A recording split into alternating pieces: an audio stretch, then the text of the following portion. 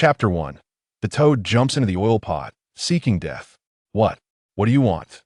The frail woman clutched her bundle tightly, her eyes wide with terror as she regarded the man before her, a figure exuding a foul demeanor, brandishing a glinting dagger that swayed ominously. What do I want? My dear brother merely wishes to have some fun with you. Is it not lonely for a young lady to traverse the roads alone?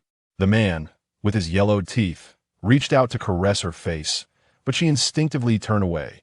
With a scoff, he seized her chin with a brutal grip. Desperation ignited within her, and like a cornered rabbit, she bit down hard on the hand that threatened her, trembling with fear. The man howled in agony, his fury erupting as he swung a fist towards her head, exclaiming, "You wretched girl! Dare you bite me? I'll make you pay for this." The woman's frail form could not evade the blow, and she crumpled to the ground, the world spinning into darkness. He shook his injured hand and spat upon her prostrate figure, a sinister grin spreading across his face as he beheld her delicate features and shapely form. "You insolent wench, refusing to drink my goodwill, I shall have my way with you first, then sell you off to the brothel." Despite having borne 2 children, she retained a youthful allure indeed. Her worth would not diminish after his conquest. Excitement coursed through him as he bent down to undress the fallen woman, his hands reaching for her collar. Suddenly, the seemingly unconscious woman snapped her eyes open, narrowing them as she focused on the man. "Who dares to lay hands on me?" A cold smile graced her lips, and with a fierce glint in her eyes, she unleashed a powerful punch, rising swiftly to her feet with the agility of a fish leaping from water. The man stumbled, blood gushing from his nose as her fist made contact. "You wretched woman." Before he could finish, she followed up with another punch, then a swift kick, an elbow strike, and concluded with a scorpion tail sweep that sent him crashing to the ground. Bloodied and dazed, "Scoundrel, how dare you disturb me? You are like a toad leaping into an oil pot, courting death." With a vicious kick to his abdomen, she forced him to retch, demanding, "Speak. Who sent you?" Caught off guard by her ferocity, Feng Datong, realizing he was no match for her, whimpered for mercy, "Sister, I am merely a hired hand executing orders." Seizing the moment, she relaxed her vigilance. Feng Datong flung a handful of dirt at her, drawing a concealed dagger from his sleeve to strike. Such petty tricks could not escape the keen senses of Feng Xiyue, the queen of mercenaries. She swiftly retreated, using her sleeve to shield herself from the debris, evading his thrust and seizing his arm with a fierce pulled out "Ah!" He cried out in excruciating pain as his arm dislocated, yet his other hand continued its lethal intent towards Feng Xiyue. Her eyes narrowed as she dodged the incoming blade, swiftly grappling his arm and delivering a powerful kick to his lower body. Feng Datong felt as though his bones had shattered, agony coursing through his entire being, while Feng Xiyue showed no mercy, brutally dislocating his other arm before delivering a swift kick that sent him sprawling 5 paces away. With a resounding thud, Feng Datong crashed to the ground, unable to rise. Pain etched across his face. He sweated profusely, his eyes reddened with fear as he watched Feng Xiyue approach with deliberate steps. "Do not come any closer, please," he pleaded. Feng Xiyue scoffed derisively, tracing a cruel X across Feng Datong's face with her dagger. "Speak. Who sent you?" "It was Chang Wei, your husband's crippled companion. He instructed me to intercept you, allowing me to do as I please, regardless of your fate." "Chang Wei? Who was this scoundrel?" Feng Xiyue furrowed her brow. This individual was not among her known adversaries, nor did she possess a husband, let alone a crippled one. A ray of sunlight pierced through the leaves and illuminated Feng Xiyue's face, momentarily disorienting her as alien memories flickered through her mind like a fleeting dream. Oh dear heavens, she had traversed realms. Just moments ago, she was reveling on a private jet, celebrating a triumph in the blink of an eye. She found herself in a foreign world, having endured 30 years of solitude, now burdened with a disabled spouse and 2 children. The original owner of this body was named Li Tsohua, a name Feng Xiyue found utterly distasteful. It was one thing to transmigrate as a peasant, but to share a name was simply too much. She finally comprehended Hu Changwei was not the villain responsible for the massacre of the Qi family, yet equally contemptible.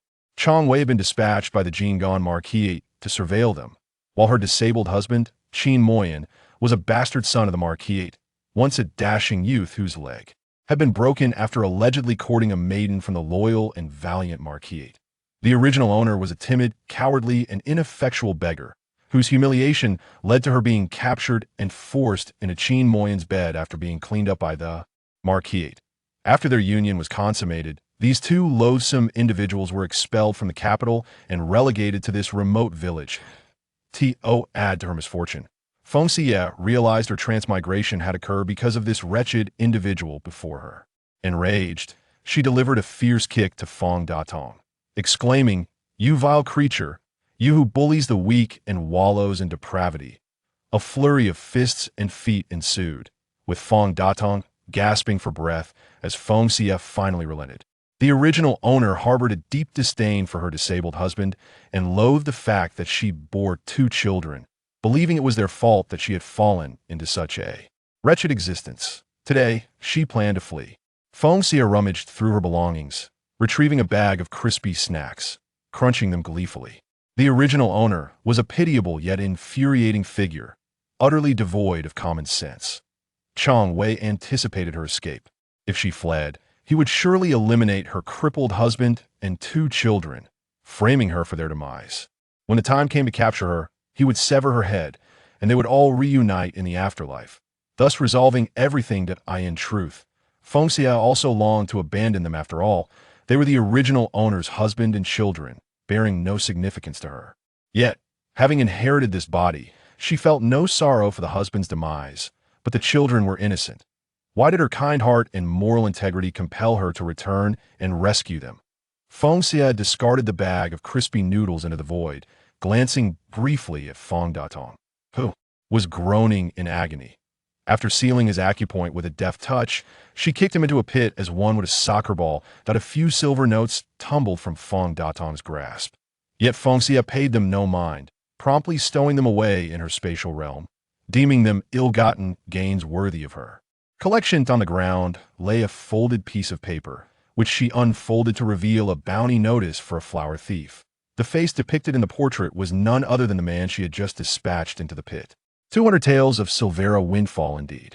With a dagger in hand, Feng Xiyue leaped into the pit, severing Feng Datong's tendons to prevent any possibility of escape. After covering the pit with a heap of dry branches and leaves to ensure concealment, she turned and sprinted towards Feng Xiyue village.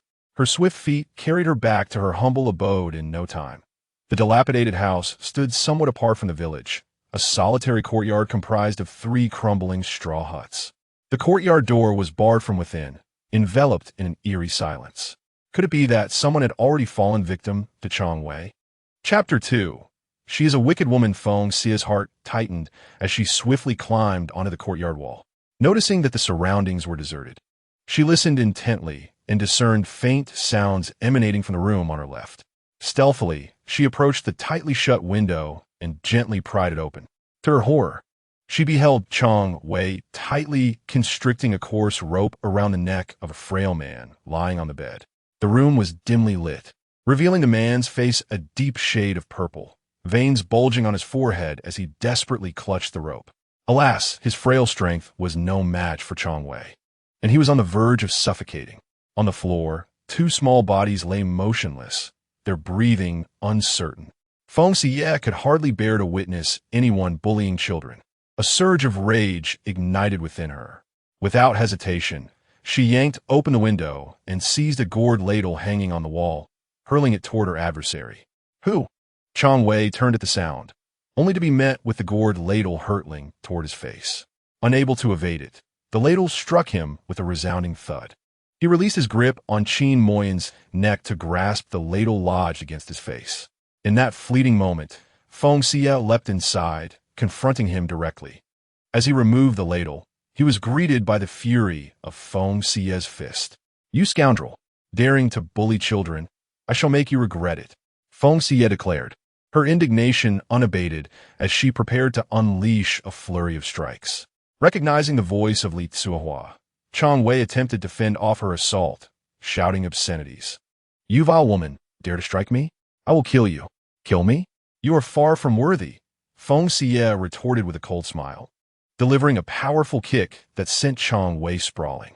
She followed up with a series of swift steps, landing another punishing blow on him while he was still airborne. With a resounding crash, Chong Wei let out a scream that never escaped his lips, as Feng Xiyue's kick sent him crashing into the earthen wall, embedding him within it without leaving a single crack. His head tilted, and he lost consciousness. Feng Xiyue, pleased with her handiwork, lightly touched her nose. Her brows raised in triumph. Perfect. Qin Moyin, wide-eyed, gaped at Feng Xiyue, momentarily forgetting to untie the rope around his neck. Had this woman consumed some potent elixir of strength? Having dispatched Chong Wei, Feng Xiyue disregarded the man on the bed and crouched down, her fingers pressing against the necks of the two children. They were still alive. Checking their pulses, she confirmed they were merely unconscious and unharmed. Gently, she lifted the two children and placed them on the bed, retrieving silver needles from her spatial pouch to awaken them. The two children stirred groggily, immediately crying out for their father. They scrambled up, desperately searching for him. Qin Moyin, observing Feng Xiyue's actions with confusion and furrowed brows, wondered how this woman, who had seemingly fled, had returned to save him and confront Chong Wei. Showing concern for the children. Was this truly the Li Suihua he knew? Upon hearing the children's cries, Qin Moyin snapped back to reality and untied the rope from his neck. He coughed a couple of times, weakly reassuring the children, "Jing and Minner, do not be afraid. Father is here. I'm fine." The two children, still sobbing, crawled toward Qin Moyin, and the three embraced, weeping as they realized how close they had come to death. Feng Xiyue blinked, feeling as if she had been entirely overlooked. The window, now shattered by her actions, allowed sunlight to flood the room, illuminating it considerably. Feng Xiyue casually cast a glance at Xiao Moyin, and that fleeting gaze left her momentarily stunned, perhaps due to prolonged exposure to the sun's absence. His skin lacked the pallor often associated with ill health. His refined visage was adorned with a pair of eyebrows that were neither too thick nor too thin, perfectly shaped, while his obsidian-like eyes appeared to be fathomless abysses, exuding a chill that softened only in the presence of the two children. Though his complexion was pale, his lips, tinged with a hint of pink from recent asphyxiation, evoked an irresistible desire to taste their allure. Cloaked beneath a thin blanket, his physique was emaciated, though he stood at least 6 feet tall. This fragile, ethereal beauty inspired a sense of compassion within her. Such a striking man, had it not been for his disabilities. Cast aside by the Jing'an Marquis and relegated to a state of abandonment, would never have been within the reach of the original owner of this body. The man's beauty resonated deeply with Feng Xiyue's aesthetic sensibilities, prompting her to decide to remain, resolutely denying that it was merely his looks that captivated her. Her true intention was to obtain a divorce decree. The two children mirrored their father's frailness, their malnourished frames resulting in sallow skin and disheveled hair, clad in rough garments that had long lost their color. Yet, their beauty was undeniable, as they were striking replicas of Qin Moyin. Clearing her throat, Feng Xiyue sought to draw the attention of the three on the bed. For today, she was their savior. The trio turned their weak gazes toward her. Qin Moyin's expression was complex, while the children were filled with fear, shrinking closer to their father, terrified of incurring their mother's wrath. Perhaps it would have been better not to attract their notice. What kind of mischief had the original owner of this body engaged in? It was one thing for Chong Wei to bully her husband and children, but she had followed suit. As a mercenary queen, the first rule upon entering that realm was to refrain from emotional entanglements. Such connections could cost one their life. Marriage and childbearing were luxuries beyond their reach. Feng Xiyue had amassed considerable wealth, grand villas, private jets, but still felt an emptiness. Lacking a true home rendered her akin to a wanderer. Alas, now that she had a home, it was marred by filth and stench. The four of them were crammed into a single room, while Chong Wei, a mere servant, reveled in his power, monopolizing a space of his own, doing nothing but waiting for sustenance, and venturing to strike the family at the slightest hint of dissatisfaction. As hunger gnawed at the two children, Minner quickly clasped her stomach, wide-eyed with terror as she shook her head at Feng Xiyue, declaring, "Mother, I'm not hungry at all." Jing'er shielded Minner protectively, asserting, "Wicked woman, if you must strike, let it be upon me. I am a boy, and I can endure." Observing the two trembling children before her, she instinctively placed her hand upon her own abdomen. In her past life, The rite of passage had involved the severance of a woman's ability to bear children in this life. To escape the pains of childbirth while possessing 2 children seemed rather agreeable. "Wait here. I shall prepare a meal," Feng Xiyue announced as she exited, aware of the incredulous stares directed at her by the father and sons.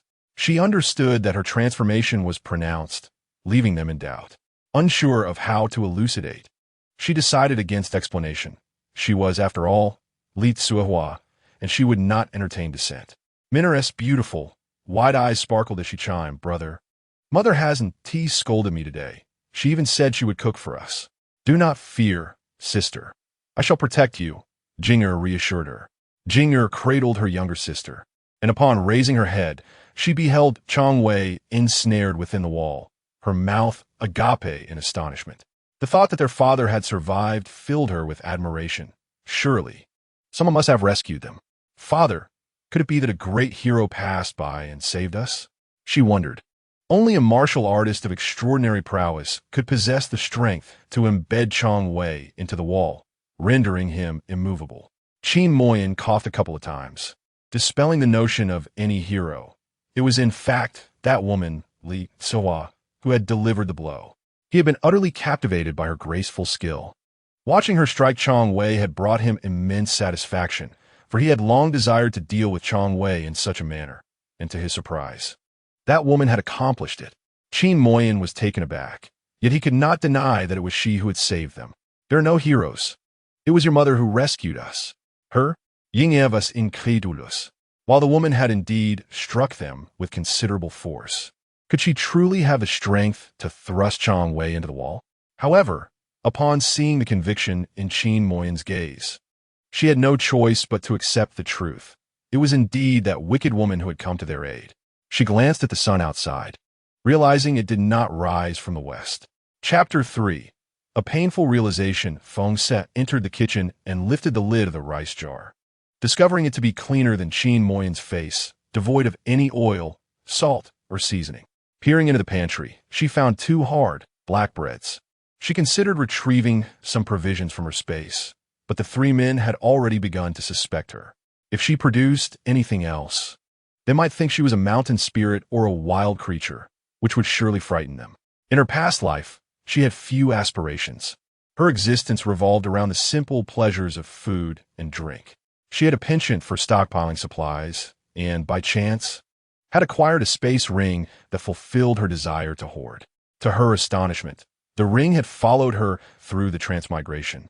Gazing at the 2 black breads in her hands, Feng Xiyue decided to make do with what was available. She took a knife and sliced the breads into 6 pieces.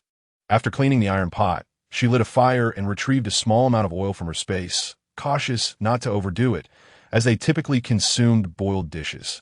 She spread a thin layer of oil at the bottom of the pot, placed the bread slices within, and fried them until they turned golden and crispy, sprinkling a touch of pepper and salt before serving them in a cracked bowl. Feng Xiyue carried the bowl inside, distributing 2 pieces of bread to each person to quell their hunger, promising to return shortly with more provisions from the city. The enticing aroma wafting from the bowl caused the 3 men, huddled together, to instinctively lean forward and swallow in unison. The fried pieces, golden and crisp, surpassed the flavors of what they usually consumed, leaving them transfixed, eyes glued to the bowl. Setting the bowl upon a rickety table, Feng Xiyue grabbed a filthy blanket from another bed, folded it, and reached out to pull Qin Moyan up. To her surprise, he was far thinner than she had anticipated. Her strength nearly lifted him off the ground, inadvertently exposing him above the thighs, as he was not wearing trousers. A cough, Qin Moyan gasped, his cough sounding pained and distressing. Feng Xiyue hurriedly wrapped him in the blanket. "I truly did not mean to. I may have exerted a bit too much force." Feng Xiyue stuffed the quilt behind him and placed the bowl in his arms. "You and the children eat first. I will go boil some water." She fled the room as if escaping. Looking up at the sun above, she recalled that significant moment and understood why the original owner harbored such disdain for Qin Moy. That night had left Tsuehua with a painful revelation. Men are formidable beings, causing her to bleed and suffer for several days. Alas, how pitiful are the motherless children. believing they would find happiness with such men, fools. Shaking her head, Feng Xiyue slipped into the kitchen. Qin Moi watched her leave, his face flushed, recalling that night when she had bitten and kicked him, hurling the most venomous insults, even cursing him. He had been drugged, alone with a frail village girl. And out of necessity, he had taken her. Over the years, she had endured hardships alongside him. Given that she had saved both him and his son today, he would let bygones be bygones. Minna licked her lips, gazing at the morsel in the bowl with wide eyes. Father, can we eat it? Father. She wouldn't have poisoned it, would she? Jing suspicious of the wicked woman, recalled how she had previously hidden food to eat by herself. He worried that since she had beaten Chang Wei to death, she might poison them next, allowing her to escape. The formerly Suehua might have done such a thing, but now Qin Moi was certain she would not. He sniffed the air. There was the aroma of oil and salt. Surely there was no poison. I'll taste it first. If it's safe, then you and your sister can eat, he declared. 5-year-old Jinger, resembling a little man, bravely took a bite. The morsel was crispy and flavorful, bursting with salt and other tastes. Astonished by the deliciousness, his eyes widened. This morsel was truly delightful. Tears streamed down his face. If this was to be his last meal, so be it. Minna reached out her small hand to gently wipe her brother's tears, though she had already begun to cry, her nose running. Brother, don't be afraid. We'll hold hands. If that wicked woman poisons you, I will eat the poisoned food too, and we shall die together. Qin Moi, knowing the morsel was safe, saw his son's doubts and took a piece himself. Trust me, it truly is not poisoned. After tasting it, the flavors lingered on his lips. It's fragrant and crispy, delicious. Minna, you must try it. Starving, Minna could no longer resist. She picked up a piece and took a bite, mumbling, it's good, so very good. The three of them devoured the first morsel hungrily, and with the second, they began to savor each bite, pondering the fact that their home was devoid of rice and flour. This might be their last meal. As Qin Moi listened to the sounds from the kitchen, he found Li Tsuehua particularly strange today. Her culinary skills had improved, and her demeanor and actions were completely transformed, as if she were a different person. If the Jinan Marquis' residence had sent someone to monitor him, it would be excessive for dealing with a disabled man. Yet, disguising someone as Li Tsuehua seemed implausible. After living together for 6 years, he knew her well. She did not seem like a stranger. After much contemplation, he could not fathom why Li Tsuehua had changed so drastically. He decided to set aside his thoughts and observe her future behavior. Feng Xiyue sat by the stove, savoring a sausage while boiling water, when a sudden thought struck her. The dog Chang Wei was still embedded in the wall. After taking a bite of the sausage, she tossed a few sticks of firewood into the stove and proceeded to the main room. Standing before Chang Wei, she reached out to check his breath. A wave of panic washed over her. It was a disaster. She had been so furious that she had rendered him completely incapacitated. What was she to do now? She had to dispose of the evidence. With a swift motion, she yanked Chang Wei down from the wall. He was entirely limp, suffering from multiple fractures. Her rapid series of actions caused the 3 men on the bed to momentarily forget their chewing, swallowing hard in unison. Jinger felt a shiver run through him. Realizing that this wicked woman was becoming increasingly formidable, his small frame seemed insufficient to withstand her might. Minna hid behind her father and brother, awed and terrified by her mother's prowess. Qin Moi, struggling to swallow the morsel caught in his throat, gave it a good thump before it finally went down. Embracing his 2 children, he offered dry comfort, reassuring them that their mother was merely dealing with evildoers. At the very least, he did not detect disdain or malice in her gaze towards them, but rather an expression of pity reserved solely for Chang Wei, accompanied by a ruthless satisfaction. Perhaps she had endured experiences unknown to them, shaping her into the person she had become. Qin Moi sought to console himself, reflecting on their financial plight. Feng Xiyue suddenly turned to Qin Moi and said, hand me Chang Wei's contract of servitude. I will take it to town, sell it, and buy some grain. Are you certain someone like him can fetch a price? Qin Moi replied incredulously, the man is not even breathing. How can one sell a corpse?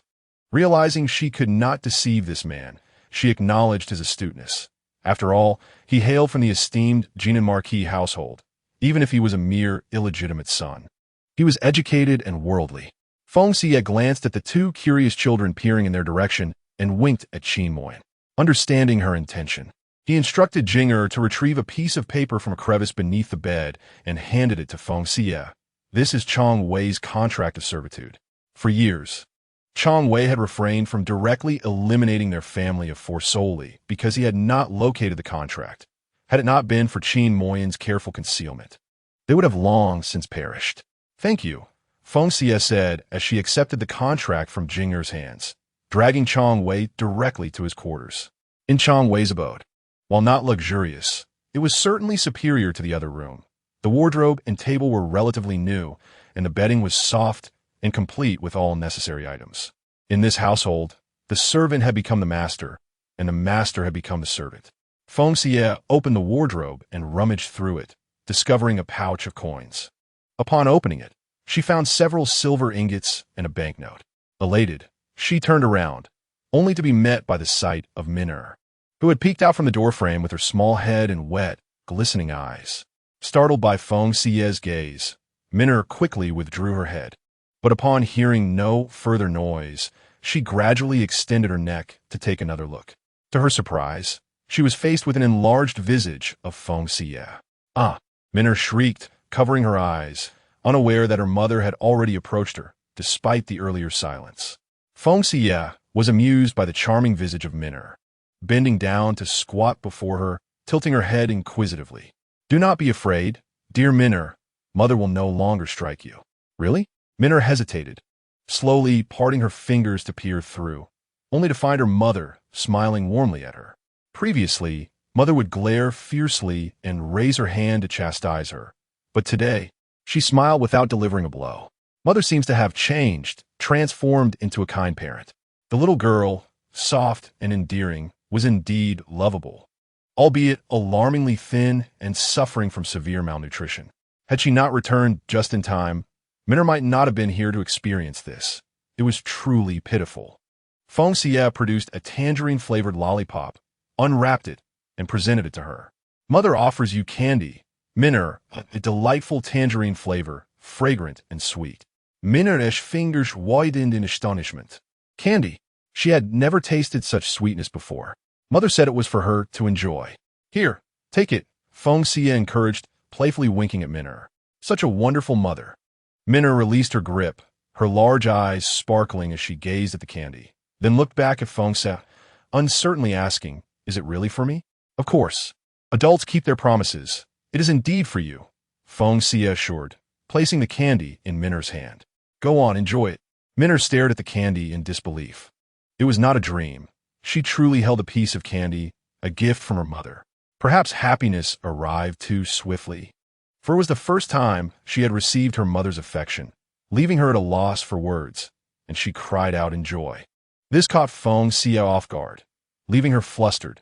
She lacked experience in caring for children and was unsure how to handle the situation. She attempted to wipe Min'er's tears with her sleeve, but was abruptly pushed aside by Jing'er, who spread his arms protectively in front of Min'er. He glared fiercely at Feng Xiyue. You wicked woman. If you wish to strike someone, strike me instead. Do not harm Min'er. The boy, surprisingly strong, nearly sent Feng Xiyue tumbling to the ground with his shove.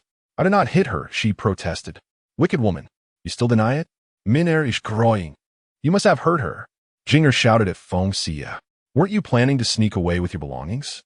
Why return only to bully us? What reason do you have to come back? In the village, the mothers of other children were so kind, yet theirs was so cruel, refusing to feed them and resorting to violence. Jing'er's eyes reddened with sorrow, yet he steadfastly held back his tears. At merely 5 years old, he stood bravely before his sister, embodying courage and responsibility. Feng Xiyue raised her thumb in admiration. Young man, I commend you. Expecting a reprimand, she was instead met with praise, which caught Jing'er off guard. This wicked woman was behaving unusually today, even smiling at him. He turned his face away, huffing. Do not think that a kind word will earn my forgiveness. That is impossible. I shall not forget how cruel you were. You must have some ulterior motive to torment us again. How foolish the original owner must have been to treat her own children in such a manner.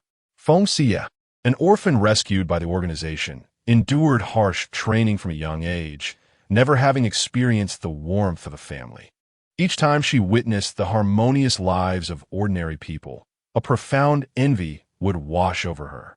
In truth, her unwavering decision to return and save others stemmed from a deep yearning for a family, a desire for a home. Since she found herself in a foreign realm with no hope of return, why not embrace the life she had always longed for, free from the treacherous existence she had led? Moreover, she had been blessed with a pair of adorable dragon and phoenix twins. What a worthy trade-off.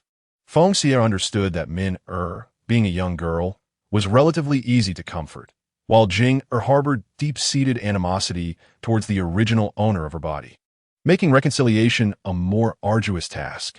No matter, there was ample time ahead. Rising to her feet, she attempted to ruffle Jing's hair, only for him to flinch, trembling in fear. Perhaps it was best to refrain from such gestures. As Feng Xiyue approached the door with her pouch of coins, Qin Moyan struggled to rise from the bed. Upon seeing her, his eyes blazed with fury. "I truly did not harm Min I swear," she declared, raising her hand in earnest. Qin Moyan glanced at her coldly before calling out, "Jing come over here." It appeared he did not fully believe her, and Feng Xiyue could only shrug helplessly. "Min Viping Hia Tias, was edide in Bai Ying She looked towards Feng Xiyue at the door and exclaimed, "Daddy, brother, Mama didn't hit me. She truly didn't." With muffled sobs, she raised her hand to reveal the lollipop, saying, "Mama didn't strike me. She even gave me candy. I was so happy that I couldn't hold back my tears."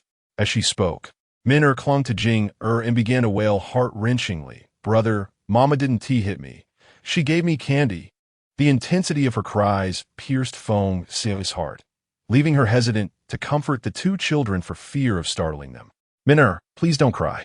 Mama will buy you candy often from now on, and not just candy, but also pastries," Feng Xiyue proclaimed, producing her pouch of coins. "Look, I found plenty of silver and silver notes in Chong Wei's abode. We have money now, and we can buy food. I will head to the city immediately to procure provisions." Under Qin Moyan's scrutinizing gaze, Feng Xiyue held her head high, indifferent to his judgment. She was now known as Feng Xiyue, no longer Li Tsuehua. Meeting Qin Moyan's gaze, she pointed to the bruise on her face inflicted by Feng Datong. "I was nearly accosted by a rogue outside, but fortunately he knocked some sense into me, allowing me to recover fragments of my memory. I am not Li Tsuehua. My true name is Feng Xiyue. I only remember following my master to practice martial arts and losing my memory after being injured on my way home, which led me to a life of begging. As for the rest, it escapes me for now, but rest assured, I shall live well from this point onward." With that, she strode confidently out. Qin Moyan, Jing and Min stood in stunned silence, gazing at Feng Xiyue's retreating figure, utterly astonished that she claimed she would live well. It was indeed hard to fathom. Yet, the name Feng Xiyue carried an air of grandeur far beyond before. Qin Moyan was struck with alarm, contemplating the dramatic change in her demeanor. Had she awakened to a new understanding only after narrowly escaping death? Who then? Was she if not a beggar? Chapter 5. Even when trampled in the mud, one must struggle to rise again within the adjacent room. A peculiar stir stirred curiosity in Jing, who stealthily approached the door to peer outside. There, he beheld Feng Xiyue clad in Chong Wei's attire, adorned to resemble him perfectly. Striding boldly out of the courtyard, he hurriedly followed her, watching as she ventured into the village, perplexed by her choice to enter the city from that direction. Suddenly, a thought struck him. This unscrupulous woman, disguised as Chong Wei, intended to flee. He dashed back, exclaiming, "Father, that wicked woman has left dressed as Chong Wei." Departing from a village, she took silver and notes. Could it be that she is escaping? Will she return? "She will undoubtedly return," Qin Moyan replied, immediately grasping Feng Xiyue's intentions. Chong Wei, sent by the Marca residents to surveil them, had met an untimely demise, leaving no explanation. By donning Chong Wei's garments and exiting the village, she ensured that the villagers witnessed Chong Wei's departure, while her absence would imply her flight, a situation entirely dissociated from them. "Diensli Hofling Dinga is her, Kin Moyen Bekono Mina O." Jinger, Minner, remember this. Our circumstances are dire and impoverished. Chang Wei could not endure such hardship and has absconded. Father's words ring true. The two children nodded solemnly. Minner, with a gleeful expression, produced some sweets. Father, brother, these candies from mother smell delightful. Let's share them. I shall not partake. Minner, you may enjoy them alone, Jinger replied, casting a glance at the enticing candies before resolutely averting his gaze. He would never indulge in the possessions of that vile woman. Qin Moyan regarded the sweets in Minner's hands, harboring a hope that the woman had genuinely turned over a new leaf, wishing for a better life. He, a man of no worth, could hardly blame her for desiring to leave, and he would grant her that freedom, though he could not provide the children with an affluent life. They would not face starvation. The silver amassed by Chang Wei had been derived from the monthly rations he claimed through his household registration, alongside the land taxes contributed by the villagers who depended on him. Chang Wei's greed rivaled that of the government, and thus the villagers harbored resentment towards him, yet dared not express it for fear of the Jing Marquis. Embracing the two children, a gust of emotion swept through Qin Moyan, causing him to narrow his eyes. Minna, with wide, hopeful eyes, gazed at Qin Moyan. Father, will mother truly return? She asked. If she doesn't scold me, I do not wish for her to leave. Your mother will surely return, Qin Moyan reassured his daughter gently. She has gone to the city to procure grain and shall be back shortly. That is all that matters. Minna replied, her face lighting up with relief. She took Jinger's hand, declaring, Brother, let us go outside to enjoy our sweets. Understanding his son's desire for the candy, albeit his reluctance to admit it, Qin Moyan encouraged, Go ahead, we shall not disclose to that woman that you enjoyed the sweets. Minna nodded eagerly. I certainly won, tell. She then grasped Jinger's hand and dashed outside, discussing how to divide the candy. Minna brought the candy to Jinger's mouth, urging, Brother, you take the first bite. Jinger obliged, his teeth gliding over the round confection without breaking its surface. Nonetheless, it was delightfully sweet. The candy, as hard as that woman's fist, proved unyielding. Unable to bite through it, the siblings resorted to taking turns licking it, each savoring the taste. Listening to the conversation between his two children, accompanied by their joyful laughter as they savored sweets, Qin Moxian felt a pang of sorrow. He lamented his inadequacies in caring for them. He lifted the covers, revealing his emaciated legs, and began to massage them. After having his legs shattered at 17, he was subsequently poisoned, leaving him forever unable to stand. Yet he was unwilling to succumb to despair. Even if trampled into the mud, he would struggle to rise again. For he had children to nurture and deep-seated vendettas to avenge. At this moment, Feng Xiyue swaggered into the village, deliberately fabricating the illusion that Chang Wei was fleeing. She had confined him in a sack and disposed of him in a concealed space. Satisfied by the disdainful glances from the villagers, she noted that Chang Wei was indeed not well regarded in the community and quickened her pace to exit the village. Upon reaching the woods, she brushed aside the branches covering a pit and discovered Feng Detong, who had regained consciousness but was racked with pain and unable to cry out. Sweat drenched his body as he felt both agony and urgency. Hearing footsteps above, he looked up in hope, believing he was about to be rescued, tears shimmering in his eyes. However, upon recognizing the figure, he cried out, Chang Wei, please help me. Indeed, I am not Chang Wei, came the reply from Feng Xiyue. And Feng Datong broke into tears, realizing it was the fearsome woman once more. Yes, it is I. Are you not disappointed? His face contorted in despair. He pleaded, Heroine, I beg you spare me. With a triumphant twist of the wooden stick in her hands, Feng Xiyue, under the gaze of his terrified eyes, forced a pill into his mouth, ensuring he would never utter a sound again, and subsequently knocked him unconscious, casting him into the void. Qingxue village lay on the outskirts of Qingyang County, a mere half-hour's walk to the city gates. Presenting Chang Wei's household registration, Feng Xiyue smoothly entered the town. Though Qingyang was not large or particularly prosperous, its streets were lined with bustling shops and lively taverns. The Jing Marquis had cast Qin Moxian into this remote county, clearly abandoning them to their own fates. As for Chang Wei, he was similarly forsaken, Otherwise, he would have long been summoned back to the capital. Despite enduring years of humiliation from Changwei, the Qin family of four remained resilient, persevering against all odds. As they strolled, Feng Xiyue's curiosity piqued at every sight. Upon reaching a secluded corner and confirming no one was around, she retrieved Feng Datong from her hidden space, hoisting him onto her shoulder and proceeding directly to the county office. "Good day, brothers," she greeted the officials. From her cloak, she produced a portrait, saying, "I have apprehended a man. Does he resemble the flower thief depicted in this image?"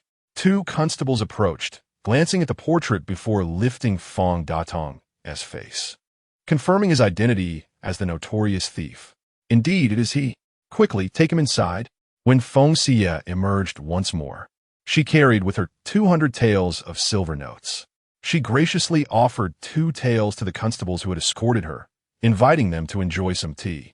Upon receiving the silver, the 2 constables did not forget to utter a compliment.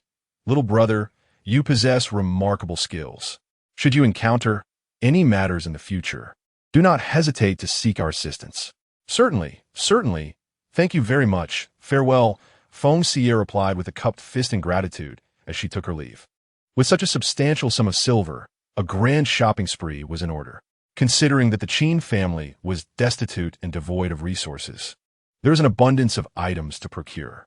A market lay just a short street away from the yamen, where she could gather everything she required in one swift visit. However, as she exited the yamen and ventured a short distance, Feng Xiyue felt the weight of a menacing gaze fixed upon her, one brimming with malice. Given that Changwei had only recently perished, it seemed implausible for the Ho residents to send someone else so quickly. Disguising herself as Changwei, she had only offended the villagers of Feng Xiyue village, with no other enemies to contend with. Furrowing her brow, she pondered the identity of the shadowy assailant intent on her demise. Chapter 6. Am I beautiful? Feng Xiyue recalled the constable's mention of Feng Datong having a younger brother, Feng Xiaotong. Both were notorious as flower-picking thieves and rogues, collectively known in the Jianghu as the flower-picking twins.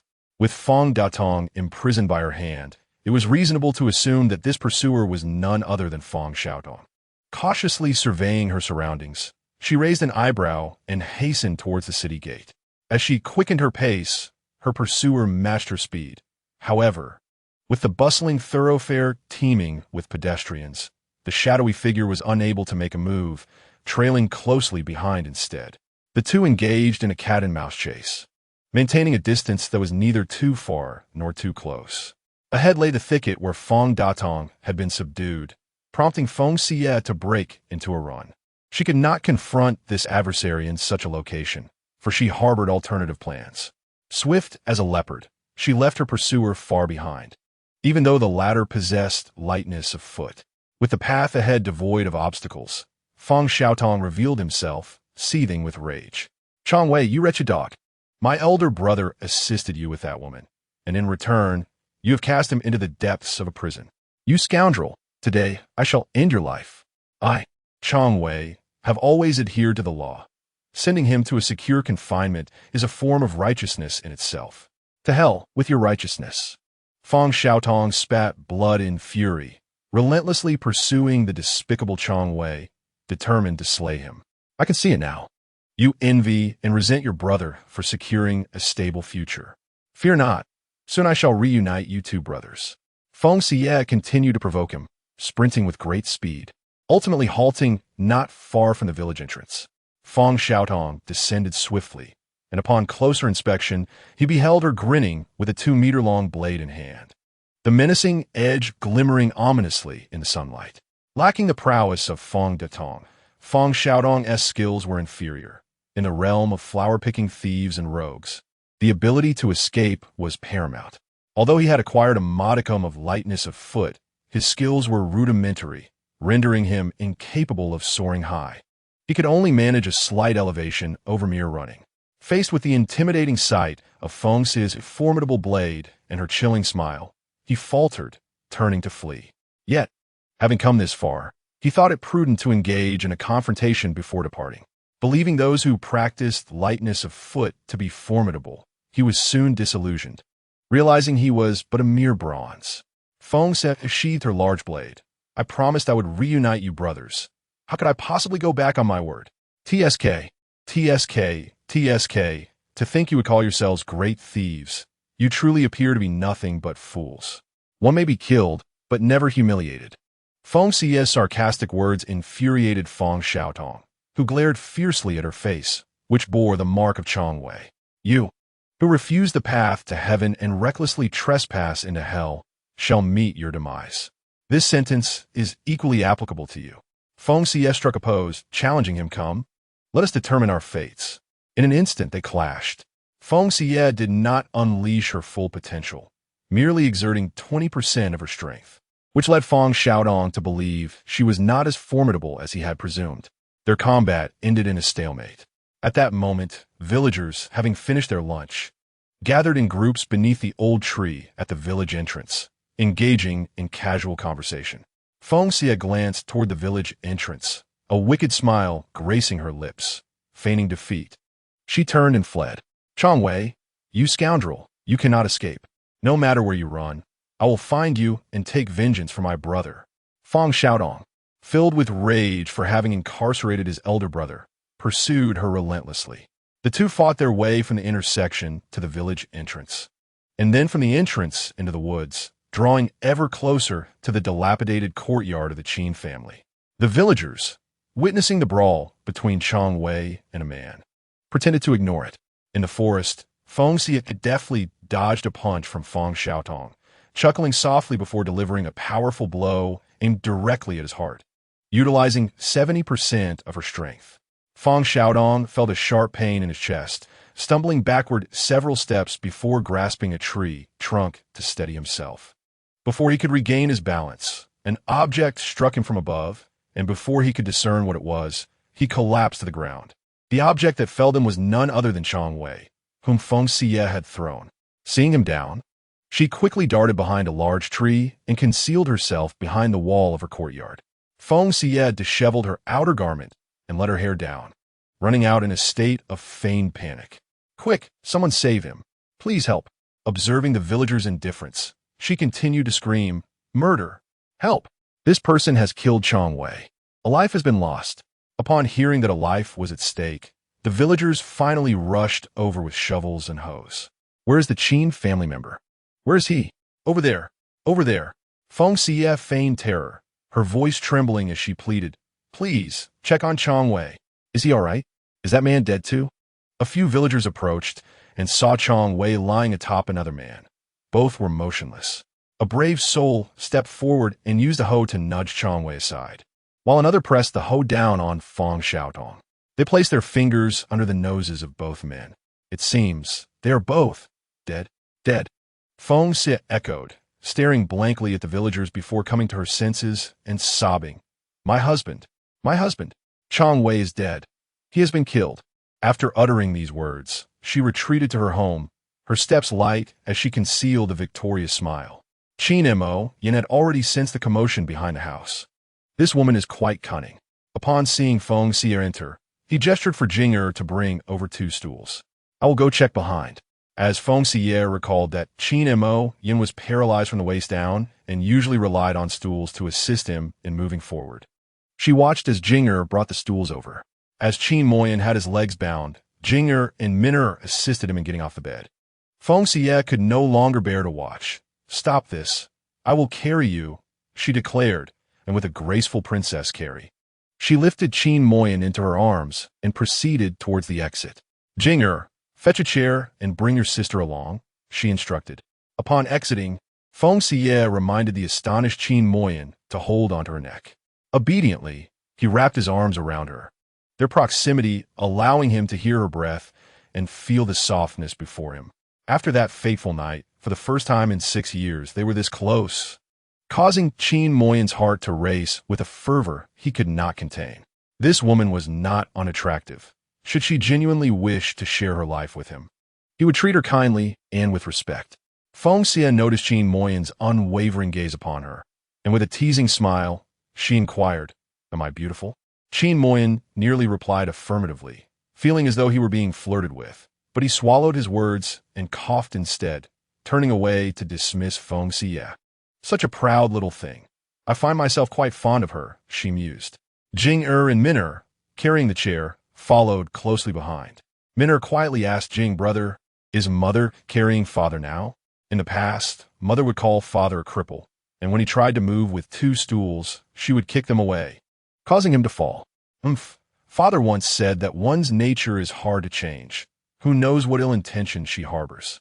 Jinger glared at Feng Xiyue's back, regretting his youth and inability to protect his father and sister. Chapter 7. To entice Qin Moyan, one must first be resilient. Feng Xiyue listened to the children's conversation, her lips twitching at their remarks about unchanging nature and hidden malice. Her very soul had been reborn. The man in her arms felt remarkably light, and she moved swiftly towards the scene of the incident. The children set down the chair, and Feng Xiyue gently placed Qin Moyan upon it. Husband, look. Chang Wei was killed by that person. It seems they both perished together, she stated, retreating timidly behind the chair, feigning a fragile demeanor. Qin Moyan and Jinger exchanged glances, internally mocking her theatrics. Hearing about the death filled Min with trepidation, prompting her to instinctively lean closer to Feng Xiyue. This small bundle, seeking protection, tugged at Feng Xiyue's heartstrings. She crouched down and enveloped the child in her embrace. Do not fear, dear Min, mother will protect you. Min gazed up at Feng Xiyue, who tenderly ruffled her hair, smiling softly. Do not be afraid.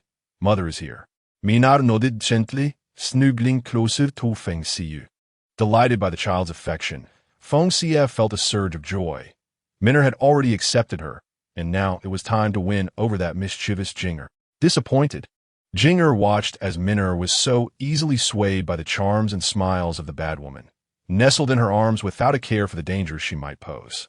How could she be so easily deceived? He lamented, only to meet Feng Xiyue's smiling gaze, causing him to swiftly turn away, grumbling in embarrassment.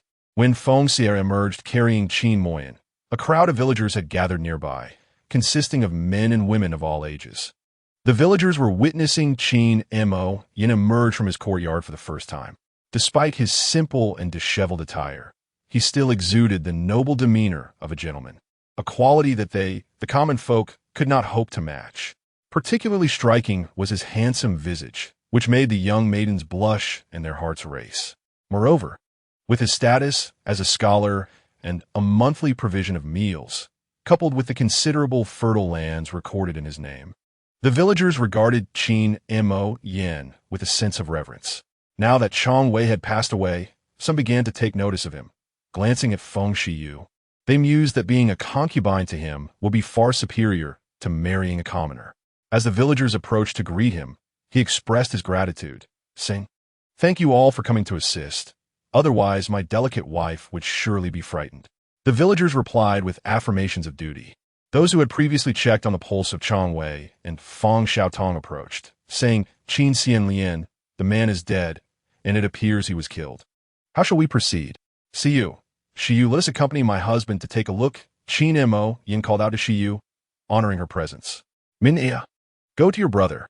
Your mother will arrive shortly." Feng Xiyue entrusted Min to Jing, instructing him to take care of his sister, who seemed frightened. She stepped forward to Qin Moyan, lifting the chair along with her, and whispered in his ear, "I encountered the flower thief Feng Detong after I left home, and it was Chang Wei who sent him harm me. I subdued him, but later, while disguised in Chang Wei's clothing, Feng Xiaotong recognized me and chased me here to avenge his brother." Their proximity allowed her voice to be a mere whisper, her warm breath brushing against his ear, evoking a peculiar sensation. Before he could ponder this, they had arrived at the corpse. Feng Xiyue gently placed the body down. After expressing his thanks, Qin Moyan bent to check their pulses. Chang Wei was already cold, while Feng Xiaotong still exhibited a faint heartbeat. "He is still alive. He must have merely fainted. I kindly ask you, villagers, to assist in binding him securely to prevent any harm should he awaken." Feng Xiyue promptly dashed back for rope, using the very cord that Chang Wei had used to bind Moyan, as their impoverished household had little else available. 2 villagers swiftly tied up Feng Xiaotong, but just as they finished, he regained consciousness. Without hesitation, Feng Xiyue struck him down again with her club. The onlookers marveled at how decisively the Qin family's wife acted. Even the strongest men among them hesitated to strike such a blow. Her display was a deliberate performance to deter the gazes of infatuated maidens, signaling that should they wish to pursue Qin Mo Yin, they would need to possess a certain fortitude. Standing beside Qin Mo Yin with her club in hand, she seemed to assert her claim over him. When he looked up at her, she met his gaze, exclaiming, "Husband, there is no need to commend me. It is my duty to safeguard you and the children." She flashed a sweet smile at him, adding, "Do you not think I appeared quite impressive just now?" She playfully blinked at him. Qin Mo Yin found himself momentarily taken aback by her smile, his heart fluttering, and the incessant blinking of her eyes prompted him to cough suddenly. "My husband is simply overwhelmed with emotion." Feng Xiyue crouched down and gently patted his back. He was so thin that the bones protruded under her touch. After a considerable time, Qin Moyin finally ceased his coughing and tenderly pushed her hand away, saying, "Leave this to me. You should tend to the children first. Call for me if you need anything." Like an obedient young wife, Feng Xiyue approached Minner and cradled her in her arms. Qin Moyin continued. Chang Wei was a servant of the Marquis's residence and was killed under mysterious circumstances. This must be reported to the authorities. Fortunately, the perpetrator has been apprehended.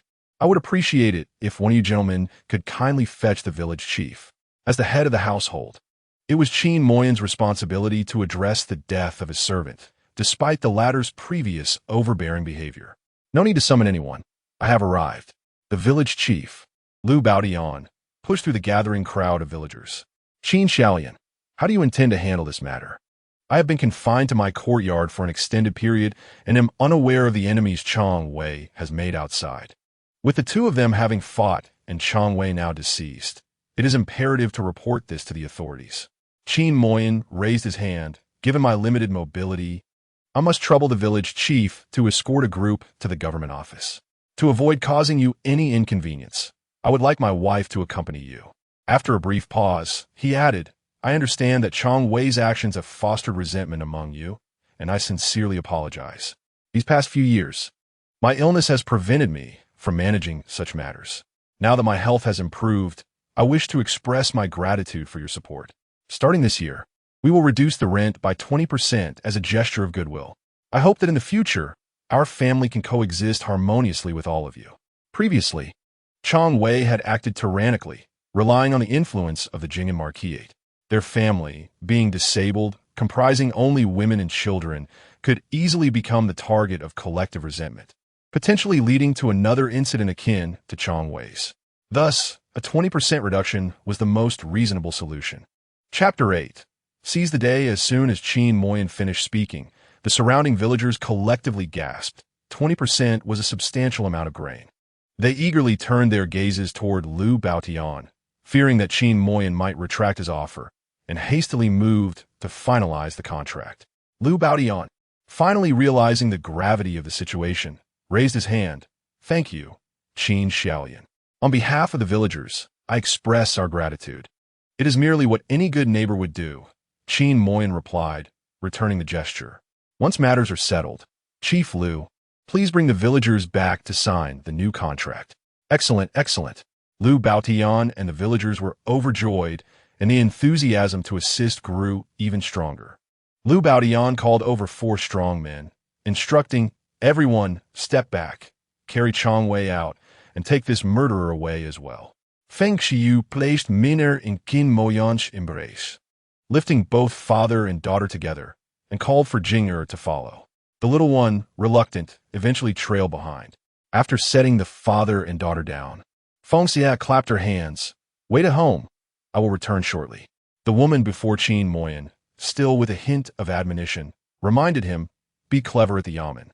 Let Liu Baotian do the talking whenever possible. Feng Xiyue raised an eyebrow. What is this? Are you concerned for me? This woman had not only grown formidable, but also audacious, often teasing him. Qin Moyin maintained a stern expression, diverting his gaze. Hurry along. Do not keep the village chief waiting. Very well, I shall take my leave. Feng Xiyue good to me not, instructing her to take good care of their father while she went to procure some delicacies. Be safe, mother, and return soon, Minna replied. As she accompanied her to the door, she imitated Feng Xiyue's gesture and waved, feeling affection for such a wonderful mother. Feng Xiyue turned back, forming a heart shape with her hands, proclaiming her love for her precious Minner. Minner, with wide eyes and fluttering long eyelashes, was taken aback, covering her mouth in disbelief. Her mother had just expressed her love and called her dear Minner. Mimicking Feng Xiyue's gesture, she clumsily formed a heart, exclaiming, "I love you too, dear Minner." Though her imitation felt imperfect, it filled her with joy, and she leaned against the doorframe, giggling blissfully, realizing her mother cherished her. After a while of laughter, Minner turned excitedly to Qin Moyan, bouncing with delight as she exclaimed, "Father, Mother said she loves me and called me dear." Unable to contain her elation, she frolicked around the courtyard, repeating, "Mother called me dear, and there are sweet candies." She leaped into Qin Moyan's embrace, her eyes sparkling with joy. "Father, Mother has truly changed for the better, hasn't she?" Jing'er scoffed dismissively, retorting, "Minner, have you forgotten how she treated us before? How could someone suddenly change? She must have some wicked plan in mind." The wicked woman only preys on the vulnerable Minner, but she wouldn't be deceived. Jing'er crossed his arms, determined to keep a watchful eye on her intentions. Qin Moyan, apprehensive, asked Minner if she truly liked their mother as she was now. "If she remains this way, will you continue to love her, dear Minner?" Minner pondered, her expression turning grave as she worried. "She won't suddenly revert, will she? What will we do then?" Qin Moyan beckoned Jing'er over, taking both children's hands in his own. "Let us observe her together. If she is merely pretending, I shall send her away, and we can live together as father and children." Minner hesitated, silently wishing for her mother to remain kind. Jing'er shared a similar sentiment, declaring, "If she dares to bully us again, I shall chase her away with a broom and bar the door." Qin Moyan gently ruffled Jing'er's hair. "Regardless of the wrongs your mother may have committed in the past, she saved our lives today, and we must be grateful. If she has truly changed, we will gradually accept her. If not, I will ensure she departs. I shall take care of you both." The siblings nodded obediently, snuggling into Qin Moyan's embrace, comforted by the knowledge that Chang Wei was gone, and no one would bully them anymore, except their mother. The household was in disarray, and Qin Moyan instructed the two children to fetch a stool and tidy up, suggesting they air out the old quilt. As autumn approached, this winter promised to be unlike any other. This home finally belonged to them, and the children were filled with joy, bustling around to assist Qin Moyan in organizing their space. Meanwhile, Feng Xiyue sat silently in a bullock cart, accompanying Liu Baodian and others as they escorted Feng Xiaotong to the yamen, her gaze fixed on the distant horizon. Liu Baodian observed a woman, cautious not to engage in conversation that might invite unfounded gossip. The other four villagers were intimidated by Feng Xiyue's fierce demeanor. Merely seeing her made their necks ache, leaving them devoid of the courage to speak. To the five unfamiliar men, Feng Xiyue offered only polite greetings, finding herself at a loss for conversation, choosing instead to embrace silence. These individuals were solely concerned with their own interests. Had it not been for Qin Moyan's announcement of a 20% reduction in land rent, they would not have displayed such enthusiasm. It was perhaps wiser to remain enigmatic, leaving them perplexed. The journey was wordless, and soon they arrived at the county office. The same two constables were present, and this time it was Liu Baodian who stepped forward to report the incident. Feng Xiaodong had been significantly beaten. Although his face bore few marks, the constables immediately recognized him. "Feng Xiaodong, have you discovered a den of thieves today?" The two brothers had been brought in consecutively, and upon noticing another body lying on the ox cart, the constables realized it was Chang Wei, who had previously been delivered alongside Feng Dadong. One constable approached to check Chang Wei's breath and exclaimed in astonishment, "Is this Brother Chang deceased?" "Indeed, officer," Feng Xiyue lamented, "Chang Wei was killed by this villain. I do not know what offense he committed, but he was relentlessly pursued to the village, ultimately succumbing to his fate. It was evident that revenge had been sought, and the two constables sighed. Such rewards were not easily acquired, and one's life could very well be at stake. However, this development would benefit the local government, as Qingyang County had little in the way of achievements, and apprehending two notorious flower thieves and a robber could be considered a significant accomplishment. Unanticipated loss of life had occurred. Another constable motioned for Feng Xiyue, Liu Baotian, and the others to enter the county office, escorting Feng Xiaodong while carrying Chang Wei's lifeless body. Lord Chun had not anticipated capturing 2 flower thieves in a single day. Regrettably, the prior capture of Chang Wei had led to his demise. Upon learning that Chang Wei had been killed as a result of Feng Xiaodong's vengeance, Lord Chun could not help but express his dismay. This saved the expense of the 200 taels bounty, allowing only 10 taels for Feng Xiyue as burial compensation. With 10 taels in hand, Feng Xiyue inwardly cursed the corrupt official, lamenting the loss of 190 taels. It felt like a significant loss. After receiving the money, she wore a sorrowful expression, leading Liu Baotian and the 4 villagers to mistakenly believe she was mourning. Upon exiting the county office, they offered words of consolation. Liu Baotian remarked, "The dead cannot be revived. May the Qin family lady find solace in her grief. The weather is still warm, so it is best to bury the deceased promptly." She mourned not, but rather grieved the loss of Silver, her face a mask of distress as she said, "Village chief, where can we purchase a coffin? Let us acquire a simple one for Chang Wei. We should not delay. Let us dig a grave today." Chapter 9. She must have absconded with the family funds, were it not for the many onlookers. Feng Xiyue would have simply rolled the body in a straw mat and discarded it in the mountains. The thought of buying a coffin and digging a grave was inconceivable. Observing her as a mere woman, Liu Baotian sighed. "Let us go.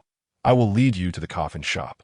Upon arrival at the shop, Feng Xiyue selected the cheapest option, purchasing nothing else, and they swiftly placed the body within, loading it onto the ox cart.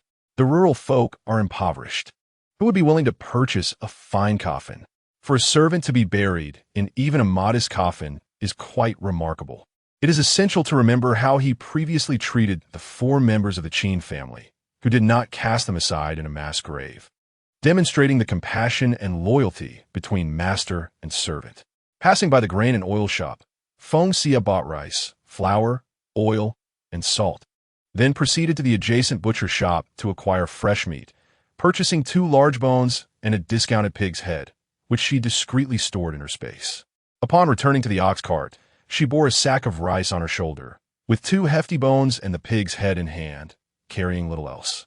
After placing her purchases onto the cart, Feng Xiyue sighed, lamenting the emptiness of her home and realizing she had perhaps bought too much. The villagers were well aware of the Qin family's plight, seeing her buy only ordinary items. They speculated that had it not been for the burial allowance provided by the authorities following Chang Wei's death, they might have faced starvation. The deceased's funds were considered inauspicious. Liu Baotian and the 4 villagers dared not harbor ill thoughts about them. Without bringing the coffin home, Feng Xiyue offered a silver tael to the village chief and others for drinks, enlisting their help to dig a grave. Each person would receive 200 coins, and they readily agreed, promptly carrying the coffin to the mountain where they excavated a shallow grave just deep enough for it to be interred. With arrangements settled, Feng Xiyue dismounted the ox cart early and took a shortcut home. Carrying a sack of rice and holding the pig bones and head, she walked toward her home, planning to prepare a delightful meal for her family. As she passed the village's irrigation ditch, she glanced at her reflection in the water. Her naturally fair complexion, oval face, and pair of bright, expressive eyes revealed her beauty, reminiscent of her past life. More lively than her reflection were the plump crucian carp swimming in the ditch. Without hesitation, Feng Xiyue set down her burdens, retrieving a fish spear from her space and casting it into the water. In no time, she had caught 4 sizable crucian carp. She had envisioned the evening's menu: braised crucian carp with scallions, a hearty bone broth, and a stir-fry of loofah from the backyard, accompanied by a pot of fragrant rice. The children were too thin. She intended to nourish them into plump, healthy beings. However, this delay made her return somewhat late, as she wished to surprise the father and sons, thus softening her footsteps. Before reaching the entrance, she heard Jing'er's agitated voice from the courtyard. "Grandfather, I told you that wicked woman Wu Nti return. She was seen on the village ox cart." Having tidied up the house and noticing the sun's descent, Jing'er climbed onto a large stone beside the house to watch for the cart. As it drew nearer, he saw it lacked Feng Xiyue. confirming her absence from the cart.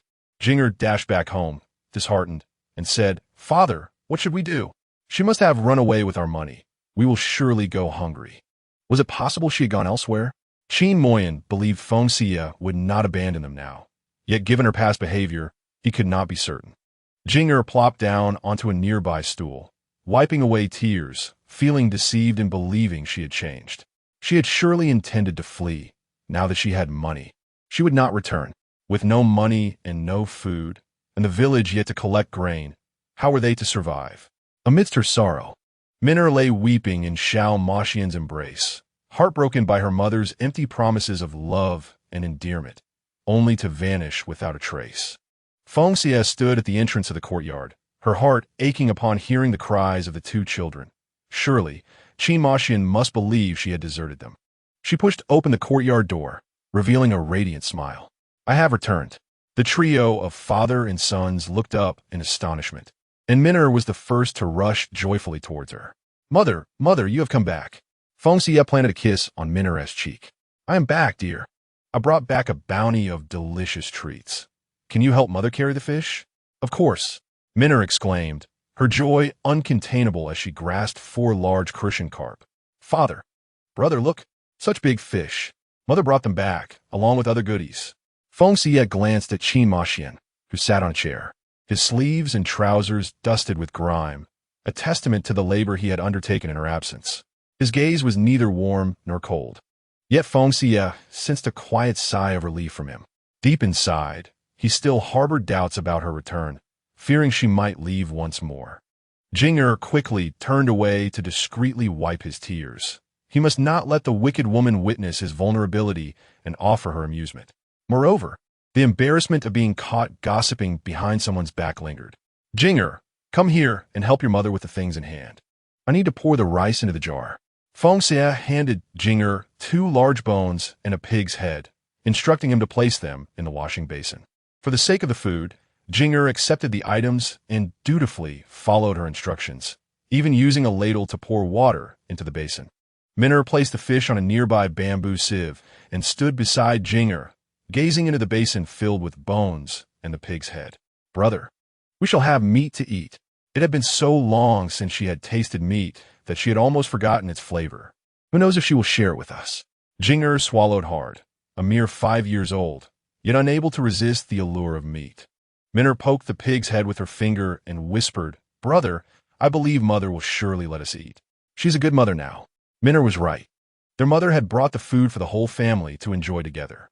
Feng Xiyue covered the rice jar and declared, "Tonight we shall feast on rice, scallion grilled crucian carp, bone soup, and a stir-fry of loofah. How's that sound?" "Splendid." Minna clapped her hands in delight, never having felt such happiness before. "Mother, I will help you light the fire and wash the vegetables." Feng Xiyue snapped her fingers, sealing their plans. From her space, she retrieved several steamed cakes, tearing off the outer packaging before placing them into a clean bowl. "You must be hungry. Would you like to nibble on some cake while Mother prepares dinner?" "Wow, it smells wonderful," Minna exclaimed, holding the large bowl, her mouth watering in anticipation. Feng Xiyue pressed a piece into Miner's mouth, inquiring, "Is it delicious?" "You must taste it to know. It is delectable, exceedingly delightful," Minna exclaimed, the sweet, soft, and fragrant cake unlike anything she had ever experienced. In truth, she had never tasted candy or pastries throughout her entire life. As Jinger observed the joyful interaction between her and Minna, she felt a pang of envy within her heart. Yet, her innate distrust and pride prevented her from easily placing her faith in Feng Xiyue. Silently, she sat before the stove, kindling the fire. Feng Xiyue playfully winked at Minna, who understood the cue and dashed outside to stuff a piece of pastry in Qin Moyan's mouth. Following this, she joined Jinger, saying, "Brother, you should eat this. I've tasted it, and it should be safe." It seemed the little girl did not fully trust her either. Clearly, gaining their complete confidence would require further effort. Chapter 10. The greater the hope, the greater the disappointment. Feng Xiyue meticulously washed the rice and poured it into the pot. While the daylight still lingered, she ventured to the backyard garden to pluck a few loofahs and gather a handful of spring onions. Minna followed closely, assisting in a harvest of loofahs and spring onions, before finally closing the gate to the garden. The mother and daughter returned hand in hand, and upon entering the courtyard, they spotted Xiao Mo Yin with a quilt draped over his shoulder. Fearing that it might drag on the ground, he folded it slightly and, while holding a stool, slowly and awkwardly moved forward. Feng Xiyue tossed the loofahs and spring onions by the well, wiped her hands, and approached to take the quilt from him. "Let me handle this. You rest," she said. Qin Mo Yin felt a relief as the burden on his shoulder lightened, allowing Feng Xiyue to carry the quilt inside. Soon, she returned to bring in all the sun-dried items from the courtyard. While there was still light, Feng Xiyue spread the bedding, wrinkling her nose at the pungent odor of sweat emanating from the quilt. Simply drying it in the sun was of no use. The quilt was not only malodorous, but also uncomfortably stiff. For now, it would suffice, but come the cold, it would likely be insufficient to ward off the chill. She did possess exquisite bedding sets and down comforters in her space, but revealing them suddenly might raise suspicions. Reluctantly, she resolved to endure one night before addressing the matter again. Having arranged the bed, she noticed the room had been tidied up. The dirt by the window had been cleared, and the gaping hole was stuffed with straw, barely preventing the draft. The stark emptiness of the home was a testament to their poverty. Upon stepping outside, Feng Xiyue found Qin Mo Yin and Minner peeling spring onions, while the loofahs were neatly skinned and resting in a large bowl. Hearing her approach, Qin Mo Yin turned and remarked, "It seems this fish is to be your task." "Allow me," Feng Xiyue replied, pulling 2 large cloves of garlic from beneath the eaves and handing them to Qin Mo Yin and Minner. "You two should peel the garlic. If you wish to eat, let's work together." Minner, seated on a small stool, cheerfully chimed in, "Mother, I can smell the fragrance of the rice." "Then you must have an extra bowl tonight," Feng Xiyue responded as she entered the kitchen. She measured the rice into a clean bamboo sieve, poured the rice water into a ceramic basin, and scrubbed the pot before filling it with water to begin steaming the rice. Once the rice was steaming, she commenced preparing a rich bone broth, requiring no additional seasonings, just ginger and garlic, adding salt once it was nearly done. The bones had been meticulously cleaned, and Feng Xiyue admired the chef's knife skills. She used an axe to cleave the 2 large bones in half, rinsing them before placing them in the pot to simmer. Next, she cleaned the fish, had the ginger, garlic, and spring onions ready, and awaited the completion of the bone broth before commencing to cook the crucian carp. By the time Feng Xiyue had finished slicing the loofahs and stepped out of the kitchen, she found Qin Mo Yin leaning over the well, drawing water. Concerned he might fall in, Minner clutched tightly to his clothing. After successfully bringing up a bucket of water, his sleeves and garments were drenched. Though he seemed oblivious to it, perhaps already accustomed to such discomfort, Qin Moi poured water into a basin, and with a cheerful demeanor, Minner fetched a cloth. As the father and daughter joyfully gathered around the basin to wash their hands and faces, watching them brought a pang of sorrow to Feng Xiyue's heart. Had she not returned, the 3 of them would have been destined to lead such a life. Qin Moi, dragging his 2 disabled legs, struggled to support his 2 children, evoking a profound sense of pity. Noticing Feng Xiyue's gaze, Qin Moi turned towards her, his face appearing even more handsome after washing, particularly his eyes, which sparkled with newfound vitality. "Mother," Minner exclaimed joyfully as she rushed over, "do I look pretty after washing?" "You are truly beautiful," Feng Xiyue praised without reservation, lifting Minner and planting a kiss on her cheek, eliciting delightful giggles from the child. However, at that moment, a series of haunting images flashed through Feng Xiyue's mind, depicting Minner's grim future, being sold to a brothel, where she would be trained from a young age and eventually become a renowned courtesan in the capital, excelling in music, chess, calligraphy, and painting. Men would shower her with treasures just for a glimpse. Having grown accustomed to insincerity and affection starved from childhood, Minner would unwittingly fall for a frail scholar. Charmed by his sweet words, she would exhaust her savings to have him redeem her, only for that scholar to betray her, fleeing with her money and jewels. Heartbroken and devastated by the world's cruelty, Minner would ultimately choose to end her own life. A tear slipped down Feng Xiyue's cheek as she gazed at Minner, pulling her tightly into an embrace. She vowed to protect and nurture her, ensuring she would one day find a loving husband and lead a life filled with happiness. Observing the affectionate bond between Feng Xiyue and Miner seemed to lighten Qin Moi's mood significantly, prompting him to lift the wooden basin to pour out the water. "I'll do it." Feng Xiyue quickly approached with Miner in her arms. "You set it down. Let me take care of it. We wouldn't want you to get soaked." Feng Xiyue carried the basin to the vegetable garden behind the house, mindful of the recent dry weather, conserving water for washing and irrigation purposes.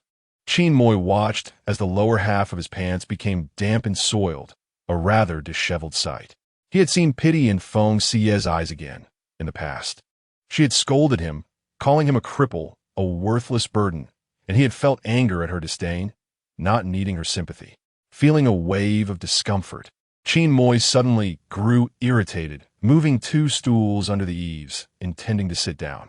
As Feng Xiyue entered with the basin, she noticed his struggle and swiftly wrapped her arms around him, lifting him onto a chair. "Sit for a moment. I will start cooking right away, and dinner will be ready soon," she instructed, leaving Minner to care for her father as she headed into the kitchen. Today had been a series of unexpected moments where Feng Xiyue had lifted him, and Qin Moi felt a deep sense of embarrassment. This woman did not even ask if he needed help. She simply took charge. Besides her remarkable strength, she was quite attractive, and when she embraced him from behind, he could distinctly feel her warmth against his back, an undeniable sensation that he could not ignore. Qin Moyen rubbed his numb legs, uncertain if he would ever stand again in his lifetime. In the presence of the formidable Feng Xiyue, he felt an overwhelming sense of helplessness. Unbeknownst to him, Feng Xiyue was oblivious to his myriad thoughts. After a long day, she simply wished to satiate her hunger with a bag of crispy noodles and a sausage. Her stomach pressed against her back. The bone broth had simmered to perfection, but lacking sufficient earthenware at home. She resorted to retrieving a beautifully crafted soup bowl from her spatial storage. Next, as she prepared the scallion-baked Kirschenkarp and began to stir-fry the loofah, she instructed Jinger to refrain from lighting the fire. Together with Minner, they set a table outdoors, deciding to enjoy their dinner in the courtyard. In her flurry of activity, she forgot to purchase candles. Although she possessed a solar-powered flashlight in her spatial storage, she hesitated to bring it out. Fortunately, the moon illuminated the night, ensuring that dining outside would not result in a face full of food. As Jinger and Minner huffed and puffed, maneuvering the table into the courtyard, Feng Xiyue took a quick glance outside, ladled the loofah, washed her hands, and announced that dinner was served. Once she placed the scallion-baked Kirschenkarp and loofah on the table, Jinger and Minner hurried to serve rice. Qin Moyen remained still, and Feng Xiyue approached him, as she had previously, moving the chair along with her to sit at the table. "Thank you," Qin Moyen expressed sincerely, grateful that she had not abandoned their small family, that she had prepared a meal for them, and that she had carried him back and forth. "You're welcome. After all, we are family," Feng Xiyue replied, glancing at Qin Moyen's legs. "Tomorrow, I will make you a wheelchair that you can propel yourself. You won't have to struggle so much."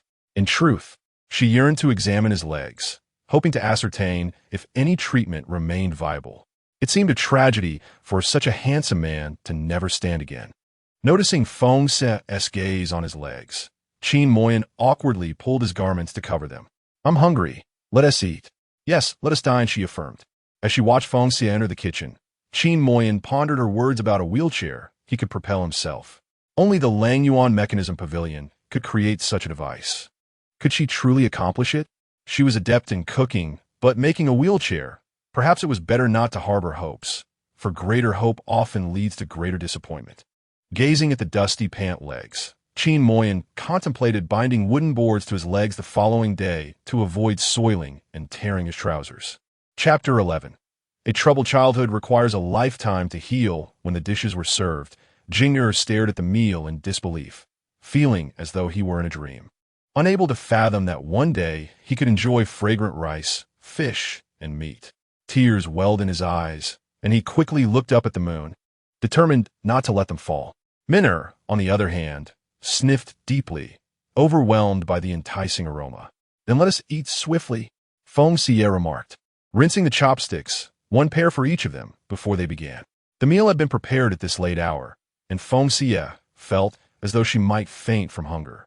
She picked up her chopsticks and took a bite of the stir-fried loofah. delicious, pure, and untainted. She then savored a piece of fish, which bore no fishy taste, but instead left a sweet aftertaste with a hint of scallions. Concerned that the children might choke on fish bones, she carefully removed the flesh from the bellies of the two fish for Jing'er and Min'er. The flesh here has no small bones, to spit out the large ones.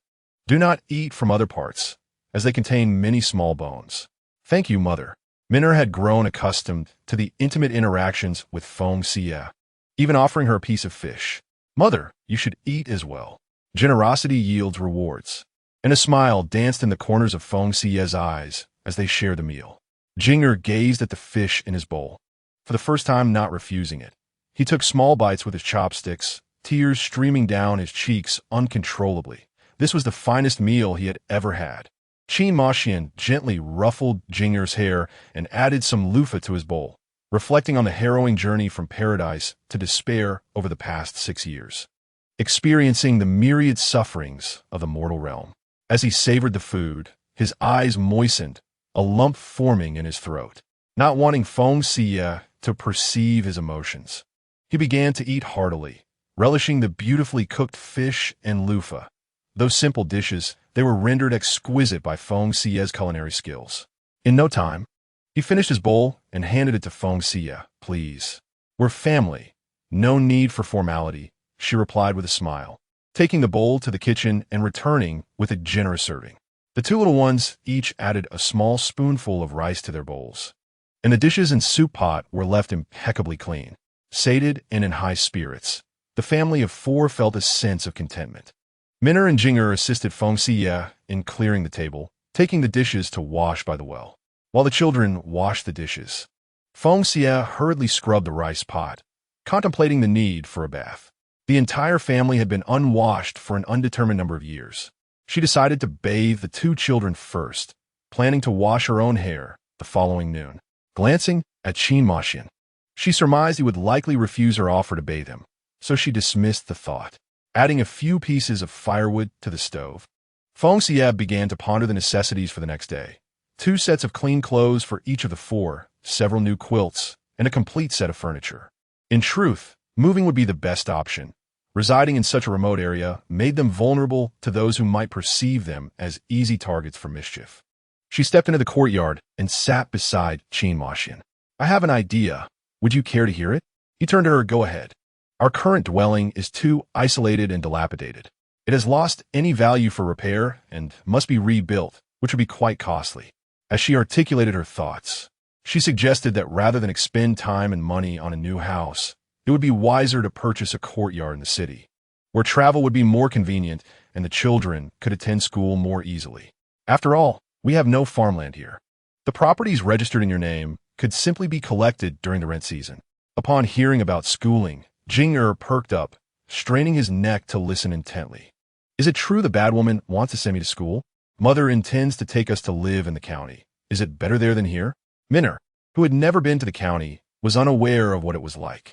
Wherever father goes, I shall follow, Jing'er stated resolutely. We must obey father. Min'er nodded in agreement.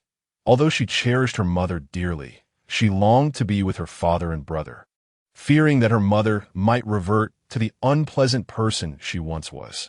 She glanced at her mother, who was conversing with her grandfather, and with her hands clasped together, made a wish upon the moon, hoping her mother would always be kind and never change for the worse. She longed for her family to remain together, just as they were at that moment. Uncertain if the moon had heard her heartfelt plea, it retreated behind a veil of clouds.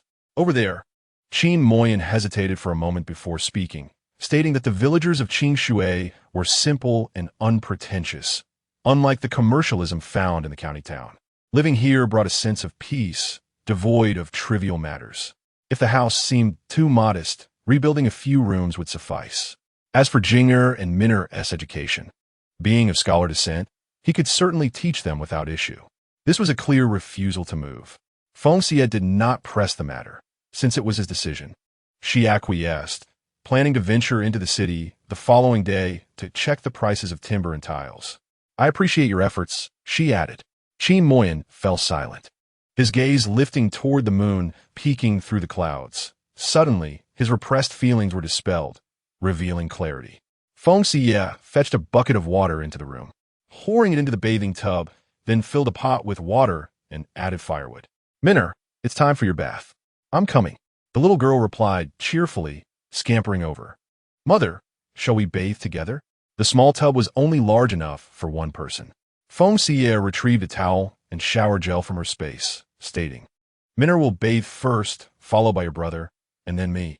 Okay. Minner curiously inquired, what about father? Mother, you should wash him too. He hasn't bathed in a long time. I would be willing, but I doubt your father would agree. Feng Xiyue replied honestly, as she truly did not mind.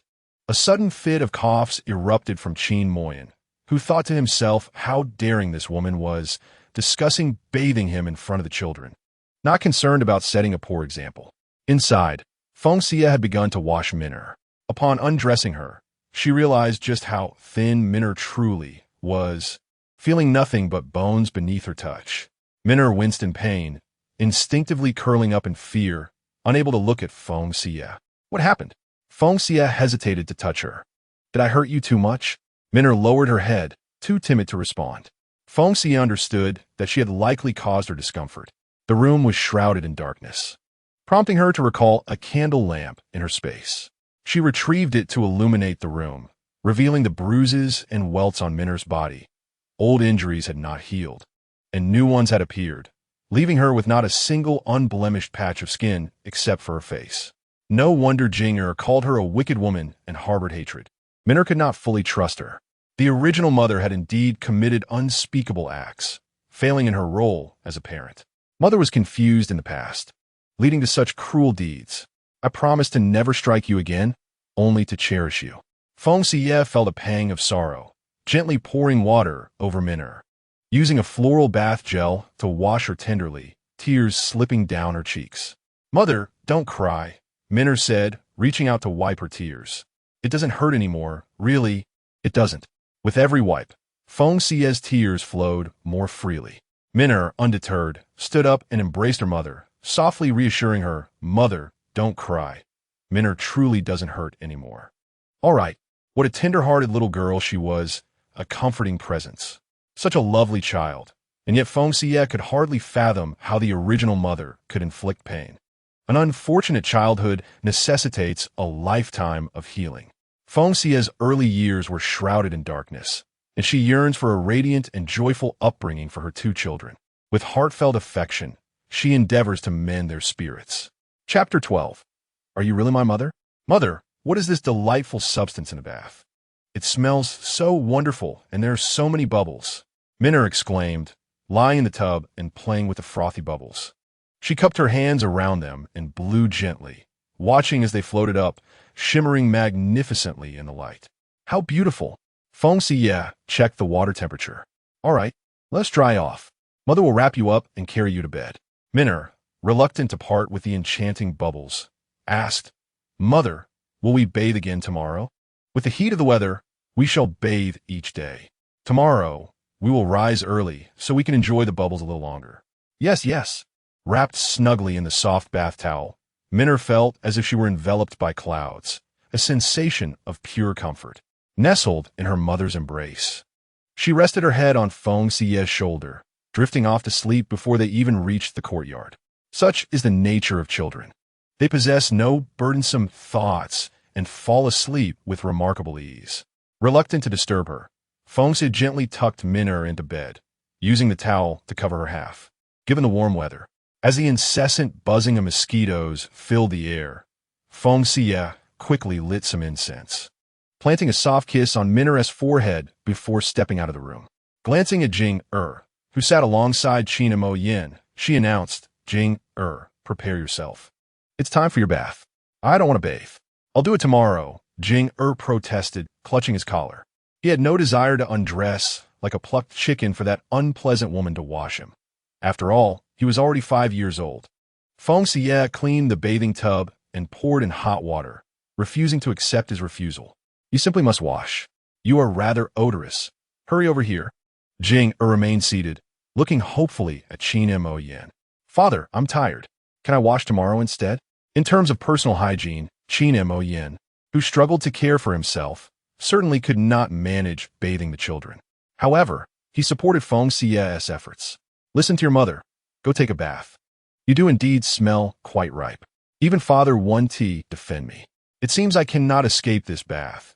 Jing thought reluctantly as he stood up, casting a glance at Feng Xiyue, who stood at the door. I will wash myself. A young boy afraid of bathing will be the subject of ridicule. He hurriedly approached her. Feng Xiyue was not inclined to indulge him. She swiftly scooped him under her arm, ignoring his struggles as she carried him into the bathing area. Once inside, she deftly stripped him of his clothes. Jing felt a sudden chill as he realized his garments had vanished. His cheeks flushed crimson. He quickly bent down to cover himself, mortified at the thought of being seen by that wicked woman. Feng Xiyue clicked her tongue playfully, placing him into the tub. You are my child. Which part of you has not been seen by me? Back then, I was just a little baby, unable to help it. Now that I am older, you must not look.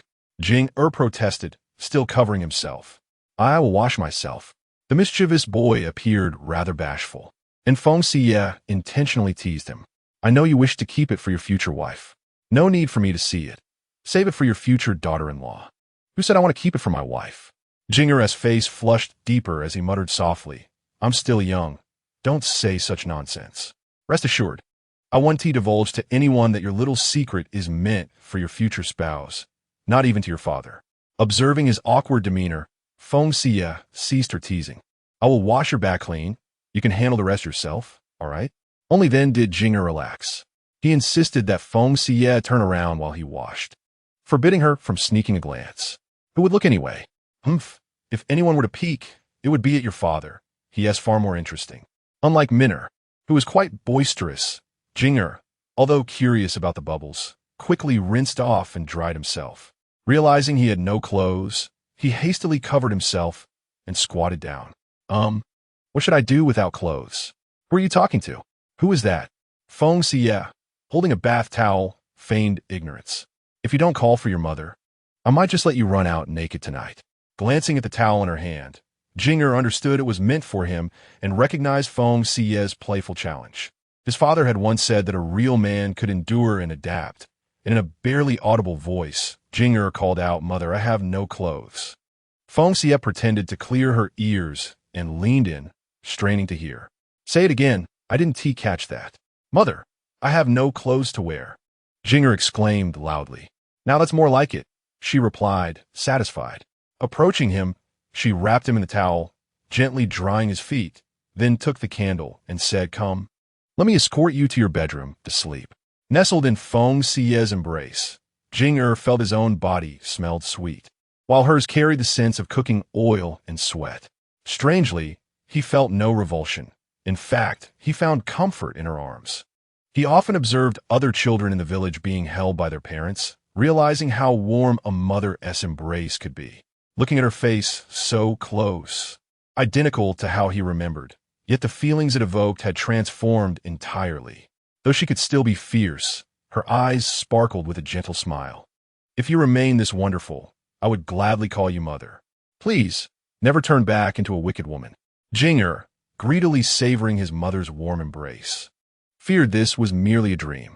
He worried that when dawn broke, the dream would dissipate, returning everything to the way it once was. How could Feng Xiyue not sense her child's yearning? Jinger merely masked his vulnerability with bravado, striving to protect his father and Minner. She placed a gentle kiss on his forehead and softly reassured him, Do not worry. When morning comes, I will still be the same as I am now. Jinger blinked in disbelief, his large eyes sparkling as he looked at Feng Xiyue. She had just kissed his forehead. The sensation was beyond words, akin to a long-parched seedling in his backyard garden, on the verge of withering, suddenly graced by a gentle rain that slowly revived its withered spirit. He was that nearly desiccated seedling. Moreover, she astonishingly perceived her thoughts. It was truly unbelievable. Are you truly my mother? Jinger, unable to contain her emotions, reached out to caress Feng Xiyue's face, wondering if she was being impersonated by someone else. Feng Xiyue smiled before responding earnestly. Given your family's impoverished circumstances, what fool would choose to impersonate your mother? Rest assured, I am indeed your mother, without a doubt. Well, that's a relief. As long as it's not a deception. I hope you won't transform into a wicked woman by tomorrow morning. Jinger yawned, and drifted into slumber within Feng Xiyue's embrace. Good night. Feng Xiyue gently patted Jing'er's back, reflecting on the image that appeared in her mind after kissing Jing'er's forehead.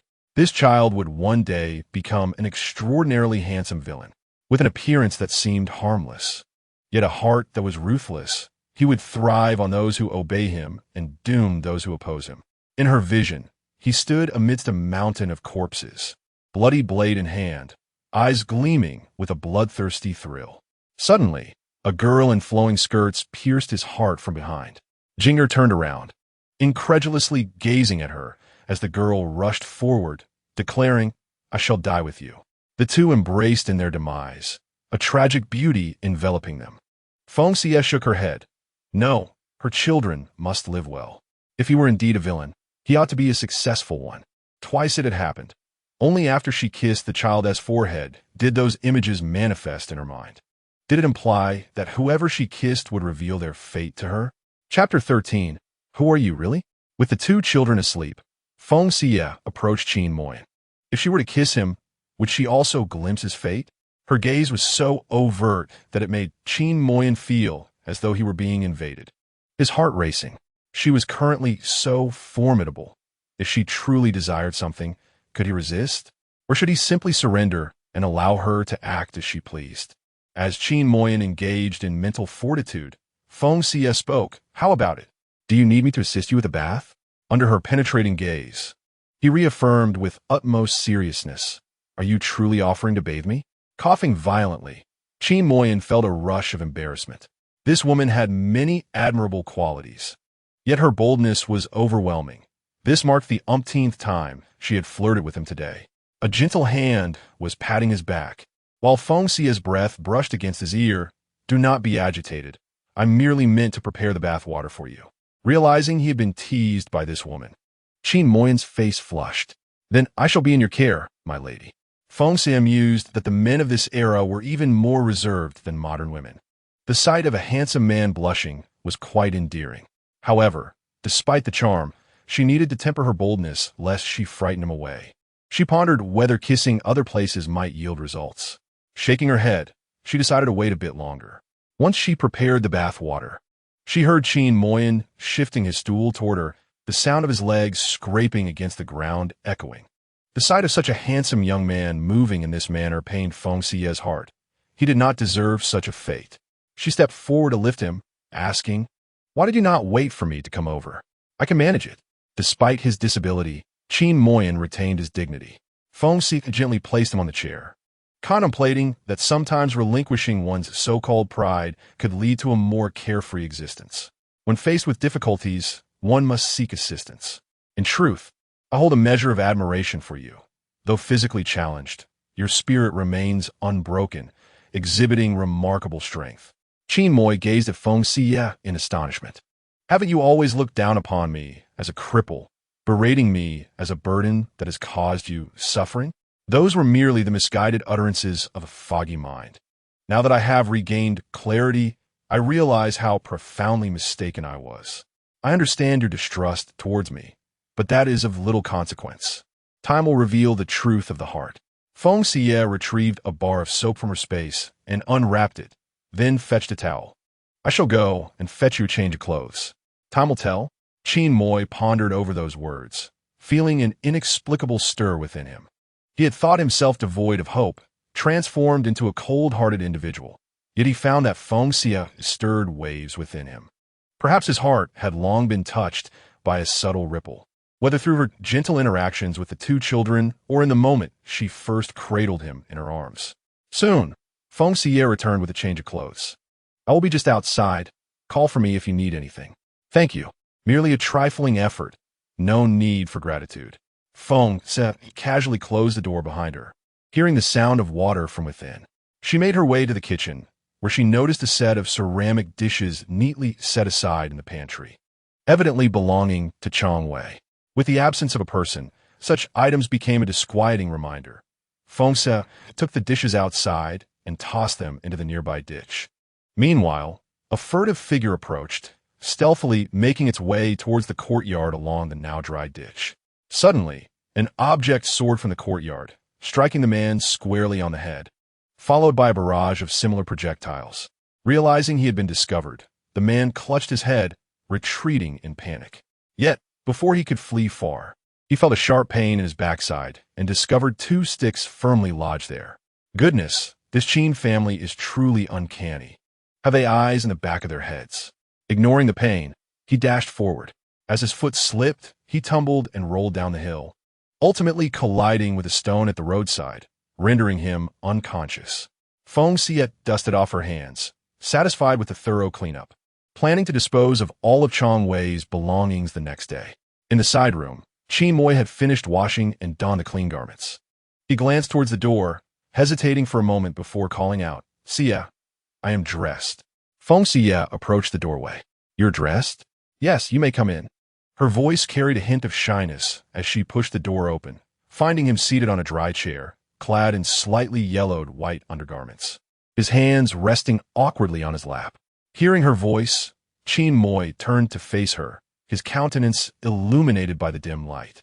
Resembling a jade-like gentleman graced with an ethereal charm, yet grounded by the warmth of mortal existence. Feng Xiyue lifted him in her arms, teasing, "If the young lady of the Duke of Loyal and Brave were to take an interest in you and flirt with you, I would believe it. However, you attempting to flirt with her would be utterly impossible." Qin Moi was taken aback. "Why is that?" "Those of us endowed with beauty possess our own pride. Rather than toying with others, one might as well return home and gaze into the mirror." Feng Xiyue sighed, "For our allure is such that even the heavens harbor envy. Otherwise, why would we be dispatched to such a place?" This self-admiring proclamation was a first for Qin Moi, who could not help but chuckle before swiftly composing himself, reverting to his usual impassive demeanor. "You seem rather optimistic," he remarked. "I am optimistic, yet I refuse to resign to fate," Feng Xiyue replied, having caught a glimpse of Qin Moy's fleeting smile. "You have a lovely smile. You should wear it more often. Life is but a fleeting few decades. Happiness is but a day, and so is sorrow. Why not embrace joy every single day? Those who wish to see you suffer can only hope for your despair. Let us instead transform our lives into poetry, infuriating them in the process."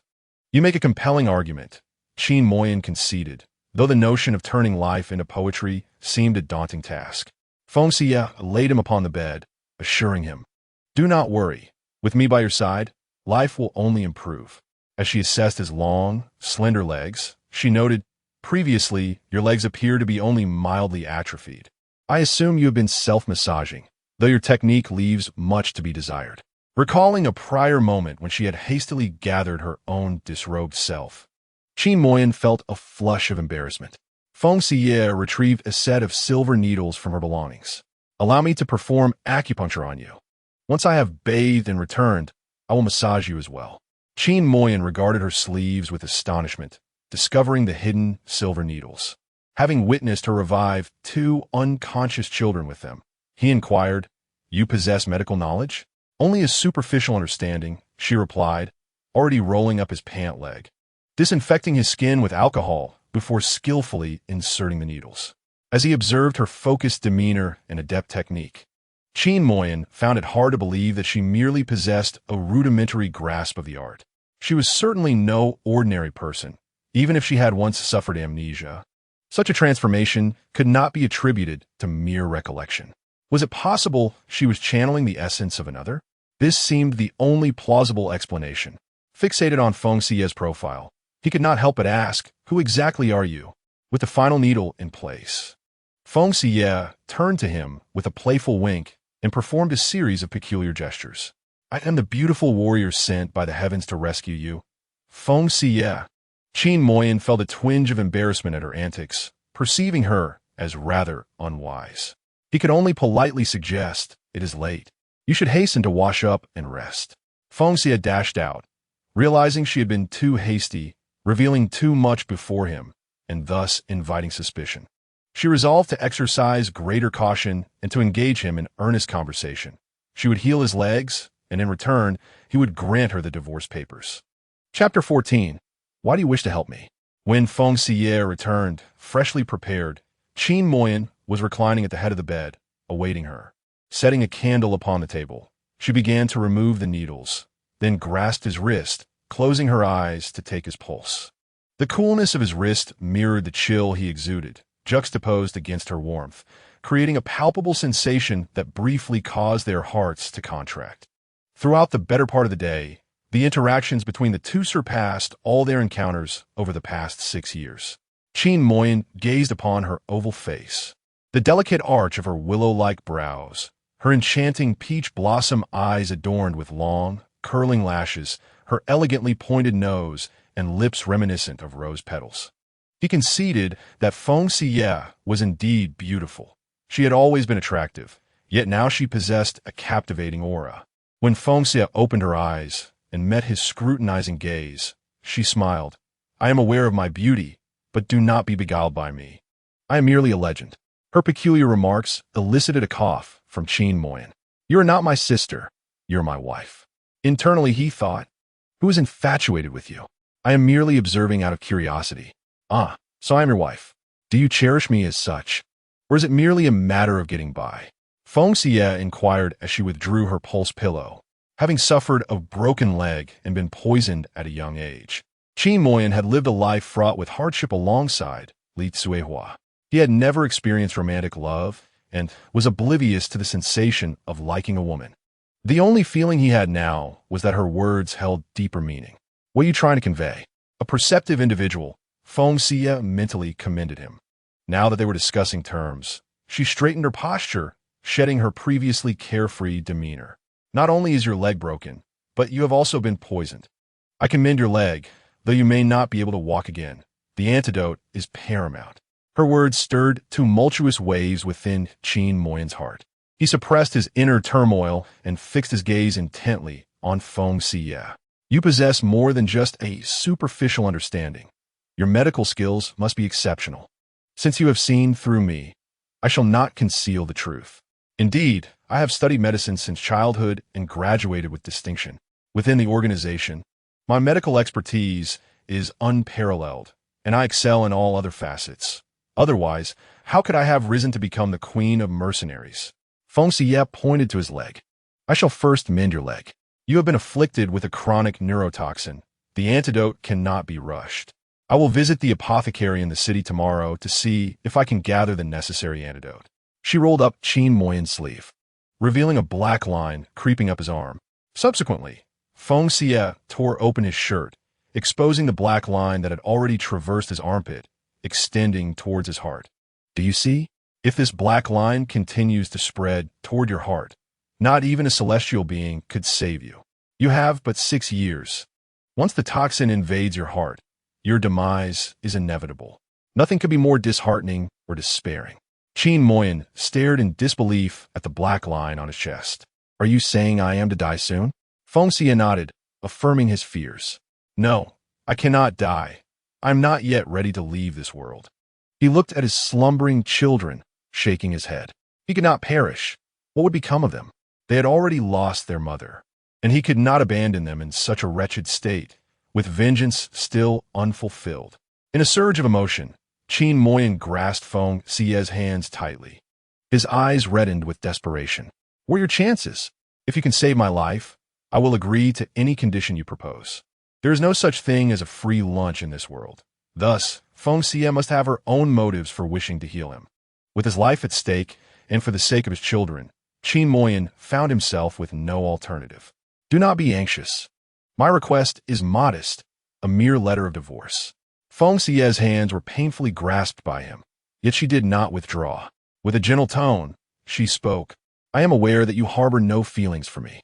Given how I once treated you, it is only natural for you to harbor resentment towards me. We are akin to a pair of forcibly entwined melons, yielding no sweetness in our union. Thus, let us cease this mutual torment. I shall mend your leg, and should our hearts remain untouched during this time, we shall part ways." "Part ways?" Qin Moyan was taken aback by Feng Xiyue's request. He hesitated, asking softly, "Is it merely a divorce that you desire?" In the presence of Feng Xiyue, he felt a sense of inferiority. She was stunningly beautiful and exceptionally capable, making him feel unworthy of her. Feng Xiyue fixed her gaze into his eyes. "I also wish to take our children with me." I possess the means to nurture them well and provide a good life. Will you relinquish them? She sought custody of their 2 children. Qin Moyan shut his eyes in anguish. From the moment of their birth, he had been their primary caregiver, tending to their every need, feeding, changing diapers, and guiding them as they learned to walk. He had been intimately involved in their early development, and they were his motivation for living. Losing them would be akin to extinguishing his very essence. Yet, without the antidote, he faced imminent death, leaving the children fatherless and alone, a situation too tragic to bear. Should the poison be cured, if Feng Xiyue truly cherished the children, as their mother, living together with her would be justifiable. Moreover, as long as he lived, he could protect them. If Feng Xiyue were to mistreat them, he could swiftly take them away. Weighing the pros and cons, Qin Moyan hesitated for a considerable time before conceding, "Very well, I agree to your terms." Feng Xiyue sensed the profound sorrow emanating from him and felt a pang of compassion for this 23-year-old man, whom fate had been so unkind to. She wished for him to cease his wariness towards her. Life was already arduous enough without adding to the burden. Feng Xiyue proposed, "From now on, let us address each other by our names in private, while maintaining the titles of husband and wife in public. Let our agreement remain a secret from the children. How could I bear to tell them, causing them distress?" Qin Moyan raised his hand in a gesture of respect towards Feng Xiyue, expressing gratitude for her willingness to reset his bones and administer the antidote, as well as for her care of their daily needs. Such tasks are trivial, mere gestures of kindness. However, I do have one condition. Speak. You must trust me. Under all circumstances, believe in me. I shall not bring you harm. Qin Moy nodded. I trust you. In truth, with Feng Xiyue's current strength, his life or death held little significance. Should he perish, she could undoubtedly take the children and forge a better existence elsewhere. She was aware of his imminent demise. Her decision to assist him in detoxifying and healing his leg, was it born of compassion or something deeper? Qin Moyan inquired, "Why do you wish to help me? Wouldn't my death serve your interests better? First and foremost, you are a handsome man. Such beauty should not be shackled to a wretched end." Feng Xiyue retrieved essential oils from her space and began to massage his legs. "Moreover, I cannot bear the thought of Jinger and Minner losing their father. They're deeply reliant on you. In the end, the very individuals who rendered me unconscious and discarded me upon your bed, the Jing and Marquis, are not only your adversaries, but mine as well.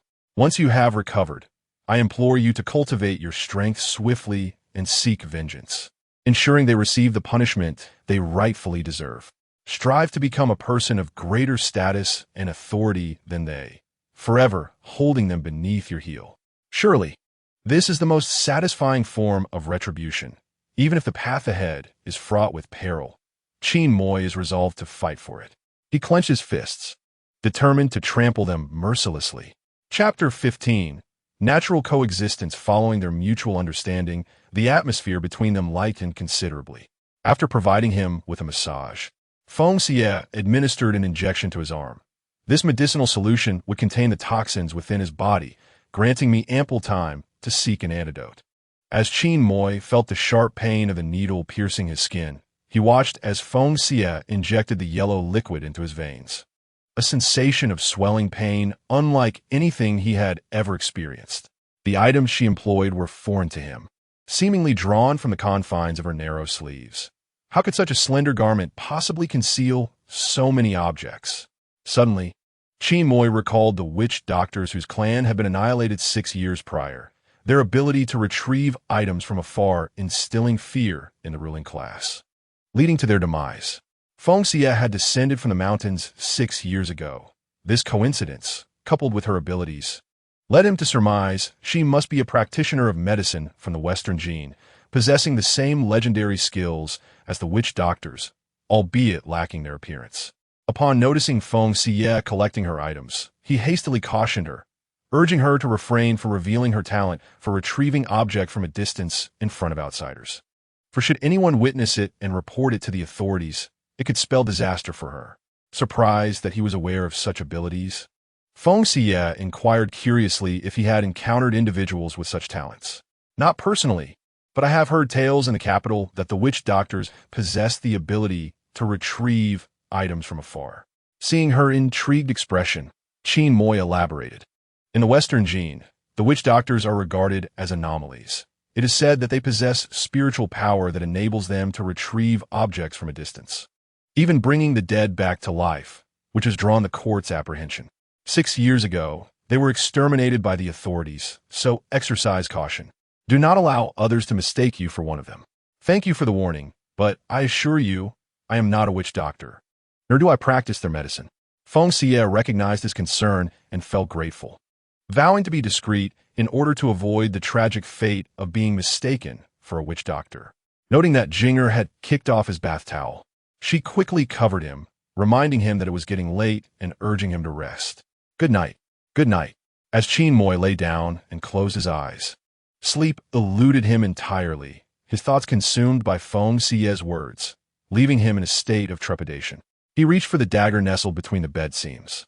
Even if he were to kill the assailant Chong Wei, survival would still elude him, leaving the fate of the 2 children in disarray.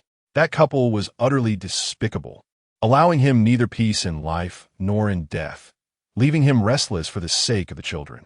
A surge of hatred welled up within him, an overwhelming desire to return and slay them instantly.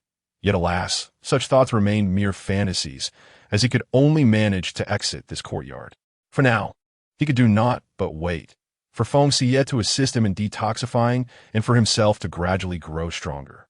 Recalling the encouraging words of Feng Xiyue, Qin Moi felt a spark ignite within his heart. Feng Xiyue lay down on her small bed and quickly succumbed to slumber. The events of the day had left her both physically and mentally exhausted, and regardless of the cleanliness of her pillow, she drifted into the realm of dreams. As dawn broke, the village roosters crowed one after another, rousing Feng Xiyue from her sleep. The light outside was dim, and Jinger had already risen, fetching clothes for Qin Moi. Feng Xiyue stretched lazily and greeted the father and son with a cheerful good morning. Following their conversation from the previous night, Qin Moi was now able to face Feng Xiyue with calmness and return her greeting. Jinger observed her closely for a moment, ensuring that she was indeed the same mother as yesterday, before saying, "Good morning, mother. I will go boil water for washing." The little one had grown accustomed to rising early each day to prepare washing water for the entire family, and off he went to the kitchen. Children of impoverished families mature quickly. Minna, rubbing her sleepy eyes and yawning, greeted her parents with a good morning. Her large eyes fixed on Feng Xiyue as she asked anxiously, "Mother, are you still the same mother as yesterday?" "Of course, I will always be," Feng Xiyue replied, smiling as she retrieved Minna's clothes from the chest. Sitting on the edge of the bed, she asked, "Can you dress yourself, Minna?" "Yes, mother, I can. Father has taught me how," Minna exclaimed, only to realize she was not yet dressed. Embarrassed, she quickly wrapped herself in a bath towel, shrinking her neck as she smiled at Feng Xiyue. Feng Xiyue adored her children, but did not indulge them excessively. Qin Moi had instilled in them the importance of self-reliance. Meanwhile, Qin Moi had already donned his attire. Feng Xiyue stood up, saying, "Let Minna dress herself. I will take your father to wash up first."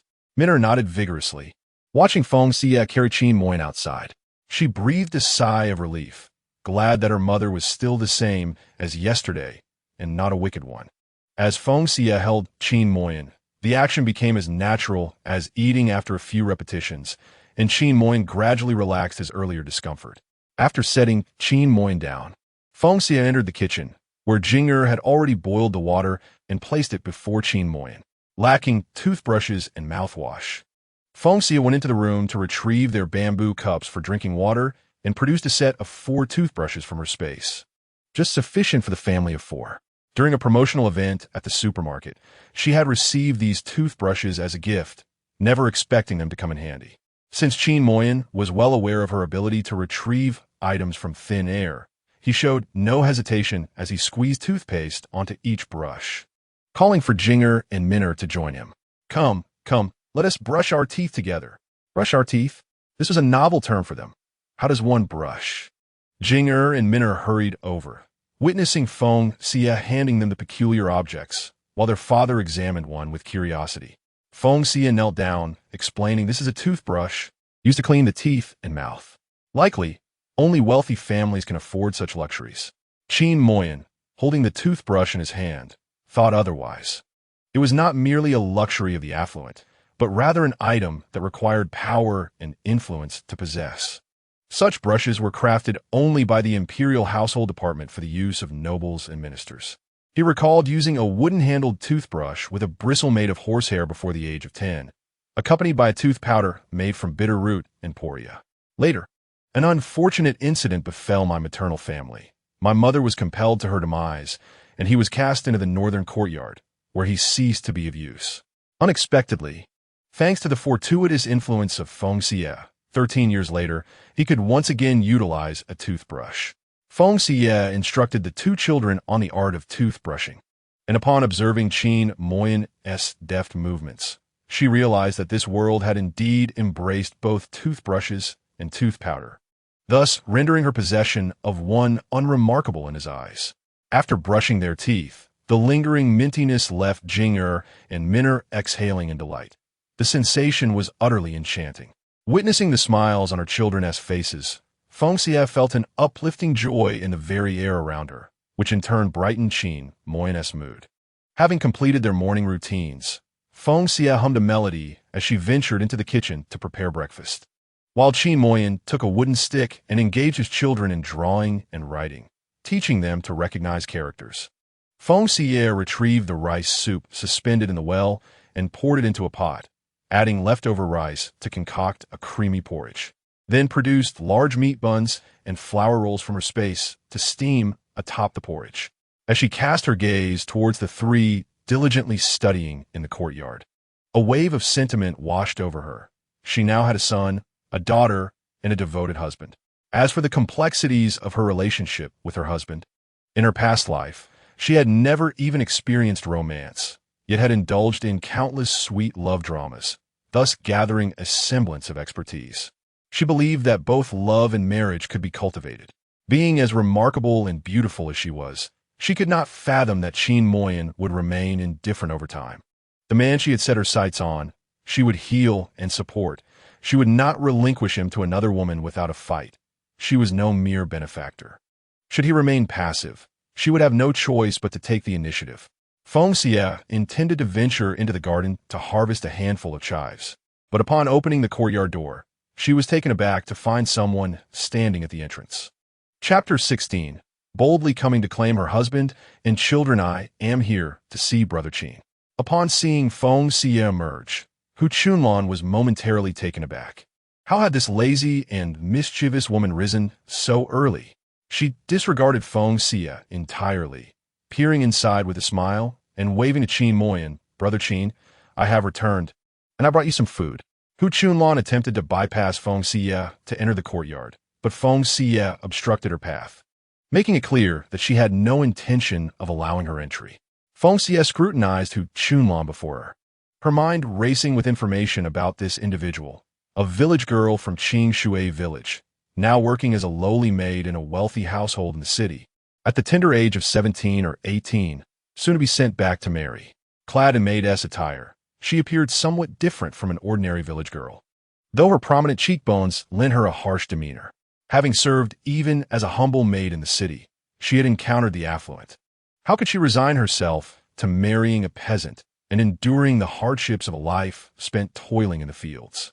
Alas, her lack of beauty meant that even those with titles looked down upon her, until she fortuitously laid eyes on Qin Moyan, whom she deemed extraordinary. What if he was disabled? He was still a scion of the Marquisate, and with his status as a scholar, he was strikingly handsome, which had enraptured Hu Chunlan. Feng Xiyue recalled that every time Hu Chunlan returned from the county, she would inevitably come to visit Qin Moyan, always bringing along 2 black buns. The original mistress harbored disdain for Qin Moyan, showing no inclination to care for the trio of father and sons. Each time Hu Chunlan arrived, she busied herself with household tasks while deliberately provoking the original mistress, fueling her disdain for Qin Moyan and her desire to leave. Having learned a few clumsy tactics of domestic intrigue from the landlord's household, she sought to sow discord between the couple and weaken the maternal bond. TSK. Hu Chunlan was nothing more than an unsightly schemer. Intercepted by Feng Xiyue, A flicker of disdain flashed in Hu Chunlan's eyes as she internally seethed, wishing that Li Tsuehua would meet her demise soon. With Chang Wei deceased, the household now fell under Qin Moyin's dominion. As for Li Tsuehua, once she crossed the threshold, this foolish woman would find herself outmaneuvered. Hu Chunlan cast a fleeting glance at Feng Xiyue before promptly diverting her gaze to Qin Moyin, exclaiming, "Brother Qin, I just returned from a city and hurried over upon hearing about your family's situation." Her tone bore a hint of feigned sweetness.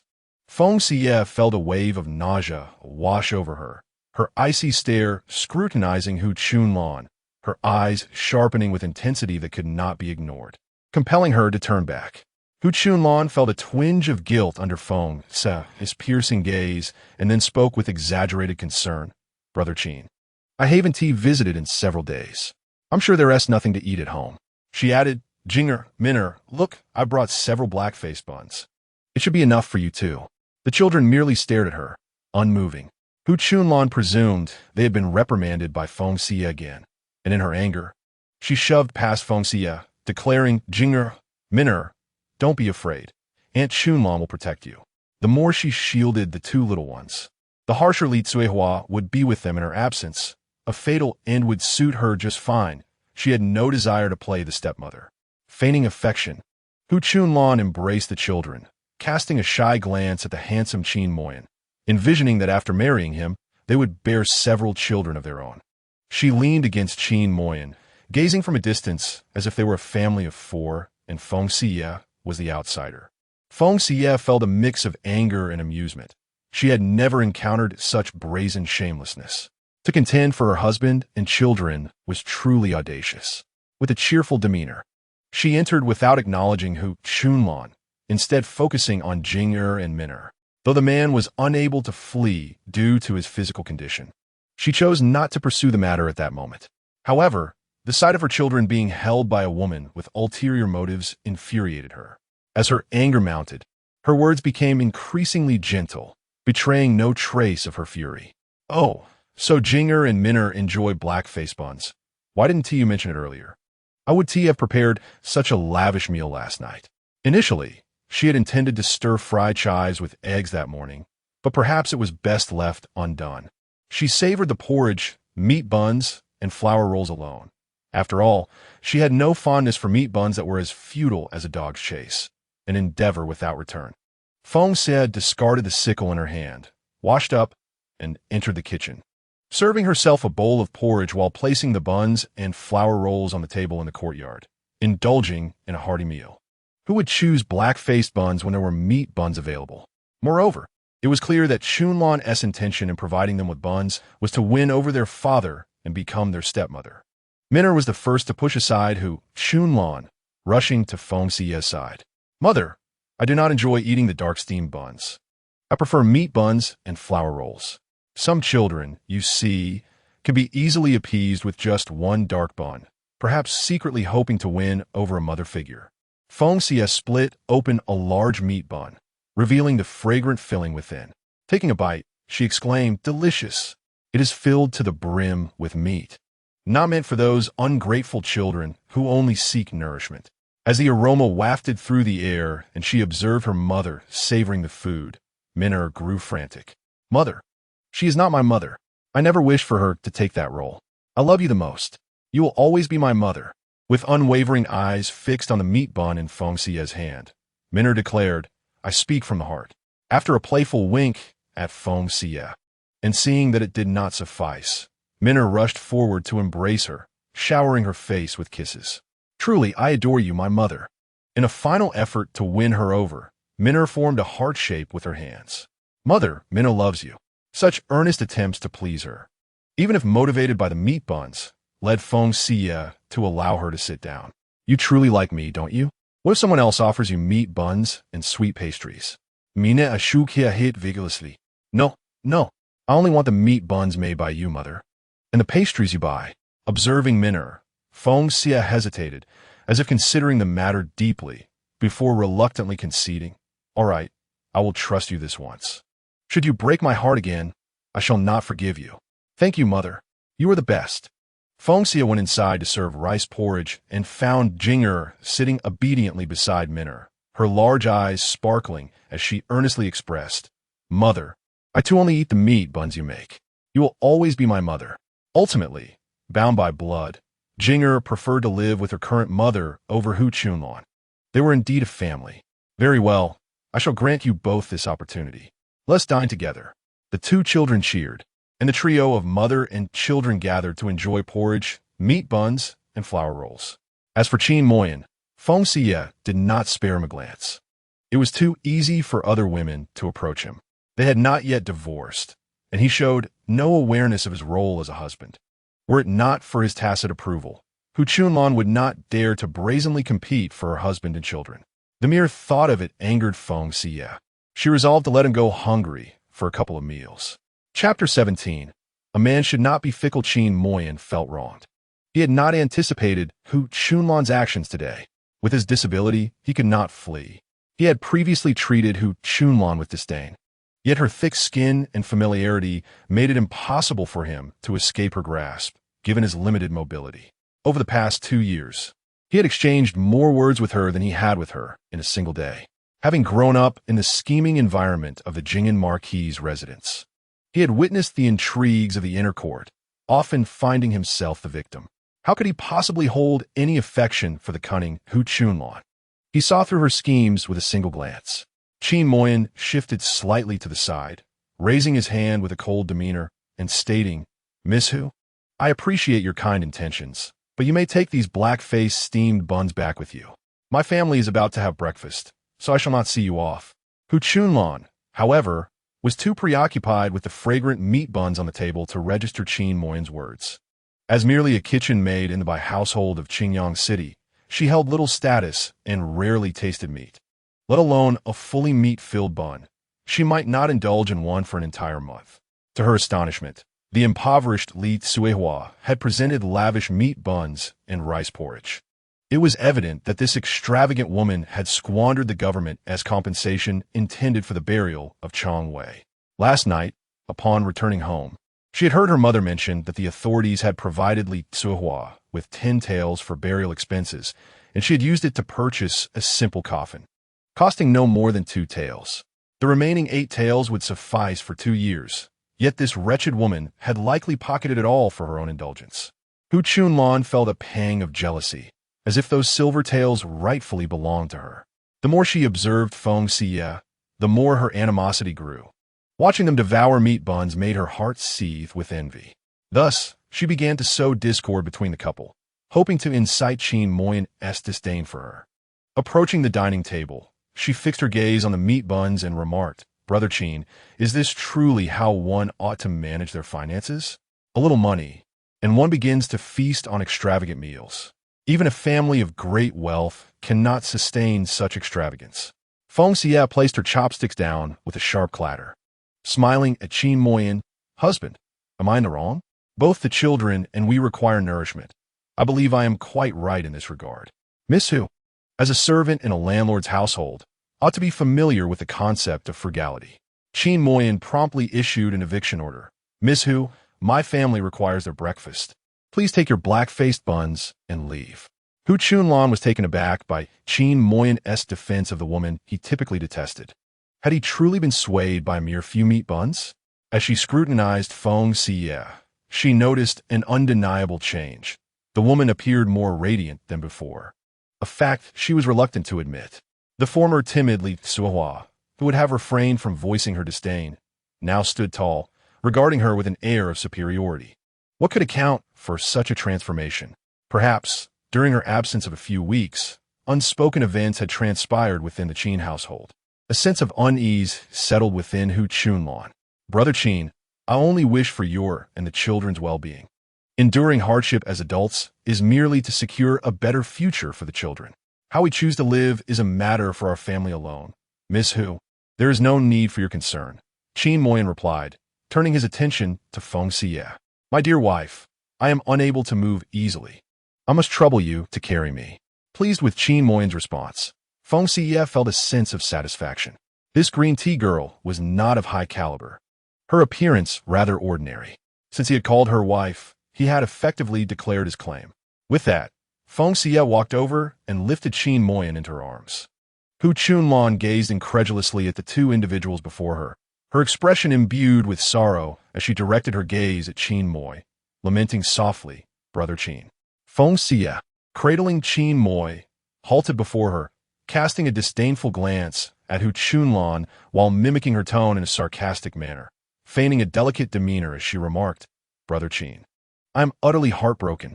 How could you treat me this way?" Even in her pretense, her actions and tone exuded a certain gracefulness that evoked sympathy. Aware of Feng Xiyue's intention to provoke Hu Chunlan, Qin Moy readily played along, wrapping his arms around Feng Xiyue's neck and resting his head on her shoulder. Embodying a picture of tender alliance, Qin Moy gazed at Feng Xiyue with feigned affection, saying, "My dear, do not let yourself be angered by irrelevant individuals. My heart belongs solely to you. I hold those trifling creatures in disdain." Observing Hu Chunlan's despondent expression, Feng Xiyue smiled with a hint of malice, her voice turning icy as she addressed her. "Miss Chunlan, my husband is hungry." Uttering another word would merely squander his energy. "What concern is it of yours how well we dine? You're merely meddling, as if you were financing our meals. Furthermore, this is my home with Qin Moy. Who are you to stride in uninvited? If your mother failed to teach you proper manners, I will begrudgingly enlighten you. One ought to inquire whether they are welcomed before entering another's abode." "Oh, but there is no need to inquire. I do not welcome you in the slightest. Henceforth, do not appear near my home, or I shall report you for trespassing and nefarious intentions." Noticing Hu Chunlan's astonishment, Feng Xiyue narrowed her eyes, radiating a dangerous glint. "And remember, Qin Moy is my husband. He has no sister. So, refrain from nauseatingly calling him Brother Qin. If you wish to covet my husband and child, may I suggest you find a mirror? Surely you have one reflecting your true self. Now, take your dark, unappealing self and leave my home at once." Feng Xiyue thundered, "Leave?" Hu Chunlan turned to Qin Moy, who regarded Feng Xiyue with admiration. Her combative spirit was formidable, and her assertive declaration of ownership resonated powerfully in his ears, stirring ripples of emotion within him. Since the age of 10, no one had ever shielded him as fiercely as Feng Xiyue did. Their intimate display stung Hu Chunlan's eyes, and with a defiant glance at Feng Xiyue, she clutched her dark bun and dashed away in tears. Observing the pitiful scene of Hu Chunlan being driven away, Feng Xiyue clicked her tongue in disdain before turning and unceremoniously setting Qin Moy down. Sensing her annoyance, Qin Moy rubbed his backside, sore from the chair, and reassured her. "My dear, I have never shown Hu Chunlan any kindness. Please do not misunderstand." Feng Xiyue snorted coldly, "Just this once. In the future, you must learn to reject unwanted advances. A man should not be fickle." "What?" Qin Moy pondered the phrase, wondering if it was appropriate to describe a man as fickle. Upon catching Feng Xiyue's sharp gaze, he promptly affirmed, "You speak wisely, my dear." "That's more like it," she replied, entering the house to serve him rice. Jing-er and Min-er each handed Qin Moy a meat bun, urging, "Father, hurry and eat. The buns are delicious." The two siblings let out a sigh of relief, although their mother appeared to be smiling. There was an underlying fear in her expression that made them apprehensive, afraid that she might withhold food from their father. They were not fond of Hu Chunlan either.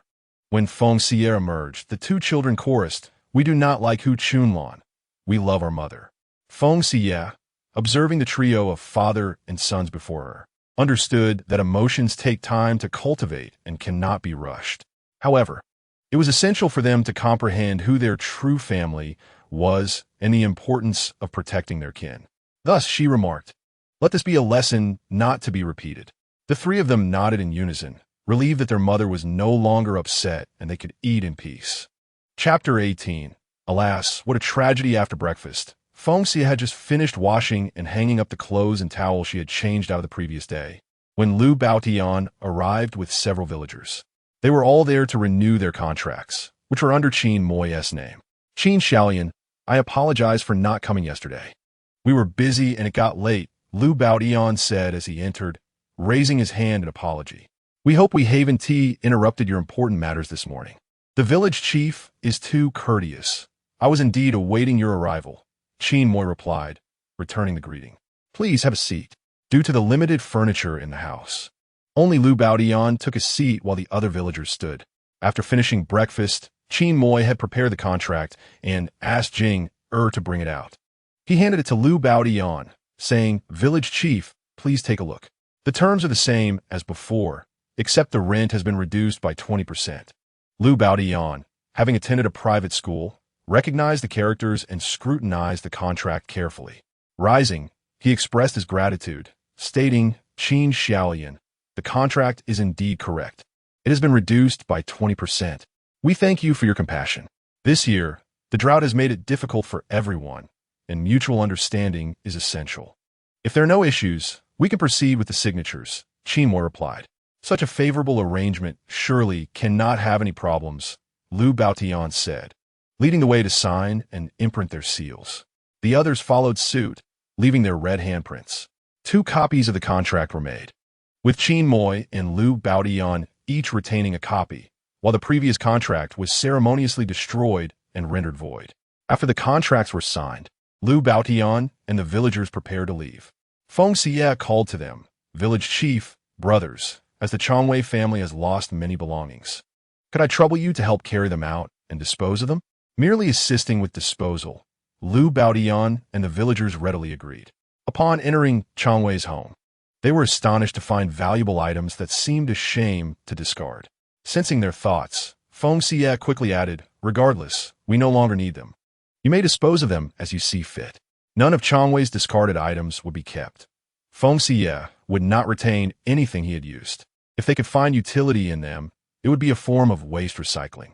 The villagers, seeing the contents, were eager to take what was no longer needed by the Qin family. With the room emptied, Feng Xiyue felt a sense of relief. As they were leaving, Lu Baotian assured Qin Moi, Feng Xiyue is a man of virtue. We, too, in Feng Xiyue village pride ourselves on our integrity. Rest assured, once we harvest the crops, we will promptly deliver the grain. Qin Moi raised his hand, saying, Thank you, village chief, and to all the townsfolk. After bidding farewell to Lu Baotian and the villagers, Feng Xiyue remarked, I believe they are merely putting on a facade. Even if we reduce our demand by 20%, they may still be reluctant to part with their grain. Should they refuse to deliver their harvest, I shall report them to the county office. Contemplating further, she thought that if they dared to withhold their grain, she would have no choice but to take matters into her own hands. She would address that situation when it arose. Feng Xiyue placed a pig's head into the pot to boil and instructed Jinger to tend to the fire. Jinger, standing on tiptoe, peered into the pot, memorizing the sight. I leave this in your capable hands, she said. After removing her apron, she mentioned that her mother needed to go into town for shopping, as their household lacked essential supplies, and the list of needed items was extensive.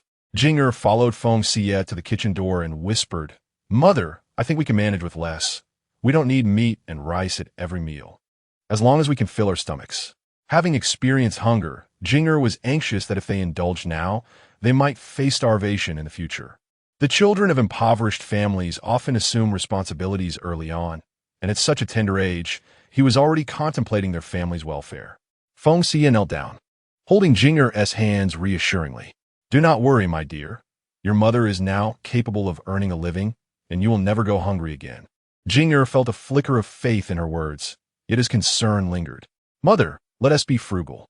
In this innocent stage of life, he bore the weight of adult anxieties. Feng Xiyue felt a pang of compassion. All right, I shall heed your advice and be prudent with our expenses. Upon hearing this, Jinger relaxed. He truly feared returning to the days of having one meal without knowing when the next would come. To reassure him, Feng Xiyue presented the silver notes she had retrieved from Changwei's abode. Your father has difficulty moving about, and as your mother, I am but a woman. You are the eldest son of this family.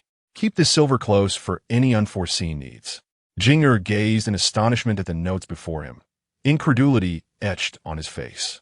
Are you truly entrusting this to me, mother? Of course. Did you not say last night that you are no longer a mere baby? You have grown up, she replied, placing the notes firmly in his hands. Hurry, stow it away. Wealth should not be displayed openly. Jinger quickly clutched the notes, 50 taels of silver, and dashed into the house, only to return shortly with a small clay pot and a tiny hoe.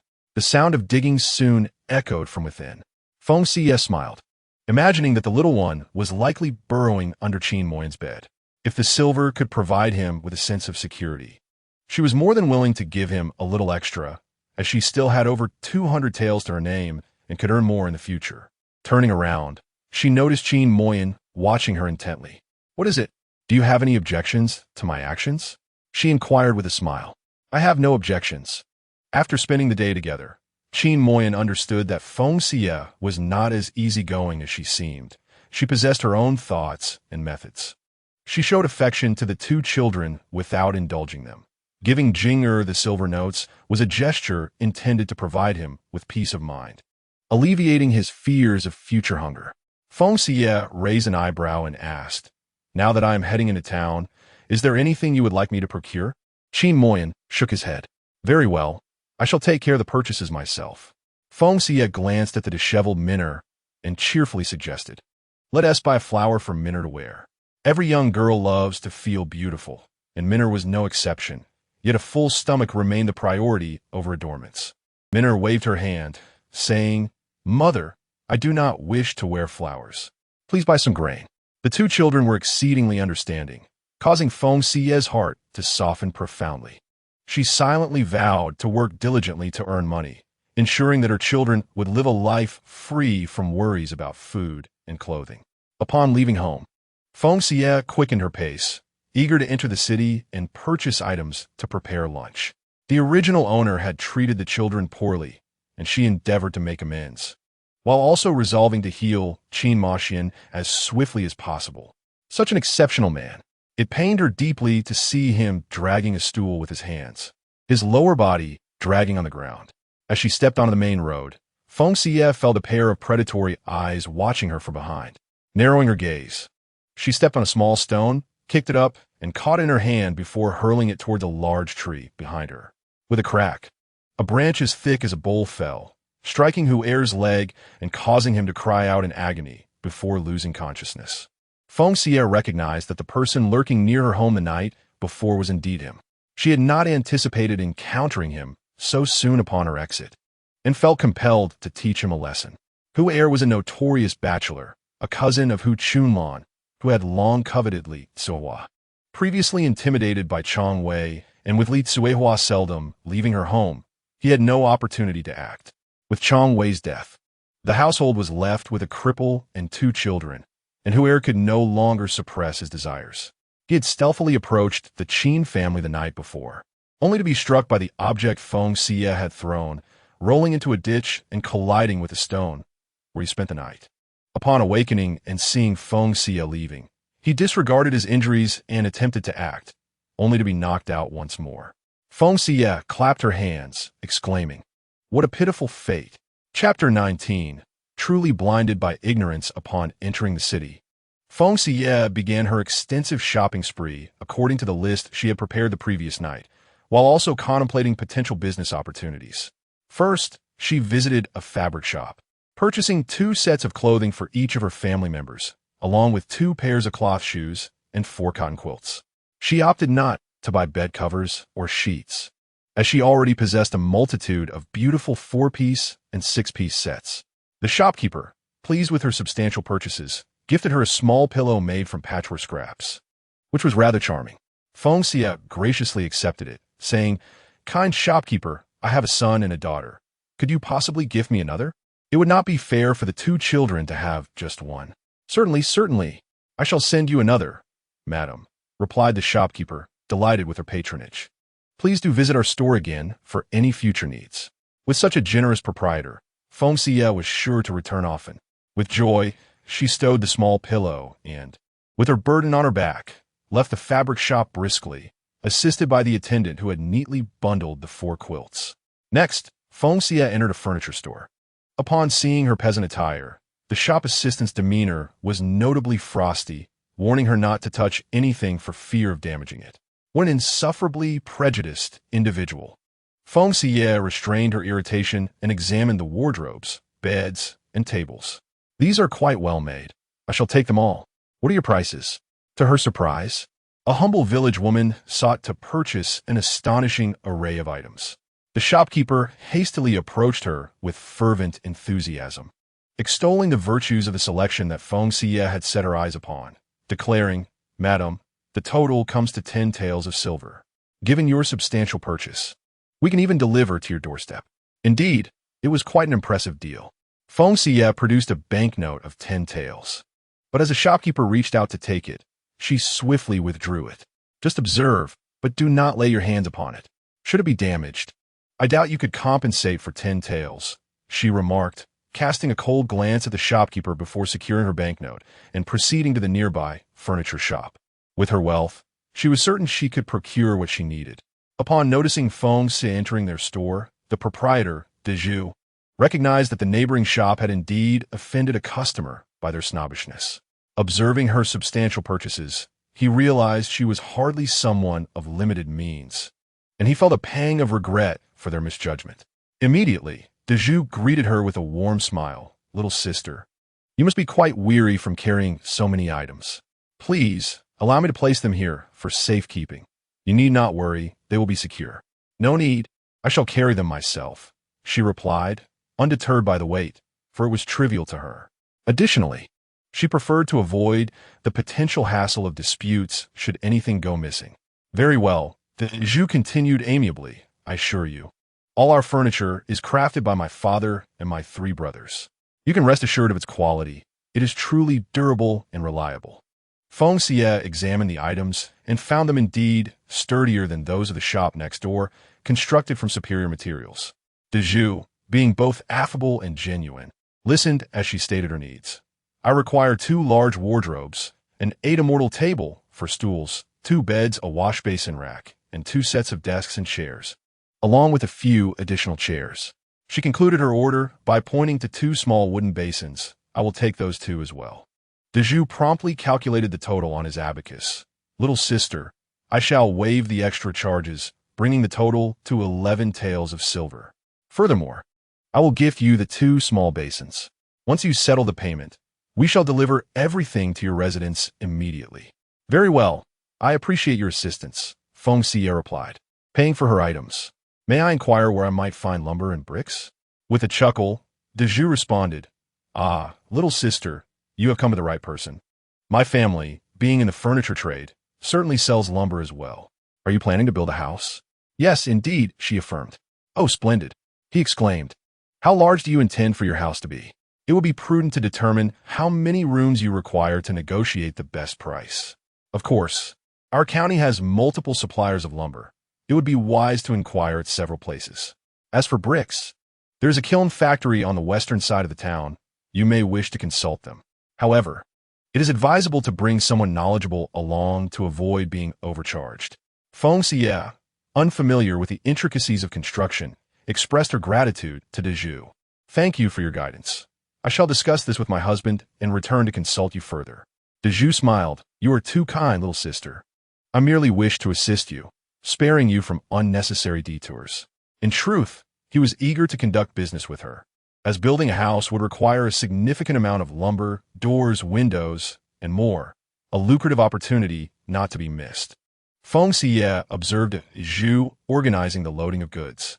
The items in the shop were merely samples, while those destined for her home were unassembled, semi-finished products, easily transportable and ready for assembly upon arrival.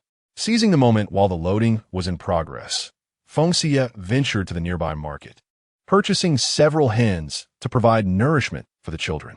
She also acquired 2 roosters, intending to prepare a sumptuous dish of roasted rooster whenever the craving struck.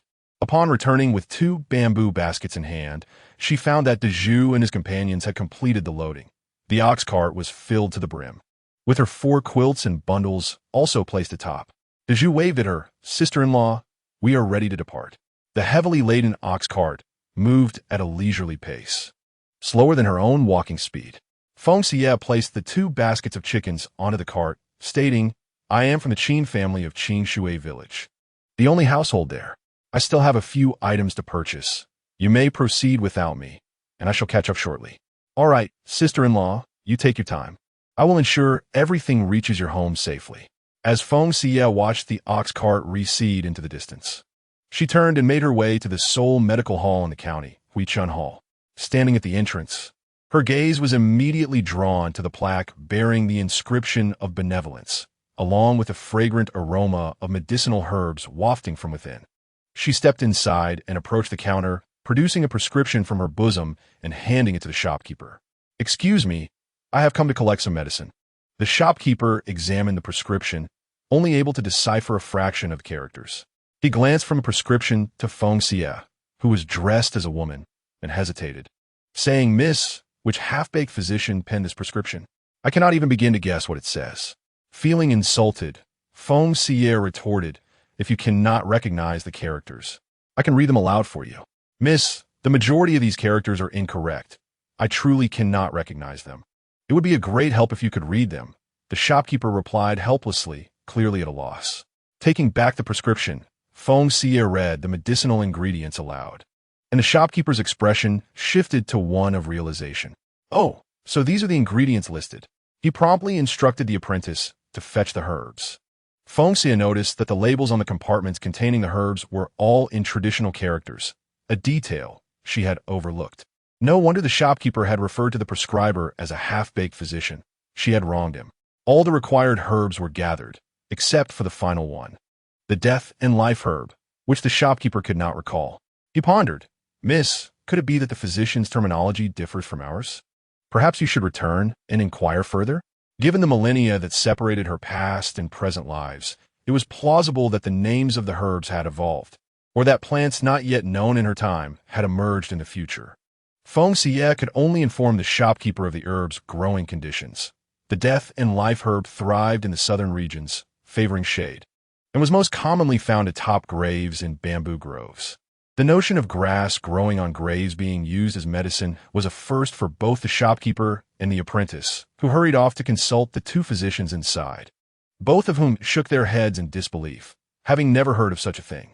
The most crucial medicinal herb is missing. Thus, the previous remedies are rendered futile. Feng Xiyue can only depict the appearance of the herb, and she implores the shopkeeper to see if he recognizes it. Its properties include clearing heat and detoxifying.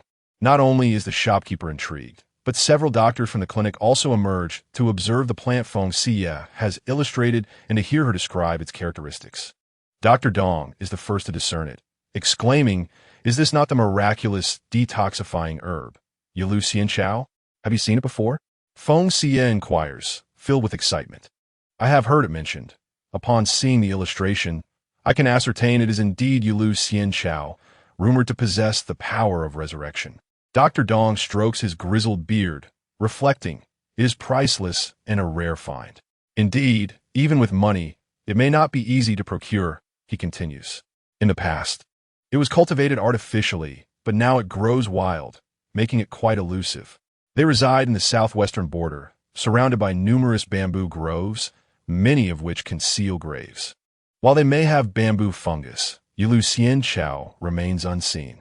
A patient seeking treatment interjects, wondering if there exists any at Hongya Manor. It is said that the manor has posted a notice stating that they will fulfill any request, provided it does not contravene moral ethics, if they can cure the young master. Rumor has it that the young master has suffered since birth, and despite having consulted countless esteemed physicians, including the former head of the Taiyuan Hospital from the Western Jin dynasty, no remedy has proven effective. Dr. Dong perceives Feng Xiyue's medical knowledge and suggests that if she possesses the confidence, she might attempt to seek out the herb. However, he warns that the rules at Hongya Manor are stringent, and one must pass 3 trials to meet the young master. It is said that only the former head of the Taiyuan Hospital has successfully navigated these challenges, as the final trial is overseen by the esteemed physician Xue.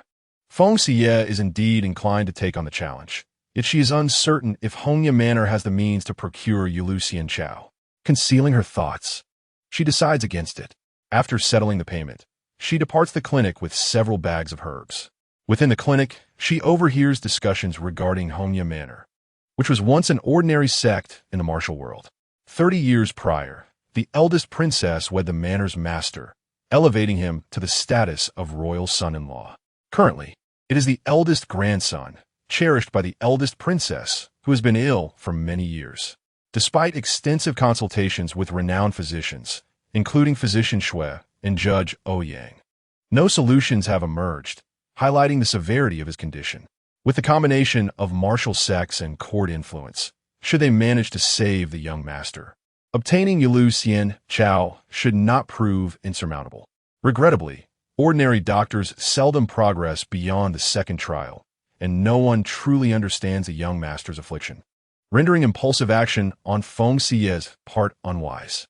Noticing a vendor selling apples and pears by the roadside, Feng Xiyue decides to purchase a couple of pounds, believing that in this dry weather, consuming more fruit is beneficial for health. At this moment, villagers observe 2 ox carts heading to the Qin family, filled with envy, as the Qin family seems poised to thrive and enjoy a better life. Numerous individuals harbor jealousy towards Feng Xiyue, wishing for her fortunate circumstances, as every woman desires to become the wife of a scholar. However, reflecting on Qin Moi's situation brings her a sense of balance. Hu Chunlan stands at her doorstep, consumed by jealousy, cursing Li Tsuehua for not meeting her demise. Today, she faced humiliation at the Qin residence, nurturing resentment, as the foolish Li Tsuehua dared to bully her. Oblivious to the consequences, she has shamelessly rushed to the Qin family over the past 2 years, and now that a prosperous life seems within reach, how could she possibly relent? Qin Moi belongs to her, and she will not let go. Luo Shi emerged from the courtyard, pulling someone inside, questioning what was so captivating. After all, Qin Moi possesses only a handsome visage. What capabilities does he truly have?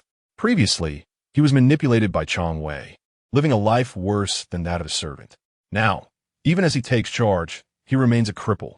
Furthermore, with 2 children to mix, marrying into that household would mean serving a disabled man and his offspring. She is accustomed to serving others, after all.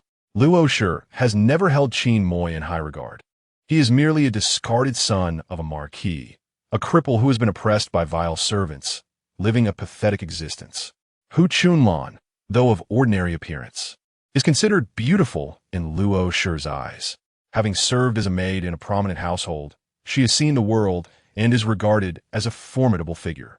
She plans to redeem herself soon, with a matchmaker likely to tread heavily on the threshold, selecting a young man from a better family to be the rightful wife. Why would she settle to be a concubine to a cripple, a fallen invalid who still relies on the silver earned through Chong Wei's toil? Luo Shi cannot possibly agree to her daughter marrying him, even as a primary wife. Mother, with Chong Wei gone, the Qin family will improve.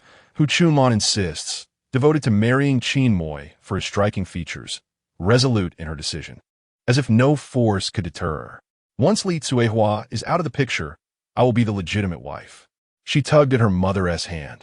Look at how many pieces of furniture the Qin family has purchased today, no less than 10 taels of silver. Surely they have savings.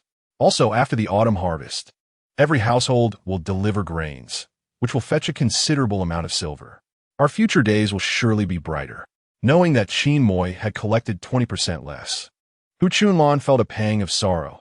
That was hundreds of pounds of grain that had instead lined someone else's pockets. Once she marries into the family, she must ensure the contract is amended. That cannot be, Luo Shi protested. My daughter is so capable.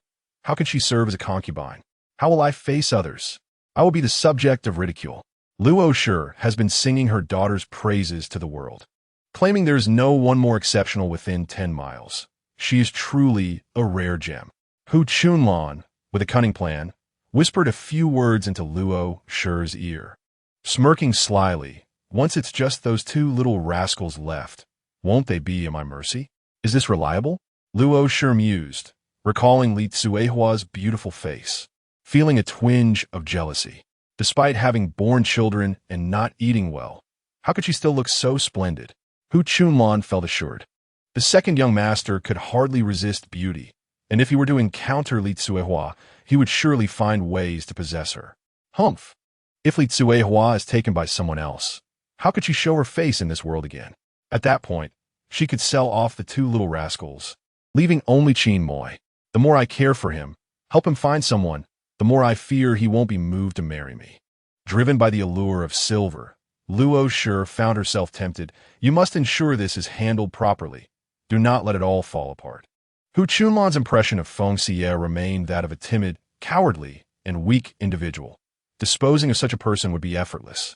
If the second young master were to force himself upon her, a woman who has lost her virtue would have no path forward. Hu Chunlan's demeanor turned vicious. Li Tsuehua, you wretched woman, dare to humiliate me? I shall ensure you become infamous and meet a dreadful end. Chapter 21. Do not act recklessly. As Feng Xiyue stepped outside the city gates, a chill crept down her spine, causing her brows to furrow. Once again, there were malcontents plotting against her. She quickened her pace towards home, eager to find a moment to kiss Qin Moyan, curious to see whether his future would have him standing or confined to a wheelchair. If he stood, she would venture to Hongya Mountain Villa. If he were in a wheelchair, she would devise another plan. Upon returning home, she found that Daju and his team had already assembled the furniture and were inquiring how Qin Moyan preferred arranged. Jing'er and Min'er, the sibling duo, curiously touched the new furnishings, marveling that these were now part of their home, situated in their bedroom. Feng Xiyue placed the medicinal herbs and fruits atop the 8 immortals table in the hall and, with a flourish, retrieved a set of exquisite tea utensils from her spatial compartment. Thank you, Brother Daju. I shall arrange it myself. You have worked tirelessly this morning. Please, take a moment to sit and enjoy some tea. However, Daju, aware of the bustling business awaiting him, politely declined. Thank you, sister. We are busy at the shop. Once you have inspected the items for any issues, we shall take our leave. Understanding their commitment to their trade, Feng Xiyue did not insist. After a brief examination, she confirmed that the furniture was undamaged, firmly assembled, and complete. Thank you all for your hard work. It was our duty, Daju replied, instructing the workers to tally the tools and load them onto the cart. He bid farewell to Qin Moyan and Feng Xiyue. If you ever decide to build, do not hesitate to visit our store for quality timber at fair prices. Certainly, once my husband and I have discussed it, we will visit your esteemed shop. Qin Moyan acknowledged with a gesture of gratitude. After Daju and his companions departed, the family of 4 gathered at the threshold of the bedroom, deliberating on the arrangement of the furniture. Feng Xiyue had long found the 2 dilapidated beds an eyesore. They creaked ominously at the slightest movement, disturbing peaceful slumber. I shall dispose of them. She ascended, carrying out the worn bedding and swiftly dismantling the 2 small beds. Jing'er and Min'er rushed to assist, hauling the wooden pieces outside. As Feng Xiyue picked up a sharp dagger that had fallen to the ground, she glanced at Qin Moyan. Is this yours? Qin Moyan replied candidly, yes. Had you not returned that day, I would have used this dagger to eliminate Chong Wei. Indeed, it is a fine dagger. Feng Xiyue recognized that Qin Moyan was not one to resign himself to fate. He was perpetually seeking opportunities to survive, a tenacity that she deeply admired. She placed the dagger in his embrace, choosing not to say more. Once the old furniture was removed, Feng Xiyue meticulously cleaned the room, transforming it into a much brighter space. The room was spacious, featuring windows at both the front and back, the latter being slightly smaller. She arranged a large bed within, declaring, Min'er and I will sleep here, while you and Jing'er will take the bed outside. Tall wardrobes separated the 2 beds, and she planned to fashion a fabric curtain to create 2 distinct rooms. Beneath the front window, she positioned 2 desks and chairs, envisioning a place for the children to study and write. Mother, do I have my own desk too? Min'er exclaimed joyfully, settling into the chair and caressing her new desk, identical to her brother's. Feng Xiyue was inside preparing the bed, retrieving a set of bed linens and 2 large pillows from a space. Of course, you and Jing'er each have your own desk and chair. In the future, you must diligently follow your father to study and learn to read, she instructed. Min'er cheerfully replied. Got it. Jing'er, however, concealed his joy, not allowing it to manifest on his face. Yet, as he opened the drawer, his eyes widened in surprise. Inside lay the 4 treasures of the study, a delightful surprise that Feng Xiyue had placed there when she moved the desk. The family possessed a set of the 4 treasures, which Chong Wei had purchased for Qin Moyan to draft contracts and other documents, opting for the least expensive option. In contrast, this set in the desk was exquisitely crafted, perfectly sized for Jing'er and Min'er. unable to contain his delight any longer. Jinger took out the treasures and ran to Qin Moyan, exclaiming, "Father, look, I have some too." Minner, eager to share her treasure, presented hers to Qin Moyan as well. Qin Moyan discerned that these two sets were prepared by Feng Xiyue for the children, noting their fine craftsmanship and deducing they were not inexpensive. He smiled and asked Jinger, "Minner, do you like them?" In unison, the siblings replied, "Yes." "Shouldn't you thank the person who gifted you these?" he prompted. "Yes, they're gifts from Mother," Minner said, dashing inside to embrace Feng Xiyue's leg. "Mother, thank you for your gift. I love it." "You're welcome, as long as Minner is happy," Feng Xiyue replied, squatting down to look at the lovely little girl before her. Yet, a pang of sorrow struck her heart as she recalled the fate that awaited Minner if she were to be deceived and sold away. Holding Minner close, she hesitated to voice her fears, choosing instead to subtly instill caution in her children against malevolent individuals. Feng Xiyue kissed Minner on the forehead, and in that moment, she vividly remembered that when Minner was abducted and sold to a brothel, she had been wearing a light purple dress, one of the very outfits she had purchased that day. It seemed that Minner's abduction was a recent event, necessitating vigilance. Yingya approached Feng Xiyue slowly, bowing solemnly. "Thank you, Mother. I will study hard and not waste the 4 treasures you bought. Mother will remember your words. A man must keep his promises. I shall watch over you." Feng Xiyue replied, taking Jinger's hand. "I have made many mistakes in the past, but I shall correct them. Thank you for giving me a chance." Yingya, feeling the warmth of her hand in his, shyly ran off, wishing to provide everyone a chance. He did not want to become a child without a mother alongside Minner. Feng Xiyue smiled, following them to the front to prepare the bed for the father and son. Qin Moyan assisted her by holding the sheets. "Xia, thank you," he said. "What is the proper way to express gratitude?" Feng Xiyue teased, gliding closer as she touched his distinctly knotted hand. "Perhaps by offering yourself?" Her soft hand, adorned with a thin layer of calluses, grazed over his skin, evoking a sensation akin to a feather brushing against his heart. As he gazed into Feng Xiyue's captivating eyes, Qin Moyan hurriedly grasped her small hand with his other hand, a flurry of emotions swirling within him. Little did he know, just as he pressed down on one hand, the other small hand reached out and seized both of his. "Why not pledge yourself to me?" Feng Xiyue inched closer, forcing Qin Moyan to lean back tightly against the chair, too intimidated to move. The 2 children at the desk were engrossed in their examination of the 4 treasures of the study, their voices low and their movements subtle, completely oblivious to the scene unfolding nearby. Concerned that the children might witness the embarrassing moment, Qin Moyan lowered his voice, cautioning her not to act recklessly, feeling akin to a modest lady being teased. It is said that when a man says no, he actually means yes. Feng Xiyue deliberately twisted his words, fixating on his thin lips as she slowly leaned in closer, inch by inch. Qin Moyan swallowed nervously. He ought to push her away, yet a flicker of anticipation stirred within him. What would a kiss feel like? Chapter 22.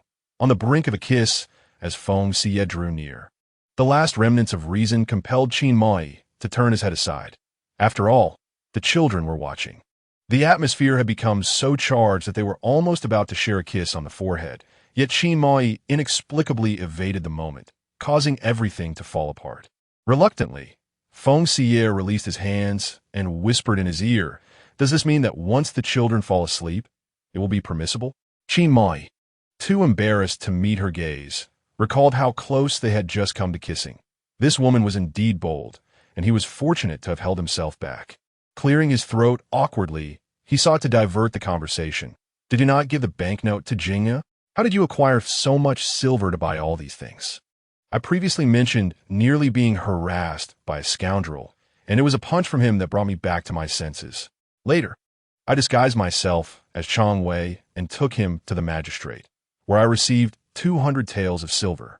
Feng Xiyue sighed, lamenting the fact that Feng Xiaodong had not received the 200 taels.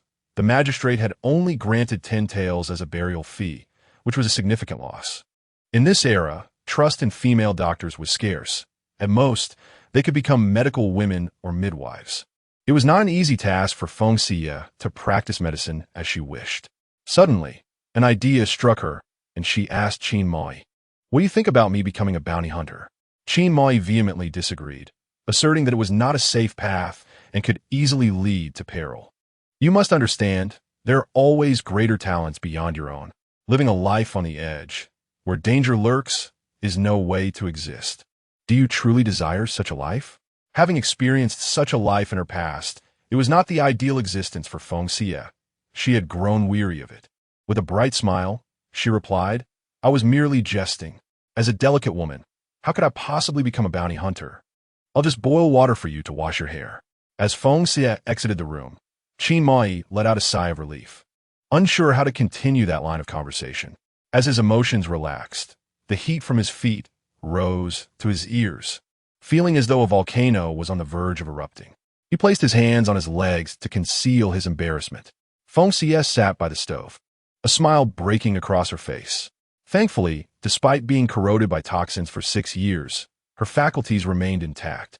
After boiling the water, she first washed Minera's hair, only to find the water turning murky the moment it touched her hair.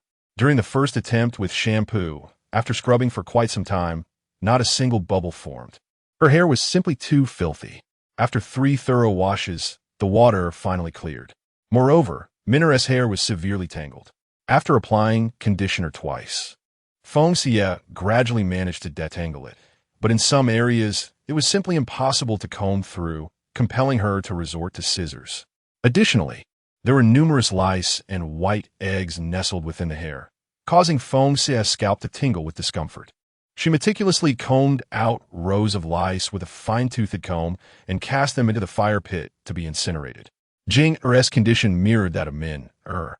After tending to both children, Feng Xiyue instructed them to bask in the sunlight nearby, as she urgently needed to wash her own hair.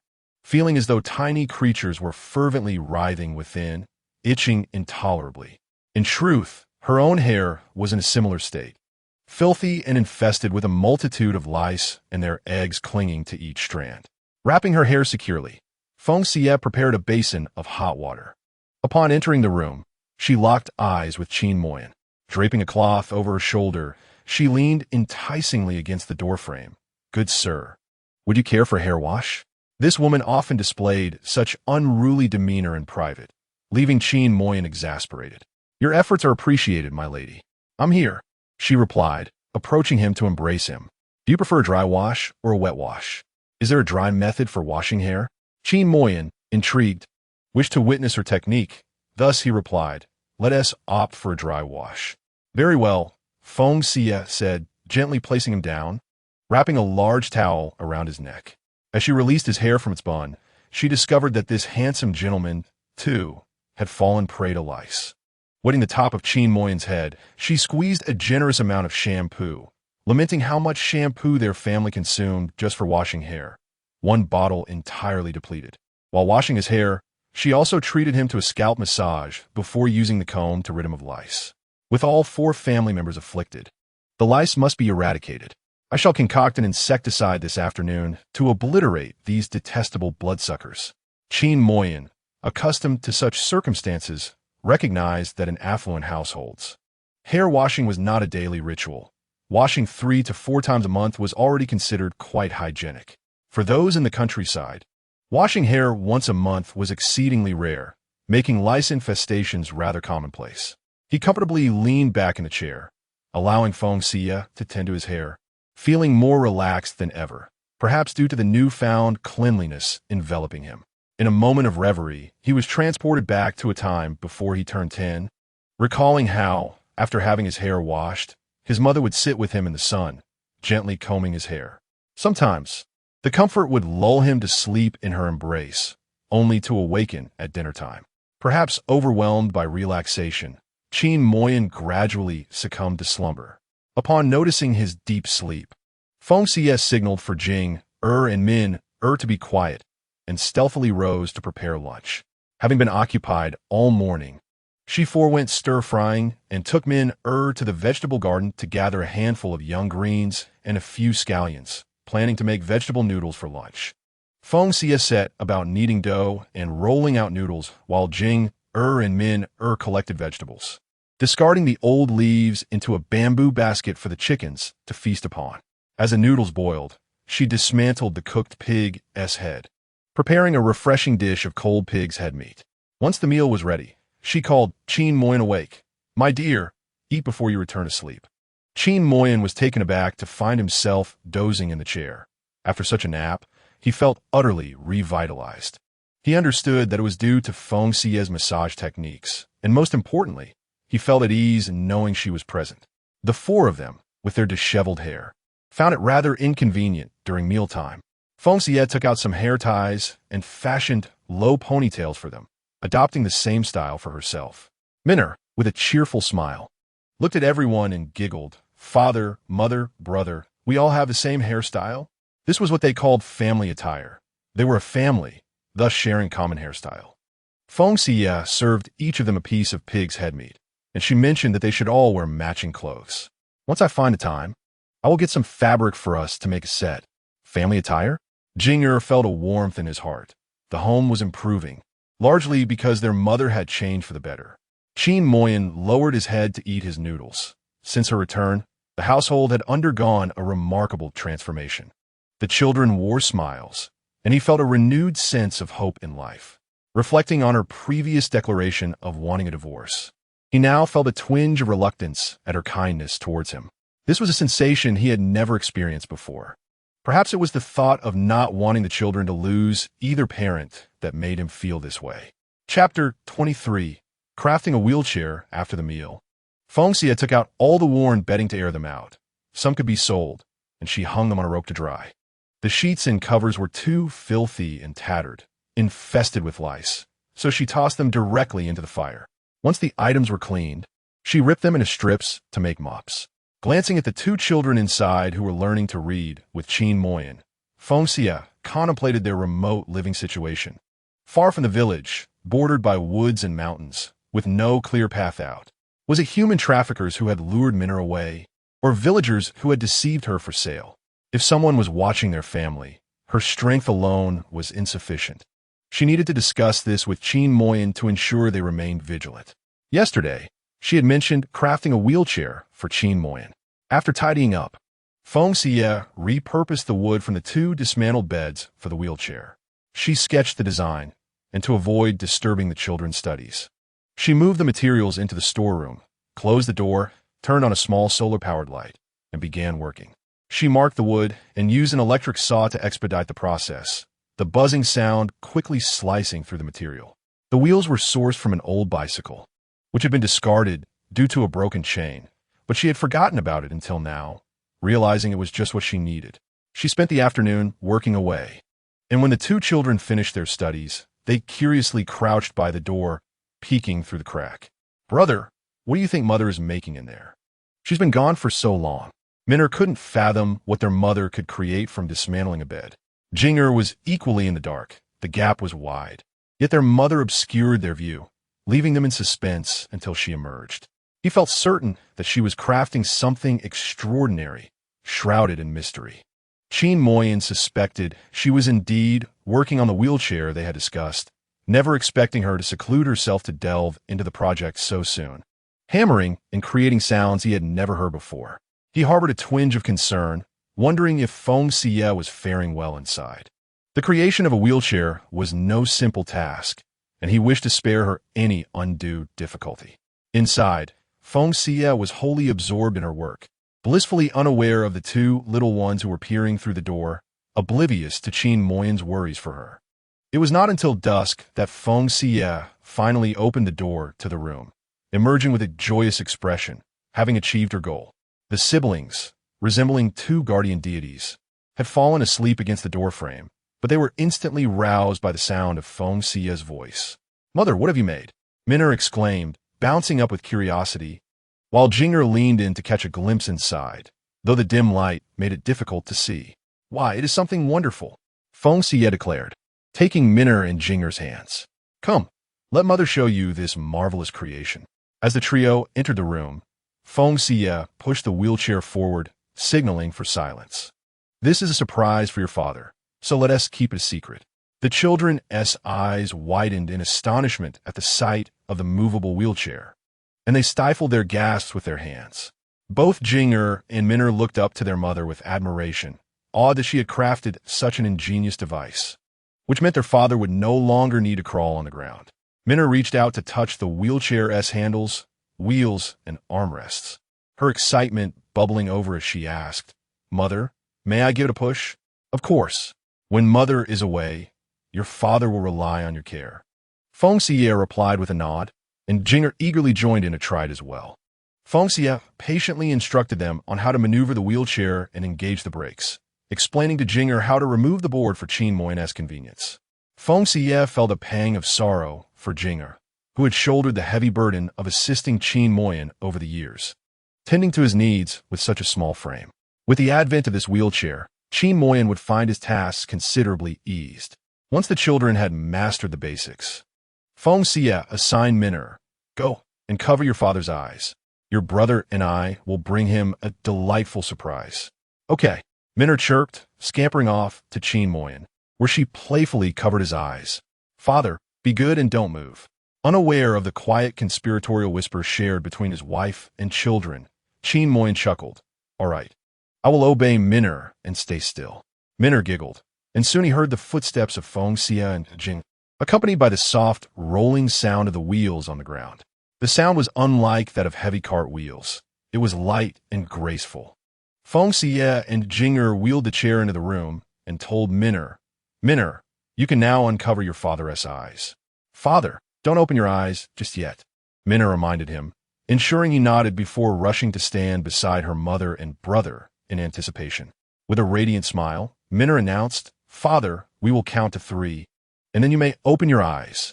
The siblings shouted in unison, 1, 2, 3, as Qin Moyan slowly opened his eyes.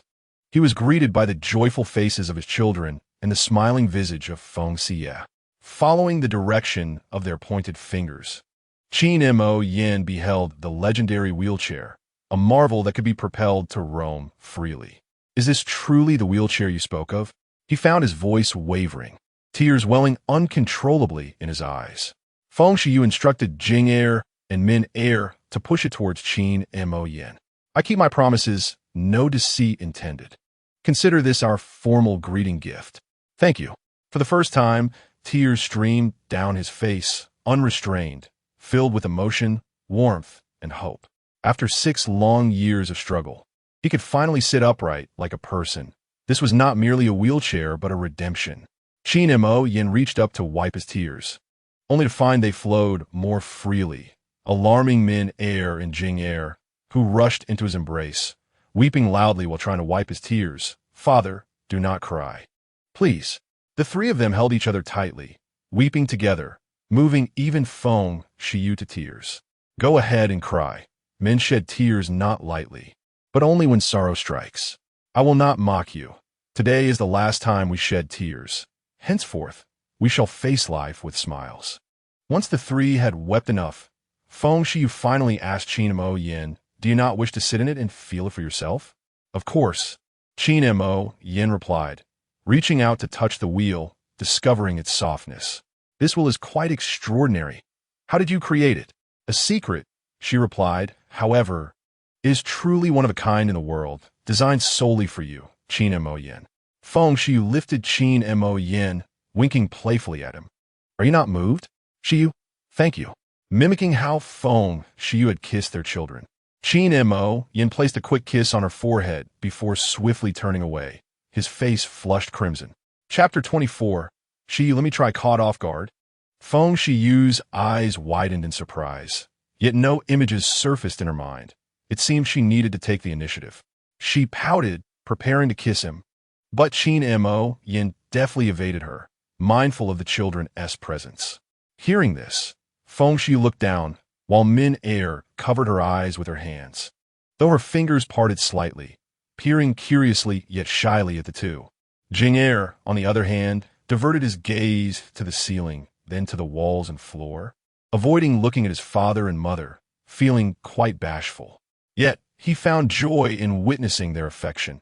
It was far more pleasing than their previous animosity. "I was merely jesting." Feng Xiyue laughed awkwardly, determined not to lead the children astray. Parents are the first teachers in a child's growth journey, and she aimed to set a good example. Placing Qin Moyan in the wheelchair, Feng Xiyue called for Jing Er and Min Er, come. Let us push your father outside for a little stroll, that he may feel the liberating breeze. Min Er and Jing Er hurried to stand behind him, each taking a side to push the wheelchair forward. Min Er cheered, "Father, we're off." Jing Er, concerned about jostling Qin Mo Yin, asked tenderly, "Father, is this speed comfortable, or should we go slower? This is just right. Are you not tired?" Qin Mo Yin was wheeled outside, circling the courtyard again and again. Unable to contain the exhilaration swelling within him, his voice trembling slightly. He had never imagined he would one day be able to travel in a wheelchair. It had been beyond his wildest dreams. Feng Xiyue had made it a reality, and he felt profound gratitude towards her. The siblings chimed in unison. "We're not tired at all, not in the slightest." They were filled with joy, as their father could now venture outdoors in a wheelchair. They eagerly offered to push him to any destination of his choosing. Standing beside them, Feng Xiyue beamed at the radiant smiles of the trio, her own expression mirroring their delight. Approaching the father and sons, she exclaimed, "Mo Yin, this wheelchair can be propelled by yourself." She gently withdrew her hands, placing Qin Mo Yan's on the handles, instructing him on how to push the wheels forward. Though it required some effort, it was not insurmountable for him. For 6 years, Xiao Mo Yin had relied on his hands to support himself while walking. His arms had grown strong through this practice. Surprise followed surprise as Qin Mo Yin, unable to contain his excitement, urged, "Xia, let me give it a try." Feng Xiyue released her grip, explaining, "This is the brake. Simply pull it when you wish to stop." Qin Mo Yin attentively learned, and after following her guidance, he began to turn the handles and propel the wheelchair forward. Gradually, he mastered the techniques of turning and braking, careful not to speed, fearing damage to the wheelchair, which was a product of Xiyue's dedication and his own hope. Feng Xiyue placed wooden boards at the threshold of the courtyard, waving to Qin Mo Yin, "Mo Yin, let us take a stroll outside." He nodded, and with the assistance of Jing Er and Min Er, they exited the small yard. The entrance was modest, the ground uneven compared to the courtyard. Yet the shock absorber she had installed ensured that Qin Mo Yin felt little jostling while seated. The family of four stood side by side atop a rise, gazing at the distant landscape bathed in the warm glow of the setting sun, mirroring the warmth in their hearts. They lingered outside for a considerable time, returning home only after the sun had dipped below the horizon. Feng Xiyue pushed Qin Mo Yin back, promising, "In a couple of days, I will prepare a cushion for you to make sitting more comfortable." "All right," he replied, filled with hope for the future.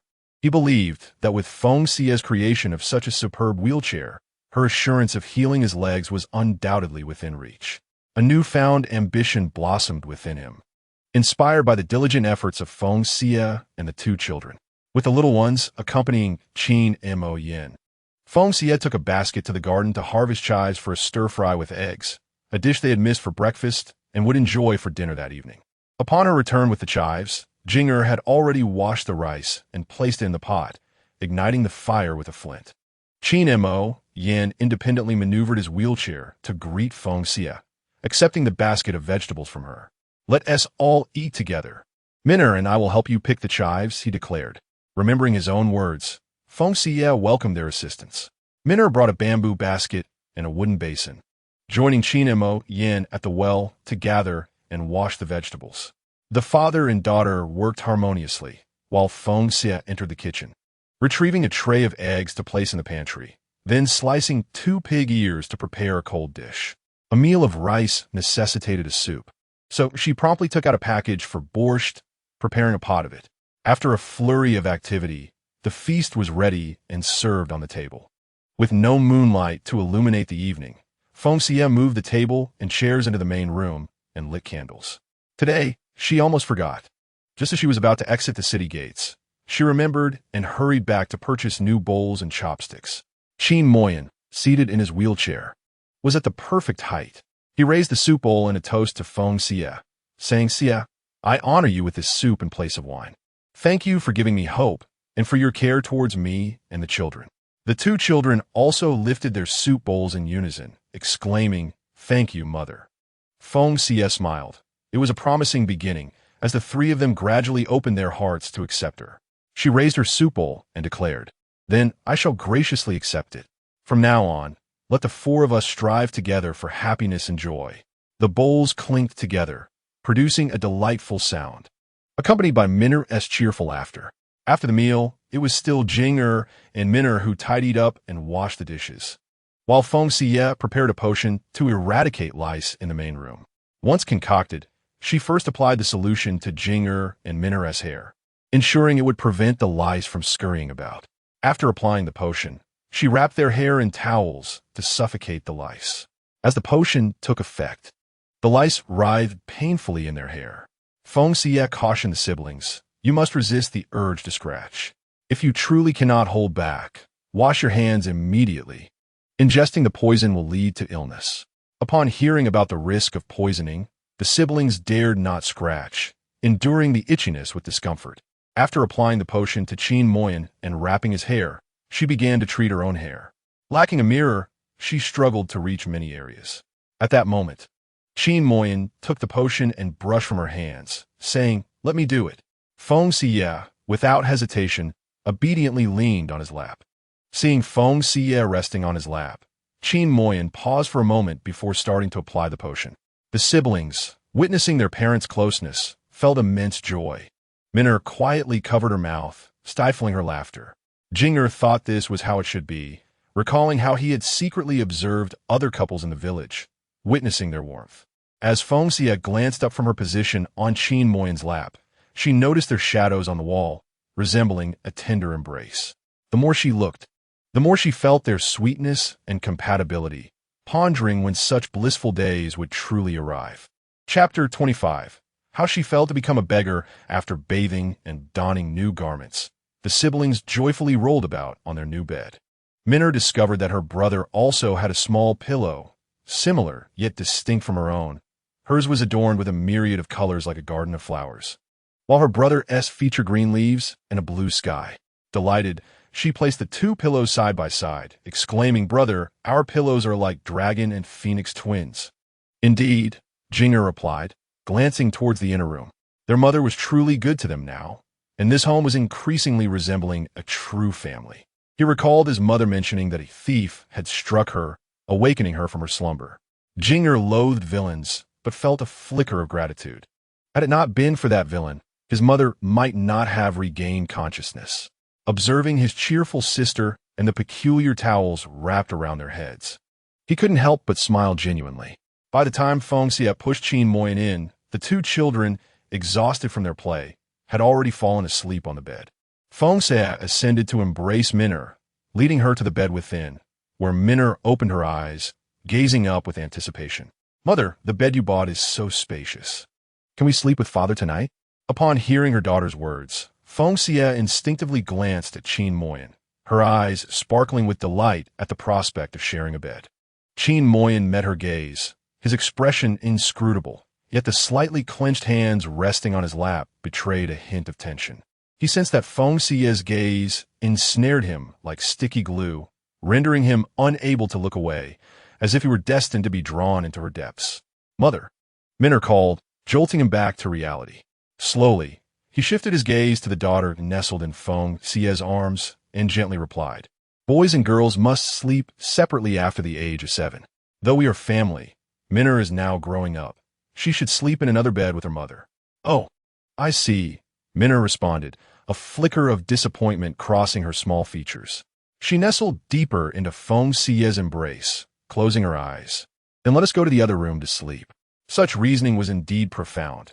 Yet, Feng Xiyue mused, if boys and girls must keep their distance, how then did those two children come to be?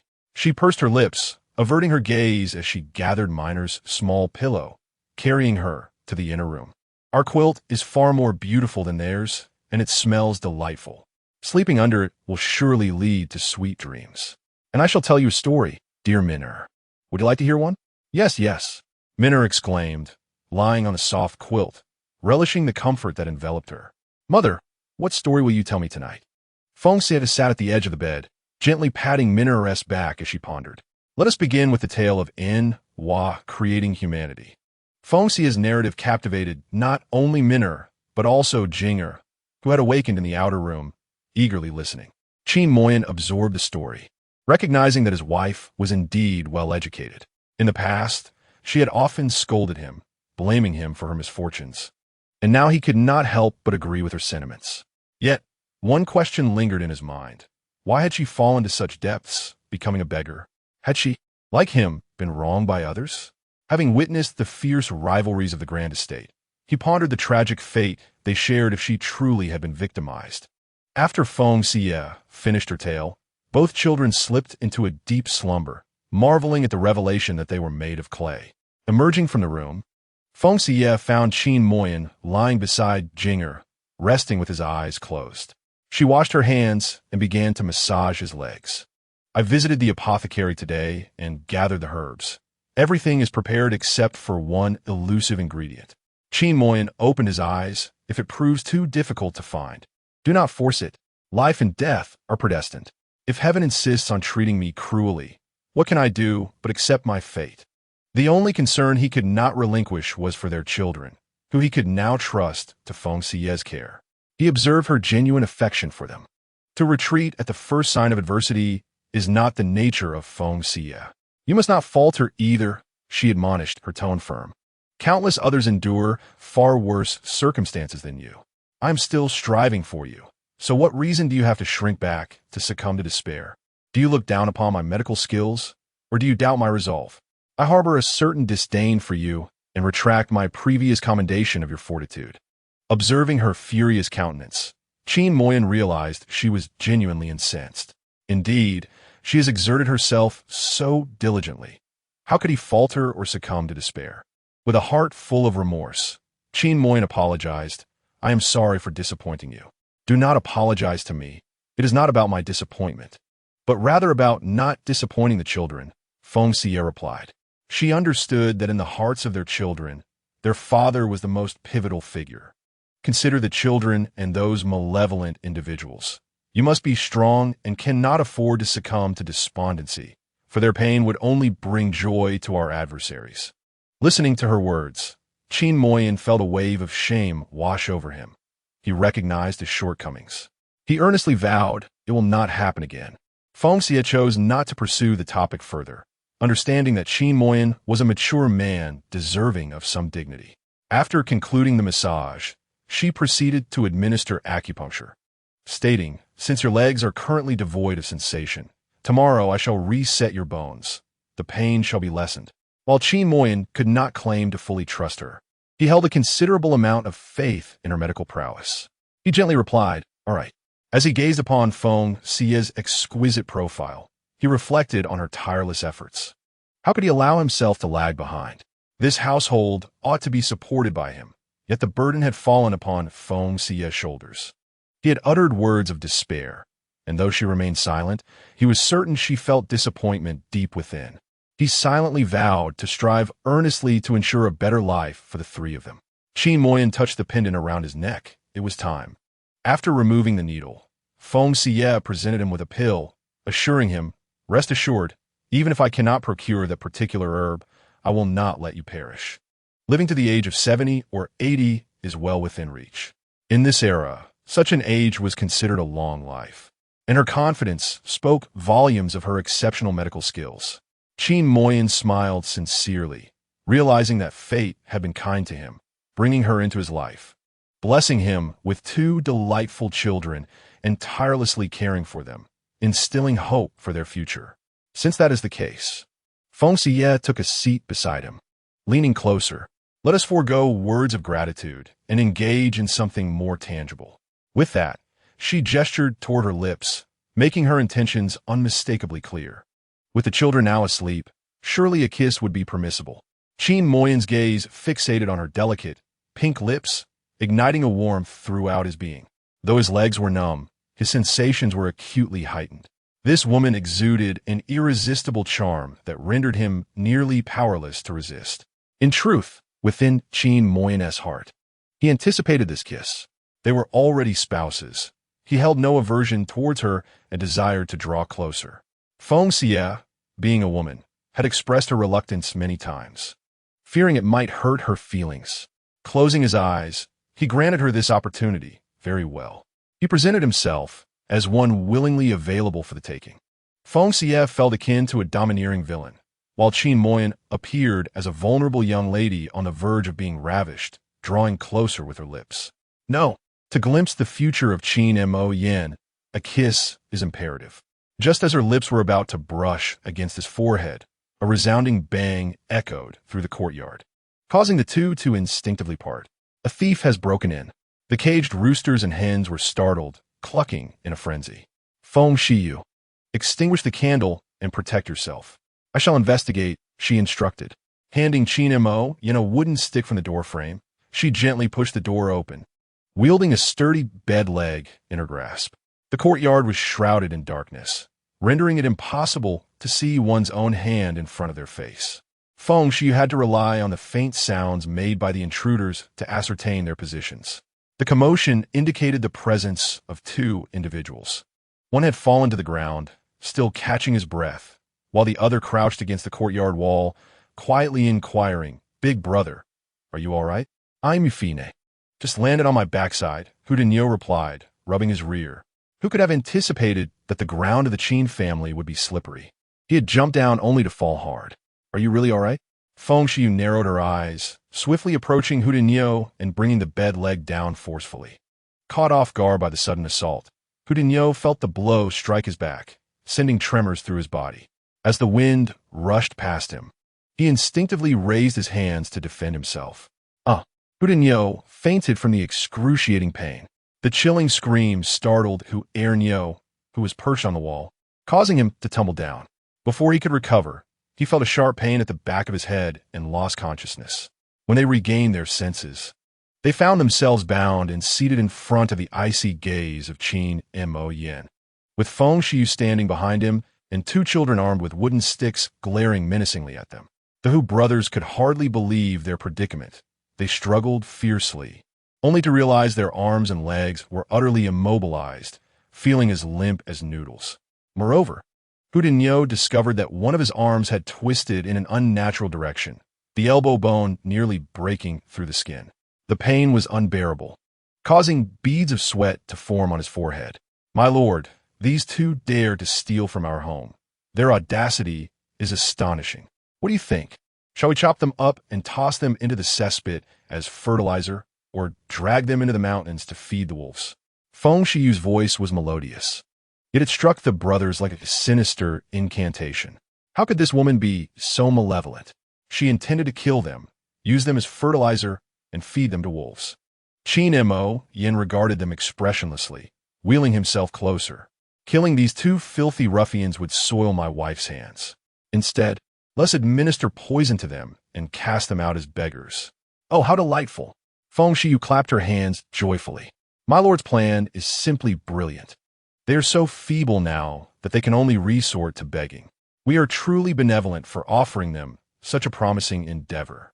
Their laughter was chilling, sending shivers down the spines of the Hu brothers. They had assumed Qin Mo Yin was incapacitated, leaving only a woman and two children to bully. But the reality was far more terrifying. The brothers, robust and strong, were perplexed as to how they had been captured, the entire situation exuding an air of the bizarre. Hu Ernyo glared fiercely at Feng Xiyue. "Li Chui Hua, you wicked woman, may you meet a terrible end. You wretched harlot, I will kill you."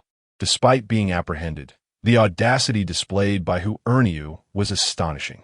Feng Xiyue swiftly removed the shoes from Qin Moy's feet and delivered several resounding slaps to his face, reprimanding him for his arrogance and impudent tone. With her considerable strength, each strike left Hu Ernyo's cheeks and lips swollen, transforming his mouth into what resembled two plump sausages dangling from his face. Afterward, Feng Xiyue adorned Qin Moy's feet with the shoes once more and addressed the two astonished children, imparting wisdom about confronting bullies. She emphasized the importance of taking action rather than engaging in futile chatter, declaring that the first to strike holds the advantage, a lesson they swiftly grasped. The children nodded in agreement, recognizing the justice in their actions against those who dared to insult their mother while attempting to steal from their home. Minner, brandishing a stick, charged towards Hu Dinyo and Hu Ernyo, raising her weapon to retaliate against their thievery and the torment inflicted upon their mother, declaring her intent to vanquish them. Unable to suppress his own fury, Jing joined the fray, wielding his stick with determination. While Min lacked the strength to inflict pain, Jing targeted sensitive spots with precision. Observing this, Feng Xiyue noted Jing's potential, recognizing the qualities that could one day make him formidable in martial arts. Enough, enough. Do not exhaust yourselves, she interjected, allowing the children to purge their fears and anger, concerned only for their well-being and the possibility of fatigue, not the fate of their adversaries. Breathless and perspiring, the children found solace in their actions, their fears dissipating. Yu, already bearing the burden of previous injuries, received additional blows that sent him into a sweat-drenched panic. He had no desire to live as a beggar or meet his demise. Meanwhile, Yu, bewildered and terrified, trembled uncontrollably, realizing the ferocity of this family. Even the children were merciless. Overcome with fear, he knelt and pleaded for mercy, bowing to Qin Moi, acknowledging their wrongdoing and begging for forgiveness, vowing never to err again. With 3 loud thuds of his forehead against the ground, tears streamed down Yu's face as he implored Qin Moi, "Lord Qin, for the sake of my elder sister, I beseech you to spare us. We genuinely regret our actions and promise never to transgress again." Feng Xiyue, recognizing the familiar faces of Hu Chunlan's younger brothers, found their plea amusing. "What a pity your sister's influence holds little sway here," she mused silently, fixing her gaze on Qin Moi, awaiting his decision. Feeling the weight of Feng Xiyue's piercing stare, Qin Moi turned to her with a smile. "My dear, let not the presence of these insignificant pests affect our bond. My heart belongs solely to you." Even if his words were laced with pretense, they were comforting to her. She inquired how he intended to deal with the 2 miscreants. Sending these rascals to the authorities would be far too lenient, he contemplated. "I have heard that the Jing'an Marquis' estate has received permission from the court to exploit a mineral deposit and is perpetually seeking laborers. Perhaps it would be prudent to send them to the mines for labor. In a place where the food is insipid, the accommodations are deplorable, and the labor is excruciating. The most wretched are those burdened by sin. Failing to accomplish their tasks results in a merciless whipping, leaving grievous marks. It is a miracle if one can endure 3 months in the mines." Upon hearing this, Feng Xiyue immediately concurred, exclaiming that she would promptly send individuals there. Chapter 27. Trouble at the Qin family. The urgent sound of drums echoed from the Qin household, startling Lu Baotian from his slumber. Something had befallen the Qin family.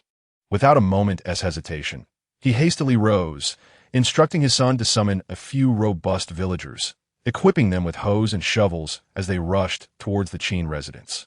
His concern for the safety of the Qin family was minimal. Rather, he feared that any calamity would prevent the land from being registered under Qin Moi's name, consequently burdening him with a hefty annual land tax. Having just signed a contract, he had yet to reap any benefits. Thus, the Qin family could not afford misfortune. Standing atop the roof, Feng Xiyue struck the pot lid she had retrieved from her space. Noticing torches approaching, she recognized Lu Baotian's arrival and quickly descended, preparing for the ensuing performance. When Lu Baotian and the villagers arrived at the Qin household, they found the gates wide open.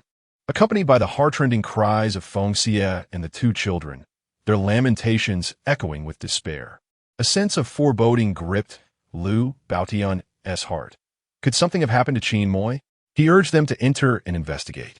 Upon entering the main hall, they beheld Qin Moi seated, with Feng Xiyue cradling her children beside him, tears streaming down her face. Upon seeing Lu Baotian and the others, Feng Xiyue cried out in anguish, "Village chief, fellow villagers, you must stand for us." Min wept with such fervor that it was heart-wrenching, while Jing wiped her tears and approached Lu Baotian, performing a respectful bow. "Village chief, esteemed uncles, thieves have invaded our home. Please help us." Qin Moi raised his hand, acknowledging the villagers' late-night endeavor. "There are 2 thieves right there," he indicated. The villagers followed his gesture to see 2 individuals bound together, their features obscured by the dim light. "Village chief, help!" Yu wailed in agony, his eyes lighting up at the sight of Lu Baotian, as if he had encountered a savior. It was then that Liu Baodian and the villagers recognized the bound thieves, Hu Daniyu and Hu Erniyu, brothers who appeared thoroughly pitiful. Astonishment washed over them. Could it be that the seemingly feeble Qin family had subdued them in such a manner? They had merely fallen while attempting to scale the wall. Feng Xiyue stood behind Qin Moi, asserting, "Though my family is impoverished, our courtyard walls are commendably high. My husband truly possessed foresight." Indeed, it was Qin Moi who had insisted on raising the height of the walls, despite the derision of Li Tsuehua and the committee, who scoffed at the notion of theft in their destitution. Yet, Qin Moi remained resolute. How he persuaded Chang Wei to comply remains a mystery, but ultimately, the walls were constructed higher than those of ordinary homes. With an innocent demeanor, she declared herself the victim, clarifying, "It was the Hu brothers who attempted to steal from our home." Pointing at the brothers, she implored the village chief, "Look at our family, frail and vulnerable. How could we possibly be a match for them? They merely fell. Alas, perhaps heaven, in its benevolence, has taken pity on us." Truly a testament to the divine gaze. Liu Baodian and several villagers observed that indeed, the Qin family of four could not possibly contend with a single Hu Daniyu. What on earth is transpiring? Villagers have come to the Qin household to pilfer, and Liu Baodian, feeling embarrassed, sought to mediate. "Hu Daniyu, Hu Erniyu, is there perhaps some misunderstanding between you? Please clarify swiftly." Upon hearing this, Feng Xiyue cast a glance at Qin Moyan, questioning whether this was what he had referred to as the simple and honest nature of the villagers of Feng Xiyue. Even with a reduction of 20% in the land rent, the villagers regarded the Qin family as outsiders, lacking kinship. In times of trouble, they would still protect their own, resorting to a muddy compromise. Qin Moyan remained silent, turning his attention to Liu Baotian, who approached the Hu brothers. Hu Daniyu implored, "Village chief, there is no misunderstanding. My brother and I saw the furniture store delivering numerous items to the Qin family this morning and presumed they must possess considerable wealth. With the male members of the Qin family incapacitated and only women and children remaining, we had no fear of being discovered. After nightfall, we intended to break in and extort money. Who would have guessed that the courtyard wall was so high, and upon jumping down, the ground was slick, leading to our unfortunate injuries? We did not inflict these wounds upon ourselves. They were purely the result of our fall." He had not even witnessed Feng Xiyue strike him, and the club she wielded appeared particularly thick and fearsome. He cautiously glanced at Feng Xiyue, uncertain if it could indeed have been her. "Village chief, we came solely to rob. Please escort us to the yamen. We will confess our crimes." Hu Erniyu's mouth watered as he spoke, his words dripping with a grotesque eagerness, akin to an old woman leaning against a wall to consume her thin porridge, shameful and despicable. Liu Baodian was taken aback. He had hoped to provide them an opportunity to claim it was a misunderstanding, to find a pretext to dismiss the matter. Yet, the brothers had confessed unreservedly, even requesting his assistance in turning themselves in. In his decades of life, he had never encountered such a situation. "Village chief, they have admitted their guilt. You surely do not still believe this to be a misunderstanding?" Feng Xiyue interjected sarcastically. "Our family of four has settled here from afar. We are not compelled to remain in Feng Xiyue. If this is the case, it is indeed unjust. Alas, my husband, let's move away. As for the land rent, we shall endure it for this year and let it go thereafter. I believe, among the many villages in Qingyang County, there will be some willing to sign a contract with us. Madam Qin, this is all a misunderstanding. We are all fellow villagers. As the village chief, how could I possibly favor one side over another?" Liu Baodian hastily countered, "This matter arose unexpectedly. I fear we may wrongfully accuse someone, especially since the Hu brothers are generally of good character. We must ensure there is no misunderstanding." Feng Xiyue secretly scoffed, though maintaining her composure. Now that the two had confessed, there should be no room for misinterpretation, should there? Liu Baodian further inquired of the Hu brothers, "You truly came to steal from the Qin family, and your injuries were indeed caused by your fall from the wall?" Hu Daniyu, racked with pain, wished he could bow to Liu Baodian, but found himself unable to bend. "Village chief, I speak nothing but the truth. We came to rob the Qin family and did not anticipate such a fall. We are guilty. We have erred. Please take us to the courthouse for punishment. He is already in tears. Do not say much more. Hasten to deliver them to the authorities. They have indeed transgressed. The Qin family is far more formidable than their outward appearance suggests. Hu Erniu, drooling and pleading, implored, "Village chief, we are scoundrels. We should not have coveted ill-gotten gains. Please, take us to the courthouse. We are willing to accept our punishment."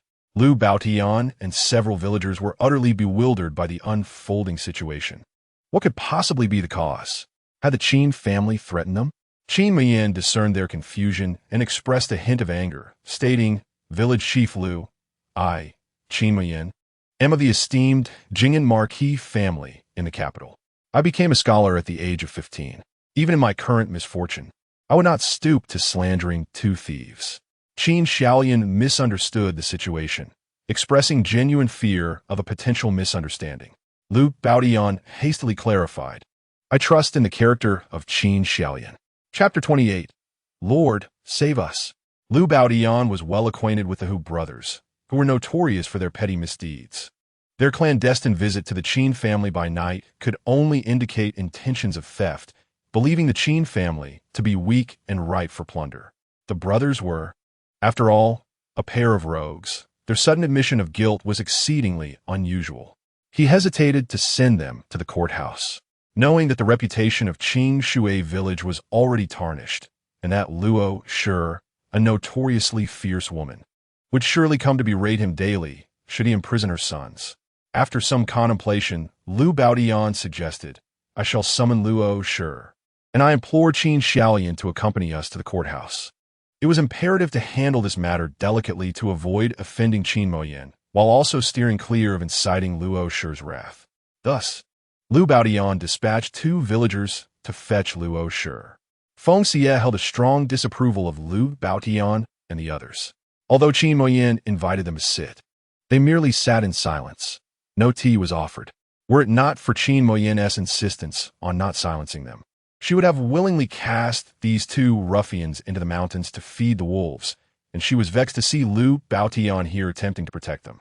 Before long, the sound of Luo Shi's furious shouts echoed from a distance. "You scoundrels! How can my sons possibly steal from the Qin family? They're surely being wronged." Upon hearing that her two sons had been apprehended by the Qin family, Luo Shi stormed out, cursing, "My daughter Chunlan works for a wealthy family. We lack for nothing. How could they ever stoop to thievery?" The villagers who had come to fetch her said nothing, allowing her to vent, as it did not concern them. Luo Shi's tirade continued until she reached the entrance of the Qin family estate, where she fell silent upon seeing Lu Baotian's grim countenance. She scrutinized the Qin courtyard with beady eyes, and upon seeing Qin Mian and Feng Xiyue in the main hall, her gaze darkened with venom. When her eyes landed on Hu Dainiu and Hu Erniu, bound together and in a pitiful state, Luo Shi let out a wail and rushed forward, crying out, "My sons!" As she grasped Hu Dainiu's broken arm, he emitted a heart-wrenching cry of pain. Startled, Luo Shi quickly released her grip and bellowed, "Who did this to you? Which scoundrel has harmed you so? Tell your mother, and I shall avenge you." Hu Dainiu dared not confess that he had fallen from the wall of the Qin family, resulting in such injuries. "Mother, no one has harmed us." However, Luo Shi remained unconvinced. Her two sons could not have sustained such injuries without external aggression.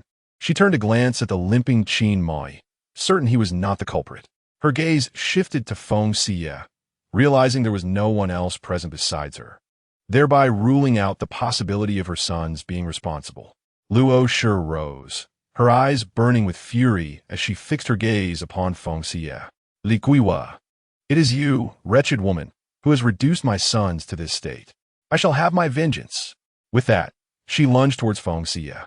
Suddenly, Hu Dainiu's unresponsive foot twitched, causing Luo Shi to stumble and fall heavily before him. The sound of her fall echoed sharply, inflicting a collective sensation of pain upon those present. Feng Xiyue, relishing the moment, glanced at the ceiling, thinking, "Heaven has eyes." As Luo Shi painfully rose from the ground, she pointed an accusatory finger at Feng Xiyue, ready to unleash her wrath.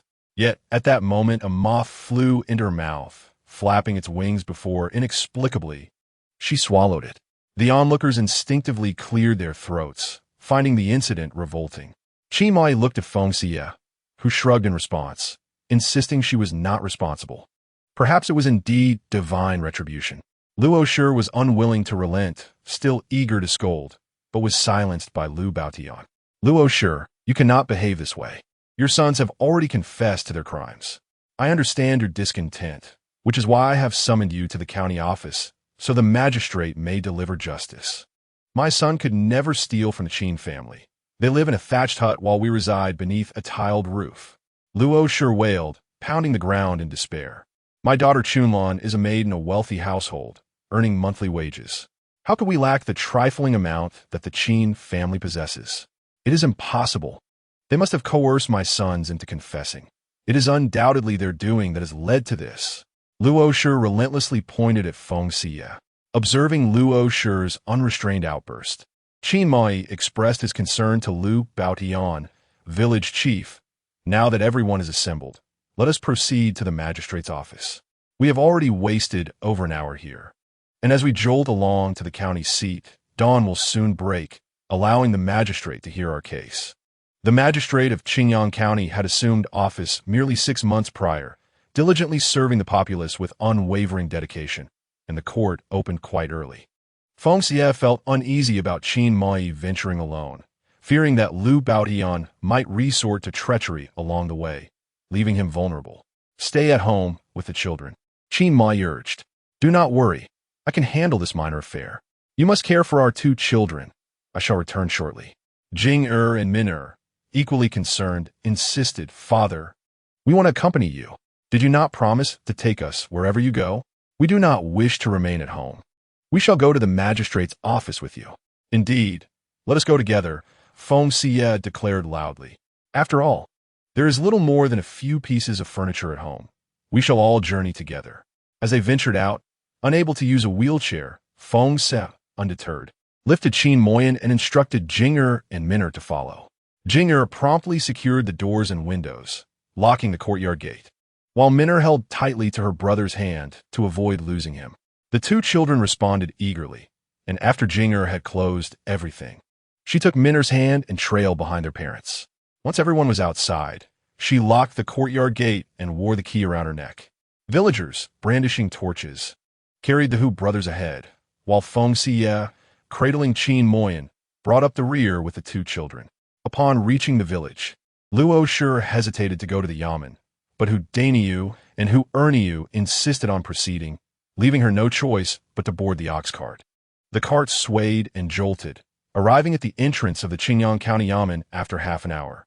Feng Xiyue approached and struck the drum, prompting the yamen officials to emerge, the same 2 from before.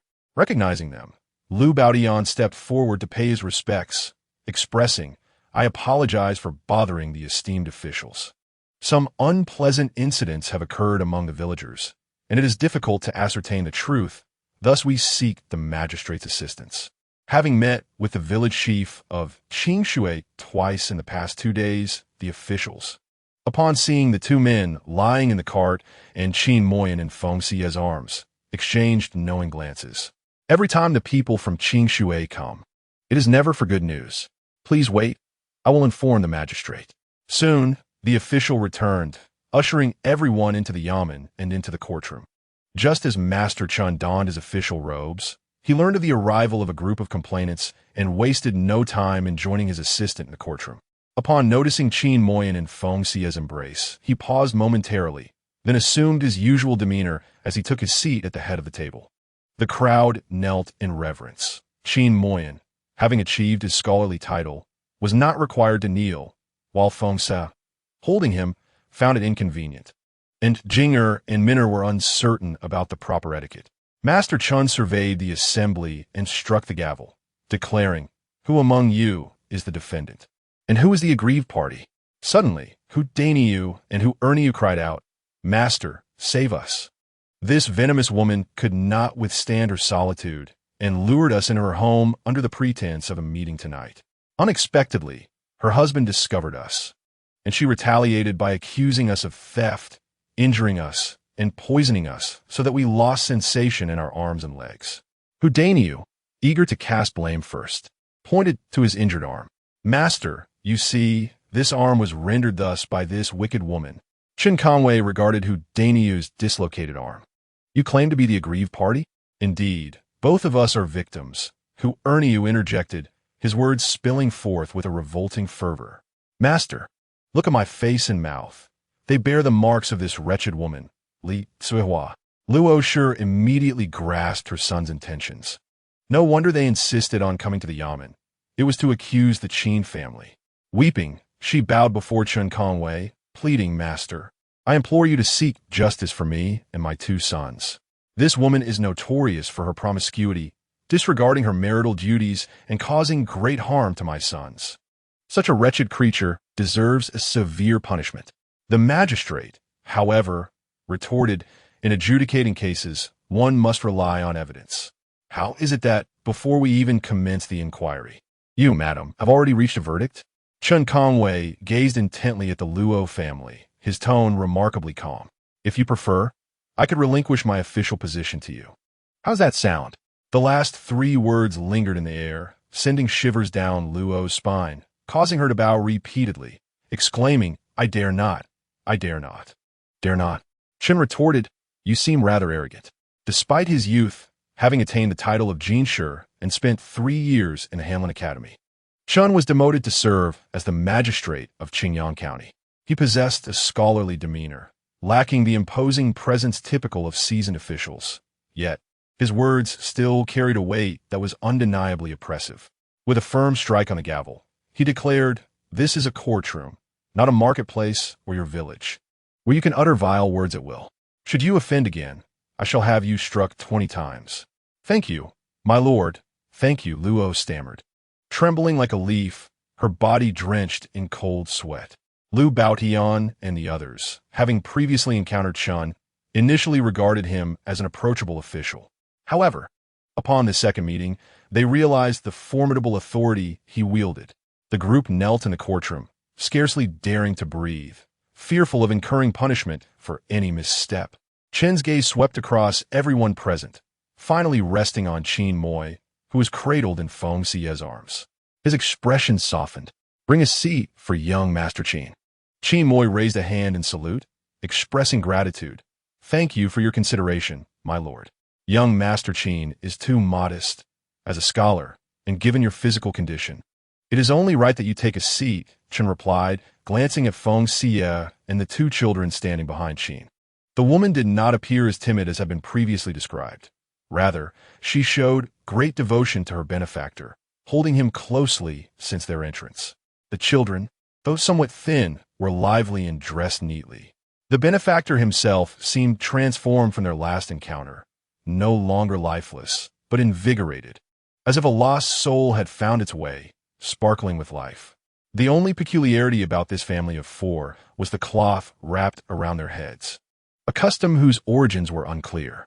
Suppressing his surprise, Chen inquired, Young Master Qin, do you have something to share? In response to your inquiry, my lord, Qin Moi began. The Hu brothers, upon seeing that our household had acquired numerous pieces of furniture yesterday morning, harbored malicious intent and planned to stealthily enter our home to steal. They assumed that, with only women and children remaining, they could easily overpower us. Qin Moi continued recounting the events, explaining how the brothers, attempting to scale the unusually high walls of his courtyard, fell and injured themselves, leading to their capture. We rang the gong to alert village chief Lu Baotian and others. Upon their arrival, the Hu brothers confessed to their actions and insisted on coming to the magistrate's office to admit their guilt. However, to our astonishment, they arrived and accused us first, slandering the reputation of my wife. It is utterly despicable. Oh, Chen Conway asked, who is Lu Baotian? Lu Baotian quickly bowed, my lord. I am Lu Baotian, the village chief of Feng village. What transpired that night? What was the situation when you arrived at the Qin family? Did the Hu brothers truly confess? Lu Baotian's ascension to the position of village chief speaks volumes of his cunning. Upon observing the county magistrate's deference towards Qin Moyan, he discerned that the magistrate held him in high regard. This situation was too precarious to navigate, He could not afford to jeopardize himself for the Hu family. Lu Baodian, unwilling to fabricate lies, recounted the events that transpired after their arrival without omitting a single detail. "My lord, I swear upon my life that not a word I utter is false," he declared earnestly. Chen Kongwei proceeded to question several other villagers. Seeing Lu Baoyan's steadfastness, they too refrained from deceit or favoritism, responding honestly to his inquiries. The Hu brothers, sensing impending doom, were quick to act. Hu Dainiu exclaimed, "My lord, they are all in cahoots. Just yesterday morning, Qin Moyan suggested reducing the rent by 20%. They dare not offend him and will certainly speak in favor of the Qin family. Indeed, my lord, we are the true victims here. Qin Moyan, with his broken legs, is devoid of humanity. This woman, unable to endure solitude since the death of Chong Wei, shamelessly entices us to her home for illicit pleasures." Hu Erniu, grinning maliciously, pointed at Feng Xiyue, accusing her of retaliating by poisoning the two brothers, rendering them incapacitated and coercing them into claiming they were thieves of the Qin residence. With no other options for self-preservation, we had no choice but to acquiesce, and we must come to the magistrate to confess, pleading for your mercy and justice. Chen Kongwei had previously observed Li Suihua in secret, aware of her disdain for marrying Qin Moyan and her fervent desire to escape. He turned to Feng Xiyue, addressing her directly. "Madam Qin, please share your account." "Thank you, my lord," Feng Xiyue replied, gracefully kneeling. "What these two rascals have said is nothing but slander. Just look at them, how they tarnish my vision. Who claims my husband is lacking in humanity due to his injuries? I am living a life of happiness, and our beautiful, clever children serve as the finest testament to that." Jing and Min felt a bit embarrassed. Even in this critical moment, their mother continued to extol their virtues. Qin Moyan coughed softly, bemused by her audacity, noting her lack of shame in such declarations. Chen Kongwei perceived a profound change in the demeanor of the benefactor's wife, who now appeared remarkably different.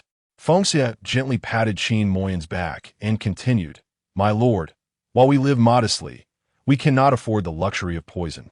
It is far too costly for us. Therefore, I did not administer any drug to them. Should you wish to ascertain the truth, I urge you to have the officers strike their legs." The two rogues were hardly deserving of her precious poison. Their claims were merely deceitful fabrications. Chapter 30. A lesson to deter others. Chen Kongwei was acutely aware of the Qin family's financial state, having offered assistance on multiple occasions, only to be rebuffed by Qin Moyan. Naturally, he trusted Qin Moyan and glanced at the legs of the Hu brothers, promptly commanding, "Bring forth the punishment." Two constables approached with wooden clubs, aiming them at the legs of the Hu brothers. Reacting instinctively, the two brothers bent their legs to evade the blows. Their previously numb limbs suddenly regained sensation, allowing them to roll aside and escape the descending clubs. Realizing they had been deceived, they understood they had not been poisoned. Hu Dainiu, momentarily forgetting the pain in his arms, grasped the gravity of their predicament.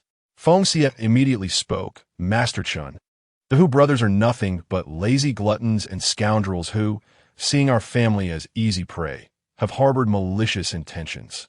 After we apprehended them, they feigned fear and offered apologies, even coming to the magistrate's office to confess.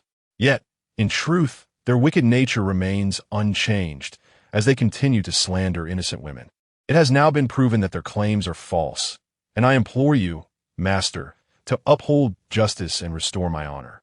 Outraged by their audacity to mock the law, Chen Kongwei slammed his gavel and threw down 2 tokens, commanding, "Seize them and administer 20 heavy strikes.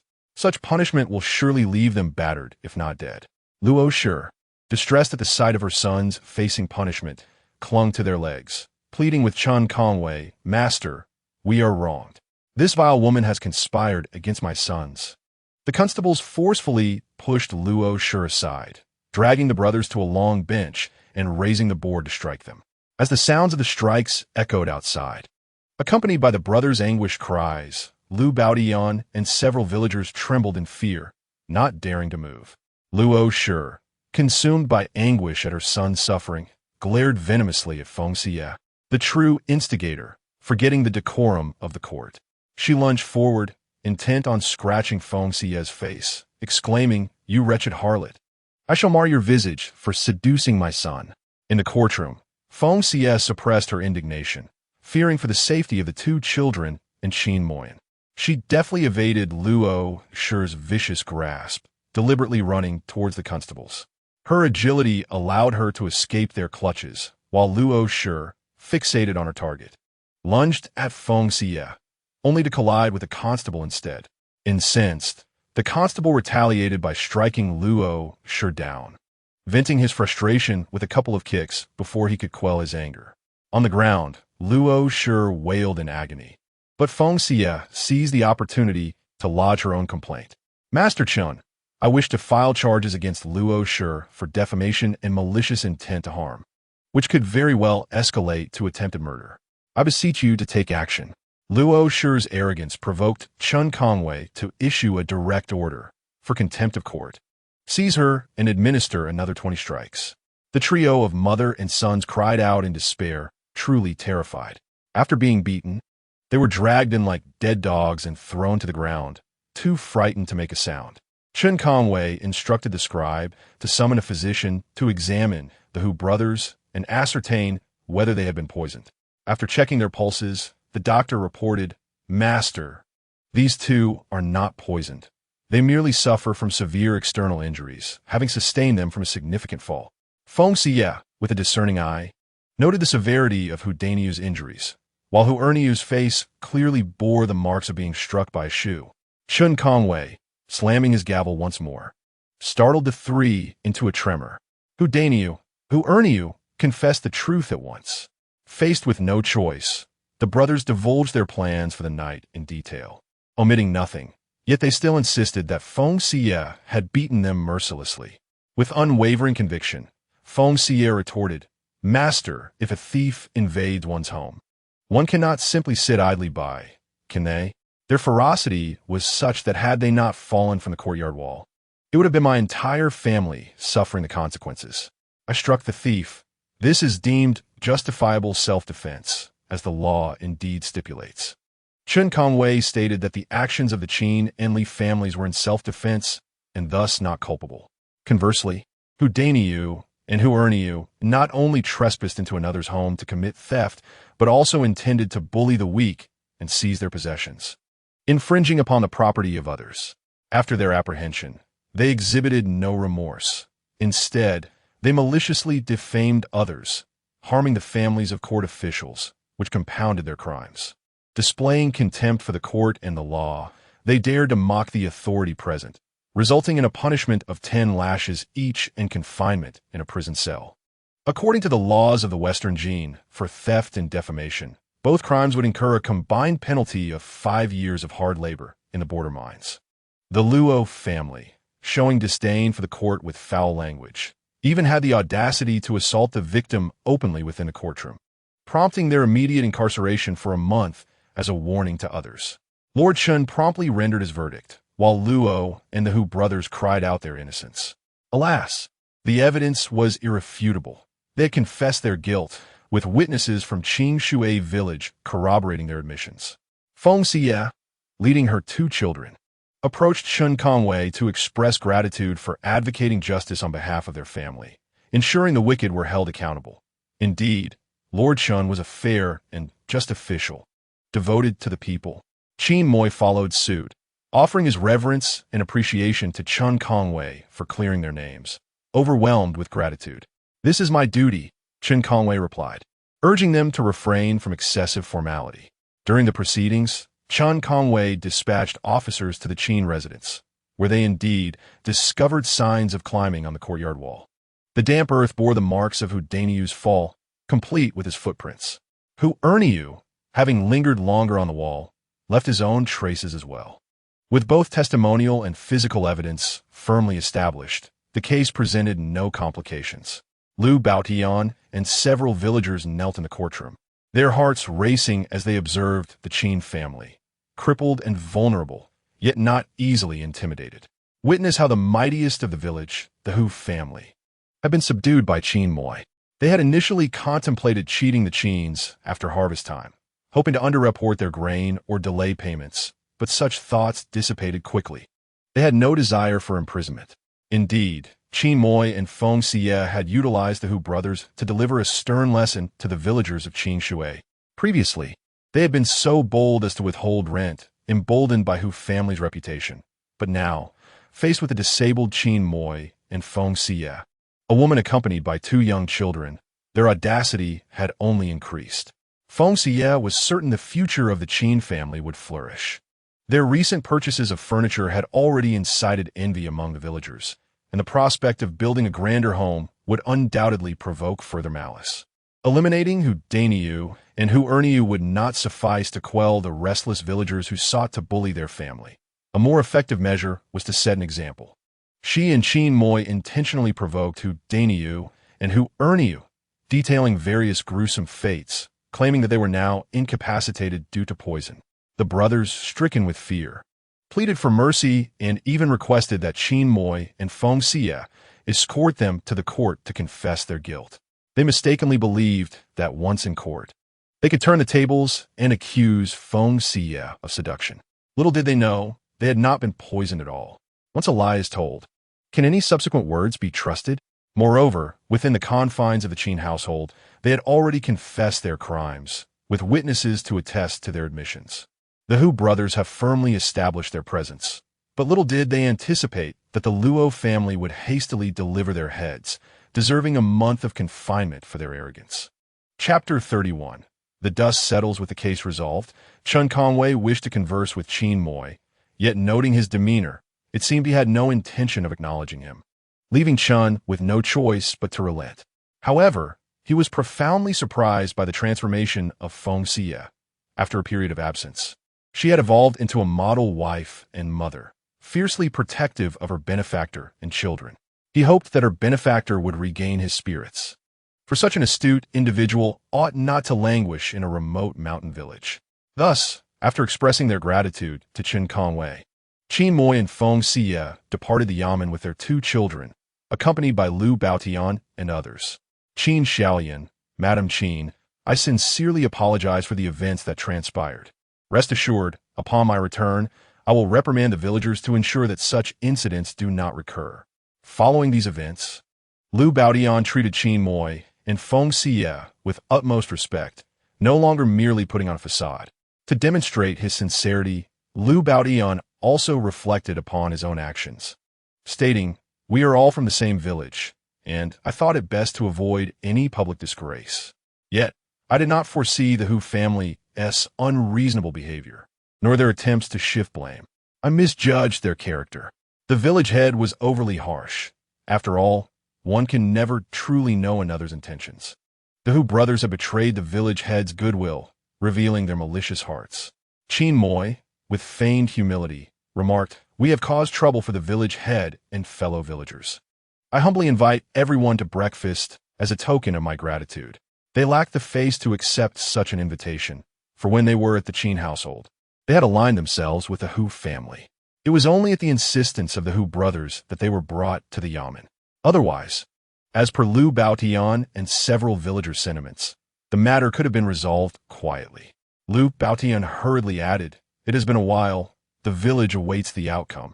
We shall take our leave now. Qin Xiaoyan and Madam Qin, please take your time with the children. Indeed, we shall return now.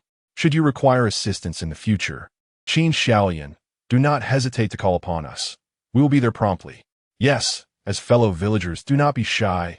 Qin Xiaoyan, having previously underestimated Qin Moi, they only recognized his esteemed status upon arriving at the yamen, where even the county magistrate treated him with courtesy and respect while they were left to bow and scrape.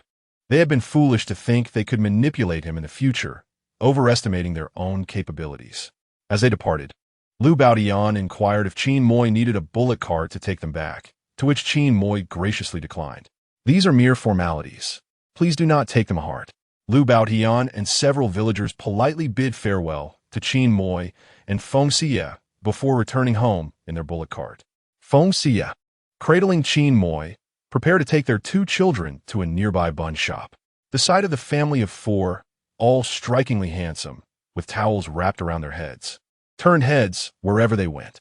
Jing and Min visiting the county for the first time, were captivated by everything around them. The vendors calling out, people haggling over prices. The various shops lining the streets, some even boasting 2 stories, revealed that the county's buildings were far superior to those in Feng Xiyue town, with the entire area composed of tiled houses. Simultaneously, the 2 sensitive children sensed the scrutinizing gazes surrounding them, as if they were out of place, and shyly lowered their heads. Jing Min lift your heads. We have done nothing wrong, so there is no need to feel embarrassed. Feng Xiyue encouraged the 2 youngsters. We, as a family, are strikingly beautiful, and donning headscarves only sets us apart further. They envy us, for even if they admire our appearance, they lack the courage to adorn themselves similarly. They admire our audacity. Upon hearing this, Jing and Min immediately raised their heads and turned to Qin Moyan, their eyes inquiring. Is what mother said true? Aware that Feng Xiyue's self-flattering remarks were meant to uplift the children, and recognizing her good intentions, Qin Moyan nodded, affirming, what your mother says is indeed true. Instantly, the 2 children straightened their spines, lifted their chests, and felt particularly beautiful. With a smile, Feng Xiyue followed behind, saying, Min, let us head to the bun shop ahead. Mother will treat you to meat buns. All right, the siblings chirped in unison, leading the way to ensure no one would bump into their mother, who was carrying their father. The owner of the bun shop, enchanted by the beautiful pair of twins, exclaimed, Oh my, you are truly fortunate to have such a lovely set of dragon and phoenix twins. It is indeed enviable. Feng Xiyue beamed with pride. It was a blessing from several lifetimes to have such treasured children. The shopkeeper nodded, acknowledging that not everyone could be blessed with a pair of dragon and phoenix twins. Observing the cloth wrapped around the children's heads, she curiously inquired, Are you not locals? We are villagers from Feng Xiyue village, Feng Xiyue explained, aware of her curiosity regarding their headscarves. We have lice at home, and we applied medicine to our hair. Wrapping it up prevents the lice from wandering. Ah, I see. But who doesn't have lice at some point? The shopkeeper said nonchalantly, inviting them inside. What would you like to eat? Feng Xiyue seated Qin Moyan and replied, We would like 8 meat buns, 2 sesame cakes, and 4 bowls of porridge. Coming right up. For Yingar on Minar. This was their first time entering a city and dining in a restaurant, and the experience felt refreshingly novel. Feng Xiyue went to a nearby table to fetch 2 plates of pickled vegetables and asked the shopkeeper for a bowl of hot water to sanitize the chopsticks. In the future, I will take you both out more often to see the world, she said. Her children must not have a narrow perspective, appearing as if they had never experienced life beyond their village. Qin Moyan concurred with Feng Xiyue's sentiments, observing the 2 children, clearly country bumpkins in the city, curiously surveying their surroundings. A pang of sadness filled his heart as he realized his inadequacy as a father for not providing them with a better living environment. He silently vowed to improve their circumstances, to return to the capital with his children and reclaim everything that rightfully belonged to him. Jing and Min, deep down, yearned for the world outside. They had only ventured beyond their doorstep and were too timid to even visit the village. Previously, they had gone once, but the village children did not welcome them, hurling stones and calling them outsiders, accusing them of coming to Feng Xiyue village to drain their resources and demand their grains and silver, branding them as villains. Min had nearly suffered a severe injury from their stones, and since that incident, the 2 children had never dared to return. However, now, the 2 children nodded happily, delighted to be out and about. A family of 4 savored delicious buns and congee, their spirits lifting with each bite. Feng Xiyue proposed a visit to the livestock market to procure a horse and a carriage, envisioning a future where outings could be enjoyed together as a family. Just then, a carriage passed by, and Feng Xiyue pointed it out to Qin Moyan and the 2 children, noting that she would modify it so that her husband's wheelchair could easily be accommodated. With the purchase of a carriage, they would no longer be confined to walking. The 3 men were intrigued.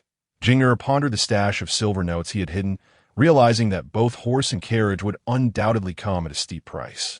A decent horse capable of pulling a carriage would cost at least 50 or 60 taels of silver, while a basic carriage might be around 20 taels. Qin Moyan remarked that those were the prices from 6 years prior, and they had likely increased since then, as the Western Jin state could not sustain its own horses and had to procure them at high prices from the Northern Qi. Despite the exorbitance, Feng Xiyue resolved to investigate, hoping for a bargain. As she prepared to head to the livestock market after paying, a person suddenly burst in, kneeling directly before Qin Moyan. "Young Master Qin, for the sake of Chunlan, I beseech you to spare my mother and 2 younger brothers," who Chunlan implored, dramatically bowing her head 3 times before him, tears streaming down her face. "They acted out of momentary folly. Please grant them a chance for redemption. If you show them mercy, I am willing to offer myself in servitude, to be your concubine and serve you for a lifetime." Her voice, filled with sorrow, quickly drew a crowd, the small bun shop becoming a veritable throng. Having encountered shamelessness before, none had seen such audacity. It was they who had transgressed the law, yet who Chunlan had the gall to plead with Qin Moyan, offering herself as a concubine. Feng Xiyue rolled her eyes in disdain, choosing to remain silent as she sat with the children, observing the spectacle. Moreover, a woman so eager to become a man's concubine was not one whom she could deter. It was a matter for the man to resolve. The crowd buzzed with speculation, many believing that Qin Moyan had wronged the girl, forcing her into such desperate measures to save her family. Though Qin Moyan's attire was modest, he possessed an air of striking elegance, albeit unfamiliar to those present. His icy gaze fixed on Hu Chunlan, he declared, "If the law has been broken, pleading for forgiveness from the victim serves no purpose. A nation has its laws, and a household its rules. Hu Dainyu and Hu Erniyu should have anticipated the consequences when they stealthily infiltrated the Qin residence to commit theft." His voice resonated powerfully as he recounted the events for all to hear. "Your actions imply a doubt in the magistrate's judgment. If you wish to contest it, seek redress at the court instead of wasting time on me. Regardless of who intercedes, my stance remains unchanged. Those who break the law must face the consequences. Otherwise, anyone could commit murder and arson and then kneel to seek forgiveness. What purpose then does the law serve, and how can victims defend their rights?" Upon hearing the commotion, the onlookers quickly deduced that the girl had attempted to pilfer from another's abode and was subsequently apprehended, leading her to beg for forgiveness before the victim. She even offered to become a concubine, despite having 2 thieving brothers. Allowing her entry would be akin to inviting a wolf into the fold. The crowd perceived her intentions clearly, and even the bun shop proprietress could no longer tolerate the scene. "Rise, young lady. You are only making things difficult for the victim. Theft is a grave offense that warrants severe punishment, not mere kowtowing and apologies for absolution. If you are aggrieved, as this gentleman suggested, go to the magistrate and proclaim your innocence there. This kneeling is utterly preposterous." Indeed, it was evident that she sought trouble. Hu Chunlan believed her vague words would allow her to evade consequences, but upon receiving news that her mother and 2 brothers had been imprisoned, she was left in shock. After learning that the Qin family had yet to return to the village, she hastened to seek them out, hoping to persuade Qin Moy to release her family. "Qin Gongzi," she implored, "your family has endured hardship for years, and I have often provided for you. For the sake of our past friendship, I beseech you to intercede with the county magistrate on behalf of my mother and brothers." Her statement inadvertently disclosed to those present that the Qin family was impoverished, with little of value to steal. There must be some misunderstanding, not mere slander. "Provided for us?" Feng Xiyue scoffed. The rare black buns she had brought were likely consumed by Hu Chunlan herself. Jinger and Minner glared at Hu Chunlan, fists clenched in anger. They had no desire for her charity, perceiving her actions as a mere pretext to seduce their father. Feng Xiyue gently squeezed the children's small hands, reassuring them not to be upset. Hu Chunlan's antics were self-inflicted humiliation, and they should trust their father. The children nodded, aware that their father held no affection for Hu Chunlan, much like he had once loathed their mother. Encouraged by Feng Xiyue's faith in him, Qin Moy transformed into an eloquent speaker, retorting, "Miss Hu, you jest. I, as a son of the Jing'an Marquis, receive a monthly grant allowance from the court due to my status as a scholar, along with the support of tenant farmers. You, Miss Hu, work in the kitchen of Liang Yuanwai's household, earning a meager 200 a month. Everyone in Qin Shui village knows your mother collects the wage each month. To claim you have provided for the Qin family is quite audacious. Though you occasionally bring us 2 black buns, I must honestly say that we have grown accustomed to white flour and meat buns. Feng Xiyue silently applauded Qin Moy, smiling at the children as she said, "Do you see? When faced with such a scheming individual, one must confront her boldly, leaving no room for leniency. Otherwise, she will take advantage. For they lack any sense of shame." The children felt their father's words were splendid and true. They had no desire for her black buns, which the wretched Chang Wei had once consumed. Hu Chunlan was taken aback by Qin Moy's disregard for her dignity, as he laid bare the truth. With a sense of grievance, she lamented, "Qin Gongzi, your fortunes have only recently improved. There was a time when you could scarcely afford black buns. You mustn't judge me so harshly over a misunderstanding. You know how I have treated you these past 2 years. How could you cause me such sorrow? I apologize, Miss Hu, but my heart is unclear." Qin Moy spoke with utmost seriousness, declaring that he is a disabled man, unable to walk, yet not blind to the qualities of a lifelong partner. My wife, as everyone can surely see, may not be a national beauty, yet she is an exceedingly rare gem. She is diligent and kind, never shunning my affliction, bearing our children, and toiling for our livelihood. I hold immense gratitude and love for her. Our marriage harmonizes beautifully, with promises exchanged for eternity. Throughout my life, I shall never take a concubine, nor will I cast a glance at another woman. Miss Hu, refrain from making baseless accusations here, mistaking your fantasies for reality. Damaging my reputation is inconsequential, but causing sorrow to my wife is unforgivable. Qin Moy suddenly felt a surge of anger and urged Miss Hu to reflect upon her own appearance in the mirror. What quality could she possibly possess to compare with my wife? She is shorter than my wife, her skin darker, and her figure lacks grace, save for her neck. Miss Hu, though you may have a loud mouth, I advise you to eat your fill, yet speak with caution. The law applies equally to nobles and commoners. Those who transgress must face consequences. Should you feel aggrieved, you are welcome to protest. I shall accompany you to the end. With that, Qin Moy turned away from Hu Chunlan, addressing his wife, "It is getting late. Do we not intend to inspect the horses and carriage? Let us hasten with the children." Qin Moy spoke splendidly. Such a response to an audacious woman is indeed commendable, and she felt inclined to applaud him. "You speak wisely, my husband. Let us depart." Feng Xiyue smiled brightly as she stood, lifting Qin Moy into her arms. "Darling, hold my neck tightly," she said, while their children, Jing'er and Min'er, clasped their mother's waist as they set off. Chapter 33. Truly considering oneself to be a delicacy, young Master Qin speaks wisely. Such individuals deserve no leniency. Otherwise, they will overstep their bounds. How shameless to covet someone else's spouse and use family as an excuse. If one genuinely cared for their family, a discerning individual would not approach the victim. Observing Feng Xiyue rise with Qin Moy, accompanied by their 2 lovely children, was a sight to behold, a truly enchanting family. With such a striking family of 4, it was evident that young Master Qin was blind to consider someone kneeling on the ground as a concubine. It was clear that the woman sought to become his concubine.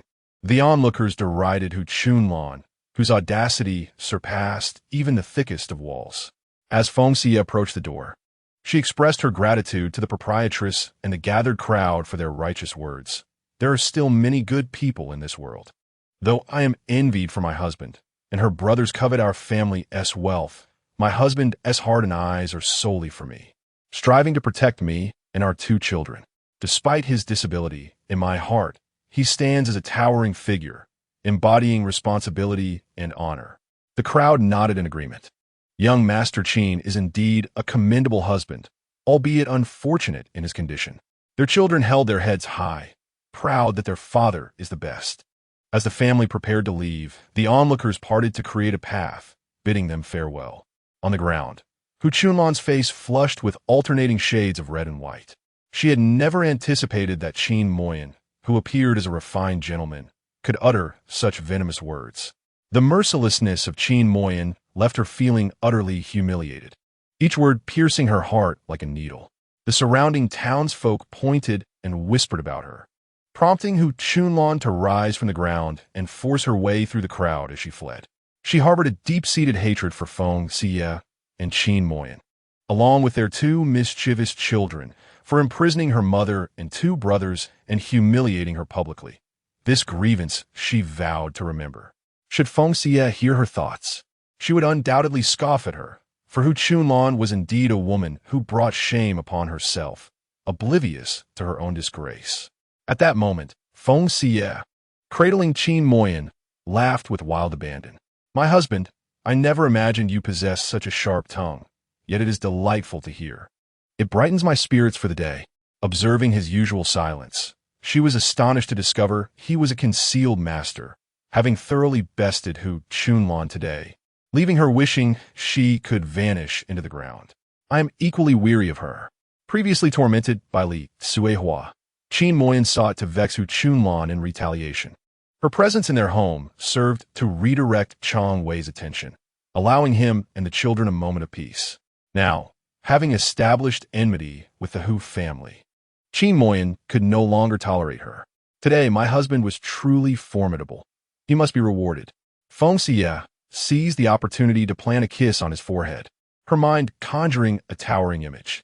In her vision, Qin Moyan stood tall in the court, greatly trusted by the emperor, serving the nation and its people as the prime minister. "Goodness, the man I hold in my arms is indeed the pillar of the state," she thought, tightening her embrace to ensure she did not let such a dignitary fall. What delighted Feng Xiyue even more than his high office was the fact that he stood upright in her vision, indicating his poison could be resolved. It seemed prudent to pay a visit to Hongya Mountain Villa. Given their current circumstances, aligning themselves with the Grand Princess could provide significant support. However, the recent abduction of Minner necessitated resolving the immediate matters before venturing to the villa. Receiving a kiss from Feng Xiyue caused Qin Moyan to flush crimson. "My lady, while at home you may act as you please, in public one must exercise restraint." This woman was exceedingly audacious, daring to kiss him in broad daylight, utterly mortifying. "I shall kiss my own husband. Who dares to object?" Feng Xiyue, in high spirits, strode forth with vigor. "Jinger, Minner, how do you think your father performed today?" "Father was amazing." The two children chimed in unison, their faces alight with admiration. Feng Xiyue continued, "So, does this mean I can reward it with a kiss? Is there any issue with that?" "If it's a reward, there are certainly no objections," the children concurred, affirming her decision. "Listen, even the children agree. Who else could possibly dissent?" Feng Xiyue felt a swell of pride, having long desired to kiss his forehead, and today her wish was finally fulfilled. To commemorate this affectionate gesture, they must procure horses and a carriage. The family of four soon arrived at the livestock market, a place where the scent was far from pleasant, prompting them all to wrinkle their noses in unison. They had arrived early, and while the market was sparse in crowd, their entrance drew the attention of many onlookers. The traders dealing in cattle and horses are predominantly men, and it seems no one delves deeper into the matter. A mere glance suffices. The demand for cattle and sheep is significantly higher, as this is a rural area where draft oxen are most practical. Horses are a luxury typically owned by the affluent, resulting in only one establishment selling horses. Upon seeing Feng Xiyue approaching with Qin Moyan, a man interested in purchasing a horse enthusiastically greeted them, stating, "My horses are sourced from Beiki. They are robust and capable of pulling carts and loads effortlessly. Naturally, there are distinctions in quality among the horses. Should one desire a horse with exceptional stamina and strength, the price will be somewhat elevated." The man described the horses, indicating that those with ample physique and strong legs are top tier, although they cannot be compared to war horses, which are not for sale. The starting price for a superior horse is 100 taels of silver, escalating with quality, with no upper limit. The mid-tier horses are slightly inferior, but still suitable for hauling goods over long distances, priced between 60 to 80 taels of silver, with each horse varying in cost. The lesser quality horses range from 40 to 50 taels. As Jinger and Minner beheld the multitude of horses, their eyes sparkled, yet the prices were daunting. Their family could only afford the most inferior kind. After purchasing a horse, they would have to tighten their belts. Feng Xiyue naturally favored the superior horses, yet her finances did not permit such indulgence. Husband, since we simply require a horse for pulling the cart, let us select one with sound limbs, she suggested. Qin Moyan nodded, intent on choosing the least of the horses, and upon inspecting one, he remarked, "It appears a tad undernourished." Feng Xiyue observed the horse's considerable frame, but noted its lack of flesh and a somewhat sickly demeanor. She whispered to Qin Moyan, "Husband, we are not short on silver. Trust me, let us purchase this one." Qin Moyan remained steadfast, prompting Feng Xiyue to inquire of the trader, "Sir, what is the price of that horse?" The trader assessed the horse, noting its poor appetite and lean physique, along with a stubborn temperament. "If you truly wish to buy, it will be 40 taels of silver, and I shall include a saddle at no extra charge." Given that he was the sole horse seller in Qingyang County, he was unable to lower the price. Feng Xiyue smiled and replied, "Thank you, good sir. We also require a cart. Perhaps you can offer us a discount once we've selected? Since it is the morning of my opening, I can offer you a better deal."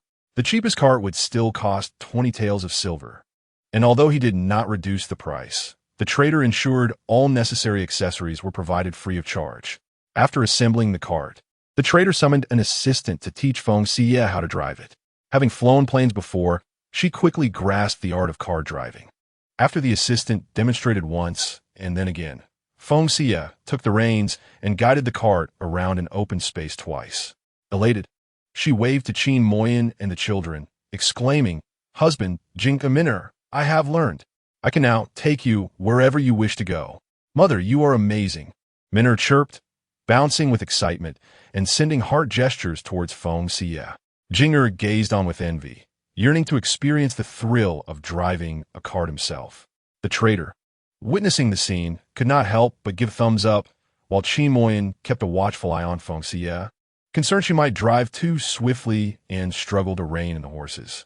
After circling twice, Feng Xiyue brought the carriage over. "Husband, Jinger Minner, let's get on board."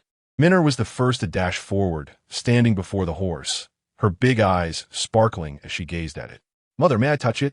"Of course," Feng Xiyue replied, lifting Minner into her arms and guiding her hand to gently stroke the horse's mane. When they reached its ears, the horse let out a loud snort. Startled, Minner pulled her hand back, but Feng Xiyue reassured her, saying the horse was merely greeting her, recognizing Minner as its future little master. "Really?" Minner exclaimed joyfully, extending her hand to pat the horse's head. "Hello, you're so well behaved, I like you." The horse tossed its head, seemingly responding to her words. With wide eyes filled with wonder, Minner embraced the horse's head and burst into giggles. Jinger watched enviously as Minner interacted with the horse. Noticing this, Feng Xiyue picked him up, saying, "Jinger, come touch the horse. It will be part of our family now. Why don't you give a name?" As Jinger stroked the horse's long mane and strong body, he pondered what name would suit it. Minner, too, was racking her brain for a cute name. It was a mare, gentle in nature. Feng Xiyue introduced its qualities, noting its strength and speed. Minner was the first to suggest a name. "How about Red Date? It's red, and that name suits it perfectly." "I prefer Chihua. It sounds more formidable," Jinger declared, believing his choice to be more impressive. Both children eagerly hoped Feng Xiyue would choose their names, leaving her momentarily at a loss. She glanced for help at Qin Moy, who smiled and suggested, "Let us call it Red Rabbit. It's both adorable and majestic." "Great!" The children cheered, hugging the horse's head and calling out, "Red Rabbit, Red Rabbit." With the naming settled, Feng Xiyue placed the two children in the carriage, and they eagerly explored their surroundings, delighted to realize this was their family's carriage. Subsequently, Feng Xiyue lifted Qin Moy, proudly declaring, "Now we are a family with a carriage." Qin Moy expressed heartfelt gratitude, acknowledging, "All of this is thanks to your hard work. Xiyue, I appreciate everything you have done for our family. I must provide for you and the children. I will strive to do my best," Feng Xiyue replied. "This is only temporary. Once you recover, this household will be yours to manage," she added. "All right, I will take care of you all. I will work hard to ensure you live well." At that moment, Qin Moy felt a surge of confidence, fully aware that all of this was made possible by Feng Xiyue's unwavering support, a kindness he would forever cherish. Feng Xiyue settled Qin Moy into the carriage, ensuring the three of them were comfortably seated. "Hold on tight. We are heading home now." As she began to drive, she exercised great caution, maintaining a slow pace. Concerned about the carriage's poor suspension and the potential jostling of Qin Moy and the children. While navigating the road, Feng Xiyue reflected on the scenes she had previously witnessed. She had seen Qin Moy ascend to the position of prime minister, but had not noticed who stood by his side. Jinger and Minner could envision a future filled with loved ones. So why was it that Qin Moy appeared to lack a partner? Where could she be? Feng Xiyue found herself perplexed, pondering whether their rapid affection had obscured her vision of the future. Next time, linger a little longer, and ensure that you comprehend the situation thoroughly. To exit the city from the cattle and horse market, one must pass by the Huachuntang. From a distance, Feng Xiyue heard a heart-wrenching wail, and upon approaching, she discovered a crowd gathered at the entrance of the medical hall. Inside, a woman and a man were crying out loudly, pleading for the doctor to save a life. The man repeatedly bowed to the doctor, imploring Dr. Dong, "I beseech you to save my wife. She carries 2 children within her, 1 corpse, 3 lives." The woman joined in, bowing her head, "Oh, great doctor, please save my daughter-in-law. There are 2 children at home who cannot be without their mother. My poor Blossom, what shall we do? Heaven, open your eyes and look upon us. How are we to survive?" Lying on the door panel was the expectant mother, her face pale, clutching her abdomen and moaning in agony. The mattress beneath her was soaked with blood and amniotic fluid, an alarming sight. Dr. Dong had already examined the pregnant woman and, regrettably, declared it is too late. "I am powerless to assist." He was not a specialized obstetrician, and delivering babies was beyond his expertise. He gently advised it would be prudent to summon a skilled midwife. There may still be hope. The situation was dire. A moment's carelessness could result in a tragic loss of 3 lives. Several midwives, upon assessing the condition, shook their heads. Otherwise, they would not have brought her to the medical hall. Now, with the doctor advising them to seek a midwife, their hopes were dwindling. The woman wept over the pregnant mother, exclaiming, "My poor child, my dear grandchild, what shall we do? What can we do?" Feng Xiyue steered the carriage aside and said to Mo Yin, "Take the 2 children. I will investigate ahead." The lamentations ahead were harrowing, and Feng Xiyue, possessing medical knowledge, felt compelled to assist. The loss of 3 lives was too tragic. Human life is paramount. Xiao Mo Yin replied, "Do not worry. Go ahead." Feng Xiyue pushed through the crowd and, upon assessing the pregnant woman's condition, determined that while it was critical, there was still a glimmer of hope. "Dr. Dong, may I borrow your examination room?" Dr. Dong, recognizing Feng Xiyue as the woman who had come to purchase medicinal herbs the previous day, was astonished by her medical acumen. Saving a life is paramount. He promptly ordered, "Quickly, clear out an examination room." "Thank you." Feng Xiyue instructed the husband of the pregnant woman to carry her inside swiftly. She then pushed through the crowd and climbed back into the carriage, retrieving her medical kit from her spatial storage. Turning to Qin Mo Yin and the 2 children, she stated, "The situation is urgent. I must attend to the patient first, and we shall discuss everything later." Before Qin Mo Yin could respond, he watched as she hurried into the medical hall with her kit. He turned to comfort his concerned children, assuring them, "Your mother will surely save her." In their eyes, their mother was capable of anything, the most formidable of all. Jing Er leaned out of the carriage window, straining to see into the medical hall, where only the anguished cries of the woman echoed back to them. Chapter 35. Unveiling medical skills. Feng Xiyue dismissed everyone, allowing only the pregnant woman's mother-in-law to remain inside as she closed the examination room door. She donned gloves and a mask from her medical kit, stating, "You are carrying twins. The fetuses are somewhat large, and coupled with the improper position, this has led to the difficulty in delivery. Rest assured, having encountered me is a stroke of fortune for you and your 2 children. Hold on, think of the 2 little ones at home, and the 2 yet to be born. You must remain strong." The laboring woman, racked with pain as if drenched in water, nonetheless nodded resolutely. Feng Xiyue summoned the midwife to assist, instructing the woman to lie on her side as she administered an epidural anesthetic. Subsequently, she had the midwife remove the woman's clothing, first disinfecting her abdomen before preparing for the procedure. The midwife, eager to assist further, was halted by Feng Xiyue's command. "Turn around and leave this to me. Tell your son to quickly fetch 2 swaddling blankets. We will soon need them. Swaddle the children." The midwife's eyes brimmed with tears of joy, and she hurriedly opened the door for her son to go buy the blankets. "Your daughter-in-law and the children will be saved." Outside, Wang De, anxious and silently weeping, could no longer contain himself and burst into tears upon hearing his mother's words, rushing out. The onlookers at the doorway were momentarily taken aback by his despair. Presuming the worst, childbirth is inherently perilous, often straddling the threshold of death. For a family like his, it seemed the Grim Reaper had already marked them in his ledger.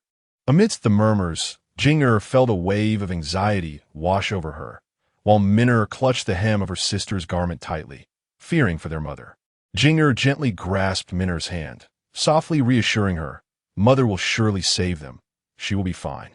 Their mother had acquired skills in cooking, crafting wheelchairs, and even concocting poisons to eliminate lice, not to mention administering acupuncture and massages to their father. Jing'er had overheard a conversation between their parents that day.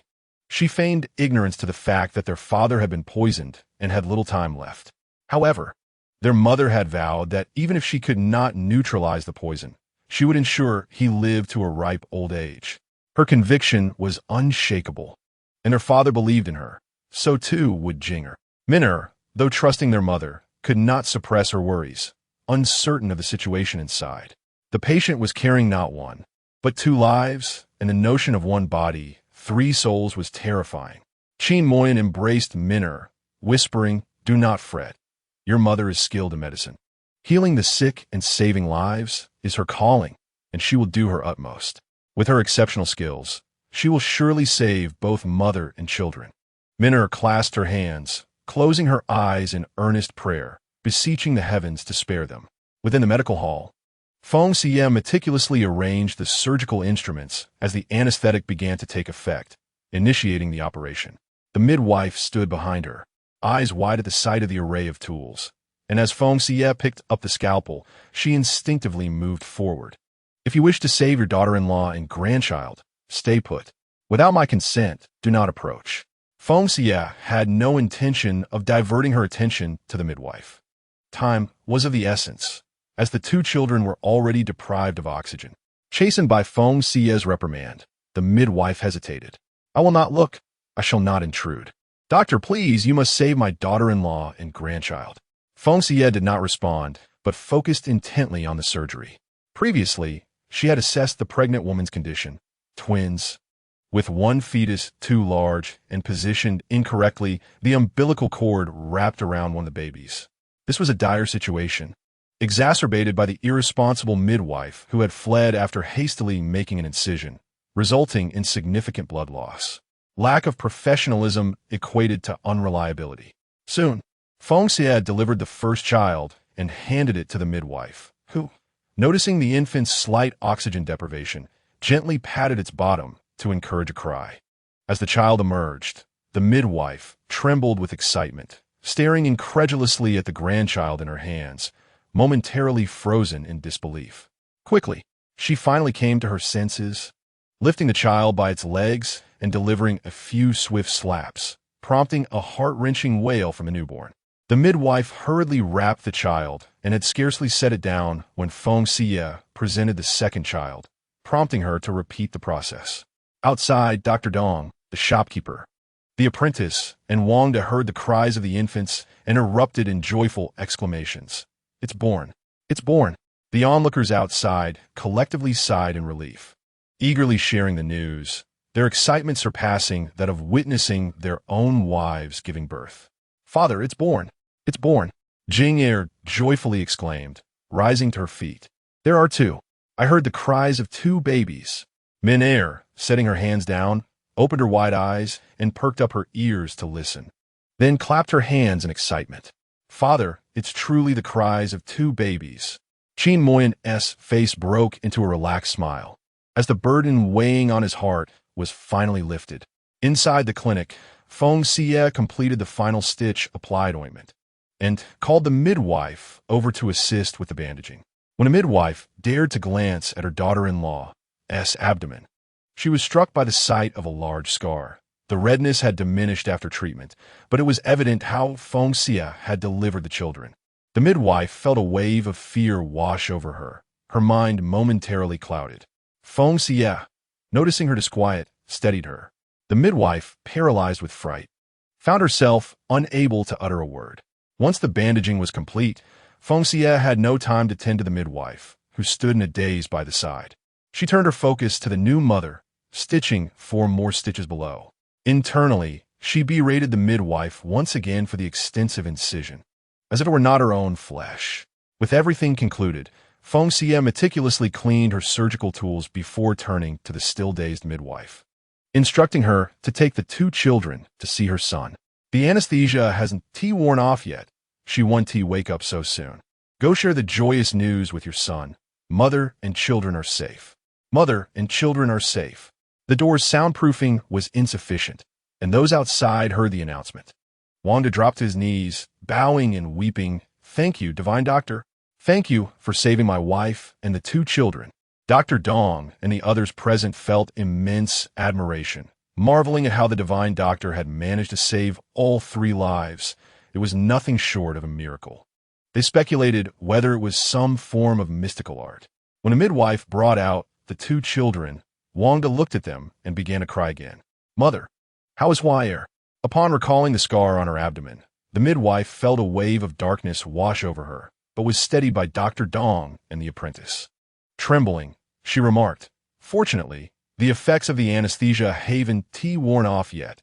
She won't wake up so quickly. You can see her once she regains consciousness. The midwife dared not enter. The blood-stained gauze on the ground filled her with dread. It was no wonder the female doctor had forbidden her from looking. For mere glance might have frightened her to death. Meanwhile, Dr. Dong and the others realized that the use of anesthesia indicated it was not sorcery, but medical skill. They were filled with profound respect for Feng Xiyue, truly a divine doctor. Chapter 36. The Phoenix Healer Li Xiaohua. Awaken. Please awaken. Li Xiaohua's eyelids fluttered, yet she found it impossible to open them. She felt utterly exhausted, longing to succumb to slumber. However, the melodious voice beside her incessantly prattled on, with words that struck a chord of terror. Li Xiaohua, if you do not awaken, your man will marry another woman, and then she will share your bed. Spend your silver and bear your children. With a stepmother comes a stepfather, and soon, your man may even turn against your offspring. Veng da visto protest, to declare that he had no such intentions, but a piercing glance from Feng Xiyue silenced him, compelling him to remain obediently at the side. Li Xiaohua could no longer suppress her drowsiness. She summoned her willpower to pry her eyes open, searching the room for Wangda. If he dared to marry another, to torment her children, she would confront him fiercely. Flower, you are awake. Wangda rushed forward, collapsing beside her bed, weeping uncontrollably. Flower, you're awake. You frightened me to death. Feng Xiyue stepped aside, witnessing how a man's tears could rival those of a woman.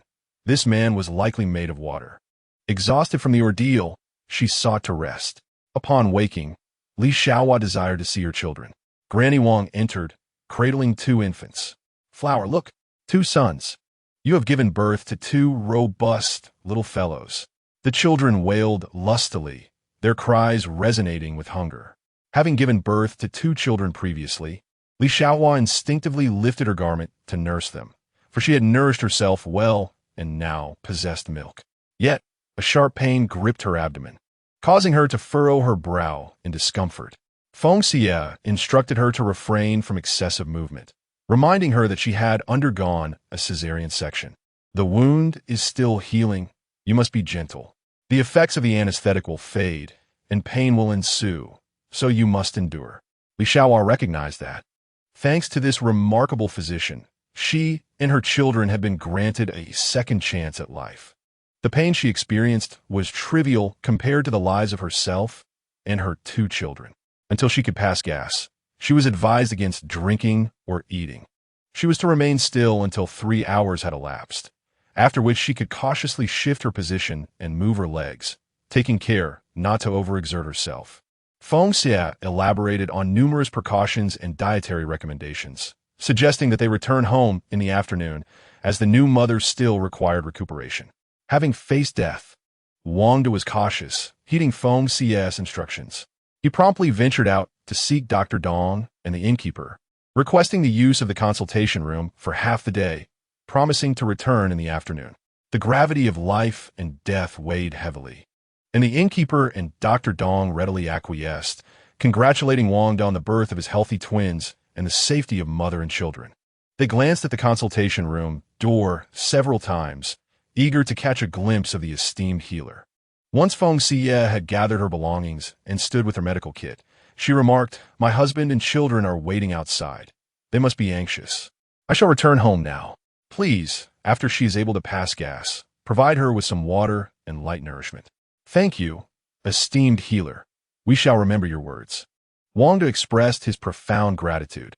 "We will wait for your return in the afternoon before heading back." With the healer present, they felt reassured. Feng Xiyue visited the two children once more. After ensuring their well-being, she stepped outside with her medical kit in hand. As she emerged, Dr. Dong and the shopkeeper approached her with utmost respect, greeting her as the divine physician. "Dr. Dong, esteemed shopkeeper, please refrain from such exalted titles. Each practitioner has their own area of expertise, and I do not presume to claim the title of divine physician. I am Feng Xiyue by name, the wife of Qin Moyan, residing in Feng Xiyue village." Feng Xiyue, in a rare display of humility, introduced herself, allowing those present to recognize her identity, should they seek her medical assistance in the future. She returned their greeting, noting that they would likely occupy themselves here for several more hours. "I shall escort my family home first and return in the afternoon." Although Dr. Dong was curious and eager to learn about her medical techniques, he understood that these methods were often closely guarded secrets and refrained from inquiring further. He could only clasp his hands together and bid her farewell. "Dr. Feng, take care." The onlookers at the entrance recognized Feng Xiyue as she emerged, with some exclaiming, "Isn't that Mrs. Qin? So she's a physician too." Their eyes filled with admiration and respect as they regarded her. Feng Xiyue waved to the crowd, making her way through them to the carriage where Qin Moyan held the door open. The two children eagerly tumbled out, their eyes sparkling with admiration as they gazed upon her. Feng Xiyue elegantly swept a strand of hair from her forehead, lifting her chin proudly. "Indeed, I too find myself quite remarkable. Mother, you saved all three of them. You are truly amazing." Minna exclaimed, leaping into Feng Xiyue's embrace, her eyes twinkling with delight. She planted a kiss on her mother's cheek, declaring, "Mother is splendid. Here's a kiss as a reward." "Thank you, Minna. This is my return gesture," Feng Xiyue replied, reciprocating with a kiss, and the two shared a joyful embrace. Jing'er stood at the front of the carriage, enviously watching Minna interact so closely with their mother, feeling that she seemed to favor Minna a bit more. He hesitated, halting his advance, choosing instead to observe the tender exchange between Feng Xiyue and Minna. Feng Xiyue noticed Jing'er's retreating steps, understanding his reserved nature, which mirrored that of his somewhat taciturn father. She stepped forward, lifting Jing'er into her arms and planting a kiss on his cheek. "Well, saving a life is indeed a meritorious act, worthy of modesty. Saving lives is no wrongdoing, mother." "You need not be modest," Jing'er replied, wrapping his arms around her neck and kissing her cheek. "Mother, I am very proud." "I am too," Feng Xiyue responded warmly. Qin Moyan, seated within the carriage, observed the beaming faces of the children and the spirited Feng Xiyue, a smile gracing his lips. Feng Xiyue tossed him a flirtatious glance, causing his heart to race and his cheeks to flush. This woman never ceased to tease him. On their way back, Feng Xiyue turned to Qin Moyan and asked, "Husband, I wish to revert my name on the household registration. May I?" She found the name Li Suihua far too rustic. "You may change it, but the records will still note your former name, Li Suihua," Qin Moyan replied, agreeing that Feng Xiyue was a name more befitting her. "Since we are passing by the county office, shall we have it changed now?" "To the county office it is," Feng Xiyue responded eagerly, her desire to discard the name Li Suihua palpable. Upon visiting the government office to change her name, Feng Xiyue realized the lamentable status of women in society, where such a modification required the consent of her husband, and upon his demise, the approval of her son. With her name now changed, she felt an overwhelming joy. Henceforth, she would be known as Feng Xiyue, relinquishing the name Li Suihua. To celebrate this newfound identity, she prepared braised pork for lunch. Delightful, more delicious food. The two children cheered, eagerly anticipating each meal prepared by their mother, whose culinary skills were unmatched. As Feng Xiyue drove the carriage out of the city, she angrily plucked a leaf from a nearby tree, astonished that the seemingly inept Li Cuihua had possessed medical knowledge and had saved 3 lives. The Qin family's fortunes had steadily improved. They had acquired a carriage, a lifestyle that she had long envisioned for herself. Hu Chunlan, unwilling to accept this change, was determined to eliminate her. Upon returning home, Feng Xiyue deliberately took a slow route through the village, wanting to inform the villagers of the Qin family's acquisition of a carriage. Their lives were flourishing, inciting envy and resentment among others. Come forth, if you seek to conspire. The county jail has ample space. With the Hu family's misfortunes as a cautionary tale, the villagers dared not voice any ill intentions, muttering only mild remarks in hushed tones, fearful that the words would reach Qin Moyen's ears, leading to accusations of disrespect. Satisfied with this outcome, Feng Xiyue flicked the reins and hummed a cheerful tune, quickening her pace. The children who had once bullied and ostracized Jing'er and Min'er now gazed upon them with envy, marveling at their newfound wealth. As they had acquired a carriage, having grown up with scarce opportunities to ride in a bullock cart, Jing'er and Min'er proudly raised their chins, thinking it too late for the others to seek their companionship now. Qin Moyen, observing the striking resemblance between the two children and Feng Xiyue, affectionately ruffled their hair, reveling in this sense of pride and satisfaction. Upon reaching home, Feng Xiyue embraced Qin Moyen as the children leapt from the carriage.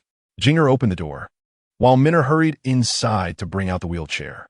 As they crossed the threshold, Jing'er had already laid down 2 planks at the entrance, and together the siblings pushed the wheelchair before Feng Xiyue and Qin Moyen. "Father, please sit," they urged. "Thank you, Jing'er. Thank you, Min'er." Their thoughtfulness and filial piety touched Qin Moyen's heart.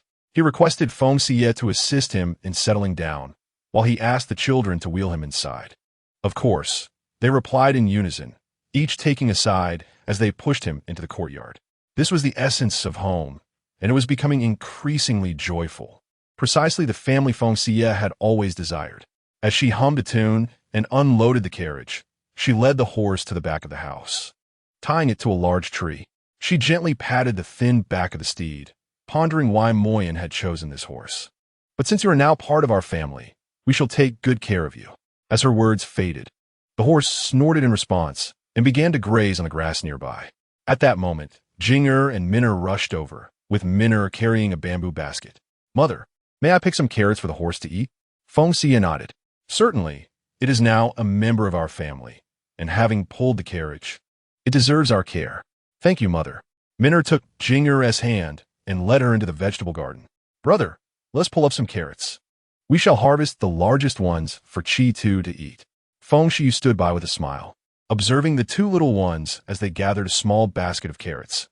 Eagerly feeding them to Chi-Tu's day, Min'er gently stroked Chi-Tu's head, saying, "You are too thin. Dear rabbit, you must eat more to grow strong and become a grand steed." Jing'er fed a carrot and circled around Chi-Tu, examining it meticulously, expressing concern. "Chi-Tu, you must eat well and not be picky. You are too thin. Look at the spots where the harness rests. They have turned red." Chi-Tu had a poor appetite, and Feng Xiyue, unfamiliar with caring for horses, was at a loss and decided to seek advice from Qin Moyen. Hearing the sound of the wheelchair, she realized he had arrived. Feng Xiyue approached him, guiding him toward their location.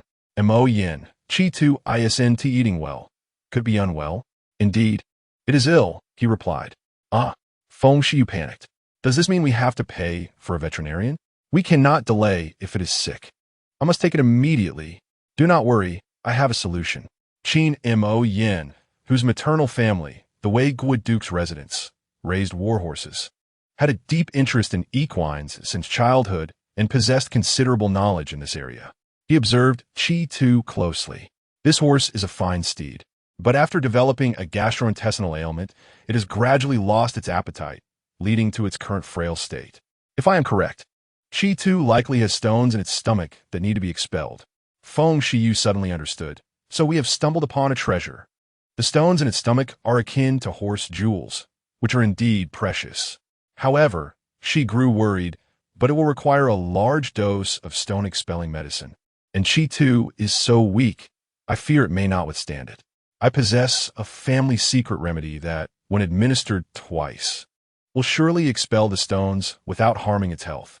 Qin Mo Yin recited the recipe and requested that Feng Xiyue procure the ingredients from the apothecary.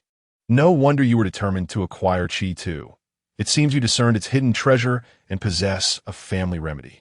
Feng Xiyue praised, her admiration for her husband growing.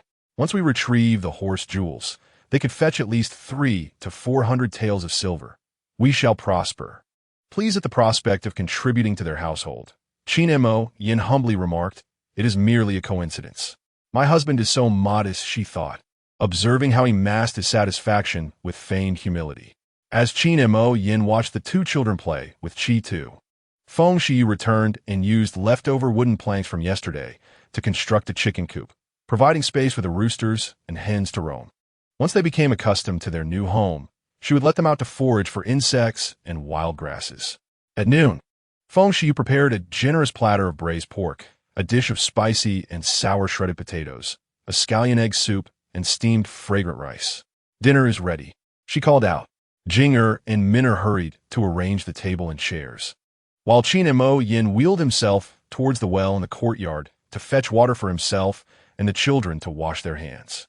As a meal was served, the family of four gathered around the table, their eyes drawn to the glistening, rich, and tender braised pork, instantly igniting their appetites. Jing believed that, even without the meat, he could consume 2 bowls of rice soaked in the savory sauce. Min'er smiled blissfully, her eyes sparkling as she eagerly awaited the meal. Qin Moi had not tasted braised pork in 6 years and had long forgotten its flavor. However, nothing in the finest restaurants of the capital could rival the dish before them. Feng Xiyue picked up her chopsticks and urged everyone to begin.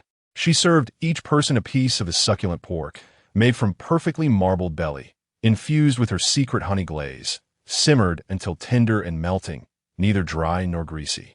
Indeed, it was delightful, melting in the mouth.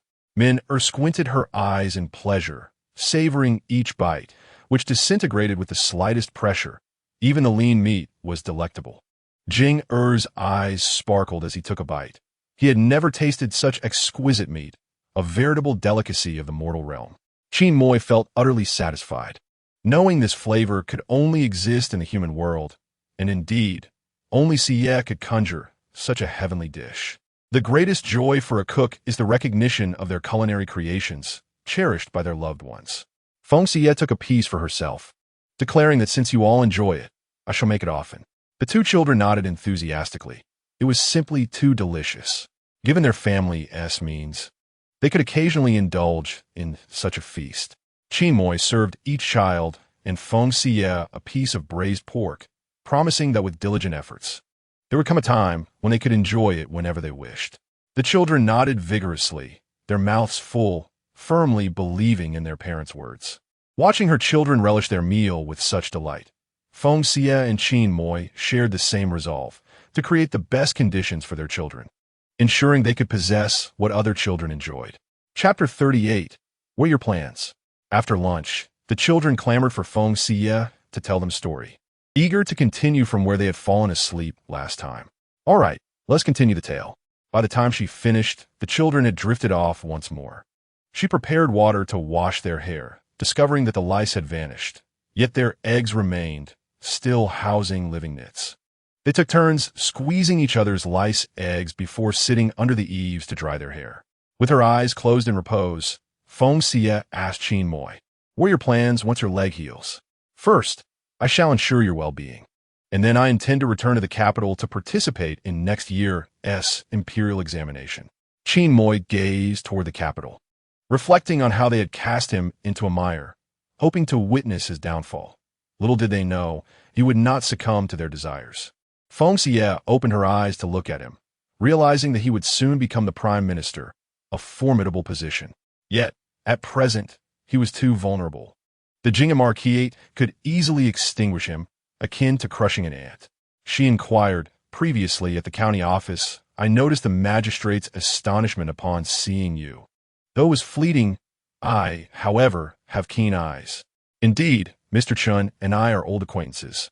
Qin Moi's thoughts drifted back 6 years to a time when he was a discarded child left in the northern courtyard, secretly registering for the provincial examination.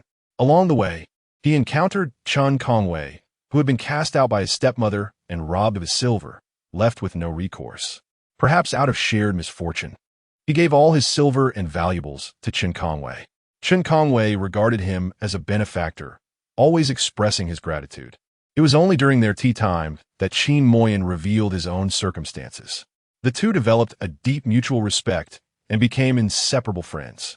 Later, they participated together in the provincial examination, both achieving success, with Qin Moyan emerging as the top scholar.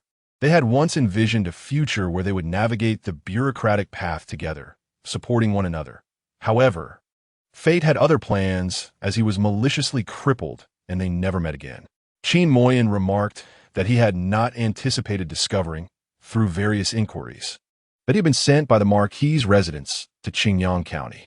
While he initially led a carefree life at the Hamlin Academy, he voluntarily requested to be assigned to a local government position as a county magistrate. Indeed, he proved to be an exemplary official, managing Qingyang County with remarkable efficiency within just 6 months. He was a person of genuine talent and practicality. Although Feng Xiyue was unaware of many aspects, she could perceive that Qin Kongwei was a person who valued gratitude and loyalty. Such a character could not possibly be malevolent. This suggested that they had indeed crossed paths before. It was no wonder that Shan had occasionally glanced at her with astonishment and disbelief. Regardless, she resolved to leave the past behind. Li Tsuehua was a thing of the past, and she was now Feng Xiyue. Feng Xiyue stated, "I believe we must not only strengthen ourselves, but also seek a more formidable ally than the Jing'an Marquis's residence. This way, when we return, they will think twice before acting recklessly." Qin Moyan touched the wooden token in his arms and replied, "Let us wait a while. I have my own plans." Understanding his intentions, Feng Xiyue refrained from further discussion. As the hour approached, she needed to head to the Huichun Hall. She led her steed, Red Hair saddled it, and informed Qin Moyan, who remained in the courtyard, "I may return late. I'll try to come back early enough to prepare dinner. There's no need to rush. A simple meal will suffice." "Understood, I'm off now." Qin Moyan watched Feng Xiyue mount with graceful ease, movements fluid as water, and felt a pang of envy. It had been 13 years since he last rode. In his youth, he had accompanied his mother to his maternal grandparents' home, where his grandfather and uncles taught him horse riding, archery, and martial arts. Those days were filled with joy, but everything changed when the Duke of Wei was implicated and exiled, and his mother was forced to her demise, leading to his imprisonment in the northern courtyard. Lingnan was hot and humid, teeming with lush vegetation, home to various snakes, insects, and poisonous creatures, where even a swarm of ants could claim a life. 13 years had passed. How many 13-year spans could one experience in a lifetime? Feng Xiyue knew little of Qin Moyan's background, only that he was a discarded, illegitimate son of the Jing'an Marquis's residence, completely oblivious to the rest. At this moment, she rode Red Hair into the county town, realizing that Red Hair possessed an exceptional memory, guiding her directly to the entrance of the Huichun Hall. "The divine Dr. Feng has arrived." The young apprentice exclaimed in delight upon seeing Feng Xiyue. Doctors Dong and the shopkeeper emerged to greet her.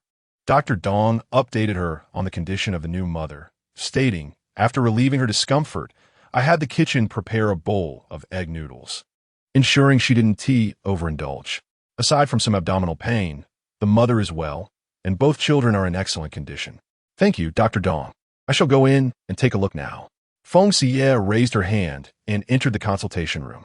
Granny Wang and Wang De held Feng Xiyue in high esteem, quickly stepping aside to allow her to assess Li Xiaohua's condition. Feng Xiyue conducted a brief inspection and found everything satisfactory, preparing to return alongside them. "Thank you, Divine Dr. Feng," she expressed. Wang De had previously arranged with his relatives to come in the afternoon to carry his wife and children home. After the child was born in the medical hall, Wang De presented several red envelopes to Dr. Dong and his colleagues. Upon receiving them, they gifted the envelopes to the newborn as a token of our congratulations. Feng Xiyue chanced upon this scene and mused that the rejuvenation hall was indeed commendable, embodying the spirit of medical practitioners. However, giving birth in someone else's premises was often regarded as inauspicious. Wang De procured 2 strings of firecrackers, which were set off once Li Xiaohua and her 2 children were carried out and had ventured far. The firecrackers served to dispel impurities and chase away gloom, a customary practice. Before departing, Feng Xiyue purchased the medicinal ingredients mentioned in Qin Moyan's prescription from the shopkeeper and inquired, "Do you accept horse treasure here?" The shopkeeper was taken aback. "You possess horse treasure, divine Dr. Feng?" "Indeed, there is one," she replied.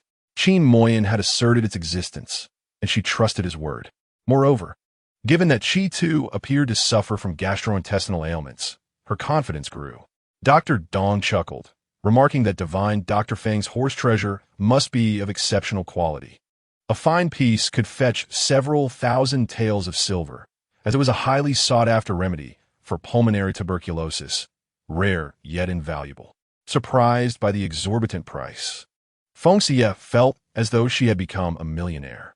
Maintaining a calm demeanor, she assessed its quality, stating, "If the shopkeeper is willing to accept it, I shall bring it for your inspection tomorrow." The shopkeeper smiled. "Divine Dr. Feng, Dr. Dong here is our proprietor. You might as well inquire directly with him." "Oh." Feng Xiyue scrutinized Dr. Dong, who was in his early 30s and sported a distinguished beard. "I am humbled. I did not realize that Dr. Dong was already the proprietor at such a young age, possessing such remarkable medical skills. My admiration is profound." "Ha ha, you flatter me. Divine Dr. Feng. Compared to you, I am but a fraction," Dr. Dong humbly responded, acknowledging that he had much to learn. The pursuit of medical knowledge is boundless. And as the saying goes, there is always a teacher among 3 people. He smiled, adding, "If divine Dr. Feng trusts me, you may bring the horse treasure tomorrow, and we shall verify its quality before proceeding with payment, ensuring fairness for all." A medical hall capable of spending several thousand taels on horse treasure should not be underestimated. Dr. Dong was indeed intriguing. After finalizing arrangements with Dr. Dong, Feng Xiyue took her leave with the medicinal materials and departed with the Wang family.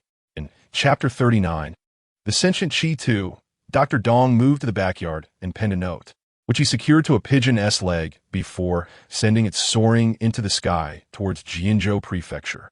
He watched the bird disappear, murmuring to himself, "There is hope for the young master's ailment." Upon entering his bedroom, a dark eagle appeared before him, saluting. "Dr. Dong, what are your instructions?" It inquired. "Investigate this Feng Xiyue thoroughly, leaving no stone unturned." He recalled the shocking incident where a female doctor performed a cesarean to save both mother and children, a feat that astonished him. Dr. Dong contemplated the resurrection sorcerers. If she truly belonged to such a lineage, he would feel relieved, for the young master's condition could undoubtedly be treated. As long as the young master's ailment could be cured, he would not concern himself with her ancestry.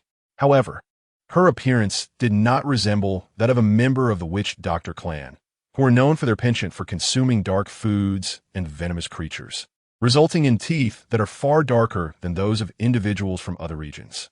After thoroughly investigating Feng Xiyue's background, one could rest assured.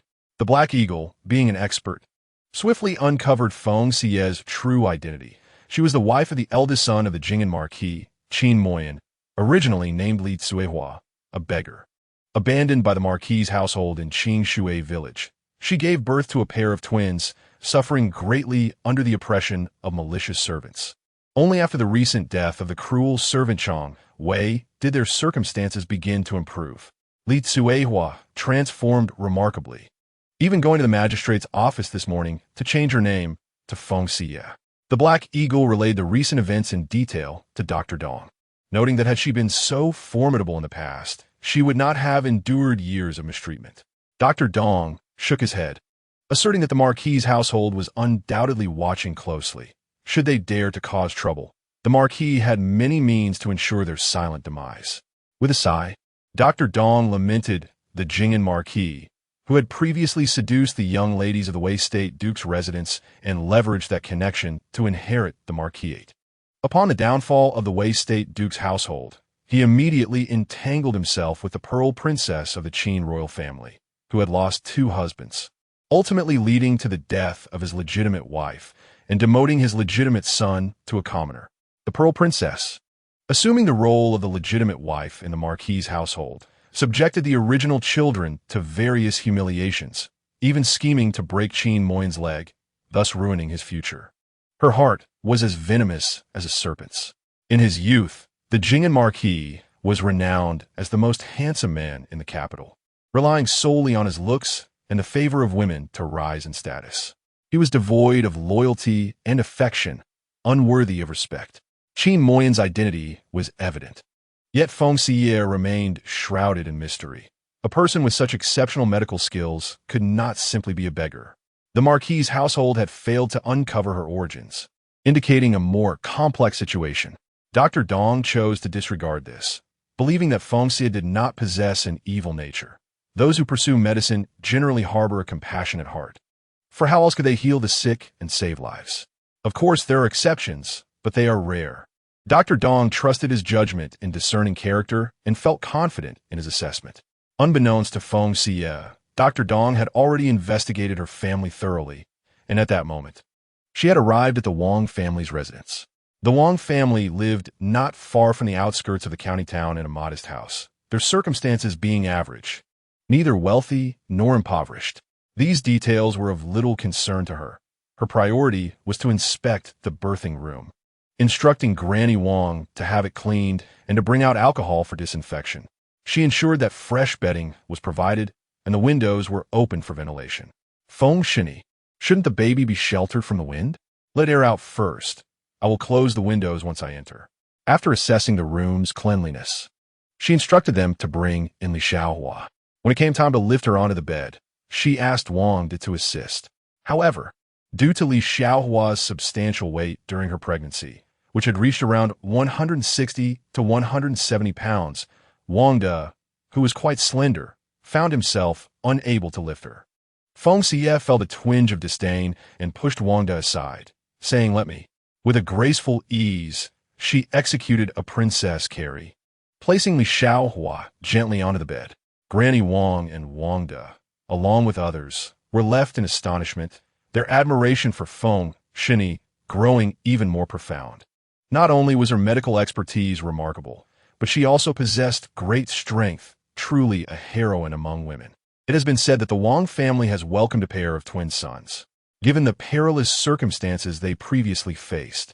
It is a relief to know that both mother and children are safe. Neighbors from the village have come to extend their congratulations. Overjoyed, Granny Wang prepares tea and serves everyone sweetened red sugar water. Feng Xiyue observes that Li Xiaohua is in good condition. As long as she does not develop a fever at night, all will be well. Should she happen to run a temperature, she instructs on how to sponge her down with alcohol, focusing on specific areas. Feng Xiyue teaches Wang De how to cool Li Xiaohua down while simultaneously sending someone to Qin Shui village to find her, suggesting he inquire at Qin Mo Yan's residence. After Wang De takes note, Feng Xiyue leaves behind a fever-reducing medication, advising that if her temperature becomes excessively high, it should be administered immediately. Having conveyed her instructions, Feng Xiyue plans to return the following morning and intends to visit daily for the next few days to monitor her condition closely. Wang nods, mentally reiterating her words to ensure he remembers everything. Granny Wang enters with a bowl of red sugar eggs, expressing heartfelt gratitude, saying, "Feng Xiyue, we truly thank you this time for not only saving Xiaohua and the twins, but also the lives of our entire family, with nothing else of value to offer." She presents the bowl of red sugar eggs, a token of sincerity from the Wang family, consisting of 6 eggs, a sign of hospitality reserved for esteemed guests in a farming household. Though Feng Xiyue is not particularly fond of sweets, especially red sugar eggs, she graciously accepts the offer. Each egg is filled with sweet syrup, albeit perhaps a tad overly sweet. After finishing the last sip of the sweetened water, Granny Wang joyfully collects the bowl and approaches with a red-wrapped pouch containing silver. "Feng Xiyue, here are 4 taels of silver. I hope it suffices. Indeed, for a single operation, she typically requires 4 taels, and with the additional cost of medicine, 6 taels would barely suffice. The Wang family has stretched their limits to provide 4 taels. Feng Xiyue accepts the silver and produces 100 copper coins from her pouch, saying, "Consider this a small token for the 2 children." Upon leaving the Wang residence, Feng Xiyue quickens her pace home, eager to administer medicine to Chitu and witness it produce foals. She softly strokes Chitu's mane, saying, "Chitu, our family's prosperity depends on you. You must do your best and not falter." Chitu whinnies joyfully and trots ahead, seemingly aware that the ailment within him is on the verge of being expelled. His spirits high. "Chitu, can you understand me? You're not just any horse spirit, are you? That term is rather unflattering. Let us call you a horse essence instead." "Yes, you are indeed the essence of a horse." Mischievously, Chitu darts under a row of trees, causing leaves to flutter towards Feng Xiyue's face, further confirming her belief that her horse possesses a remarkable understanding of human speech. Effortlessly dodging the leaves, she feels no annoyance. It simply signifies that Chitu dislikes being referred to as a horse essence. "Oh dear, what a treasure I found! Qin Mo Yin truly possesses a remarkable talent." Upon her return, Feng Xiyue finds Qin Mo Yin inside, diligently teaching the 2 children how to hold a pen and maintain proper posture, wielding a wooden stick as a ruler with a stern demeanor. Jing Er, in particular, engages earnestly in his studies, demonstrating a natural aptitude for reading and writing, as if he were born for such pursuits. Upon observing Min'er, a touch of melancholy enveloped her. She found herself trailing behind her brother academically, enduring a solitary struggle. Yet, despite the adversity, she persevered with unwavering determination, embodying the essence of a diligent child. During the children's study time, Feng Xiyue chose not to intrude, instead leading Chitu to the back of the house. Once she sensed their session was nearing completion, she sliced some apples to offer them. After their studies concluded, Feng Xiyue retrieved the medicinal herbs, and Qin Moyin examined them closely, confirming they were indeed the correct ingredients. The 2 children, thrilled at the notion of treasures within Chitu, eagerly assisted Feng Xiyue as she ground the herbs into powder. While grinding, she took the opportunity to enlighten them about the names and properties of the herbs, believing that acquiring knowledge is never in vain. To her astonishment, she discovered that Jing Er could recognize the herbs after merely hearing their names once, articulating their attributes with clarity. This remarkable memory might very well be an inherited trait from Qin Moyin, who had demonstrated exceptional diligence during her time in the organization. Min'er, Hovafa, exhibited a natural insensitivity to the herbs, finding all the vines and grasses indistinguishable. Contemplating this, Feng Xiyue resolved that once they were financially stable, she would hire a tutor from Min'er to teach her the arts of music, chess, literature, and painting. However, before that, it was essential for her to learn self-defense. Thus, Feng Xiyue decided to procure a sandbag the following day for the children to practice with. Having prepared the herbal powder, Feng Xiyue proceeded to concoct the remedy as per Qin Moyin's specifications, and the next step was to administer it to Chitu. Jinger offered to help, approaching with a plate, while Feng Xiyue gently urged the horse, "The medicine may be bitter, yet remember, bitter medicine is beneficial for ailments. You must take it willingly. Good boy Chitu, consume your medicine, and you shall recover." Min'er, standing nearby, tenderly caressed Chitu's belly, her height just reaching the horse's side. Upon sniffing the herbal powder on Jinger's plate, Chitu disdainfully turned away, reluctant to partake. Observing this, Feng Xiyue rolled up her sleeves, declaring, "Allow me." With determination, she proceeded to administer the medicine. Chitu, upon hearing her, let out a defiant neigh, as if protesting against this harsh and unyielding woman. "Why can't I just eat it myself?" Closing his eyes, Chitu resigned himself, consuming the powder in a gust of desperation. "Such a good horse, truly commendable," Jinger praised, hastily fetching water and encouraging, "Quick, rinse your mouth. The bitterness will dissipate." Min'er, ever thoughtful, offered Chitu an apple, which he eagerly accepted, thus alleviating the bitterness from his mouth. The 2 children cared for Chitu as if he were a cherished family member, a display of genuine affection. Chitu nuzzled against Jing-er and Min-er, expressing his gratitude. Witnessing the tender interaction between the children and Chitu, Feng Xiyue and Qin Moyan exchanged smiles of contentment, pleased that their children had found a companion in the horse. Feng Xiyue inquired, when shall he be given the remaining herbs?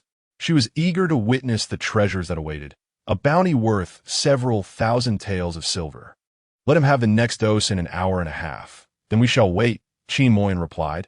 It is likely to be midnight before they are expelled. Dinner consisted of handmade noodles drenched in savory braised pork sauce, a dish that seemed to infuse the very essence of life, utterly delectable. After dinner, Jing-er and Min-er eagerly awaited the opportunity to administer the second dose of medicine to the steed, Chi-tu, having heard that it would only be expelled by midnight. Their eyes widened with anticipation, unable to succumb to sleep as they wished to witness their beloved horse. Of course, Feng Xiyue was equally restless, and Qin Moyan shared the same sentiment. Consequently, Feng Xiyue retrieved a beautiful chessboard and a variety of glass beads from her space. Let's play checkers, she suggested. Glass beads, Qin Moyan exclaimed, examining two beads of different hues in his palm, marveling at the wondrous contents within. Jing-er and Min-er, having never encountered such exquisite glass beads, were utterly captivated by the transparency and vibrant colors contained within. Each sibling took 6 beads of assorted colors, enchanted by their beauty. Noticing the trio's astonishment, Feng Xiyue inquired, are these items particularly valuable? These beads were merely delightful gifts received during her extensive procurement. With so many glass beads of varying colors, intricately patterned, they must be worth a fortune, Qin Moyan remarked. Though not coveting the beads, his concern lay elsewhere. Where did you acquire these? He was aware of Feng Xiyue's ability to procure items from afar, but cautioned against stretching her reach too far, as it could lead to trouble. Rest assured, these are my own possessions, and uniquely from the Western Jin, Feng Xiyue reassured him, sensing his unease. I possess many more treasures that I shall reveal to you in due time. Realizing her hidden wealth, Feng Xiyue felt a sense of pride. Qin Moyan, trusting her honesty, resumed toying with the glass beads, noting their uniformity in size and design, the only distinction being their colors. If I am not mistaken, these must have been produced using a mold, correct? Indeed, Feng Xiyue affirmed, giving him a thumbs up.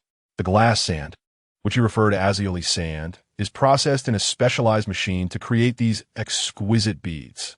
The quality of such glass beads is quite challenging to achieve. Qin Moyan seized upon one word here. He set down the glass bead. Have you recalled something? Not quite. Feng Xiyue decided against divulging too much information to avoid raising suspicions. Given the current industrial capabilities of the Western Jin, their technology was not yet advanced enough. Hence her assertion that it was a difficult feat raising an eyebrow. Qin Moyan pondered.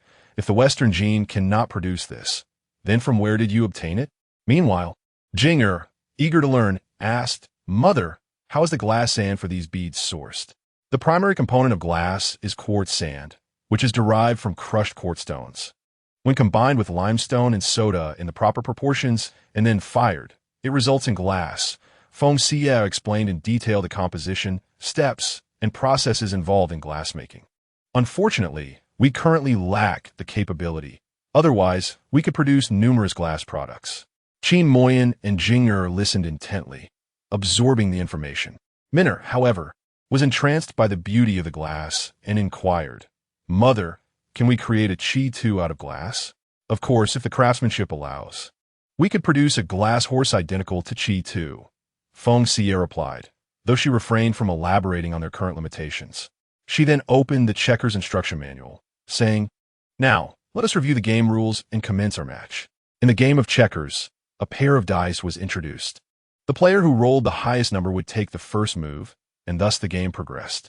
Initially filled with enthusiasm, after 2 rounds, the family of 4 discovered that checkers proved to be overly simplistic, devoid of any challenge. At that moment, the steed in the yard let out a loud neigh, prompting Feng Xiyue to dash outside in excitement, wondering if it was about to relieve itself. I hurried to investigate. Jing-er and Min-er urged Qin Moyan to carry the lantern, while the siblings pushed the wheelchair closely behind. Chapter 41. Striking gold, the family gathered around the steed, lanterns in hand, eagerly anticipating its rear end, only to be met with a pungent, sour odor emanating from it. Feng Xiyue pinched her nose in disdain, exclaiming, "Indeed, you are a flatterer, dear steed." The steed, undeterred, allowed another series of toots. Oh, Feng Xiyue had already retreated, while Qin Moyin, Jing'er, and Min'er quickly held their breath and stepped back. The odor was truly unbearable. As the stench dissipated, the sounds of the steed's stomach hinted at a brewing storm, one that promised to be quite formidable. To avoid being caught in the aftermath, the family maintained a safe distance to observe. Then came a resounding bang from the steed's rear, followed by an uncontrollable release, a torrent unleashed. The family instinctively took a step back, and Feng Xiyue, Jing'er, and Min'er all turned to Qin Moyin, questioning the potency of this concoction. Qin Moyin touched the tip of his nose, having memorized the recipe upon hearing it, but never having tested its strength. He too was astonished by its intensity. The darkness of the night concealed whether the steed had indeed relieved itself, and Feng Xiyue hesitated to investigate, choosing instead to wait. It wasn't until the steed had fully emptied its bowels that it finally ceased. Once assured that there would be no further surprises, Feng Xiyue pinched her nostrils shut and gathered several pieces to share with Qin Moyin and the children. Raising her wooden stick, she declared, "Children, the treasure hunt begins. Father, you stay here. We shall go treasure hunting," Jing'er said, clutching the stick and leading Min'er in Feng Xiyue's wake. Feng Xiyue distributed candle lights to Jing'er and Min'er, and the three of them meticulously searched, leaving no piece of manure unturned. Feng Xiyue rummaged through the dung, feeling a twinge of disappointment as she found nothing. Surely, it couldn't be that nothing had emerged. Jing'er also found nothing, while Min'er poked at a lump, feeling something peculiar within, hard and somewhat rounded. Could it be? Could it possibly be the treasure? Min'er was beside herself with excitement. "Mother, brother, I think I have found something. Could it be the treasure? Is it true?" Feng Xiyue and Jing'er rushed over. Where is it?" "Here, here." Min'er hesitated to prod too forcefully, fearful of damaging the treasure. "Mother, brother, it's right in here." "I'll take a look," Feng Xiyue said, donning a pair of plastic gloves and kneeling beside the mound of dung, her trembling hands filled with anticipation as the moment of revelation approached. As she peeled away the exterior layers and touched the object within, her eyes widened in astonishment, gently clearing away the impurities to reveal an egg-sized treasure. She gently cradled it in her hands, and the two children drew near, their noses nearly touching the object above. If not for the unpleasant odor emanating from it, what a large treasure it was, nearly the size of an egg. Min'er's long eyelashes fluttered as she exclaimed, "This is a precious find. Our family has struck it rich." Jing'er, gazing at the egg-sized treasure, solemnly remarked, "Indeed, the red hair has accomplished a great feat in truth." His heart brimmed with excitement to the point of tears. He would never again have to worry about hunger, as that 50 taels of silver had genuinely transformed into savings for their household. Feng Xiyue laughed exuberantly, her joy reminiscent of a newly prosperous individual. "Moyin, it truly is a treasure," she exclaimed, her laughter echoing with delight. Qin Moyin, rarely showcasing a smile, felt a surge of exhilaration upon witnessing such a magnificent find. Ever since Xia had regained her memories, their fortunes had flourished, as if divinely favored. Xia was indeed their family's lucky star. Meanwhile, the red hair, feeling quite at ease, observed Feng Xiyue's silly grin and inwardly scoffed at the sight of this boisterous woman and her two children rummaging through its droppings with such glee. Humans are truly peculiar beings, it mused. Unable to bear the sight any longer, the red hair turned away in disdain, preferring to munch on the grass beneath the tree. "Mother, let us clean the treasure," Jing'er suggested, bringing a small bucket of water. He scooped a ladle full and gazed eagerly at the treasure in Feng Xiyue's hands. It was then that she remembered, "Ah, yes, we must wash it quickly." They rinsed away the impurities, placing it into the ladle. Feng Xiyue washed the children's hands and had Jing'er hold the ladle while she carried the bucket, gently pushing Qin Moyin back home. Jing'er and Min'er held the ladle carefully, fearful of dropping it. Had it not been retrieved from the red hair's droppings, they would have likely held it in their mouths. The siblings leaned in close, fixated on the treasure within the ladle, terrified that it might vanish in the blink of an eye. Upon returning home, the family of four stared intently at the treasure in the ladle, which represented their most valuable possession.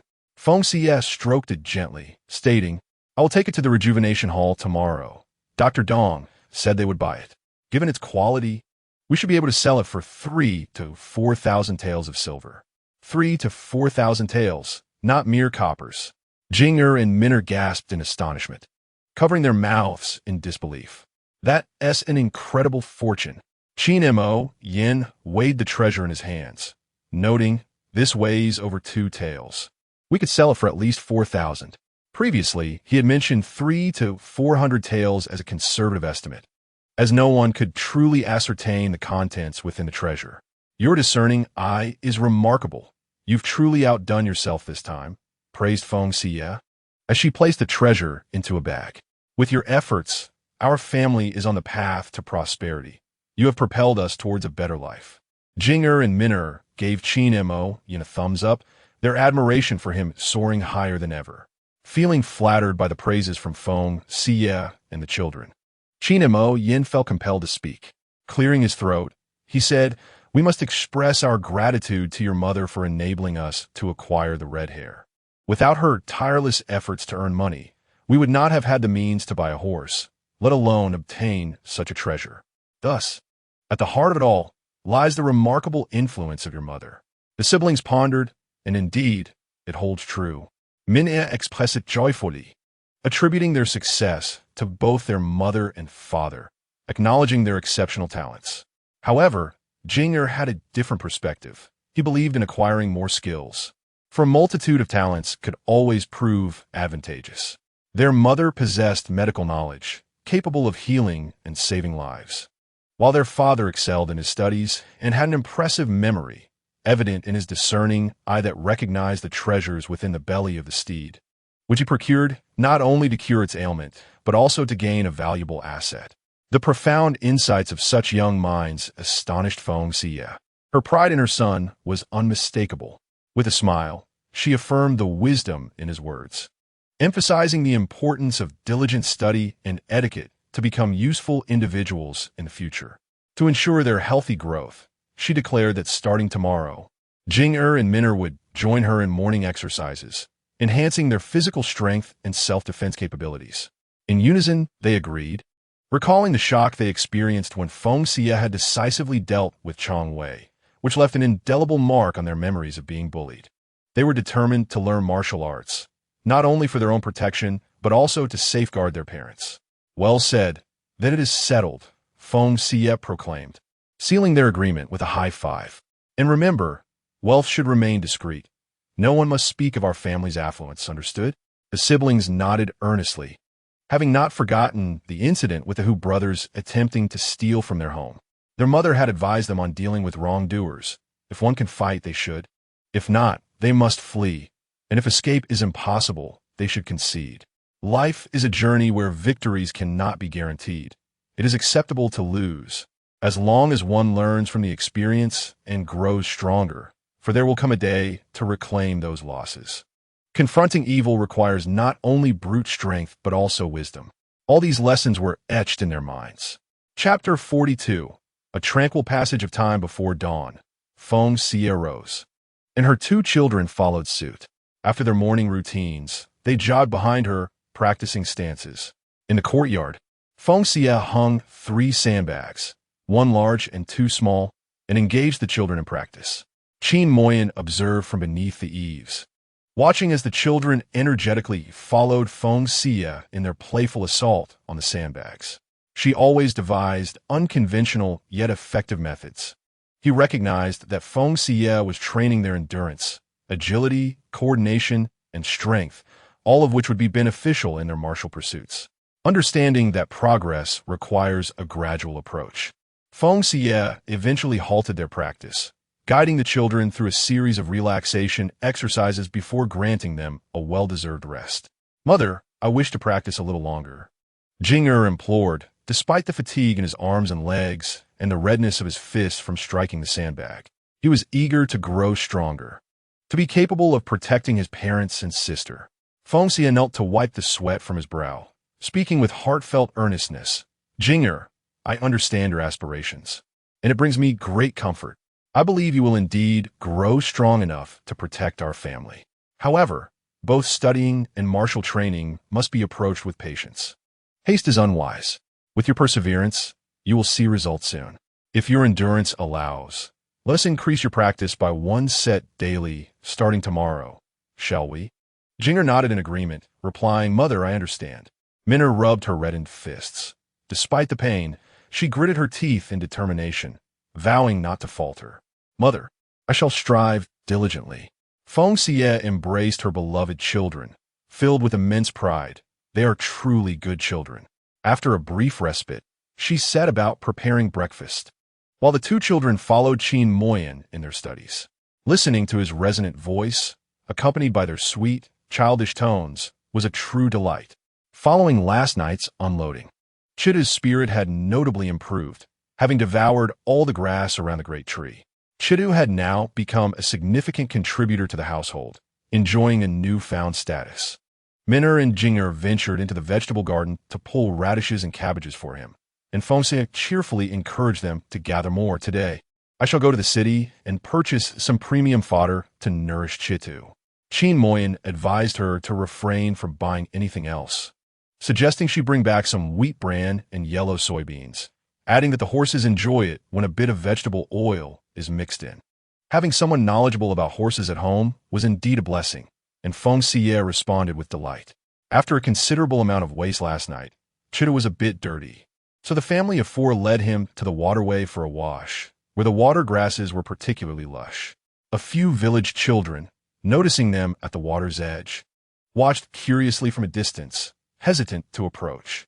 The boys, upon seeing the horse, were as captivated as modern men would be by a car. Driven by curiosity, they slowly edged closer until they stood beside Feng Xiyue's family. Liu Baoyan's grandson, Mo Adan, bolder than the rest, approached Jing'er, attempting to strike up a conversation. Your horse seems rather thin. Jing'er, uninterested, continued to groom Chitu. Undeterred, Mo Adan remarked, but your horse is quite tall, much faster than my cow. Jing'er rolled her eyes inwardly, thinking, even the uneducated know that horses outrun cows. Are you foolish? Seeing that Jing'er ignored him, even Mo Adan, with his thick skin, felt a tinge of embarrassment. I know I used to lead the way in bullying you. That was wrong of me. Can't I apologize? Jing'er turned to him. How do I know you aren't just apologizing because you have your eyes on my horse? Min'er paid them no mind, believing them to be mean people who bullied her and her brother. Feng Xiyue and Qin Moyan turned away, pretending not to see, observing how Jing'er would handle the situation. In truth, they hoped Jing'er and Min'er would find companions to play with and learn to interact with others. Really, I do apologize, Mo Adan insisted. At about 7 or 8 years old, he had begun to grasp some social nuances. Your family is quite impressive now. My grandfather told the villagers to foster good relations with you. We won't bully you anymore, I swear. Mo Adan raised his hand, signaling to 3 companions hiding behind a rock, who then came running over. We will play with you from now on. We truly won't bully you. Jing'er gazed at the 4 children, smiling at him, recalling his father's words. To recognize one's mistakes and amend them is a great virtue. Thus, he resolved to be magnanimous. With his little hands clasped behind his back like a small adult, he reflected, no one is without faults. To err and to correct, it is a noble endeavor. Very well, I shall grant you an opportunity. The first 2 sentences were lost on Mo Adan and his friends, but the latter part resonated with them, and they cheered in unison at the prospect of a chance. Mao Dan immediately embraced Jing'er's shoulders. I am Mao Dan, and they are Bang Zi, Mao Zi, and Go Dan. What is your name? Jing'er suddenly felt that her name seemed out of place among theirs. I am Qin Rue Jing. You may call me Jing'er. This is my sister, Qin Rue Min'er. The 4 children gazed enviously at the siblings' names, for indeed, they were the offspring of a scholar, their names distinctly different from theirs. The little girl felt out of place with them. Lu Xing's family remarked, I'll have my sister come and play with you shortly. Min'er turned her head, ignoring him, maintaining her vigilance towards them. Godan looked longingly at Qi Tuesday Jing. May I pet your horse? Of course, but do be gentle, Jinger graciously replied, adding that they could also brush its coat. Soon, the children set aside their initial reservations and began to play together. Jinger informed them that the horse was named Qi Tu, and although it was currently a bit thin, it would surely grow strong in the future. It certainly will, the other children affirmed, suddenly feeling that their names paled in comparison to that of a horse. They also realized Jinger was younger than them, yet possessed a wealth of knowledge. He could even recognize characters. How impressive! Feng Xiyue and Qin Mo Yin observed as Jinger quickly bonded with the four children, forming brotherly ties. They couldn't help but marvel at the innocence of children's world and the purity of their emotions. Although Jinger was small, he swiftly assumed a leadership role among them, earning their admiration as they gazed at him with reverence. This child has a promising future. Minner, however, preferred to play alone, delighting in picking beautiful wildflowers and catching butterflies. She gathered a large bouquet and presented it to Feng Xiyue. Mother, these are for you. Thank you, Minner. They are truly beautiful, Feng Xiyue replied, inhaling their fragrance. How lovely.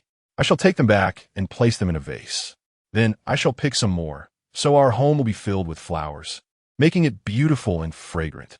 Jinger and his companions were having a splendid time, while Minner flitted about like a butterfly, humming a tune she had learned from Feng Xiyue as she happily gathered wildflowers. Feng Xiyue's gaze followed her two children, and she smiled. Relishing her current life, though arduous, it was profoundly meaningful. Qin Mo Yin glanced at his children, then at Feng Xiyue, savoring the beauty of tranquil days. Chapter 43. The Obstructive Tuhar, White, Zhe Yu Feng Shun E. This is indeed horse treasure.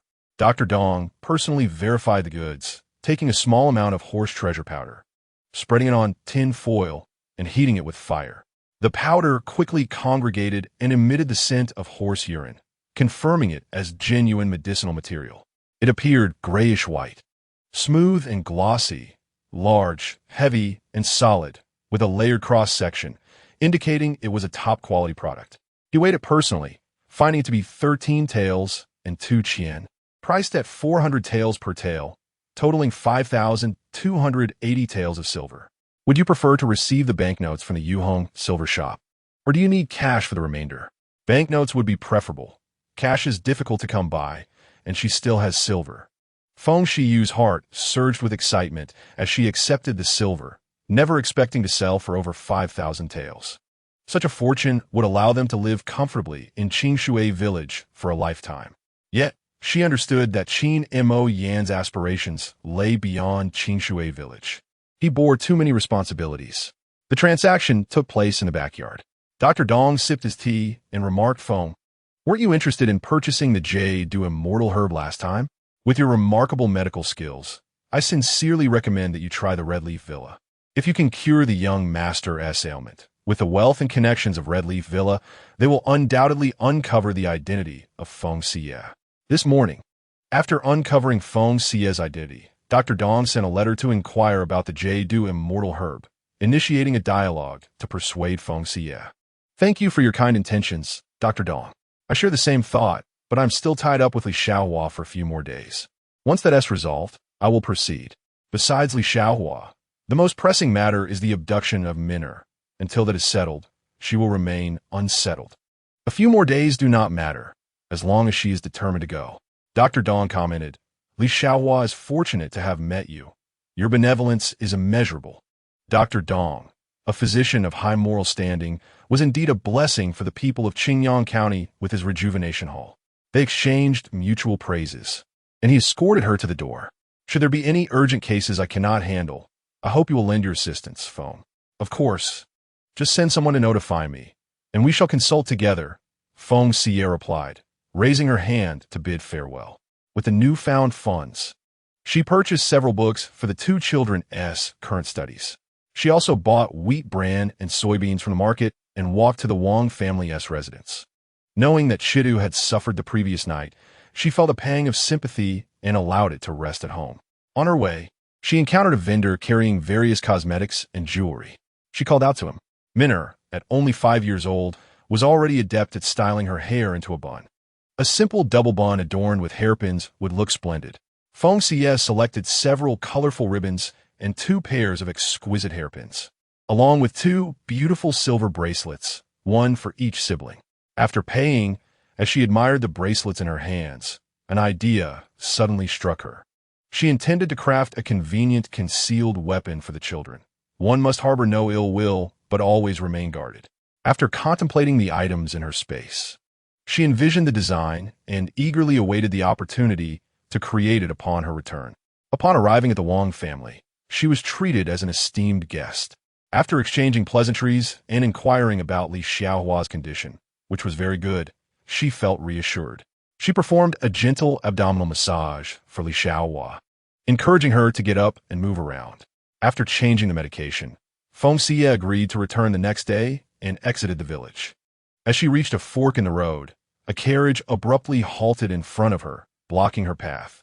The door swung open, and a flamboyantly dressed gentleman emerged, elegantly waving a folding fan. Bai Ziyu scrutinized Feng Xiyue with a flirtatious whistle, clearly taken by her beauty. "Who are you?"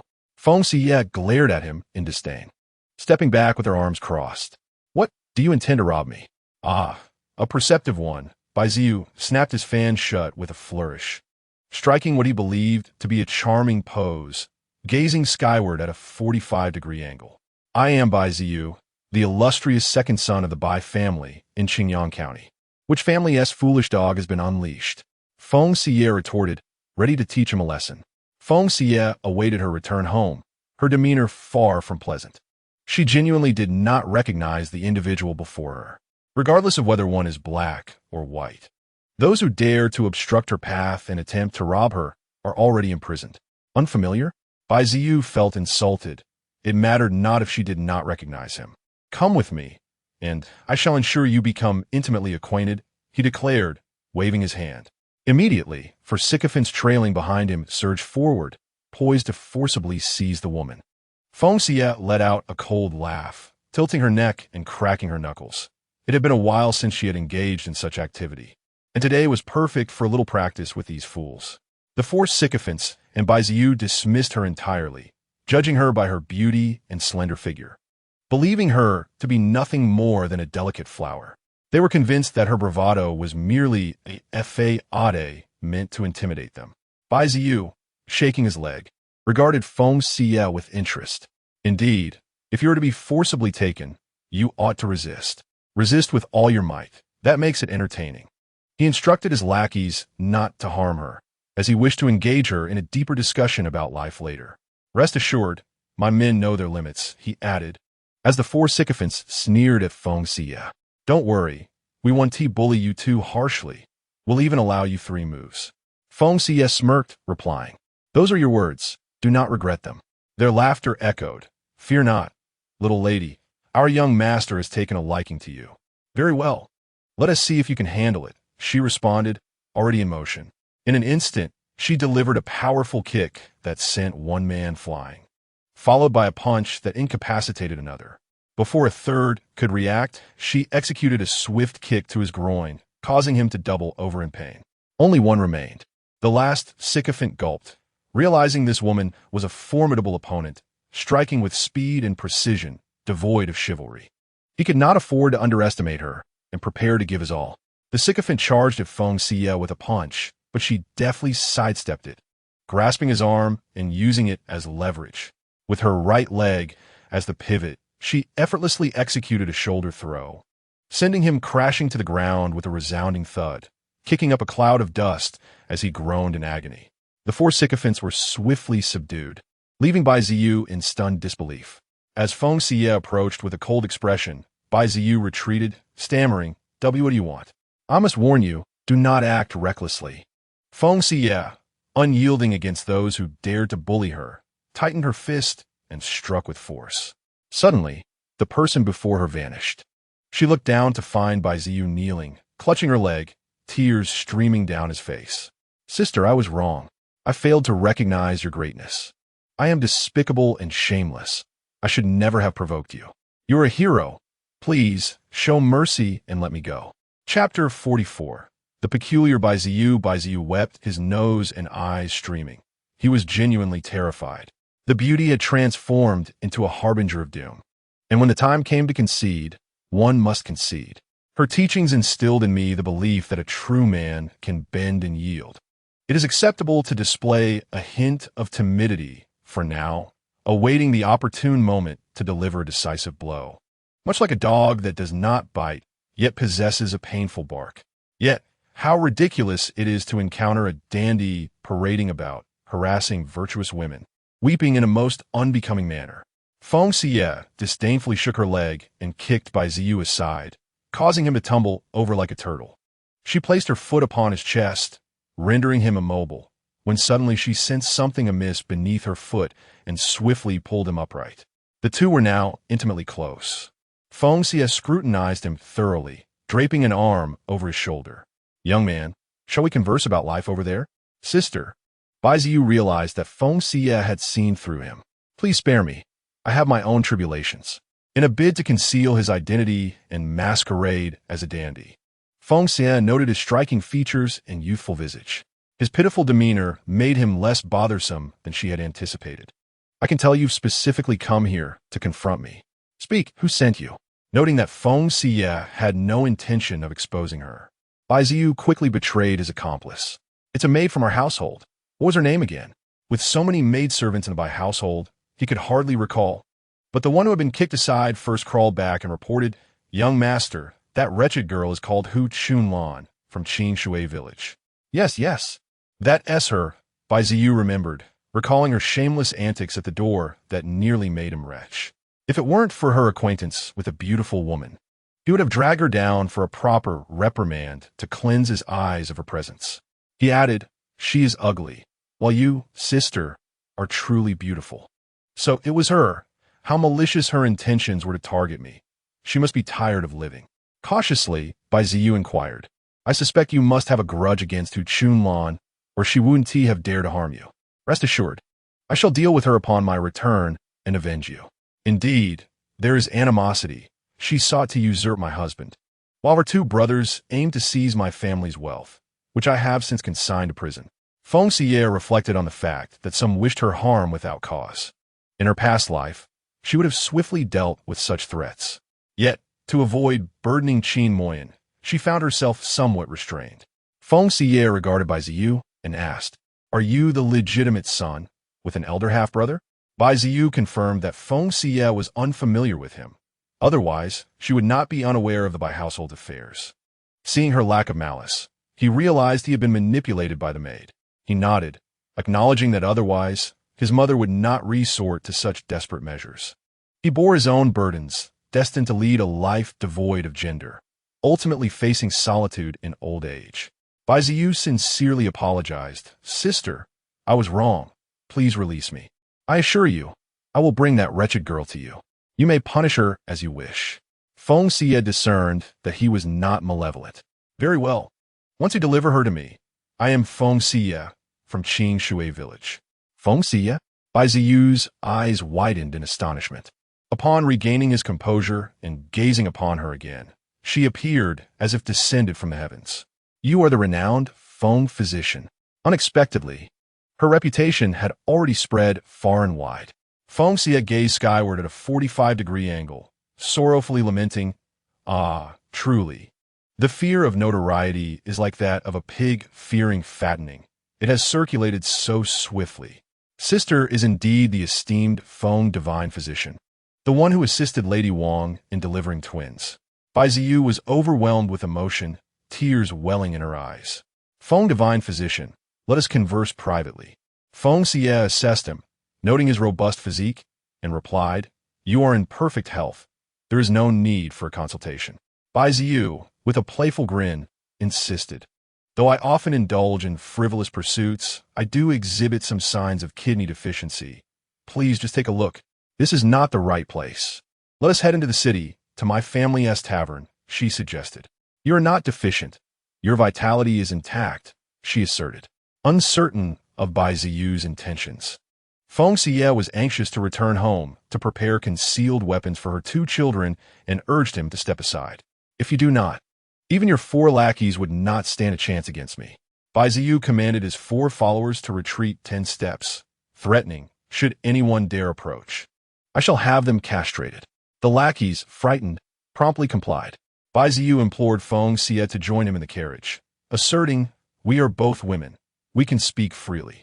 Upon entering the carriage, Bai Ziyu closed the doors and windows, then began to remove his trousers. Feng Xiyue, unperturbed, gazed intently, causing Bai Ziyu to blush with embarrassment as he reluctantly continued. Upon observing Bai Ziyu's condition, Feng Xiyue's eyes widened in astonishment, nearly prompting her to intervene.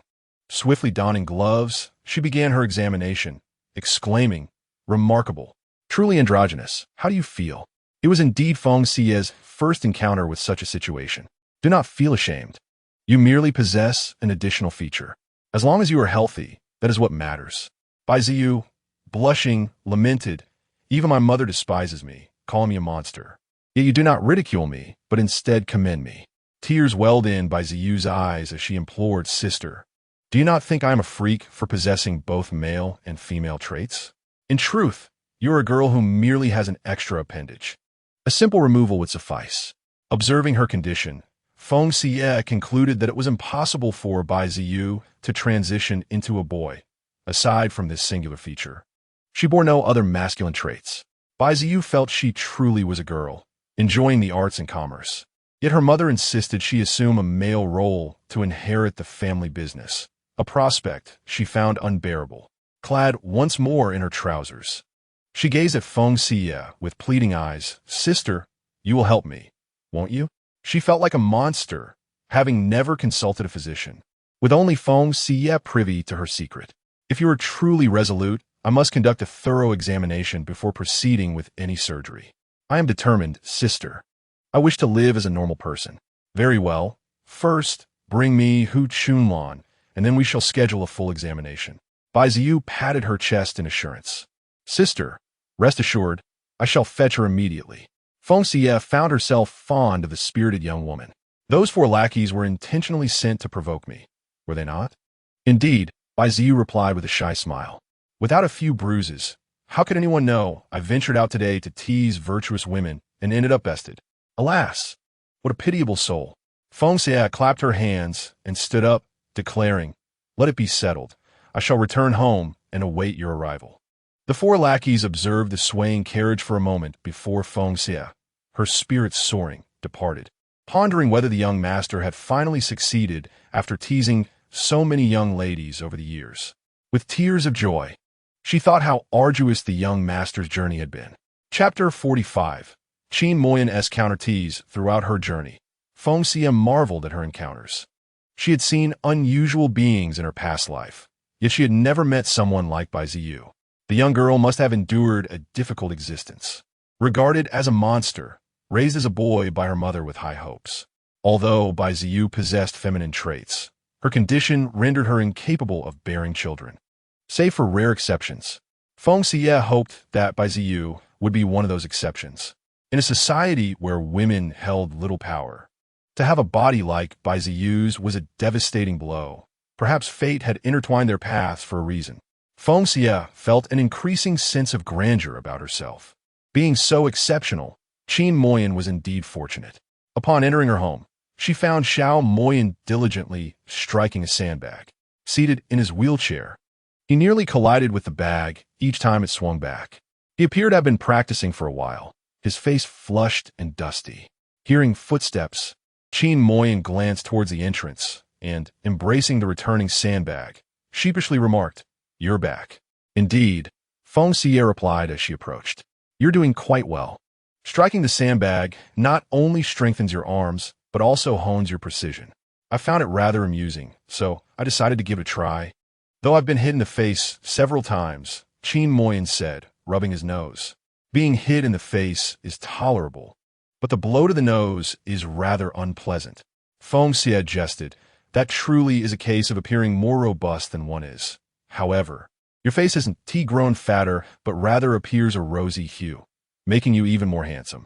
A playful thought crossed her mind as she leaned closer, her hands resting on the armrests, as if enveloping him in her embrace. She gazed into Qin Moyan's eyes, her lips slightly parted. the delicate features of her face resembling the blossoming peach blooms, a reflection of her husband's current state. Their eyes locked. Feng Xiyue's gaze seemed to ensnare Qin Moyan's heart, making him feel as though she could enact her whims at any moment. Yet, Qin Moyan understood that Feng Xiyue's fierce words were mere banter. She relished the playful teasing as a form of amusement. Frequently subjected to her jests, Qin Moyan prepared to retaliate, determined to assert his authority. He deliberately leaned in closer, his gaze fixated on her cherry lips, as if he were about to kiss her, but refrained, igniting an unbearable tension. The weight of affection is often heavy, and the heart is easily wounded by desire. The night grows longer, and the bond between lovers deepens. Before he could utter a word, Qin Moyan swiftly encircled Feng Xiyue's waist, pulling her onto his lap with force. She had not anticipated his bold counter, nor his audacity to act. This rascal wished to kiss her lips and share her bed, teasing her with his intentions. Before she could respond, Qin Moyan leaned in closer, remarking, "Though you have not adorned your lips with gloss, your essence carries the light fragrance of jasmine." Rogues are not particularly fearsome. Rather, it is the cultured rogue that evokes trepidation. Moreover, when faced with a rogue of such striking beauty and a voice that enchants like poetry, Feng Xiyue finds herself utterly captivated. She instinctively drapes her arms around Qin Moyan's neck, leaning delicately against him, her breath fragrant and her voice alluring, tinged with a playful charm. Alas, it is broad daylight. Had it been night, she would have whisked him off to bed, engaging in a whimsical duel of wits and poetry until dawn. Coughing lightly, Feng Xiyue's audacity leaves Qin Moyan in awe. Raising his gaze, he notices their two children perched on the windowsill, grinning at the affectionate display. Instantly, Qin Moyan feels a flush of embarrassment. They ought to descend, for the children are watching. Feng Xiyue turns to see the two little ones indeed observing them. Unfazed, she waves at them nonchalantly, proclaiming, "I am merely discussing poetry with your father. I lost my balance, and he caught me. Mother, it's quite all right. You may embrace him." "I enjoy watching," Minner declares, her hands propping up her chin, a sweet smile illuminating her face. The sight of her parents in such harmony brings her joy. Jing'er, perceptive as ever, notices the flush on his father's face and the redness that creeps into his ears. Surmising he is shy, "Minner, let us go down. Father and mother must certainly feel bashful." He empathizes with his father's feelings, recalling his own shyness when mother pecked him on the forehead. Feng Xiyue does not perceive anything amiss in being observed by the children. Gradually, she rises from Qin Moyan's lap, assuring him, "The children witness our affection. They will only feel happiness from it. There is no need for you to feel shy." "Who is shy?" Qin Moyan staunchly denies. "I merely find it somewhat uncomfortable." "Uncomfortable, you say?" Feng Xiyue tidies his attire, adding, "Then we shall interact more often, and you shall grow accustomed to it." She delights in witnessing his speechlessness, akin to the charm of their son Jing'er, reflecting the same endearing awkwardness. Not wishing to tease him further, Feng Xiyue retrieves the items she purchased that day from her space. "Ying'er, Mina? Come and see what delightful treasures mother has brought for you." "Coming, mother," Minner exclaims, joyfully darting out like a jubilant bird, while Jing'er follows more steadily behind. Feng Xiyue carefully arranges the items on the table. "These are the books you will study, which will ease your father's burdens in the future. This colorful ribbon and flower adornment are for Minner, for a young lady must always adorn herself beautifully. These 2 pairs of silver bracelets are for you both, with tiny bells that tinkle melodiously." As she fastens the silver bracelets onto her children, she inquires, "Do you like them?" Minner shakes her little hand, the bells ringing out sweetly. "I love them." "Thank you, mother." "Thank you, mother," Jing'er adds, though his preference leans towards the books, finding them far more appealing than trinkets. "Oh, and there is one more important matter." Feng Xiyue rushes to close the courtyard door, beckoning the 3 of them closer as she whispers, "Can you guess how much silver the horse sold for?" Jing'er holds up 4 fingers, stating for 1,000 taels. Minner nods vigorously, "Yes, yes. Didn't father say it could sell for 4,000 taels yesterday?"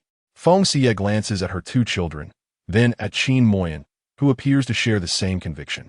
Feng Xiyue gleefully retrieved a stack of silver notes from her space, placing them heavily upon the table to present an unexpected surprise. "Quick, count them," she urged.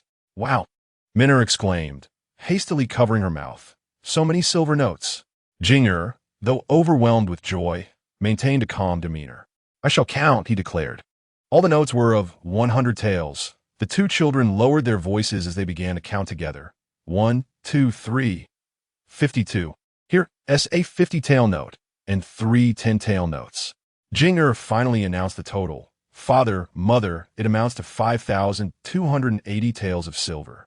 "Indeed, 5,280 taels," Feng Xiyue confirmed as she pushed the notes towards Qin Maxian. "As the head of the family, you should take charge of this money." "No," Qin Maxian replied firmly. "You provided the capital, I selected the horses, and both Jing and Minna eagerly joined in the treasure hunt. So this is our collective earnings." He then returned the notes to Feng Xiyue. "I propose that you, mother, safeguard this money. Do you both agree?" In unison, the children chimed, agreed. Jing quickly organized the notes and placed them into Feng Xiyue's hands. "Mother, wealth should not be flaunted. Quickly tuck it away." "Thank you for your trust. I shall accept this responsibility," Feng Xiyue replied without hesitation. She was not one to give selflessly without recognition. Her contributions to the family warranted acknowledgement. A man should not possess excessive wealth.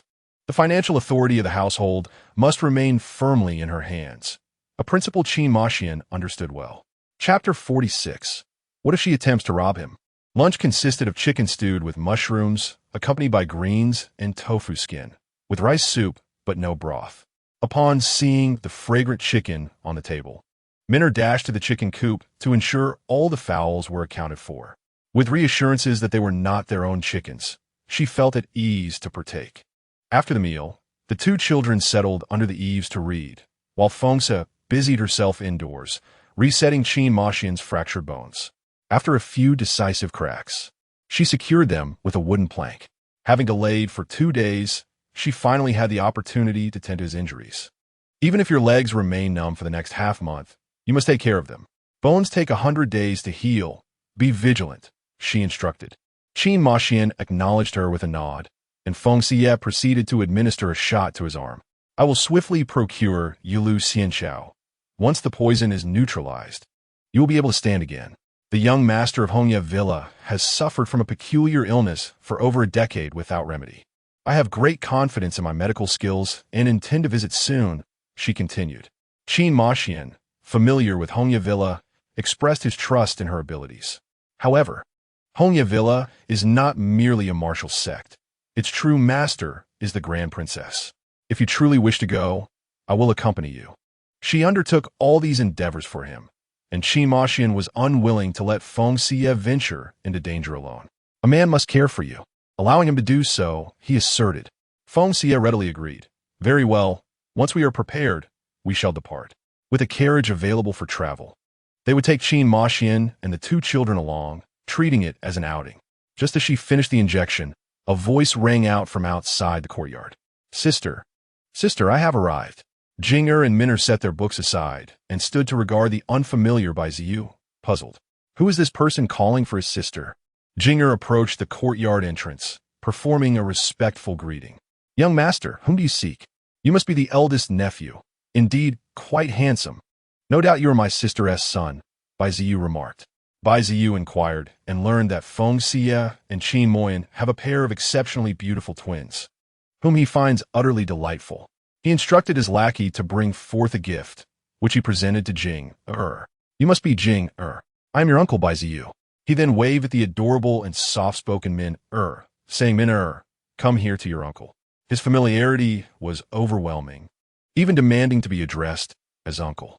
"Onkel, min stood behind Ying curiously surveying Bai Ziyu. As Bai Ziyu leaned in to kiss Jing, she recoiled in distaste. He attempted to do the same with Min, prompting Jing to hurriedly pull her sister away, glaring at Bai Ziyu, bewildered by his audacity. Feng Xiyue emerged just in time to witness Bai Ziyu stuffing a brocade box into Min's hands. "I truly am your uncle, Uncle Bai." It felt as if they had inadvertently acquired an uncle, and both Jing and Min were quite reluctant to accept, returning the gift and blocking her from entering. "Sister, I have arrived." The children proved to be quite difficult to appease. Bai Ziyu waved at Feng Xiyue, asserting, "Your mother is indeed my sister, truly." It was wise of them to maintain some caution, and Feng Xiyue felt a sense of comfort. She approached and took her children's hands, saying, "Jing, min, young master, Bai is a guest of your mother. Let her in. Bring everything inside," Bai Ziyu commanded with a wave of his hand. And 4 lackeys promptly unloaded the contents of the carriage, creating a small mountain on the table in the courtyard. "Sister, you must accept this. It is my apology. I am deeply sorry." Bai Ziyu's expression was one of guilt. That Hu Chunlan was not captured. By the time I returned, she had already left the Bai residence. She had reached the age for her release, with her ransom reduced by half. Thus she was freed. I sent people to search her home, and even her relatives, but to no avail. She likely fled, fearing my retribution for being deceived. I truly am inept. I promised to bring her to you, yet she slipped away. Sister, I apologize. She must have planned this long ago. You are not to blame. Feng Xiyue invited him to sit inside. Our home is modest. Please do not find it lacking, young Master Bai. Prior to this visit, Bai Ziyu had thoroughly investigated the Qin family. She had been raised as a boy, unconcerned with trifles. A mountain need not be high to be renowned for its immortal. A river need not be deep to be revered for its dragon. This humble abode is distinguished by my virtue. Surely, this place where my sister resides is extraordinary. It must be a land of auspicious fortune. The horses were impressive, akin to the likes of the legendary steed, red hair, known for their flattery. Qin Moyan emerged in a wheelchair, and Feng Xiyue made the introductions. Husband, this is Bai Ziyu, the second son of the Bai family in Qingyang County. Xiao Yu, this is my husband, Qin Moyan. Bai Ziyu joyfully greeted brother-in-law and whispered to Feng Xiyue, "Brother-in-law is quite handsome. Sister has discerning taste." Noticing the splint on Qin Moyan's leg, it was evident he was undergoing treatment for an ailment. It was puzzling as to why it took 6 years for him to seek remedy. Bai Ziyu had faith that Feng Xiyue had her reasons. "Of course, everything about me is commendable, especially my taste," she replied. Aesthetic appeal was important to her. Yet her principles remained steadfast, not swayed by mere appearances. Fortunately, Qin Moyan was exceptional in every regard, with a strong moral compass, seemingly the ideal man prepared for her. Could it be that the old master, fearing her solitude, had arranged for her to be here, in the presence of other men? Praising her husband filled Qin Mo Yan's heart with warmth as she graciously invited Bai Ziyu into the main hall. She could discern that Bai Ziyu shared a bond with Xiyu, characterized not by romantic affection, but rather by admiration and respect, akin to the fondness a younger brother holds for an elder sister. Conversely, in Feng Xiyue's gaze, there was sympathy for Bai Ziyu. Devoid of the blatant allure she often displayed towards herself, it resembled the bond of sisterhood. Once seated, Bai Ziyu elucidated her purpose for visiting, stating, "There's been a slight misunderstanding between my sister and me. It seems we have become acquainted through our altercations, and I feel as though we have known each other for ages. I apologize for any disturbances caused." This matter had not been disclosed to Qin Mo Yan by Feng Xiyue. He glanced at her and remarked, "My wife has informed me of your return. Since it is merely a misunderstanding, clarifying it suffices. We warmly welcome you, young Master Bai. Brother-in-law, you are indeed a straightforward individual. I shall impose upon you frequently henceforth." Bai Ziyu is the type who adeptly navigated social hierarchies, holding great admiration for Feng Xiyue. Her beauty, kindness, medical expertise, and martial prowess made her an idol in Bai Ziyu's eyes. Given that Qin Mo Yan harbored no aversion, she was certain to visit the Qin household often. As it was the first time guests had come to their home, Bai Ziyu had brought an abundance of gifts, addressing her mother as sister and her father as brother-in-law. Jing Er and Min Er observed Bai Ziyu with curiosity. She donned a splendid robe and possessed an appealing appearance. Though lacking in masculine vigor, nonetheless, she did not seem to harbor malice. Bai Ziyu soon rose to take her leave, primarily to inform Feng Xiyue that Hu Chunlan had fled. "Sister, do not worry. I have already arranged for someone to keep watch in the county. The moment she reappears, we shall apprehend her without delay." "Very well. I entrust this to you. I await your good news." The two arranged to meet the following afternoon at Bai's residence in the Zue Feng Lu in Qinyang City for a health checkup. And Bai Zheyu departed in a carriage. As Feng Xiyue watched Bai Zheyu's carriage fade from view, Qin Mo Yin wheeled himself beside her, expressing concern. It seems Hu Chunlan will not relent. Please exercise caution when you are out. Her petty tricks do not concern me. My only fear is that she may hide away. Should she dare to show herself, I shall certainly deal with her appropriately. Anyone who harms her must be prepared for retaliation.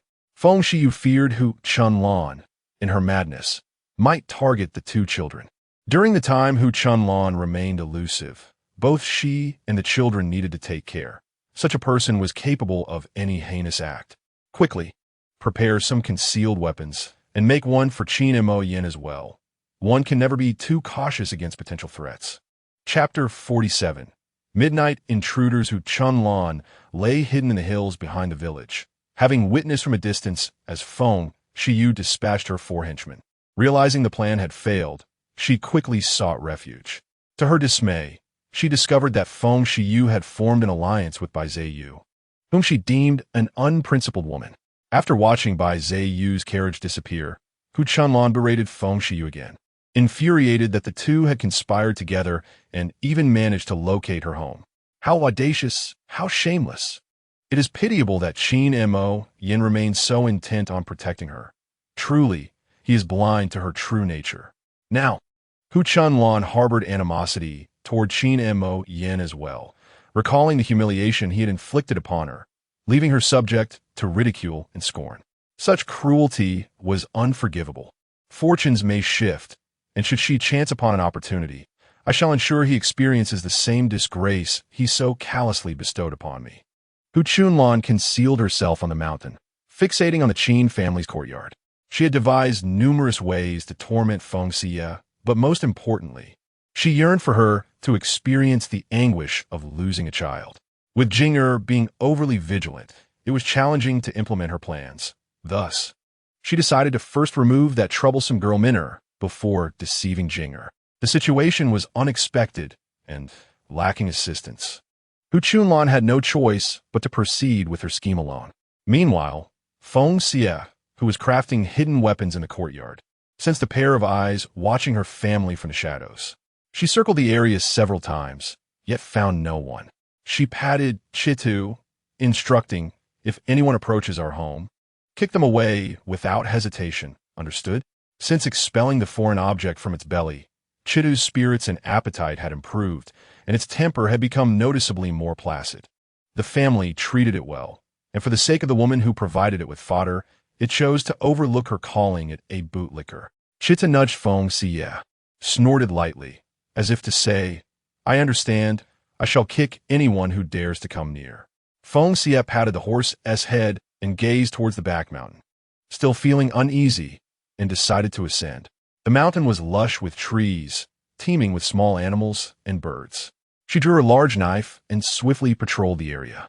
However, Hu Chunlan, a native of Feng Xiyue village, was well acquainted with the back mountain and promptly hit upon noticing Feng Xiyue's ascent, cursing inwardly at the woman's heightened vigilance.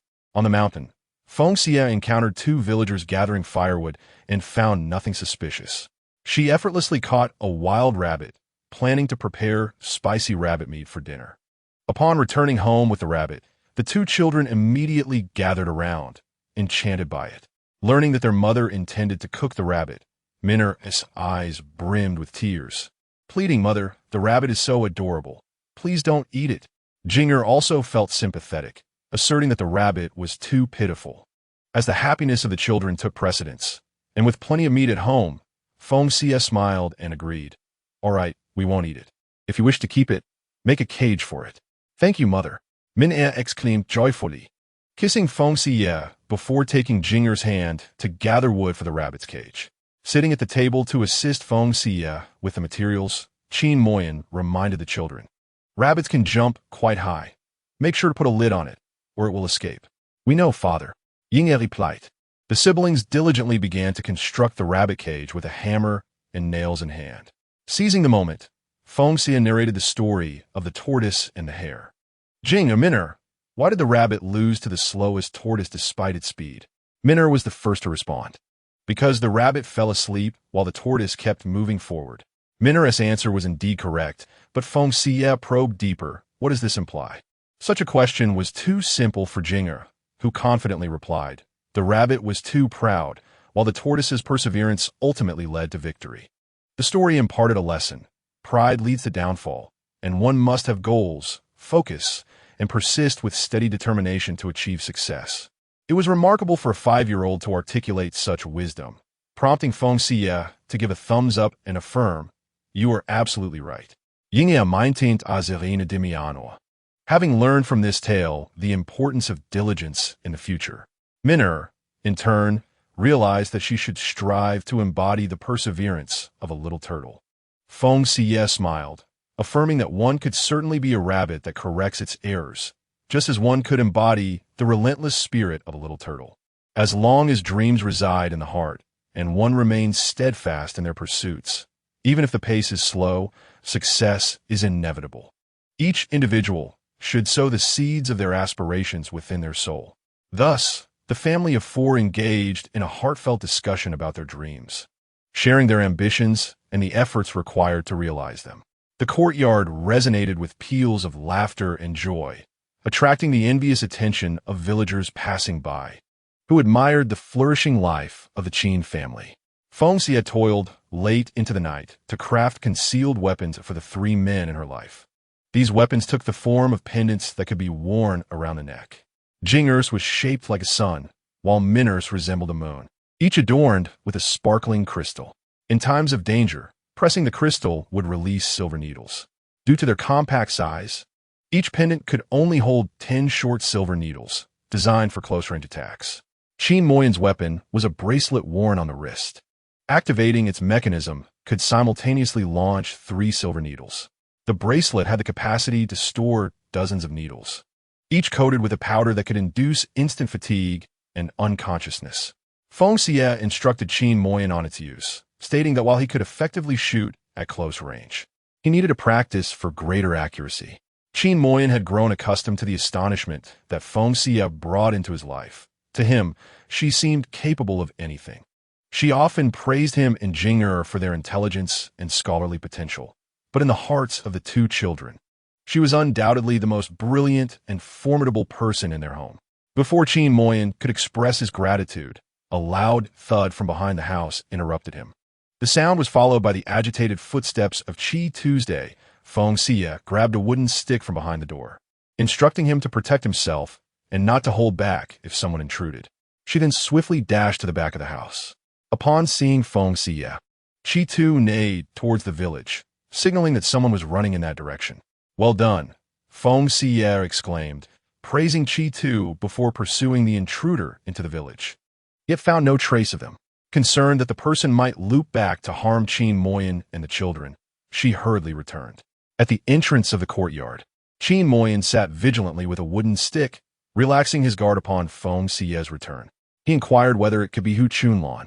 If there were any grudges within the village, it would be with her family, as they were the only ones left. The humiliation he had inflicted upon her at the bun shop would surely have bred resentment. It was plausible that she might seek revenge on their family in the dead of night, having failed to harm Feng Xiyue. Feng Xiyue concurred, but noted that the sound of the heavy object falling suggested that it was someone taller and heavier than Hu Chunlan. Who could it be if not her? Chapter 48. The opportunity arises who ere lay concealed in the grass, too fearful to breathe loudly. Feng Xiyue was an unsettling woman, and her beasts were equally uncanny. Just as he attempted to draw closer, he felt a sharp pain in his chest, having been kicked away by a horse. Feng Xiyue then chased after him. He tumbled and crawled towards the depths of the grass, lying still and managing to escape detection. Huer had suffered injuries twice and lay in bed for 2 days before he felt somewhat revived. Today, he observed the Qin family of 4 leading their horse to the edge of the water ditch, contemplating the theft of the prized steed, Chitu. A horse was worth several dozen taels of silver, and he planned to steal Chitu and sell elsewhere. With the money, he could indulge in the pleasures of a brothel and perhaps win back some of the silver he had previously lost at the gambling den. He had been secretly watching. The Qin family was indeed audacious, leaving their horse unattended behind the house, with no reins tied. If the horse were lost, they had no one to blame but themselves. Little did he know, the misfortune would befall him, as the wound in his chest throbbed painfully with each breath. Huer dozed in the grass for a couple of hours, feeling somewhat better as dawn broke, and he stumbled homeward. His neighbor, Lu Baoyuan, noticed Huer returning at daybreak and surmised that he must have engaged in some nefarious activity during the night. Living next to a petty thief was indeed a stroke of bad luck. Seeing Huer's pallid complexion as he hobbled into his house, Lu Baoyuan thought it was a pity he and T perished outside instead of returning home. As fate would have it, 2 days later, Huer did indeed die in his home, leading Lu Baoyuan to believe he had somehow cursed him to death. He hurried to inform the village chief about Huer's demise. Hu Jiayin and Hu family did not mourn Huer's passing. A good-for-nothing old bachelor would only bring misfortune while alive, so his death was perhaps a blessing. A tattered mat was rolled up, and he was buried in the hills behind the village, while his 2 brothers fought fiercely over his property and land. However, that is a tale for another time. Meanwhile, the Qin family, Feng Xiyue and Qin Mai, had not slept well that night. In the morning, Feng Xiyue arose with dark circles under her eyes. Realizing that this could not continue, she resolved to adopt a dog. With a recent spate of unsettling events, it was prudent to have a canine companion that could bark at any disturbances in the night, allowing for a more peaceful slumber. Qin Mai agreed, finding the idea sound. The 2 children were thrilled at the prospect of getting a puppy, debating whether to choose a little yellow dog or a small black one, as the most common dogs were the yellow and black varieties of the Chinese rural breed. Ultimately, the siblings suggested a little black dog, reasoning that it could blend into the darkness and serve as a guardian of the night. Feng Xiyue and Qin Mai concurred, deciding on a little yellow dog instead. After their morning exercises, Feng Xiyue retrieved the hidden weapons for the children. When the crystal was pressed, a silver needle would shoot forth. Coated in a potent substance, the needle would incapacitate any nefarious individual it struck. She instructed the children on its use, emphasizing that it was only effective at close range, and in the event of danger, they should cry out loudly, feigning weakness to lower their adversary's guard, allowing for a chance to retaliate. "Mother, I understand," Jing said, fastening the sun pendant around his neck. It dawned on him that his parents had been busy the previous day crafting these weapons for their protection. He concealed the sun pendant beneath his clothing, determined to not be trifled with. Minner was delighted with the little moon pendant she wore around her neck, exclaiming, "Mother, this moon is so beautiful, and it can protect me. I adore it. As long as you like it," her mother replied. Feng Xiyue gently patted the heads of her 2 children, wishing fervently that this object would never be needed, praying for their continued safety. "Rest assured, Mother," Jing declared, puffing out his chest. "I will strive to hone my skills to protect Father and my little sister. In the future, I shall earn money alongside you. So you won't have to bear such hardship. And I too will work hard, Mother," chimed in the other child. They were indeed good children. Feng Xiyue smiled with relief, saying, "Go read with your father. I will prepare breakfast for you." After breakfast, she instructed the 2 children to look after Qin and Mo Yin, and then mounted her horse to visit the Wang family, aiming for an early return. Upon her return, she visited the market only to find no dog for sale, but instead she encountered stray dogs. Fearful of rabies, she dared not intervene, lest she become a villain. On the roadside, a farmer was selling geese. As she rode past, the geese were startled, stretching their necks and squawking incessantly. One particularly aggressive goose escaped from its bamboo basket, flapping its wings and advancing towards her, intent on biting her horse's legs. Sighing, Feng Xiyue dismounted and used her riding whip to drive away the fierce white goose, which, undeterred, prepared for a confrontation, displaying remarkable tenacity. However, it was no match for Feng Xiyue, who swiftly seized its throat, rendering it unable to squawk, only able to flap its wings in futile resistance. The farmer soon caught up, apologizing, "Miss, I'm sorry, but that goose is quite ferocious. It frightens anyone who approaches the yard, and its bites can be quite painful. I've chased off several children from the village. They screamed in terror. I only meant to sell it," he continued. "You weren't frightened, were you? It might bite your horse instead. How fierce can a single goose be?" "No worries, I have captured it," Feng Xiyue replied. I will take this white goose. Do you have any more fierce ones for sale? The farmer, believing that a fierce goose might yield firmer meat, presented another one. This one is fierce too. Together, they could dominate the village. Even the dogs fear them. Perfect for guarding the home. Thus, the geese became the beloved pets of her children, who insisted on building a separate house for the white goose, keeping it apart from the chickens. Feng Xiyue watched her children hammering and assembling a home for the white goose, smiling at Qin Mo Yin as she remarked, Our household is thriving with life. Chickens, geese, rabbits, and horses. What else might we welcome in the future? A bit of liveliness is delightful. The children are happy, and I cherish it too. After 6 years of solitude, such a vibrant atmosphere was rare and welcomed. Qin Mo Yin felt joy as well, believing that whatever Feng Xiyue desired, she could possess. They were now prosperous, and he was supportive of her wishes. As for small animals, she decided to hold off on acquiring more until the house was completed. She intended to hire a young maid to handle laundry and household chores, for Feng Xiyue had little fondness for such tasks. Meanwhile, on the mountain, she spied on Hu Chunlan from the Qin family, who was indulging in a black steam bun. That wretched woman only knew how to spend money, buying this and that, seemingly intent on impoverishing the Qin family. That night, she stealthily returned home and, before dawn, ascended the mountain, consuming hard buns and drinking cold water, her body covered in itchy insect bites. The discomfort reminded her that all her misfortunes were due to Feng Xiyue, and she cursed her ancestor's lineage with great bitterness. She watched as Feng Xiyue finished her lunch and rode out, while several children from the village, including Mao Dan, came to find Jinger and Minner to play.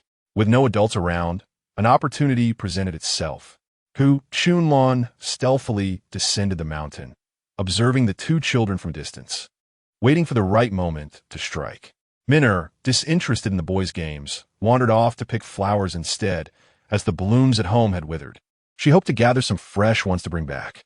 She felt that the flowers in the distance were more beautiful, humming a tune as she picked, unconsciously straying further and further away. When she sensed someone behind her and assumed it was her brother, she turned around, only to find a stranger before her. She opened her mouth to scream, but her voice was swiftly stifled by a firm hand. Chapter 49. Minner is abducted, fearing detection by Jinger and the others. Hu Chunlan clamped down hard on Miner's mouth and began dragging her up the mountain. Minner struggled fiercely, managing to strike her captor with both hands, rendering her momentarily unconscious. Carrying the child, Hu Chunlan navigated the mountain path toward Jianzhou. There, in the dark underbelly of society, wealthy individuals with peculiar tastes often sought beautiful young girls.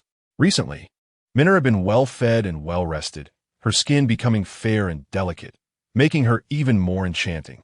A malicious smile crept across Hu Chunlan's face. Surely, Minner would fetch a high price in the depths of such a den. With such a valuable commodity in her possession, she could finally escape the confines of Qingxue village and live wherever her newfound wealth allowed. As fate would have it, just as she reached the official road to Jianzhou, Hu Chunlan encountered an ox cart. She waved, and to her surprise, the cart came to a halt, fabricating a story that Minner was her sister, whose family operated a shop in Jianzhou, and that they were returning home after visiting relatives in Qingyang. She offered the driver 20 copper coins. The old man agreed to take them aboard, allowing them to sit on the straw and advising them not to disturb the cargo. Hu Chunlan inspected the contents of the cart, discovering it was filled with already fired porcelain, worthless to her, while the true treasure lay in her arms. Feng Xiyue, were you not so brazen? Selling your daughter to endure such degradation, to be played with from childhood to adulthood. The thought thrilled Hu Chunlan. The more torment Feng Xiyue and that little wretch endured, the happier she felt. As they traveled further from Qingyang County, Hu Chunlan's excitement grew. It seemed even the heavens could not tolerate Feng Xiyue's arrogance, sending her an ox cart to aid her escape. She eagerly anticipated reaching Jianzhou, where her new life would begin with the riches she would acquire. Meanwhile, Jinger and the other children played with the top for a while, but when he looked up, he noticed Minner was missing. It was time to return home to study with their father. So he tiptoed in the direction where Minner had been picking flowers and called, Minna, Minna? In the past, Minner would have sweetly responded, bouncing back to him. Today, after calling twice without a reply and seeing no sign of her, Jinger grew worried. I don't want to play anymore. I'm going to find my sister. We'll help you look, Mao Dan and the others declared loyally, following Jinger in search of Minner. Minot, comment. We need to go home. Minner, don't hide. There might be snakes in the grass. The 5 children searched every place Minner loved to visit, even scouring the bushes, but still, they could not find her. Jinger was on the brink of tears when she stumbled upon a bouquet of wildflowers that Minner had dropped near the hillside. She picked up the flowers and gazed towards the rear mountain, searching further ahead, only to find that a branch had caught the colorful ribbons in Minner's hair. Jinger had to tiptoe to retrieve the ribbon, suggesting that Minner, being shorter than her, could not have snagged it herself. This implied that Minner had been carried or slung over someone's shoulder, resulting in the ribbon being snagged by the branch. If her father, seated in his wheelchair, had approached, he would not have been able to reach the branch at that height. As for her mother, if she had held Minner while passing through, they both would have noticed the ribbon caught, and it would not have remained on the branch. With wide eyes filled with fear, Jinger realized that Minner had been abducted. Concluding this, she ran home frantically, exclaiming, "Father, something terrible has happened. Minner has been taken." Qin Moyan, nearly struck by a sandbag, grasped it tightly and queried, "What is the matter?" His heart raced. The previous day, Feng Xiyue had warned him while they were crafting concealed weapons that Hu Chunlan had escaped, and she would undoubtedly seek to harm them. Knowing that she could not contend with the 2 adults, she would likely target the children. Before departing that afternoon, she had cautioned him to keep the children indoors, and when Mao Dan and the others came to call for Jinger and Minner, he had reluctantly agreed, unable to resist the eager glances of the 2 children. However, he had limited their playtime to just a quarter of an hour. Believing he could manage things while he stepped out to check on the impending rice harvest, with villagers bustling about in the fields and drying grounds. He never anticipated that Minner would be in danger. "Father, Minner is missing. I searched everywhere with Mao Dan and the others, but could not find her. Later, I went towards the mountains and found the flowers she had picked on the ground, and her ribbon was caught high in the branches. Yingye cried in distress. Mother is not home, and father hasn't gone out. She must have been taken by a wicked person. Do not weep. Let us first visit the place where you were playing," Qin Moyan said, swiftly propelling his wheelchair. "Have you checked near the ditch, in the woods and grass?" "We have looked everywhere, but there is nothing." Jinger pushed her father from behind, and they soon arrived at their play area. Mao Dan and the other 3 children rushed over. "Uncle Qin, we couldn't find Minner. I will return to gather my father and grandfather to rally the villagers. Many hands make light work." With that, he dashed back towards the village. Qin Moyan urged Jinger to assist him towards the spot where Minner had left her flowers and ribbon. As he surveyed the rear mountain, an ominous feeling settled in his heart. "Jinger, we must ascend the mountain." "Father, I will push you." Both father and daughter shared the same troubling thought. The abductors had surely taken Minner up the mountain to evade the villagers' sight, using the mountain paths to exit the village. In their anxious search for Minner, they realized the rugged terrain would make it difficult for a wheelchair to navigate. Just as they were about to despair, Lu Baotian arrived with the villagers. "Qin Xiaolian, what is happening?" "Village chief, Minner is missing. I kindly request your assistance and that of our fellow villagers to help search for her." Qin Moyan, consumed by urgency, believed that the perpetrator had likely taken Minner along the mountain paths away from the village. Time was of the essence. He implored the village chief to lead a pursuit. Qin Moyan, hindered in movement, found himself relying on Lu Baotian and the villagers for assistance in the search. As Feng Xiyue was not at home and Jinger was still so young, he was acutely aware that their commitment to finding his daughter could not be guaranteed. "I shall not neglect those who assist. Each villager who helps will receive a silver tael and an additional 10 taels for the one who locates her." He requested the village chief to send someone to the county town with a message, as his wife was at the Bai Family S Tavern, and to dispatch another to the government office, mentioning his name to avoid any trouble from the officials. Without delay, Lu Baotian organized the search. "You 4? Scour the nearby ditches and grass. Chongping, accompany those climbing the mountain. Quanji, come with me to the county town while I head to the government office. And you to the Bai Family Tavern." After assigning tasks, Liu Baodian instructed Mao Dan to keep Jing'er company, bidding farewell to Qin Moyan as he dashed towards the county town. At that moment, Feng Xiyue, having just completed a health examination for Bai Ziyu, felt a sharp pain in her chest, almost stealing her breath away. A wave of panic surged within her. She had never experienced such a sensation before. Her health had always been robust, devoid of heart ailments. Could something have happened to Minner? In a rush of fear, she burst out of the private room, exclaiming, "Xiaoyu, I must leave at once. There's a matter at home." Chapter 50.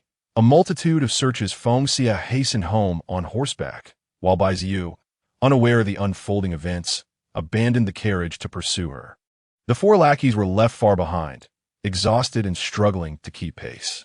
Bai Ziyu caught up with Feng Xiyue, asking, "Sister, what troubles you? What has happened? I felt a sudden pain in my heart. I fear something has befallen Minner." Feng Xiyue gripped the reins tightly, her hand pressed against her chest as the pain persisted.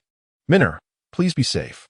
Bai Ziyu held a fondness for the lovely Minner, whose delicate charm and sparkling eyes seemed to convey a world of emotion. "Sister, allow me to accompany you home. Perhaps I can be of assistance." As they traversed the woods, they encountered Liu Baodian and Quan Ji, who were en route to the county town. Liu Baodian, panting, remarked, "Madam Qin, your daughter is missing. I was just on my way to find you. You should return home immediately. I must continue to the city to report to the officials." "Do you think Hu Chunlan is involved?" Bai Ziyu's mind immediately turned to her. Feng Xiyue's heart raced with urgency, yet remained composed. "Xiaoyu, please rally some people to block the exit from Qingyang. We must apprehend her swiftly. Rest assured, sister, this matter arose from my actions, and I will certainly help you find Minner." Bai Ziyu seized Liu Baodian, hoisting him onto her horse. "I will take you with me."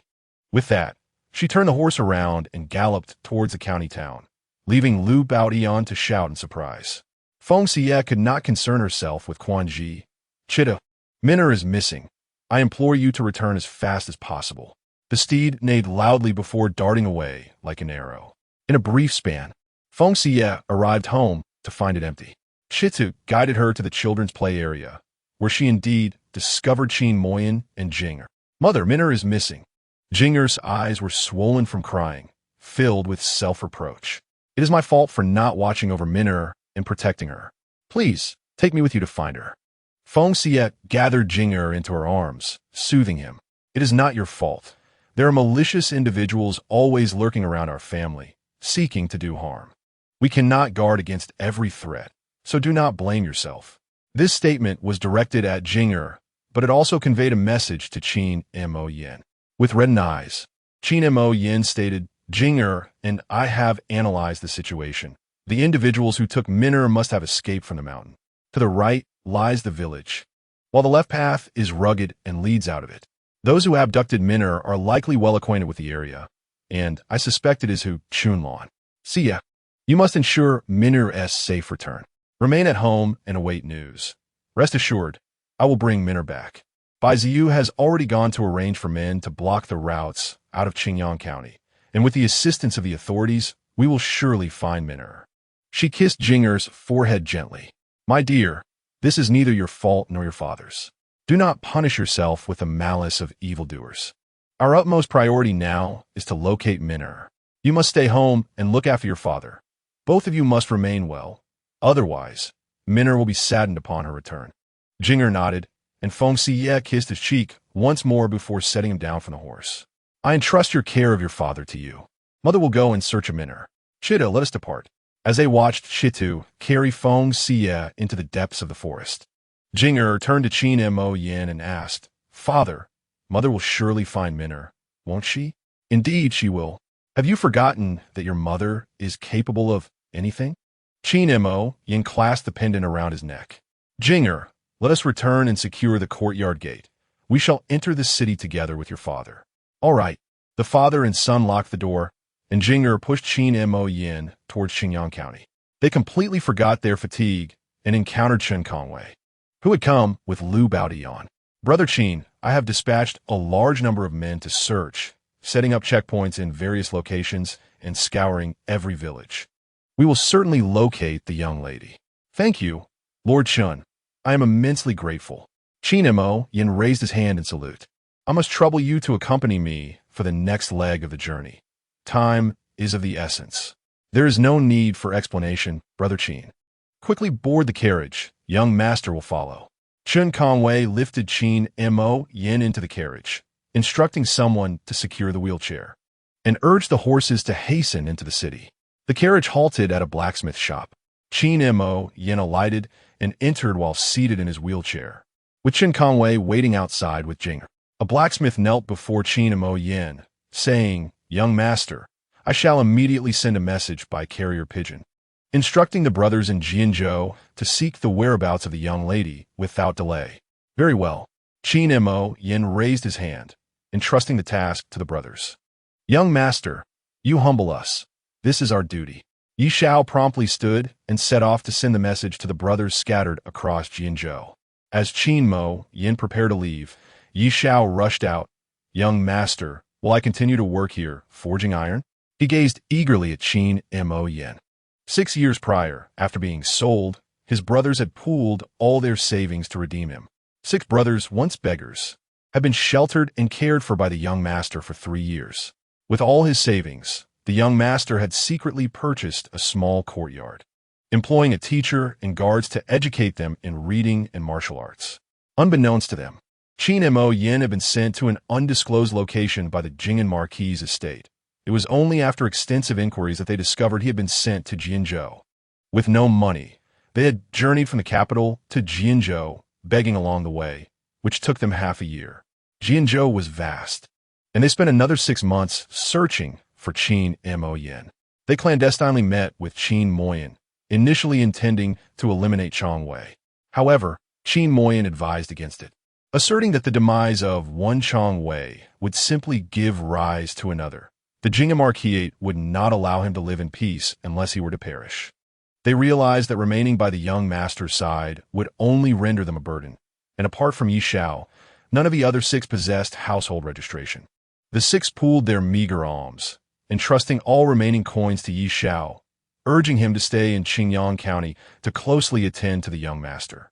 While they ventured to Jianzhou to beg, where the regulations were not as stringent as in Qingyang, beggars without registration risked being apprehended as spies.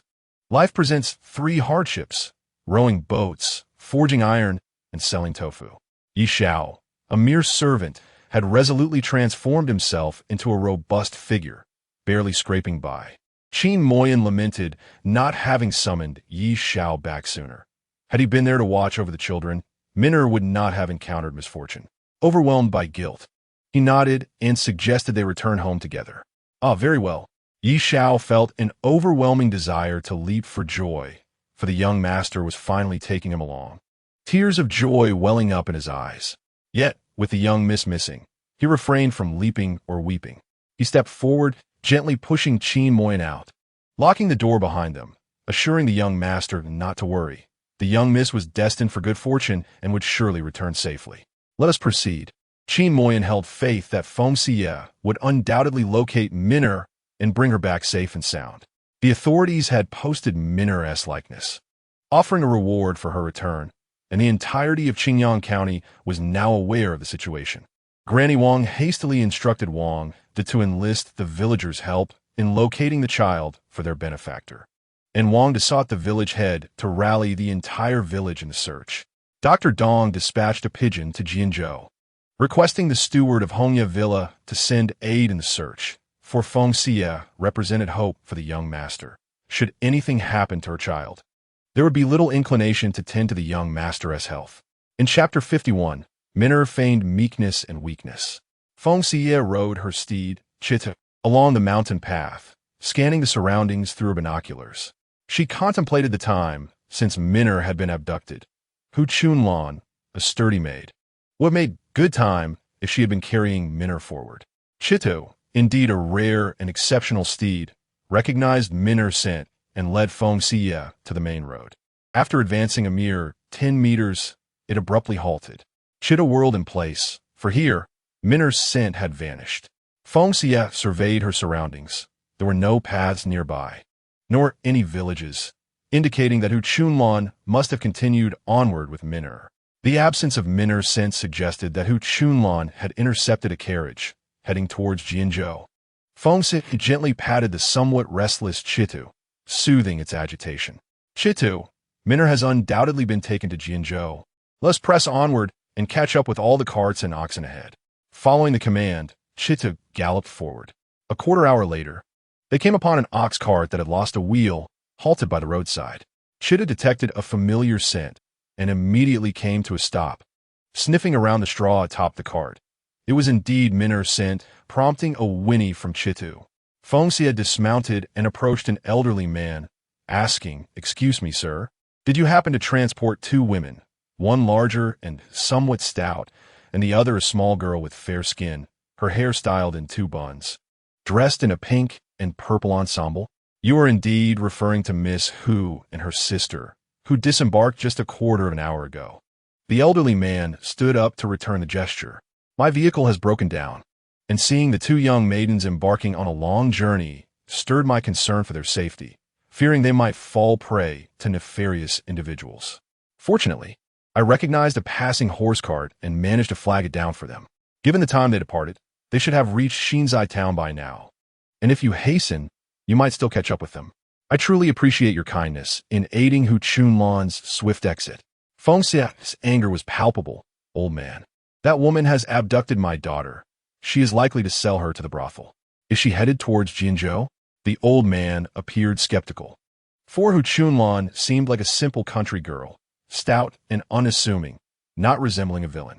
Upon observing Feng Xiyue closely, one could discern a resemblance between her and Hu Chunlan as they both held the little girl. "Alas, I thought her to be an honest person. I never anticipated such treachery." The old man, frustrated, smote his thigh. "My lady, you must pursue them at once. The cart has only been gone for a little over a quarter of an hour, and they are indeed headed towards Jianzhou." "Thank you." Feng Xiyue had already mounted her steed and galloped away. The old man sighed. "What a predicament! I should have sensed something was amiss when the child slept throughout the journey. It turns out she was abducted." He rummaged through his pocket, grasping the 20 coins within, lamenting the heavy burden of his misjudgment. Feng Xiyue rode tirelessly to Xinzai town, inquiring along the way, until she finally learned at a tea house that the proprietress had indeed seen a young woman accompanied by a charming little girl who was awake, well-behaved, sipping tea and nibbling on a steamed bun. As long as Min-Er is awake, her obedient nature might spare her from Hu Chunlan's whims and lessen her suffering. After enjoying a pot of tea, Feng Xiyue allowed her steed, Chitu, to drink some water and catch its breath before pressing onward. "Min-Er, hold on. Your mother is coming to rescue you." Meanwhile, Hu Chunlan stood at the roadside, holding Min-Er's hand, gazing at the imposing city gates of Jianzhou in the distance.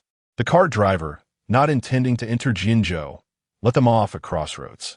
Min-Er, recognizing the characters, understood they had arrived at Jianzhou. She looked up at Hu Chunlan and timidly inquired, "Aunt Chunlan, where are you taking me? Why have we come here?" Hu Chunlan looked down with a smug smile. "What do you think I brought you here for?" "Of course, to sell you for profit. You had better behave. If you dare to cause any trouble, I shall strangle you, ensuring you never see your parents or brother again." Min-Er, frightened, recoiled and pleaded, "Aunt Chunlan, please don't kill me. I will be good and not make a fuss. Now, that's more like it." Hu Chunlan tugged at Min-Er's arm. "Come, let us enter the city." Hu Chunlan strode briskly, disregarding whether Min-Er could keep pace, dragging her along. Min-Er glanced at the city gates of Jianzhou, uncertain whether her cries would attract attention, hoping the guards would intervene and apprehend Hu Chunlan. Upon noticing Min-Er's intentions, Hu Chunlan turned, casting a cold smile at the guard stationed at the gates. "Do you truly believe those soldiers will save you?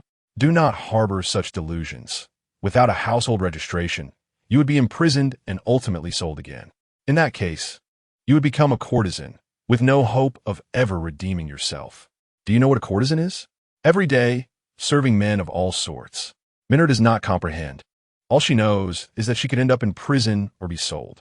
Fear envelopes her, tears welling in her eyes, yet refusing to fall.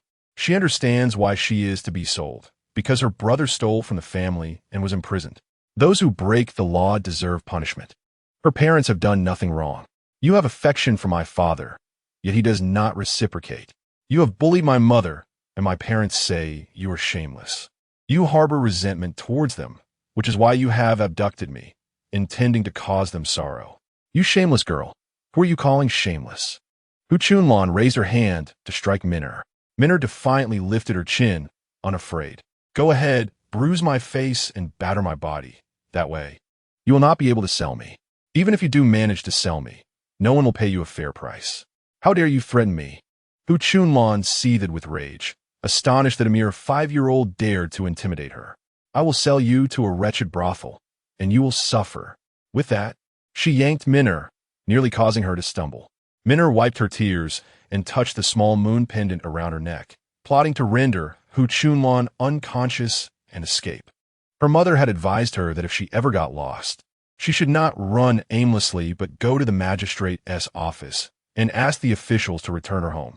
Obediently, Minner held Hu Chunlan's hand as they approached the city gates. The guards glanced at Hu Chunlan, then at Minner, checked their household registration, found no issues, and allowed them entry into the city. Hu Chunlan had previously accompanied the Bai family's kitchen on several buying trips to Jinju City, where each merchant visit included a stop at the brothels, where prices were lower. Thus, she knew of a few such places and planned to sell Minner there. Jinju City was vast, bustling with people and shops lining the streets. Minner paid little attention to her surroundings, focusing instead on the stout figure holding her hand, ready to strike. The first act of violence was born of desperation, leaving Minner somewhat anxious. The streets were crowded, and she dared not act until they turned into a narrow alley. Only then did Minner quietly remove the small moon pendant. Fearing that a distant shot would miss its mark, proximity would ensure precision. Holding her breath, she aimed the pendant at Hu Chunlan's hand and pressed the crystal atop it. Chapter 52. Minner enters the tiger's den. Hu Chunlan heard a faint thwip, followed by a sharp pain in her hand. Looking down, she saw a slender silver needle firmly embedded in her hand. Her fury ignited as she glared at Minner, the audacious girl daring to prick her. She would show her the consequences of her actions. Hu Chunlan raised her other hand to slap Minner, who instinctively recoiled, bracing for the blow. Instead, she heard a loud thud as Hu Chunlan fell face first to the ground. Minner quickly opened her eyes, yanked her hand back, crouched down, and removed the silver needle from Hu Chunlan's hand, placing it back into the moon pendant. The device crafted by her mother was truly remarkable, saving her in this moment. Surveying her surroundings, Minner hurriedly dashed toward the main street. She needed to reach the magistrate's office to request aid in returning home. However, Jinju City was sprawling, and being so young, Minner grew weary after walking for some time without locating the government office. She sat down beside a shop, feeling both exhausted and hungry. It was her first time alone outside, and she missed her father, mother, and brother, as well as the loyal steed, Chi. A 5-year-old child, overwhelmed by fear, sat on an unfamiliar street, feeling both scared and sorrowful, and began to weep softly. An elderly lady, dressed in fine silk and exuding kindness, approached her. She knelt before the child and gently caressed her face, asking, "What troubles you, little one? Did you sneak out to play and lose your parents?" "No," the child replied, stifling her sobs as she wiped her tears. "Mother says I must not trust strangers. Bad people do not have the word bad written on their faces." Her large, bright eyes were filled with caution. "My home is in the government office of the province, and my mother is a cook. I ran away but will return shortly." Standing up, she thanked the lady and declared, "I must go now." With that, she hurried away, her little feet pattering against the ground. The middle-aged woman smiled as she watched the child scamper off, leisurely following her. Such a delightful young girl had captured the attention of Madame Zhou. She could not allow her to escape. The little girl seemed to have lost her way, yet she possessed a keen intellect and a strong sense of vigilance, evident in her refined attire that indicated she came from a respectable family. She was strikingly beautiful, a true gem waiting to be nurtured with proper guidance. She could grow into a renowned courtesan. After running a considerable distance, the child paused against a wall to catch her breath, feeling increasingly hungry and exhausted. "Little girl," a familiar voice called, prompting her to become alert. Turning around, She saw the lady approaching with a beaming smile. In that instant, the child felt the warmth of the smile had turned unsettling, and she stood ready to flee. Madame Zhou continued, "You cannot escape, dear child. Come back with me. Rest assured, I shall treat you well, providing you with ample food, drink, and clothing, and even arrange for a master to teach you the arts of music, chess, calligraphy, and painting." Noticing two individuals blocking her path ahead and two more behind, the child realized her escape was futile. With tear-filled eyes, she looked up at Madame Zhou and asked, "Is that true? If I make a mistake, will you strike me?" The last person, Hu Chunlan, enjoyed hitting me, and I was afraid, which is why I ran away. This display of vulnerability tugged at Madame Zhou's heartstrings. The child was indeed a natural beauty, her expressive eyes capable of melting hearts. Madame Zhou assured her, "I do not strike or scold. As long as you are obedient and eager to learn, I will treat you kindly." "Is that truly the case?" the little girl inquired, her eyes wide with hope. "Indeed, it is true. I never deceive," Madame Zhou replied, taking the child's delicate hand. "Rather than wandering about the city and risking being sold to unsavory places, why not come with me? I promise you will grow up well." Seeing the sincerity in her words and feeling genuine fear, the child decided that following her would be the safer choice, hoping to survive until her parents could rescue her. Nodding, she said, "Then I will go with you. You must keep your promise." A wise and pragmatic child, Madame Zhou lifted her into her arms, assuring her, "It is a blessing to be with me." "What is your name?" "Minner," she replied, omitting her full name. "Minner. Such a good girl," Madame Zhou rejoiced. Having acquired a precious treasure, she felt elated. As they passed a pastry shop, she bought Minner 2 pieces of osmanthus cake. The shopkeeper recognized her, and, seeing the child in her arms, felt a pang of sorrow, realizing yet another innocent child was about to be taken advantage of. However, the young girl cradled in Madame Zhou's arms possessed an exquisite beauty that was truly remarkable. Her discerning eye for such things was indeed sharp. The girls and boys she had in her possession were all strikingly attractive. Although considerable funds had been invested in their upbringing, when sold, they would fetch a handsome price, serving as veritable trees of wealth. After enjoying 2 pieces of osmanthus cake, Minner was carried by Madame Zhou into her grand courtyard, which consisted of 4 expansive sections. With a sense of pride, Madame Zhou inquired of Minner whether she thought the estate was large. Indeed, it was vast, several times larger than Minner's own home, and she nodded in affirmation.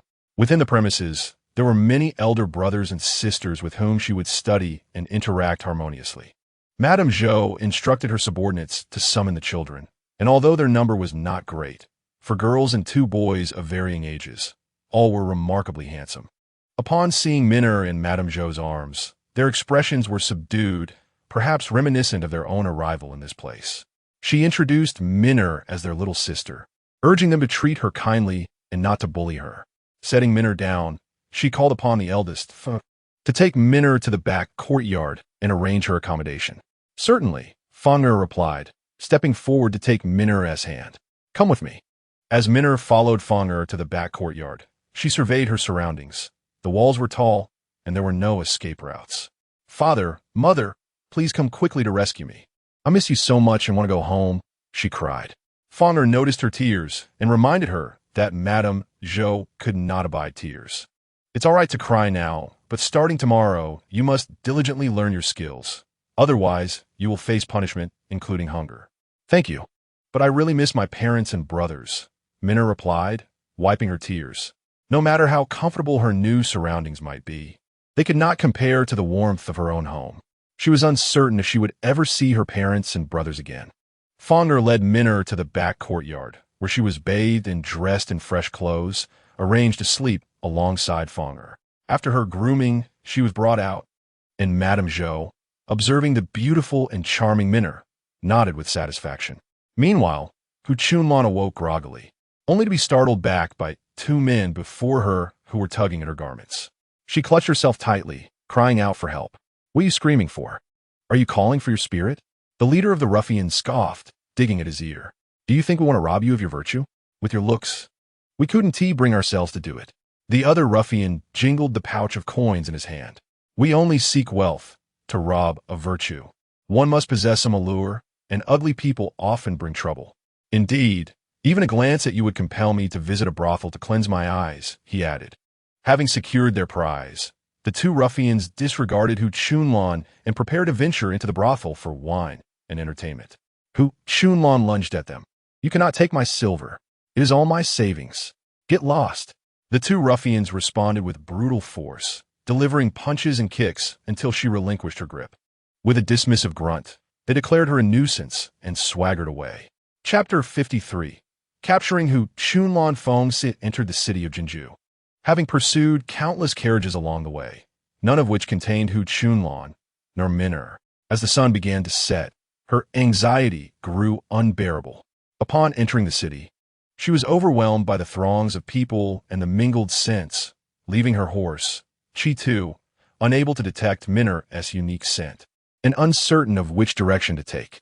As Feng Xiyue was preparing to inquire about the direction to the Yanhua Liuxiang, several beggars appeared before her. They were indeed the 6 brothers who had delivered a message from Yi Xiaofei. Having just received news, they had come to the city gate to await Hu Chunlan. Yet a quarter of an hour had passed without her arrival, and instead, they encountered Feng Xiyue. They had visited Qingxue village and recognized her. But Feng Xiyue had changed so significantly that they hesitated to acknowledge her. After following her for a while, they finally confirmed that she was indeed the lady of their master. Greetings, madam, the little one said. Feng Xiyue was taken aback. When had she become the lady of the beggar gang? Could it be that Qin Moyan was the leader of the beggars? The beggar gang was indeed a formidable force, and she believed they would swiftly locate Min'er. Madam, we are the beggars whom the young master took in while in the capital. After the young master fell into misfortune, we made our way to Jinju, the youngest said, feeling quite ashamed. They felt useless, unable to assist in any way. And upon receiving Yi Ziyad's pigeon message about the young lady being abducted, they specifically waited at the city gate. Although they did not find the young lady, they were fortunate to encounter you. The little ones introduced themselves one by one, awaiting Feng Xiyue's directions. However, Feng Xiyue felt a pang of disappointment. They were not part of the beggar gang, but rather subordinates of Qin Moyan. Observing their dire circumstances, she thought that Qin Moyan's judgment seemed lacking. Min'er had likely been abducted and sold into a sordid place. They were familiar with Jinju City, so they should lead the way. Or you can guide me. The others should search elsewhere. Look for a stout, dark girl with a 5-year-old child. Min'er resembles her father, so you should be able to recognize her. Feng Xiyue added, especially inquire at places known for trafficking children. Be diligent.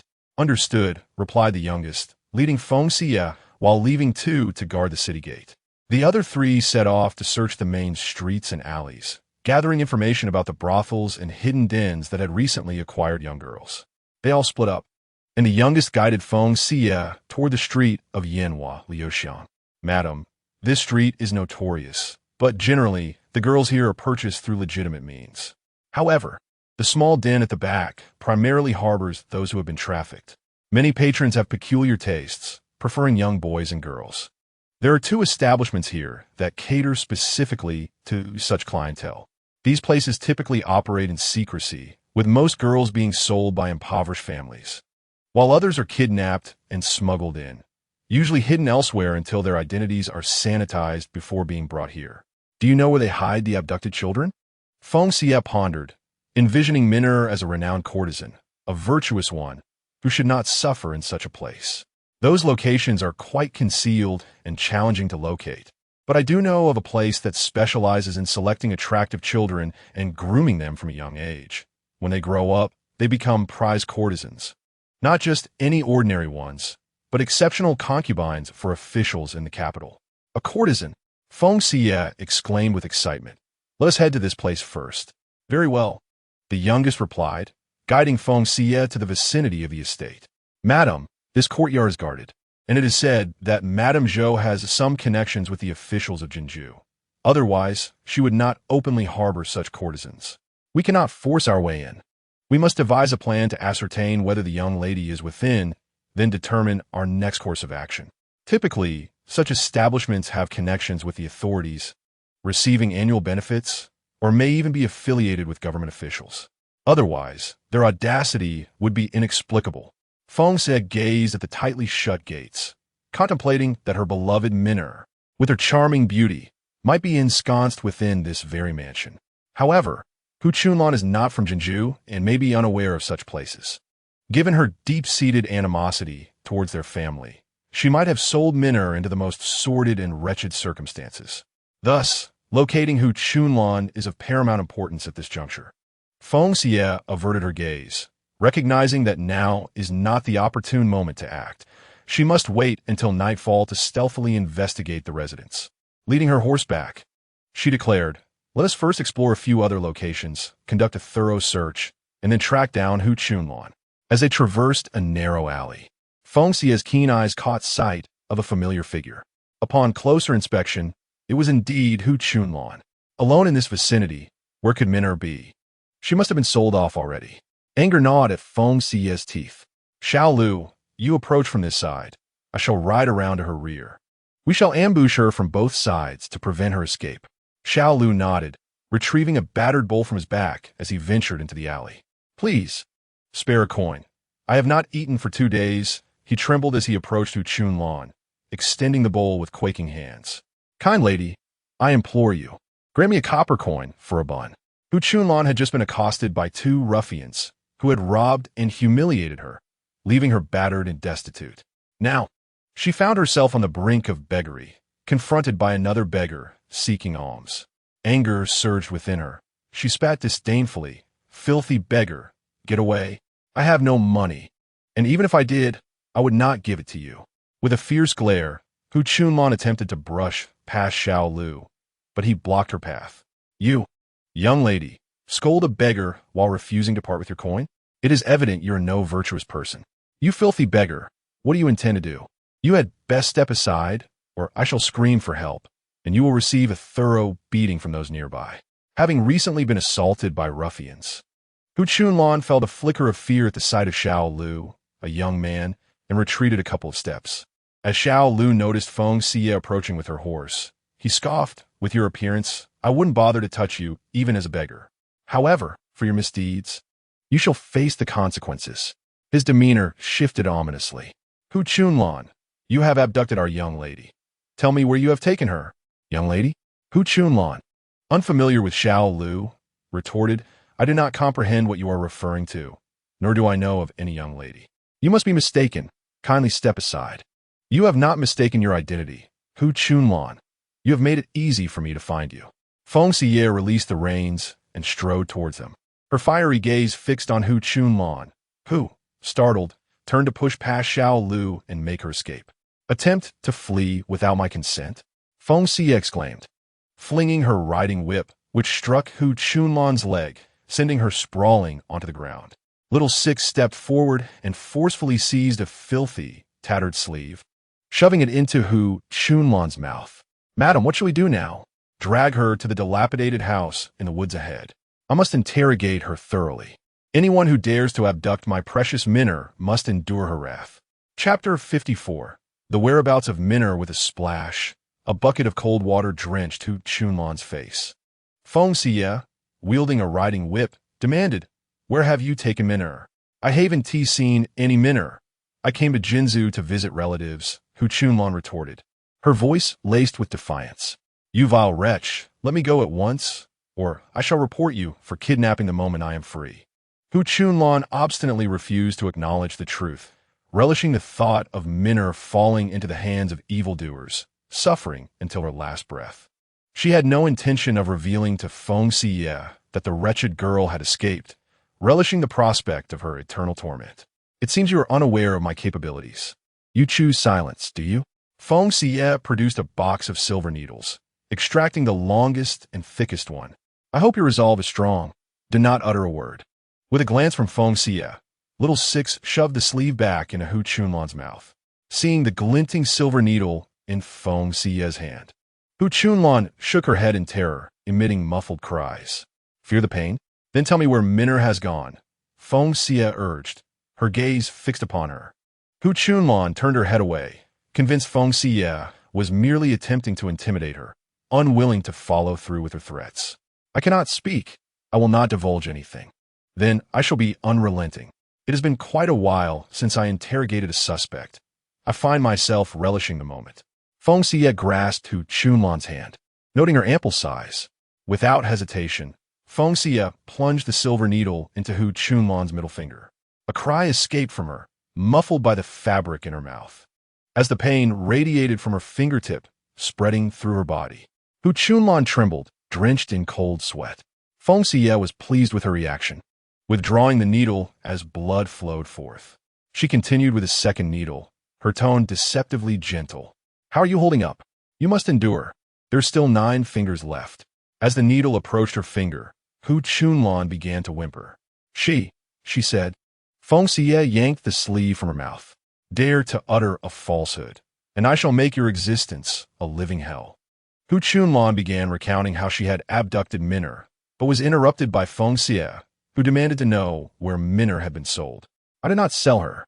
As soon as I entered the city, before I had gone far, she pricked me with a silver needle, rendering me unconscious. When I awoke, 2 ruffians had robbed me of my money, and Minner was gone. So you mean Minner ran away? She recalled having advised Minner to report to the authorities in times of peril. Feng Xiyue mounted her horse. Little Six, I entrust this woman to you. I shall visit the authorities and return swiftly. Rest assured, madam, if I cannot manage a mere maid, may I suffer the worst fates, Little Six replied. Little Lu stuffed his sleeves into Hu Chunlan's mouth, listening to her express her frustration, refusing to bandage her wounds, allowing the blood to drain, stating that he would take away the young lady from her family. Feng Xiyue hastened her horse to the government office in Jinzhou, dismounted, and raised her hand in greeting to the 2 constables. Good sirs, did you happen to see a 5-year-old girl come by this afternoon, claiming she was lost and seeking your assistance? No, we haven't seen any little girls, not even a boy, the constables confirmed once more, insisting they had not encountered a 5-year-old reporting a case, as they had been standing guard the entire afternoon. Seeing that Feng Xiyue was distressed over her missing child, the constables suggested she search elsewhere, indicating that the nearby streets were filled with vendors selling trinkets, places where children often wandered. Minner would not venture to those places. She would surely come to report her absence after escaping from Hu Chunlan.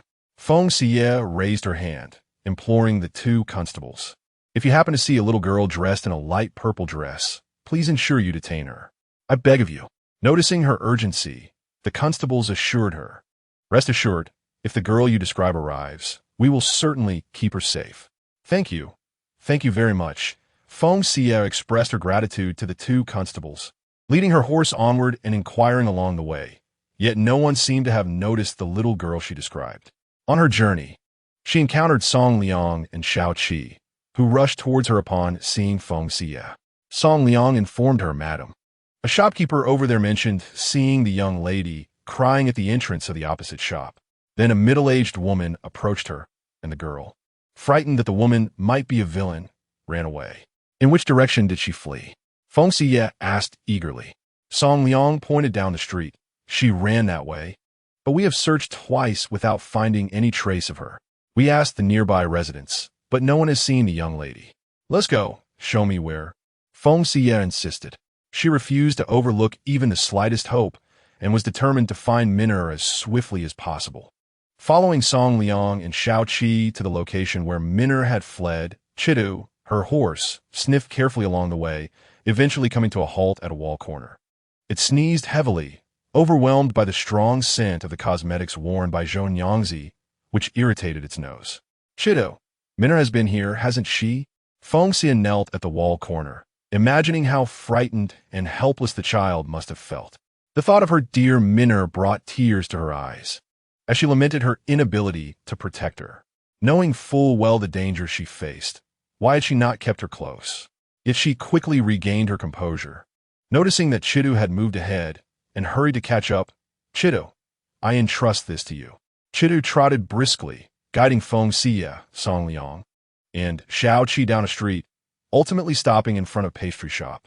Even the sweet aroma of the pastries could not mask the heavy scent of Zhou Nyangzi's perfume, indicating she had lingered here for quite some time.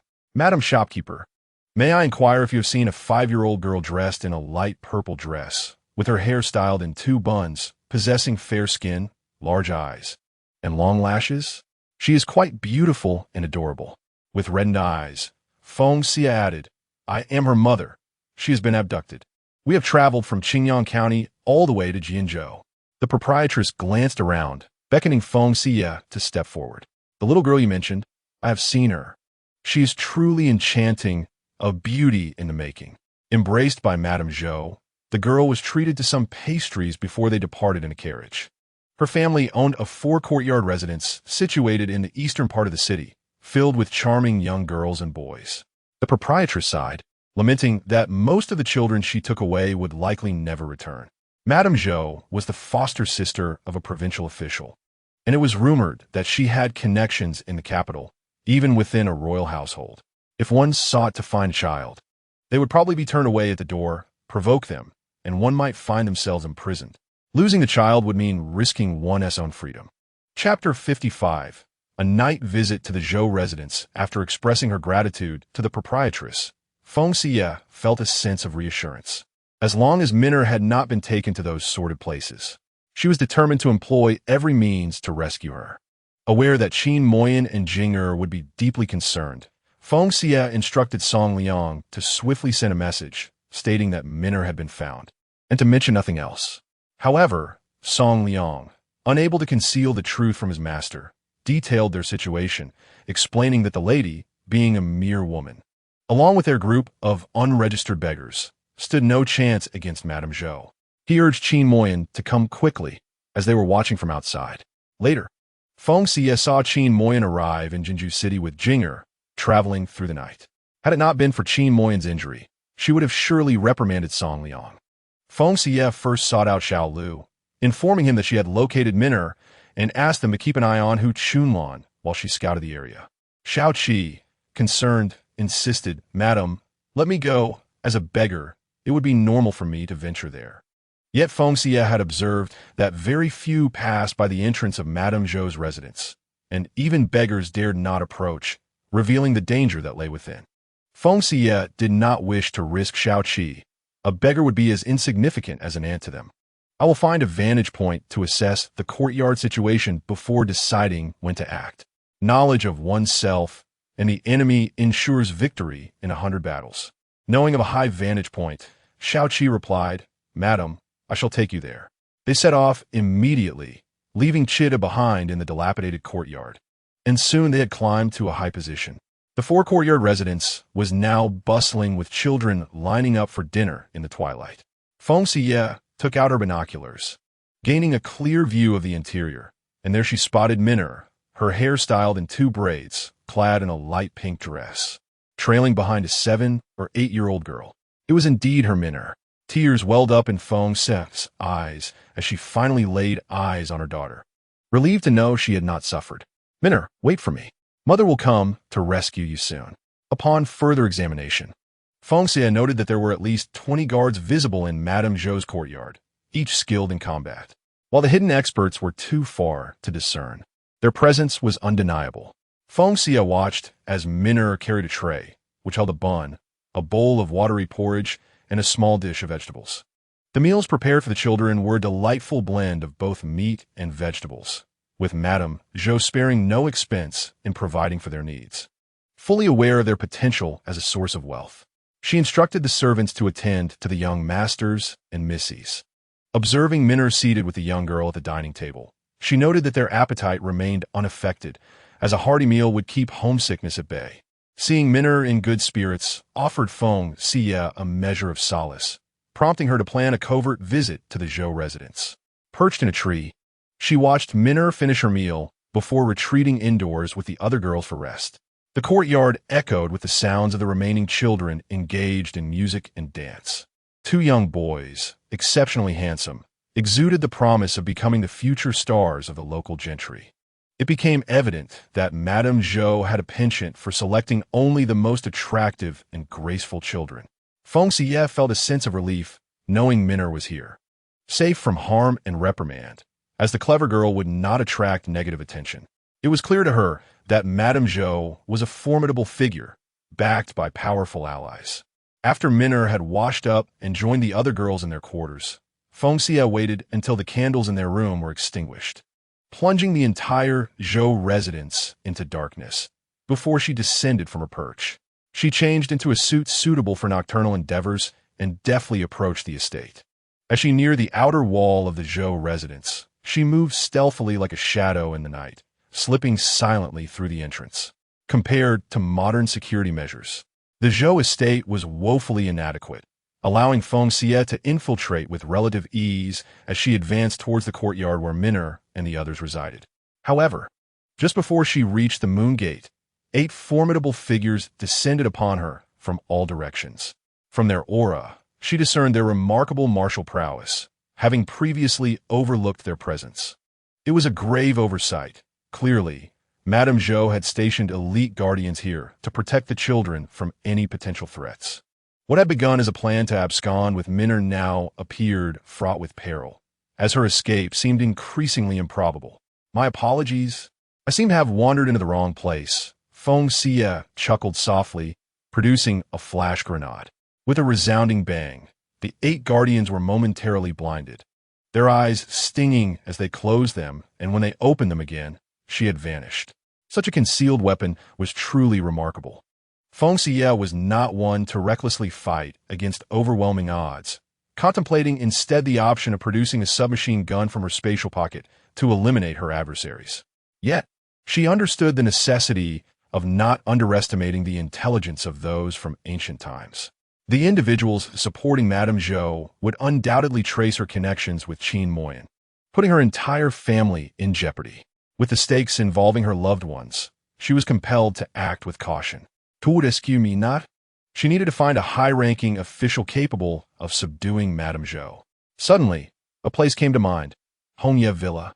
It seemed imperative that she pay a visit there.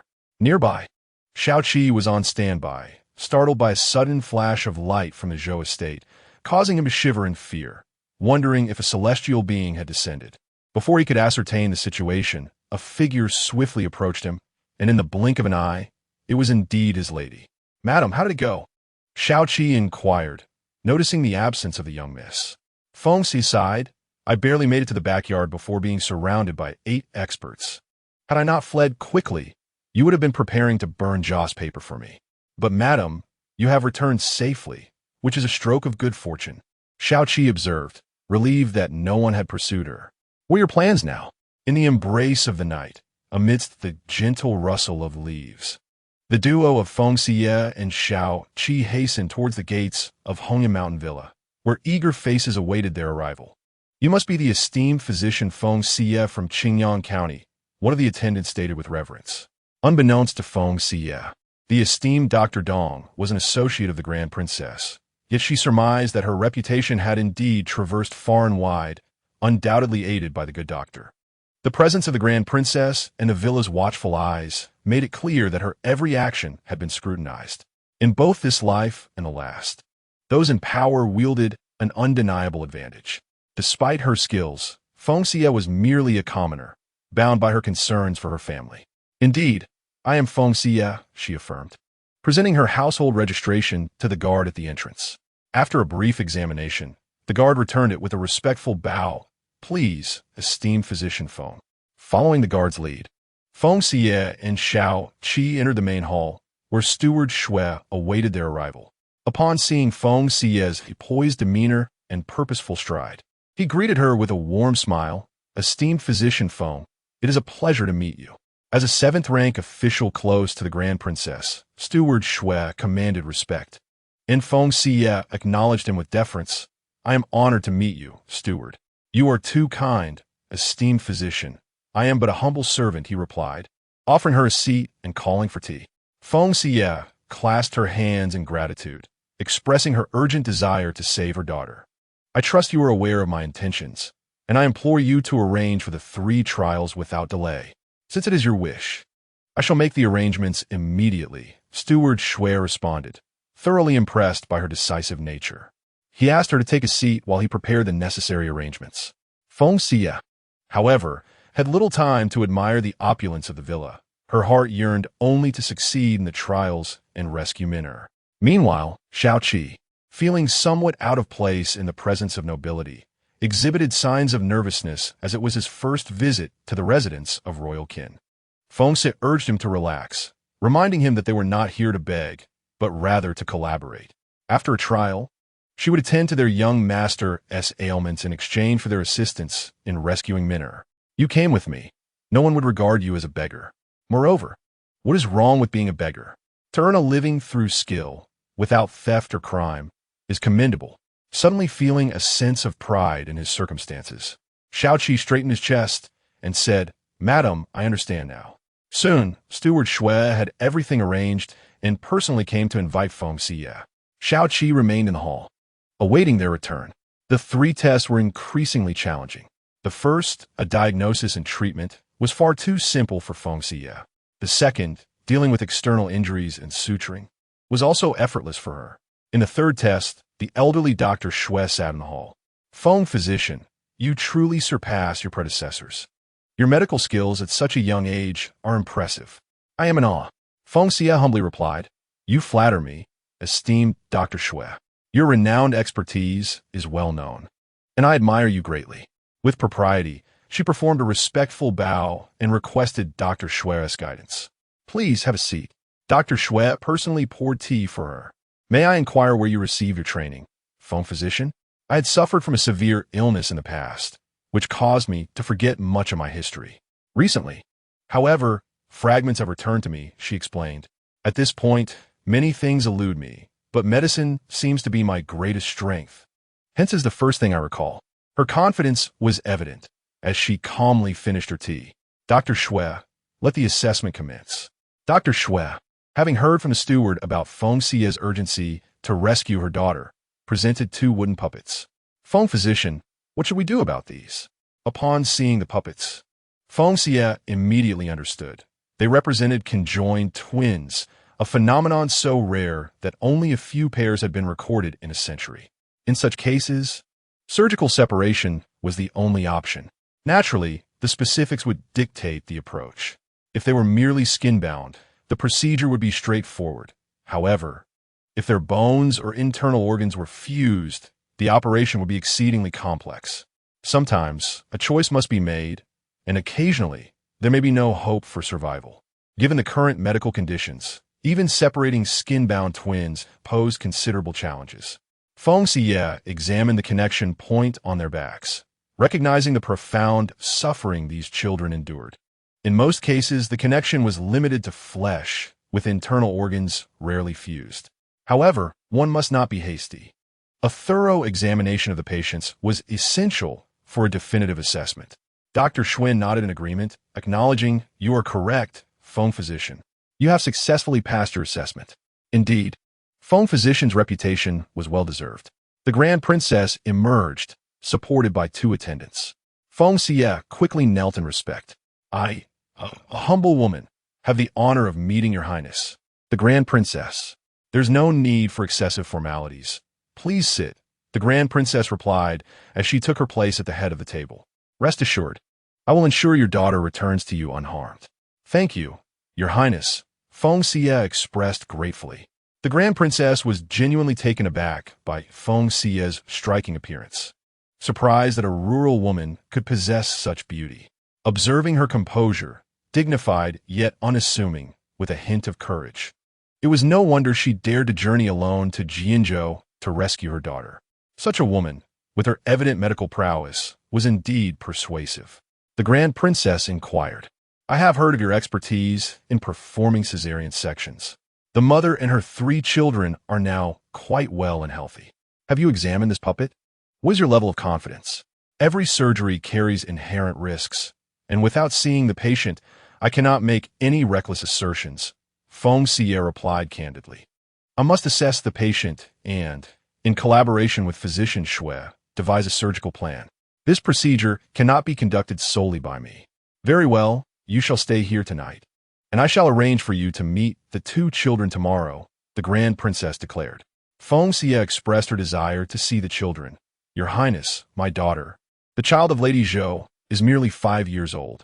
She was abducted and taken to Jianzhou. She must have been terrified during the journey, and I wish to go personally to bring her back.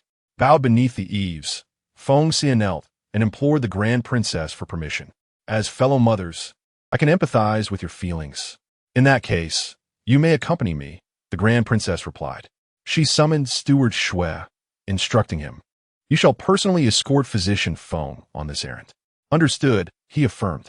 Feng Xiyue expressed her gratitude to the Grand Princess and followed Steward Xue, departing from the Red Leaf Villa with Xiao Qi. Once they had left, the Grand Princess turned to Physician Xue and asked, Do you truly believe she can assist Xiena? Your Highness, Physician Xue responded, This physician Feng's medical skills surpass my own. Upon seeing the puppet, she immediately discerned the underlying issues. I believe she must have encountered such situations before and handled them adeptly. Physician Xue continued confidently, I trust she will find a solution, yet there are undoubtedly risks involved. The young lady's health has always been frail, which raises concerns. The Grand Princess pondered for a moment. If a critical moment arises for the sake of Xian'er, sacrifices may be necessary.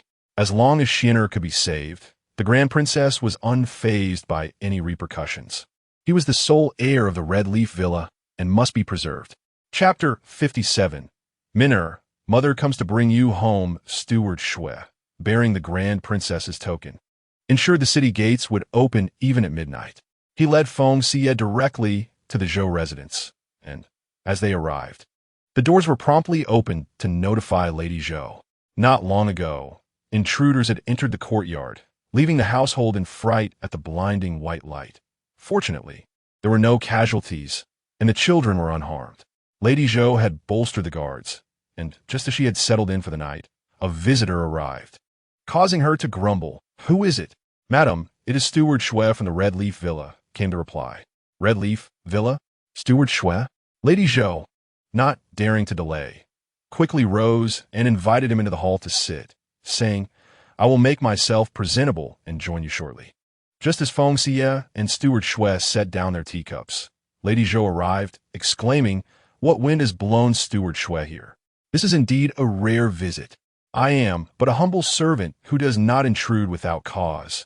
My apologies for disturbing you at such an hour, Steward Xue bowed. This is Physician Feng, who has come this evening for her. Lady Zhou turned to Feng Xiyue, who did not greet her in return. She had taken her daughter, and Feng Xiyue harbored no fondness for those who abducted children, turning them into mere shadows of their former selves.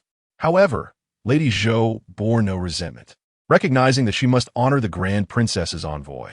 I'm unsure why Steward Xue has come at this late hour, but if there is anything I can assist with, I shall gladly help. Then I thank you in advance, Lady Zhou. Steward Xue was direct and to the point. Madam Zhou, today you have acquired a spirited young girl. Have you not? That child is indeed the daughter of the esteemed physician Feng, abducted from Qingyang County and brought to Jinzhou City. You must have encountered her on your way to report this to the authorities. Madame Zhou understood that, given the Grand Princess had sent Steward Xue to retrieve the child, it would be unwise to refuse. Moreover, upon observing that Feng Xiyue bore resemblance to the little girl, she smiled and remarked, The child is indeed lovely and charming, sitting on the ground in tears, which tugs at one's heartstrings. You know, I have a fondness for children. I simply could not bear to see her in distress. Upon inquiring, I learned she had become lost. Jinzhou City is quite distant from Qingyang County, and I could not venture there at the moment, so I brought her here instead. The little girl is obedient and comfortable in this place. Rest assured, she is well. Having spoken, Madame Zhou rose to her feet. Since the child's mother has sought her out and Steward Xue has accompanied her, I must accord you the courtesy you deserve. Please take the child with you. Thank you. Madame Zhou, Steward Xue replied. Feng Xiyue remained silent, her expression austere. No matter how eloquently the words were spoken, she was still a villain in every sense. The three of them proceeded to the backyard, where Madame Zhou instructed someone to open the door to the side room. Physician Feng, please enter. Before Madame Zhou could finish her sentence, Feng Xiyue dashed inside, calling out, Min'er, Mother has come to take you home. Min'er, who had not been asleep, sensed the earlier flash of light as a sign of her mother's arrival, having overheard the mention of a woman clad in dark attire. Her mother had come to rescue her, but had to flee upon being discovered. Thank goodness her mother had escaped unharmed. Yet, Min'er could not sleep, uncertain if her mother would return. Should she arrive, Min'er resolved to follow her immediately upon being called. As she waited on the verge of slumber, the sound of footsteps stirred her awake. Indeed, Moments later, the footsteps approached the backyard, accompanied by Madame Zhou conversing with another person. Yet she did not hear her mother's voice. The footsteps grew nearer, and soon the door swung open. Minna lifted her head to peer outside, catching sight of that familiar silhouette. Though she could not discern her mother's face clearly, she recognized her instantly. It was truly her mother, come to rescue her. Minna covered her mouth, tears streaming down her cheeks. As Feng Xiyue entered, she noticed a small head peeking out from the shadows. Certainly Minna. Minna, my dear, mother has come to take you home, Feng Xiyue said, extending her hand as she awaited her daughter. Without hesitation, Minna released her grip and leapt into Feng Xiyue's embrace. Sobbing uncontrollably, Mother, mother, fear not, dear one, I am here. Mother will take you away. Hearing her daughter's cries, Feng Xiyue could not hold back her own tears. The child had endured far too much, surely terrified by her experiences. It is all my fault for not protecting you better. I am so sorry. No, mother did nothing wrong. Please do not apologize. Minna, in her own sorrow, wiped her mother's tears, declaring, Mother is the best mother. I love you. And mother loves you too, Feng Xiyue replied, kissing Minna's small face. You are such a brave girl, truly remarkable. And mother's hidden weapons are quite effective, Minna added. Her spirits lifted. Minna whispered softly by Feng Xiyue's ear, but there are too many people around Madame Zhou. I dare not take action. What you're doing is wise. When faced with a formidable opponent, it is prudent to feign weakness and innocence. Minna giggled. Mother, I've always been weak and gentle. My darling Minna is the best. Feng Xiyue thought, relieved that her pretense of fragility had spared her from hardship. Holding the child in her embrace, she felt a weight lift from her heart. Exiting, she said to Steward Xue, I have taken the child. Thank you. Dr. Feng, you are too gracious. It is my duty to fulfill the orders of the Grand Princess. Steward Xue replied, glancing at Minna, who indeed was a beautiful child, which explained why Madame Zhou had brought her here. Madame Zhou smiled and asked Minna, Is she your mother? She is my mother, Minna replied, clinging tightly to Feng Xiyue's neck, fearful of being left behind. All right, you shall return home with your mother.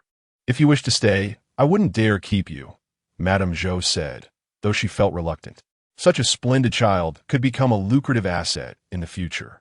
Madame Zhou genuinely liked Minna, gently caressing her little face. Go back now and don't wander off. Trust no one but your parents. This was heartfelt advice, for such a lovely child was most susceptible to unwanted attention. Feng Xiyue wished to leave without delay. Time was of the essence. Steward Xue, let us depart. Very well, he replied, raising his hand. Madame Zhou, we shall take our leave.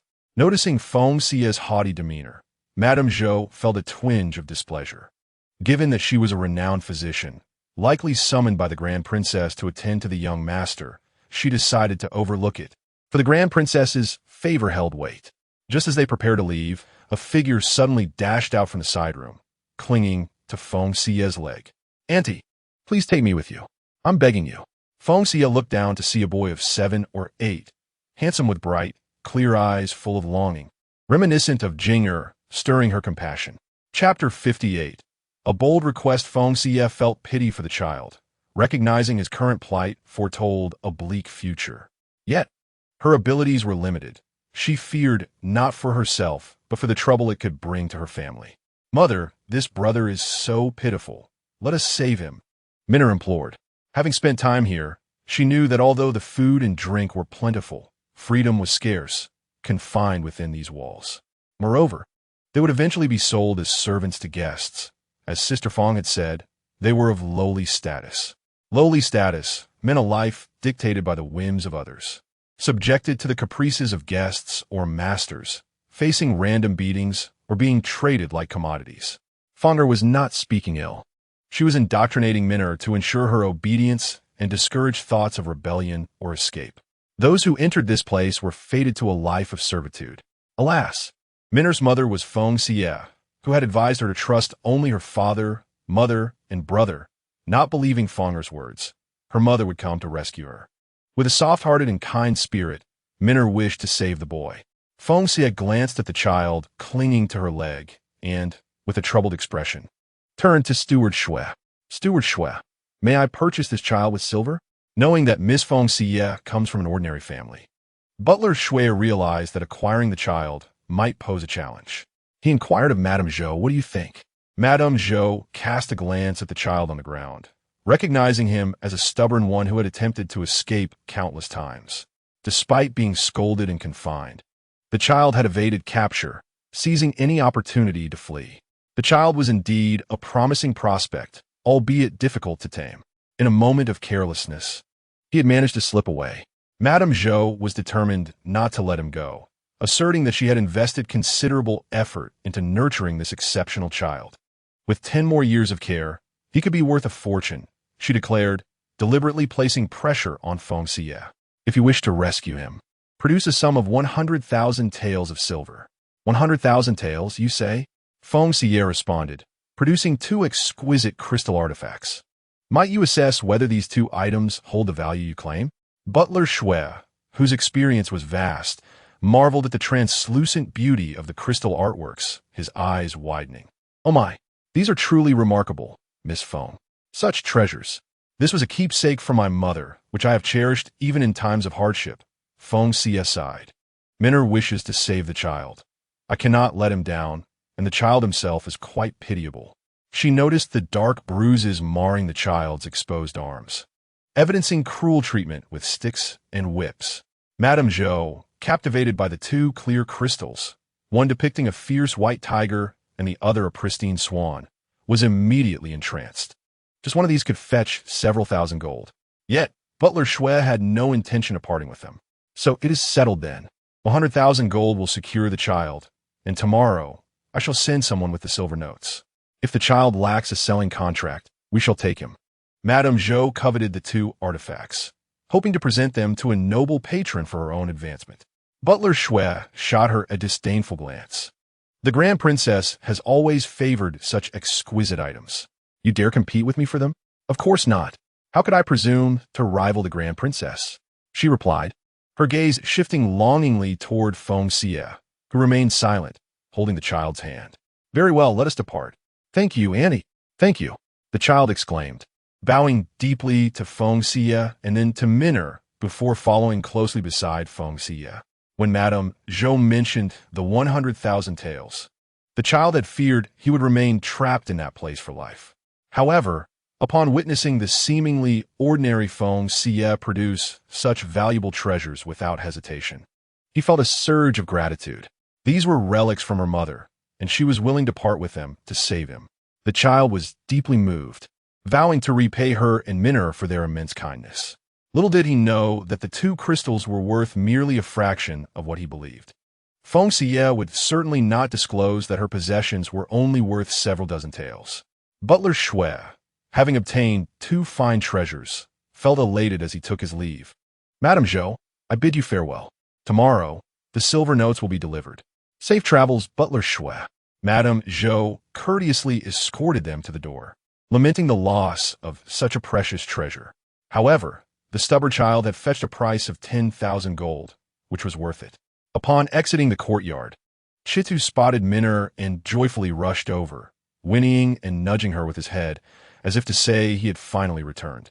"Rebit, Rebit," Minner affectionately embraced Chitushith, delighting in their reunion. Upon witnessing the young lady's rescue, Song Liang and the others were immensely pleased, astonished by the lady's remarkable abilities.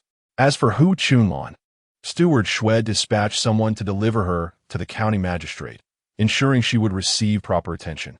According to the laws of the Western Jin dynasty, the abduction of children aged 5 and under carried a prison sentence of 3 to 10 years.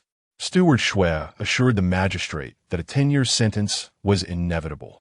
The wicked received their just punishment, and Minner was overjoyed, embracing Feng Xiyue's neck and beaming at Romer. With Minner safe, Feng Xiyue instructed Song Liang to accompany them, declaring that living as beggars was unacceptable. She would find a way to secure their livelihoods. Overwhelmed with gratitude, Song Liang and the others expressed their heartfelt appreciation. Had circumstances permitted, they would never have chosen the life of a beggar. Little Six wiped away his tears, assuring the lady that they were capable of any work. "As long as you can work, that's sufficient. Let us proceed," she replied. They still needed to attend to the young master of Hongye Villa and could not afford a delay. Feng Xiyue instructed Song Liang to convey a message to Qin Mai, stating they would first visit Hongye Villa and return in a few days, urging him to take care of his leg before the pigeon could be released. They encountered Qin Mai and Jing'er at the city gate, who had come in search of them. Qin Kong had dispatched officers to escort the father and son to Jinzhou, as he was not permitted to leave Qingyang County without authorization. The carriage was driven by Yi Shao.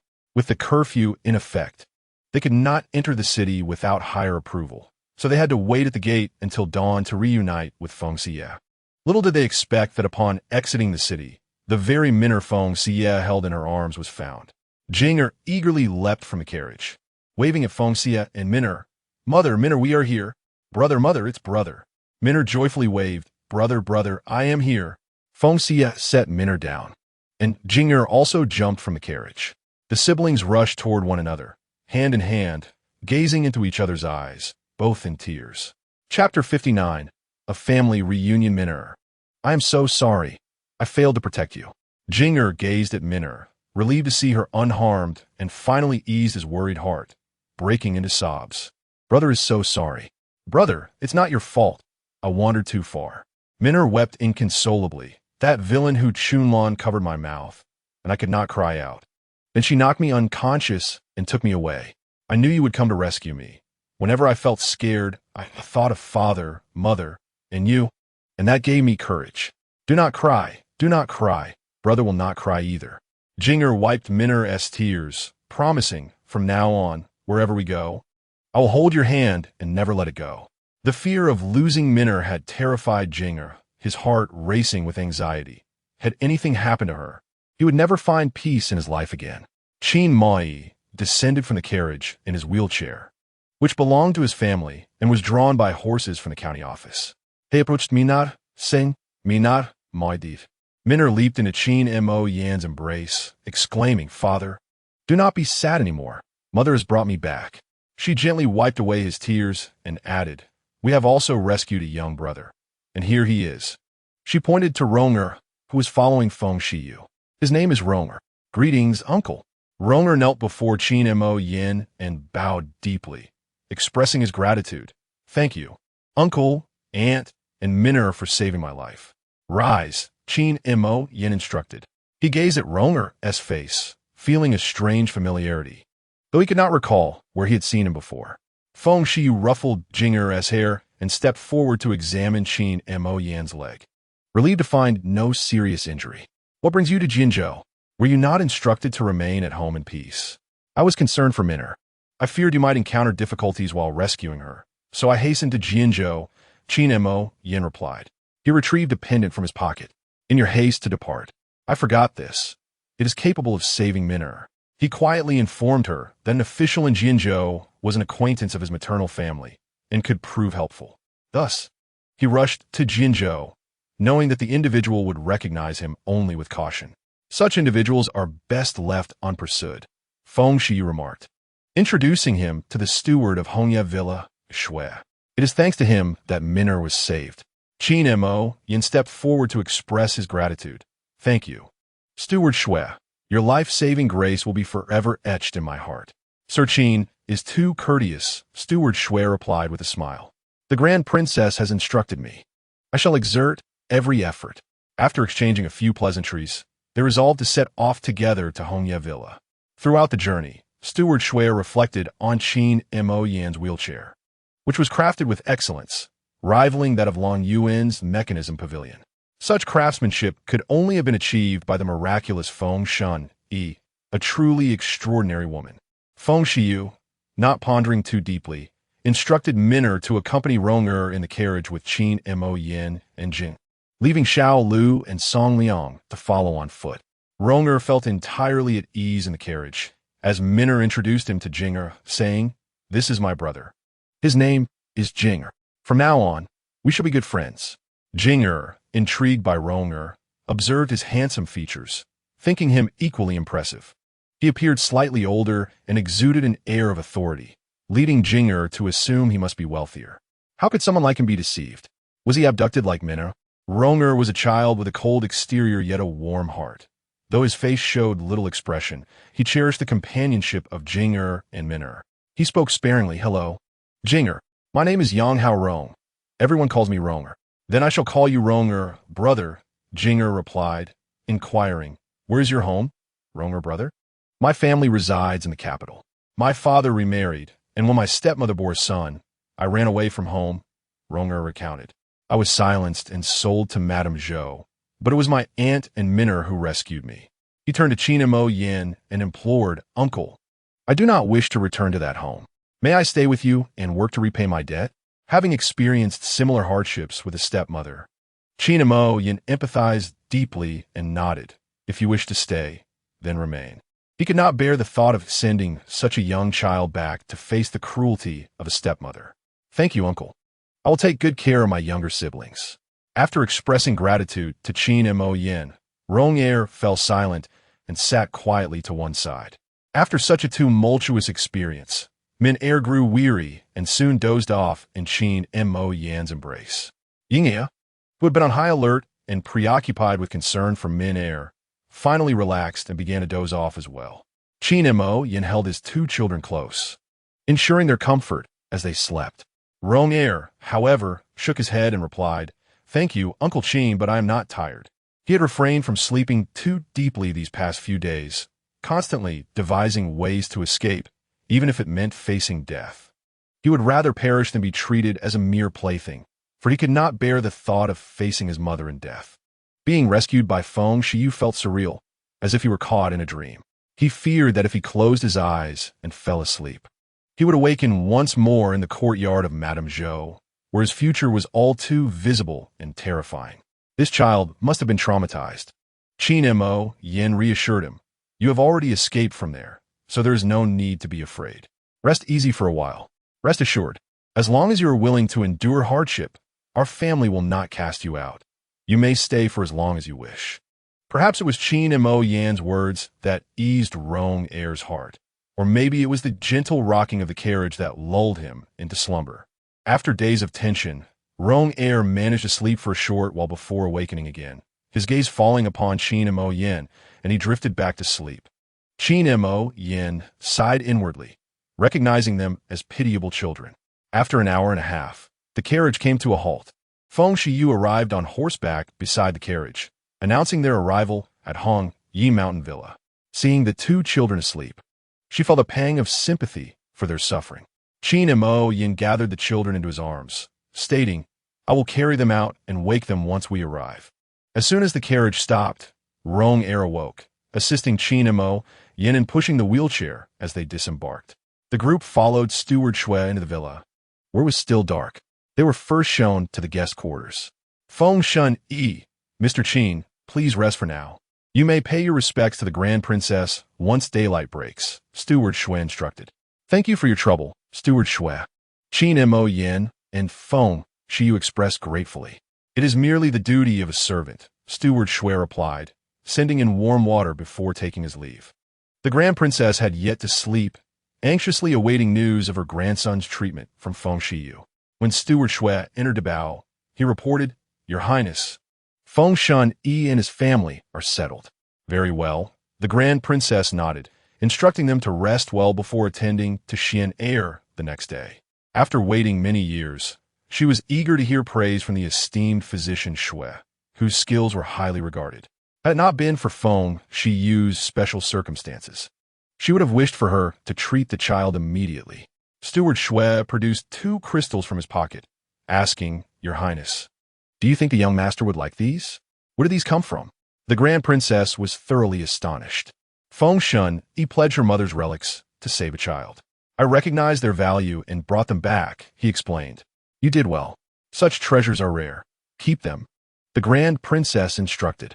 The Grand Princess instructed him to procure silver notes from the treasury, ensuring that the sum intended for the esteemed physician Feng was not diminished. We are not lacking in these matters. Chapter 60. Conjoined twins. After the family completed their morning routines, Feng Xiyue tucked Min'er into her sleeping quarters, while Qin Mo Yin settled with Jing'er and Ronger in the bed. With their parents nearby, the 2 children slept soundly, though Ronger occasionally stirred from sleep. opening her eyes to survey her surroundings before drifting back into slumber. Feng Xiyue gazed at her beloved daughter, whom she had thought lost, and gently kissed her forehead, her mind conjuring beautiful and heartwarming images. Minna now had a dear companion, sharing tea, watching plays, and attending school together. As they grew, adorned in splendid bridal attire, she envisioned her marrying a man who cherished and protected her.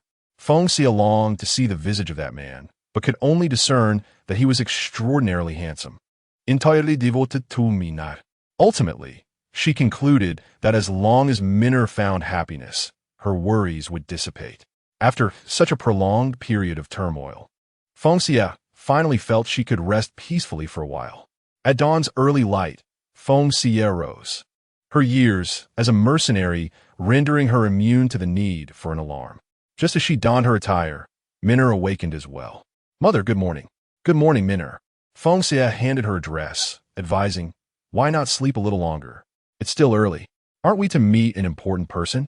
Minna, not recalling the Grand Princess's name, but recognizing her significance, expressed concern. "If we arrive late, might it seem discourteous?" The little one exhibited her memory of the matter. Noting that Minna was up, Feng Xiyue instructed the maid outside to bring in warm water. "Very well, let us be polite children." Once mother and daughter were dressed, they joined Qin Moyan and Jing'er, who had also risen, exchanging greetings before each proceeded to freshen up. Soon, Steward Xue arrived to escort them to pay their respects to the Grand Princess. Upon seeing Qin Moyan's wheelchair, the Grand Princess displayed surprise, and her gaze softened upon encountering the Qin family's children. The family performed their greetings with decorum, while Jing'er and Minna stood composed, their faces adorned with polite smiles. The Grand Princess beckoned them forward, and the siblings, glancing at their parents, nodded before approaching to pay their respects. "What delightful children you are!" The discerning Lady Zhou had an eye for beauty, and the Grand Princess ordered 2 silver longevity locks to be brought forth, personally adorning the children with them. "I present these to you, wishing you both a long life and peace for each passing year." "Thank you, Your Highness," the siblings responded, kneeling to express their gratitude. The Grand Princess had also prepared a lock for Ronger, who was absent. Hence, she entrusted it to Jing'er to deliver to him. "Thank you, Your Highness." The Grand Princess invited the family of 4 to sit and converse, inquiring if they were comfortable in their new abode. "I estimate you will be residing here for some time. Should you require anything, do not hesitate to approach Steward Xue for assistance." Qin Moyan politely replied, "Thank you, Your Highness. We are quite comfortable and at ease." "That is good to hear." The Grand Princess then granted them breakfast, allowing the family to dine at a nearby table while she observed. The family's pace was neither too fast nor too slow, and their table manners were commendable, eliciting a satisfied nod from her. After dinner, Qin Moyan took the 2 children to find Yishao and Xiao Lu, as they intended to stay here for a while. With livestock at home, it was imperative that someone remained. Thus, he instructed Yishao and Song Liang to return first.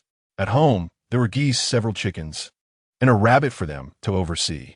Qin Moyan produced 100 taels of silver and some loose change given to him by Feng Xiyue, directing them to deliver the silver to village chief Liu Baotian upon their return, expressing gratitude for his assistance in locating the children. He then presented a blueprint for a house, recognizing that their current quarters were insufficient. This blueprint would serve as a guide for constructing a new dwelling. He advised them to consult Liu Baotian to enlist the services of a carpenter, and together they should visit the furniture store in Qingyang County to procure materials. With the recent autumn harvest complete and little to occupy their time, it was essential to finalize the new residence before their return. Feng Xiyue had indicated that it would take at least 20 days post-surgery before they could come back, with no other skills to offer. Qin Moyan was confident that this task could be managed. After briefing Yi Xiao and the others, he bid them farewell and instructed them to travel back to Qingyang County by carriage. Meanwhile, Qin Moyan engaged the 3 children in reading and writing in the guest courtyard, while Feng Xiyue and physician Xue prepared to attend to patients. She made a brief return to the guest quarters, feigning the need to collect her medical kit before heading back. Adorning herself with a hat that concealed her hair, she donned a mask and gloves. Providing physician Xue with a similar set, before entering the specially prepared consultation room for the young master, where patients awaited. "I'd rather not see this. Perhaps it's better to let him pass," a boy lamented, his voice rough and hoarse due to the changes of adolescence, clearly reluctant about the consultation. Physician Xiyue was the first to enter, offering words of comfort to the boy, assuring him that this time would be different, with a high likelihood of success. "I heard the doctor is a woman. I've never heard of a woman's medical skills being particularly high. Can she really do it?" the boy questioned, displaying skepticism towards Feng Xiyue, whom he regarded as merely a farmer. Feng Xiyue listened, understanding that such doubts were not uncommon. Having recently regained some of her lost memories, she recalled a pregnant woman in Qingyang County whom she had saved, along with her 2 children, all of whom were now thriving. Physician Xiyue, exhibiting great patience, explained, "Look, the 3 critical stages can be counted on one hand, and she surpassed them effortlessly. We should place our trust in her and have confidence in ourselves." "Very well. Let her come in and take a look. If it doesn't work, she should leave promptly." The boy, along with those behind him, settled onto the soft couch, burdened by the hardships of his life. He had grown quickly, often carrying his frail younger sister on his back. At times, he even contemplated death, questioning his grandmother's decision to let them live after their birth, when they were perceived as deformities.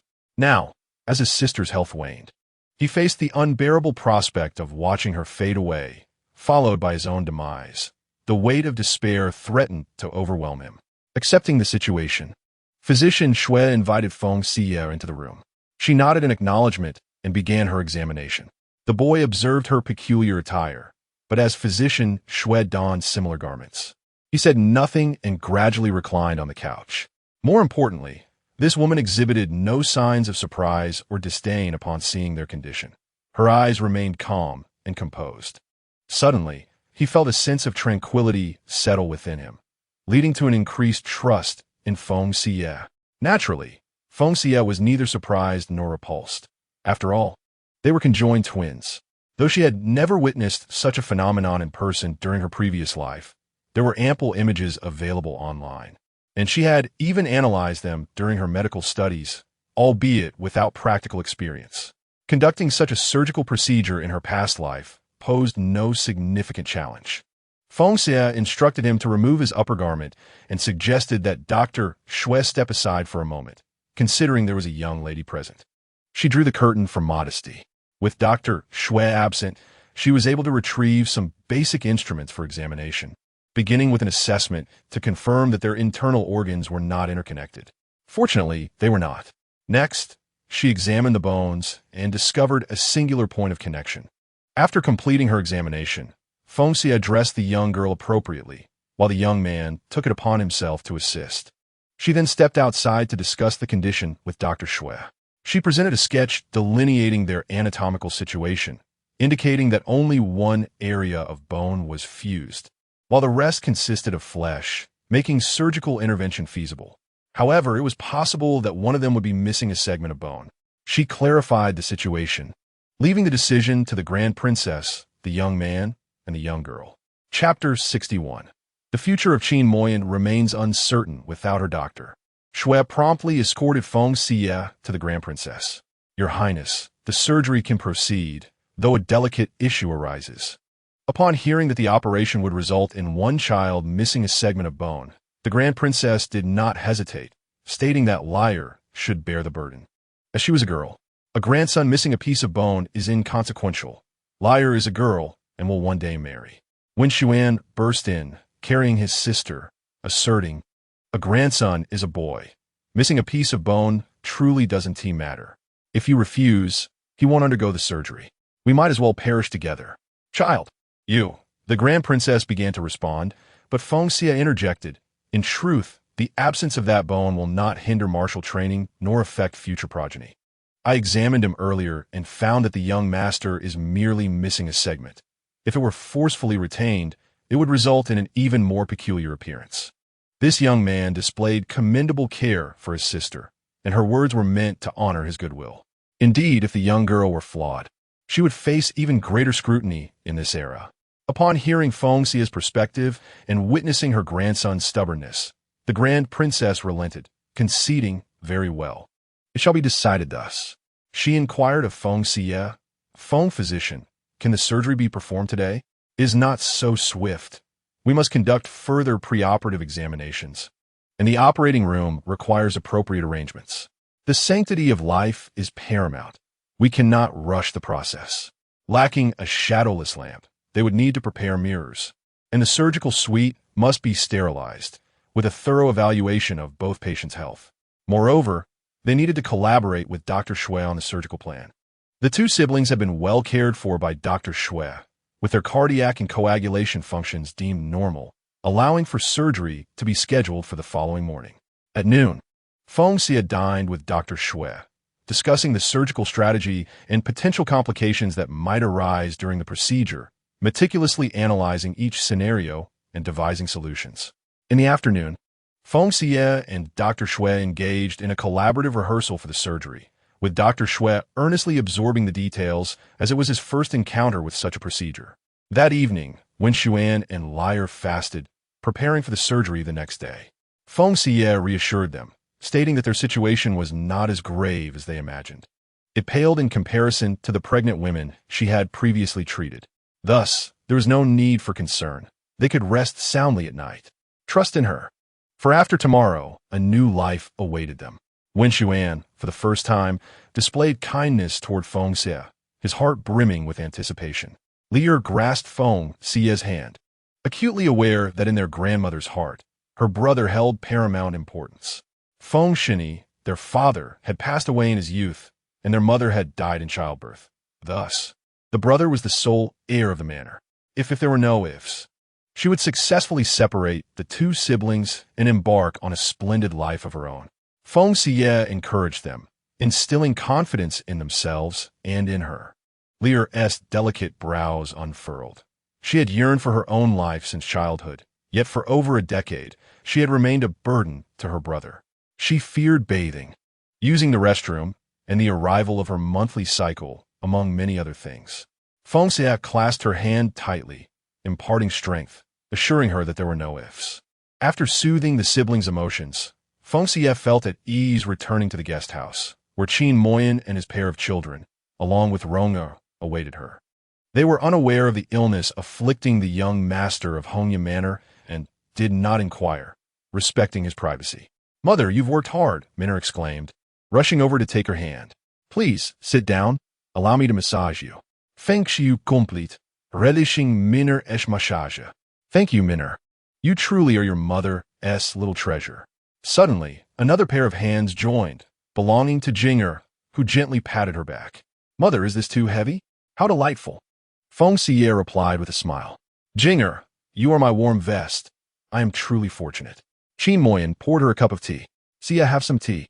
Her tireless efforts to save the child and treat the young master of Hongya Manor in search of an antidote were debts that could not be repaid with a mere cup of tea. Yet, this was all he could offer at present. Feng Xiyue, taken aback by the attention, accepted the teacup. "Thank you, Moyan." As she took the cup, her hands enveloped his, and their gazes locked. Qin Moyan's face flushed, yet he did not withdraw his hand. You hold it well." "Indeed, I do." Feng Xiyue teased. "Look, it rests comfortably in my palm." This woman was once again flirting with him. However, he had grown accustomed to her playful advances. Her hands were soft and warm, and the sensation was rather pleasant. He wished to convey that her flirtation demanded responsibility, that she could not dally with other men. Yet this was not the place for such conversation. He must clarify this with Feng Xiyue once they returned home. Their hands remained intertwined for a considerable time. With the children observing, the siblings had grown used to this, and Rong'er was present as well. Gradually, Qin Moyan retracted his hand, remarking that they had spoken so much after a long day, and urged her to drink some water. All right. During dinner, both Qin Moyan and the children served Feng Xiyue dishes, not forgetting to cater to Rong'er as well.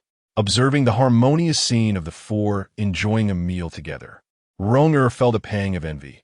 Her family had never shared such a peaceful dinner when their mother was still alive. He felt that the most prudent decision he ever made was to implore Feng Xiyue to take him away from Madame Zhou's courtyard. He thought that as long as they did not drive him away, he would remain in the Qin family forever. After dinner, Feng Xiyue pushed Qin Moy in a wheelchair. Accompanied by the three children, as they strolled in the courtyard. She requested a rattan ball from Steward Xiyue and joyfully taught the children to kick it, filling the air with laughter. In the evening, after recounting stories to the three children, they finally drifted off to sleep. Qin Moi wheeled himself alongside Feng Xiyue, escorting her to her door. I am aware that the young master's ailment is undoubtedly challenging, but I have faith in your medical skills. Everything will be fine. Good night. Thank you for your trust. The surgery will surely be successful. Taking advantage of the moment, Feng Xiyue planted a gentle kiss on his forehead. Good night. However, she still did not observe any woman by his side. Had they truly parted ways? The soft, red lips brushing against his forehead was not a first. Yet Qin Moi remained momentarily stunned, the tender sensation stirring his heart. It ignited a longing within him. It was not a matter of weak willpower, but rather that Feng Xiyue was simply too enchanting. He wished to express, Xiyue, let us cherish our days together. I will endeavor to love, care for, and protect you, growing old together. Alas, Feng Xiyue did not grant him this opportunity and closed the door. She was still disheartened by the sight she had witnessed. How could his future not include her? It left her feeling inadequate, realizing he had never truly loved her. Sighing, Feng Xiyue lay beside Min'er, concluding that since he was indifferent to her, it would be best to refrain from engaging in trivial matters that might cause him discomfort or embarrassment. Chapter 62. The surgery was a success. This sense of defeat was swiftly cast aside by Feng Xiyue. Qin Moi's lack of affection for her was inconsequential. There were plenty of men in the world, and surely one would be compatible with her. With that comforting thought, she peacefully slept until dawn. After breakfast, she packed all surgical instruments and medications into a medical kit, bidding farewell to Qin Moi and the children as she exited the courtyard. Jinger and Min'er rushed out, giving her encouraging gestures. Mother, you are the best. Love you. The siblings formed a heart shape with their hands. After returning their gesture, Feng Xiyue blew them a kiss. Mother is leaving now. You two should go back inside. In the past, she would have given Qin Moi a kiss as well, but today she did not. Barely exchanging any words, Qin Moi sensed a change. Perhaps it was due to her urgency to meet with Dr. Xiyue for the surgery, causing her to forget. Feng Xiyue headed straight to the operating room, conducting another round of disinfection after the preliminary checks. Everything was prepared, and as the patient entered the operating room, Feng Xiyue arranged the candlelight, which at first glance appeared indistinguishable from real candles. Following that, after disinfecting herself, she donned a fresh pair of gloves to administer general anesthesia to the two patients.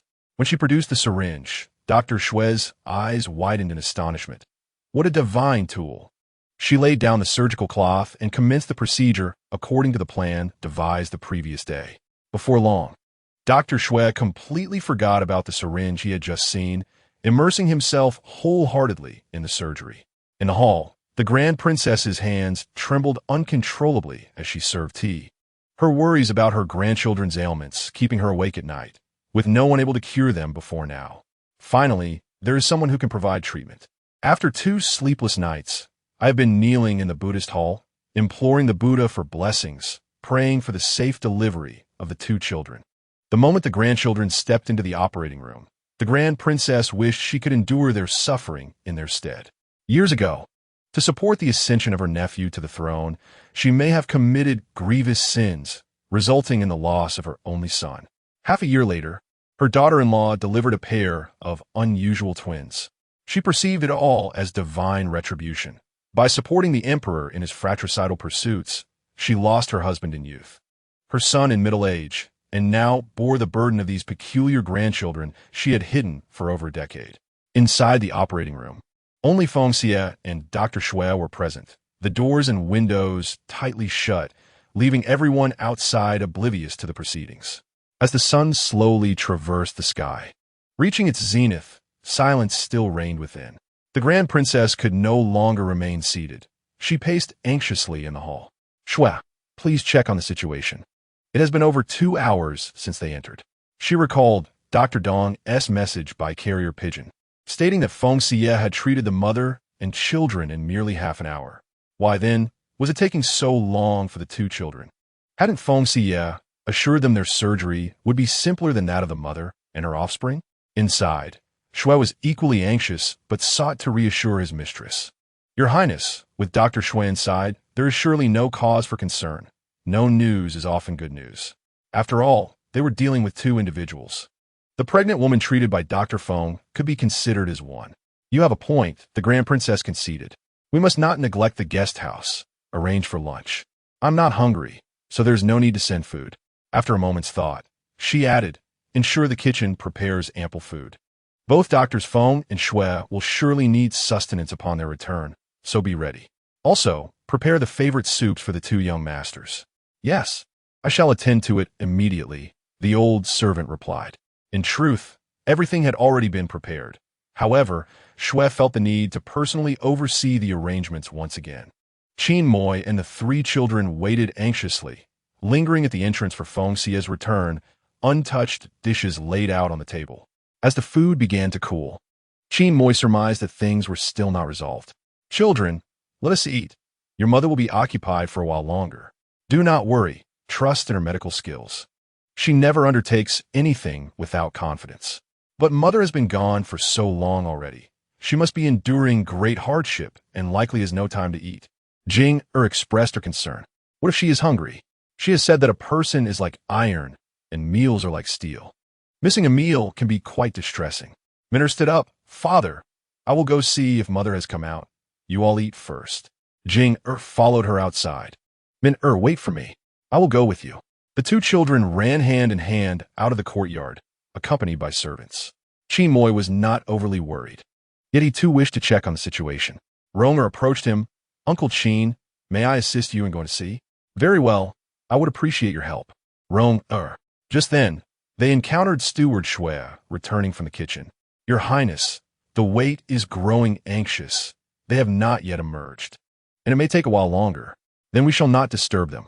I trust they will be out shortly, Qin Moi replied.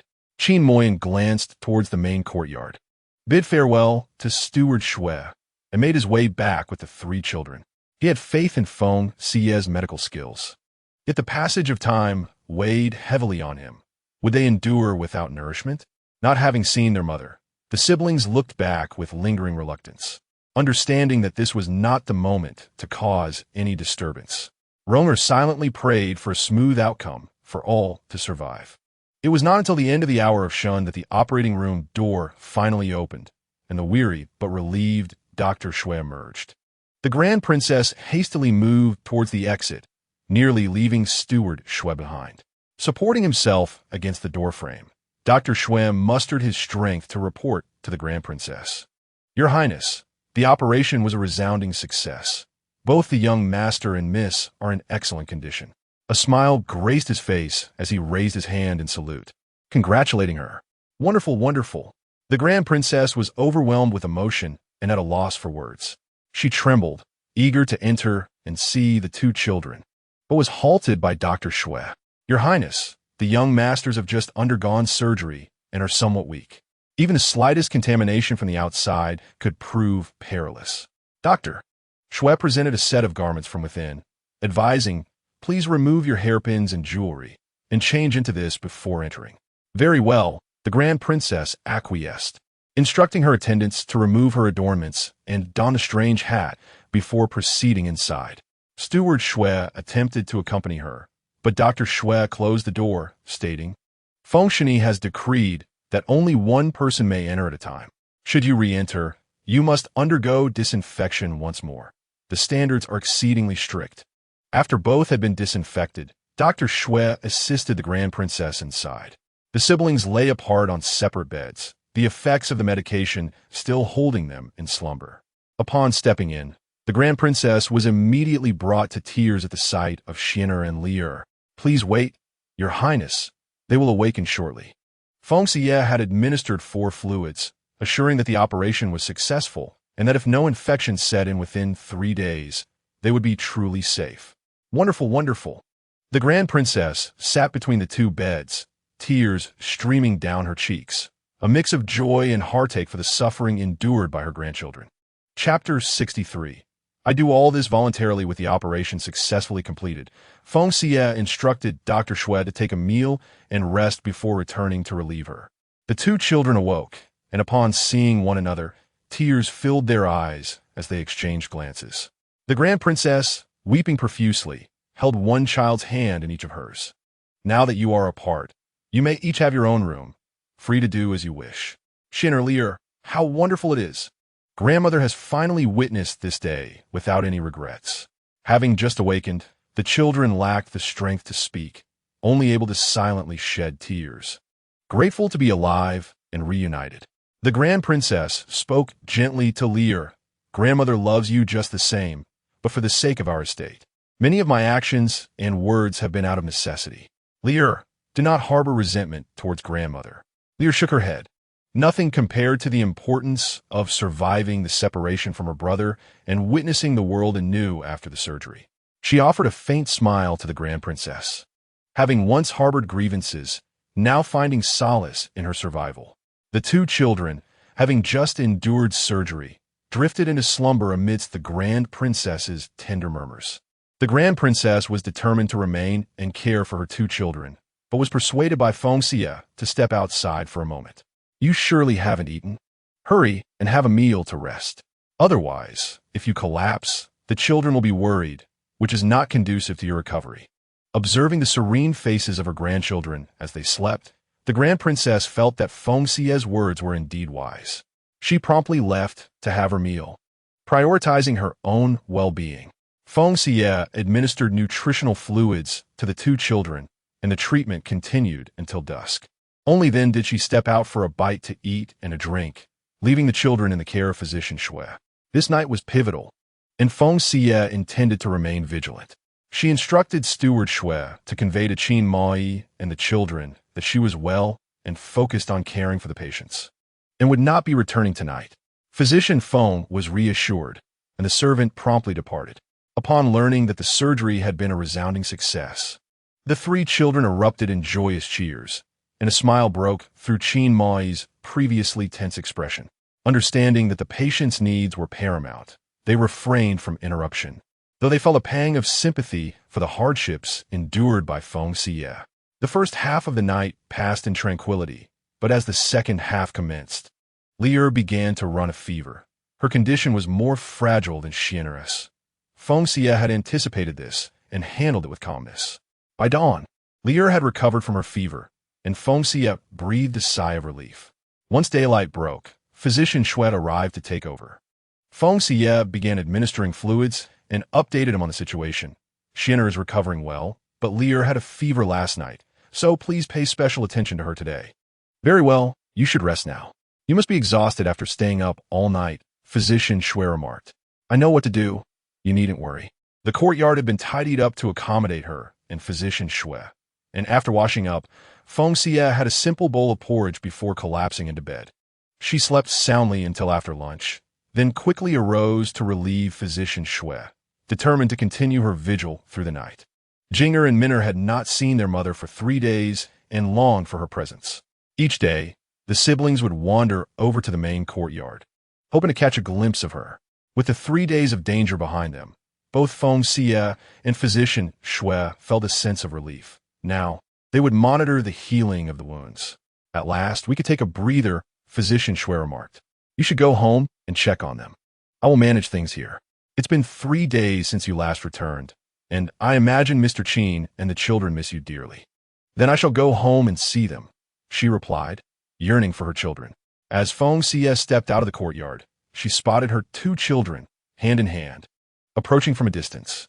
She was aware that they had made the trip multiple times each day, but given the gravity of the situation, she had not allowed them to enter. Upon seeing their mother emerge, Jinger and Minner halted in excitement before sprinting toward her, calling out, Mother, Mother! Jinger Minner! Feng Xiyue opened her arms wide to embrace the two children rushing toward her. Mother has missed you so much. Jinger, now more expressive of his feelings, planted a kiss on Feng Xiyue's cheek and said, Mother, I miss you too. You must be very tired, right? I'm used to it. It's not too tiring. Feng Xiyue was immensely pleased by her son's concern and wanted to carry both children back. No, Mother, we can walk ourselves, Jinger insisted. Mother, don't carry me. Let's hold hands. Minner took Feng Xiyue's hand, declaring, Let us walk back together, hand in hand. Very well. Let us return hand in hand, she agreed. Feng Xiyue took the hands of her two children, and the trio, filled with laughter and joy, made their way toward the guest courtyard. At the entrance, Qin Moi and Ronger awaited her with cheerful smiles. As she approached, Qin Moi raised his hand with a grin, congratulating the esteemed physician on the successful surgery, praising her medical ethics and compassion for saving a life. In truth, it should have been 2 lives, yet Feng Xiyue chose not to correct him, simply expressing her gratitude. Qin Moi, brimming with joy, gently pushed the wheelchair toward the house, urging her to sit and rest. As the children had been quite worried about her over the past 3 days, concerned that she might tire herself out. It's rather manageable. I have grown accustomed to it, Feng Xiyue replied, sensing the inappropriateness of her words. Indeed, Qin Moi turned to her with a smile, his eyes reflecting curiosity. She chuckled softly and hurried to clarify. I am not a pampered young lady. This is hardly arduous. Come on, let us go inside. I'm a bit fatigued. The children attentively guided Feng Xiyue to a seat, pouring her tea and offering to massage her legs and shoulders. Ronger brought over some pastries, asking, Auntie, would you like to have a piece? Feng Xiyue eagerly accepted. Of course, I must try a piece. It surely tastes delightful. After taking a bite, she confirmed, Indeed, it is delicious, sweet, and fragrant. Ronger felt a bit shy, admitting that he merely borrowed the flowers to present to her, as the kitchen had prepared them. Yet, he had put his heart into bringing them to her, enhancing their flavor with his affection. Feng Xiyue gently patted his head, saying, Thank you, Ronger. It had been a long time since anyone had touched his head with such tenderness, speaking to him softly. Ronger's eyes reddened, and he quietly replied, You're welcome. Feng Xiyue exchanged a glance with Qin Moi, both recognizing the boy's poignant innocence. Jinger and Minner showed no jealousy, well aware that their mother's deepest affections lay with them. The siblings wandered off to play with Ronger, while Feng Xiyue confided in Qin Moi. After the success of the surgery, there remains a 3-day critical period. If we can endure these 3 days, we will truly be in the clear. In a few days, I will discuss the matter of the Yulu Xian grass with the Grand Princess. I believe they will certainly be able to procure it. At that point, you will be able to stand again. Thank you, Qin Moi replied sincerely. For the children, for me, you have worked so hard. I know no words of gratitude can ever match your efforts and sacrifices. I can only express my appreciation through actions, dedicating my life to repay your kindness. We are still a family. There is no need for such words, nor should you confine yourself with them. Feng Xiyue responded with a smile. Everything I do is voluntary. Even if we were to part ways in the future, I would have no regrets. She stood up, saying, Enough of this. I shall go play with the children for a while, as I must head there later this evening. For these days, the children will be in your care. Chapter 64. Qin Moi's enlightenment were it not for love. Feng Xiyue had no desire to bind Qin Moi with any sense of indebtedness. It was unnecessary. She was not someone who clung to what she could not release. The world is vast, and there are many men. Her exceptional qualities would surely attract a true love. Watching the 3 children laugh and play, she realized that living happily alongside them was indeed quite wonderful. Qin Moi sat in the main hall, observing Feng Xiyue as she joyfully engaged with the children. She had mentioned separation, and he had thought she would never bring it up again. It became clear that she was serious about it, not joking at all. She always teased him, not out of affection, but merely for amusement. Suddenly, Qin Moi's mood darkened. He questioned his role in her life. Was he merely a condiment to her mundane existence? A sense of despondency enveloped him, leaving him puzzled as to why he felt this way, a peculiar ache distinct from the sorrow of his mother's passing, like a needle pricking his heart, a subtle pain. Perhaps it stemmed from a fear of being abandoned by Feng Xiyue, a sentiment of reluctance. Nonetheless, she had once scorned him, constantly pondering ways to escape her own self. Now, reflecting on the past, she took care of herself and the children out of a sense of conscience, realizing she could not demand too much. If she sought to leave in pursuit of her own happiness, he ought to release her. Yet, the mere thought of Feng Xiyue departing one day, possibly severing all ties, left Qin Moi feeling constricted and distressed. Unbeknownst to Feng Xiyue, the family dined together that evening, and after bathing the children, she retreated to the main courtyard. In the following days, Jing and Min'er noticed the palpable distance between their parents. They still spoke, yet the intimacy had waned. Could it be due to the presence of Brother Rome? The siblings were perplexed. They harbored no objections to their parents being close. In fact, they found it delightful. After some discussion, they decided Min'er should inquire about it that night. After their nightly rituals, Min'er nestled into Feng Xiyue's embrace and asked, "Mother, do you not like father anymore?" The question startled Feng Xiyue. The children were far too perceptive. She had only been a bit cold towards Qin Moy in recent days, and they had already sensed a shift.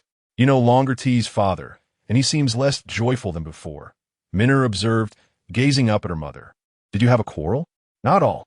Your father and I are well. We discuss everything amicably and do not argue," Feng Xiyue gently reassured her. Patting Min'er's back, perhaps she was simply fatigued lately, and with so many eyes upon them in this unfamiliar setting, they ought to maintain a semblance of composure. "Oh, I see. So when we return home, you and father will be as you were before, right?" Min'er queried, seeking reassurance. Feng Xiyue smiled, "Something like that. You father does not love me. It seems we may never restore our former closeness." However, she recognized the need for subtlety, not wanting to alarm the children. Even if it was a fade, they had to maintain appearances for their sake. The following day, Feng Xiyue reverted to her previous demeanor towards Qin Moy, though he exhibited some joy that he could not conceal. He believed that if she wished for separation, maintaining distance would be prudent. Feng Xiyue softly whispered in his ear, "The children have noticed our distance. Even if it is an act, we must feign intimacy, lest they worry." Catching the earnest gazes of their children, Qin Moy cleared his throat, his fist to his lips. "Very well, we shall proceed as you suggest." He did not want to disappoint the children. A harmonious atmosphere at home was essential for their smiles. He could not allow them to sense any discord between their parents or perceive a lack of familial happiness. Thus, they reached a mutual understanding and resumed their previous mode of interaction. Rong hails from a prestigious family, yet the discord between his parents is palpable, revealing their underlying issues at a mere glance. Once Feng Xiyue departed, Jing and Min retreated to their studies, while Rong strolled with Qin Mo Yin in the courtyard. "Uncle Qin," he remarked, "if you truly care for Aunt, you must cherish her and not push her away. She is an extraordinary woman, and should she desire, there will undoubtedly be suitors vying for her affection. You must find a way to keep her. Should you part ways, you will inevitably regret it, and both Jing and Min will be disheartened." Rong continued, "I am aware that my mother longs for harmony with my father, yet alas, he has long since devoted his affections elsewhere. My mother's life has been fraught with unhappiness, her sighs echoing through the house until her illness rendered her unable to recover. In my youth, I was oblivious to this, but now, with understanding comes regret for not urging my mother to seek separation sooner. The look in Aunt's eyes mirrors that of my mother when she secretly gazed at my father. Does he truly hold feelings for Feng Xiyue?" Though uncertain, he refrained from separating the children from either parent, for a fracture in their family would irrevocably alter their home. Rong insight resonated. If he wished to preserve their family unit, he ought to exert himself to keep Feng Xiyue close. While love remained elusive, he did not harbor dislike. Rather, he aspired to share a life with her. For the sake of the children and the family, he resolved to strive for Feng Xiyue's presence. With clarity dawning, a smile graced Qin Mo Yan's face. "You speak with great wisdom, Rong I understand now. Thank you. There is no need for gratitude, Uncle Qin. I genuinely wish for your happiness. How blissful it once was." This sentiment enveloped him in the warmth of familial bonds, igniting a desire to remain part of this household. Qin Mo Yan exhaled in relief, affirming the prospect of their collective happiness. Unbeknownst to Feng Xiyue, Rong youthful wisdom had penetrated Qin Mo Yan's heart, prompting him to commit himself to a life alongside her. In the days that followed, Qin Mo Yan treated her with the tenderness characteristic of loving spouses. Feng Xiyue initially perceived this as mere pretense for the children's sake, finding it somewhat peculiar that he immersed himself so deeply in the role. As time progressed, Feng Xiyue began to remove the stitches from Xian and Li, noting that scars would inevitably remain. The Imperial Medical Department should possess ointments for scar removal, and with diligent application, they might reduce their visibility by 2/3. For Xiyue, a boy, scars were inconsequential, but for Lier, a young girl destined for marriage, such marks were less than desirable. The Grand Princess gently traced the pink scar on Lier's back, reassuring her, "Do not worry, my dear. Grandmother will ensure the best scar-removing ointment is procured, leaving no blemish behind."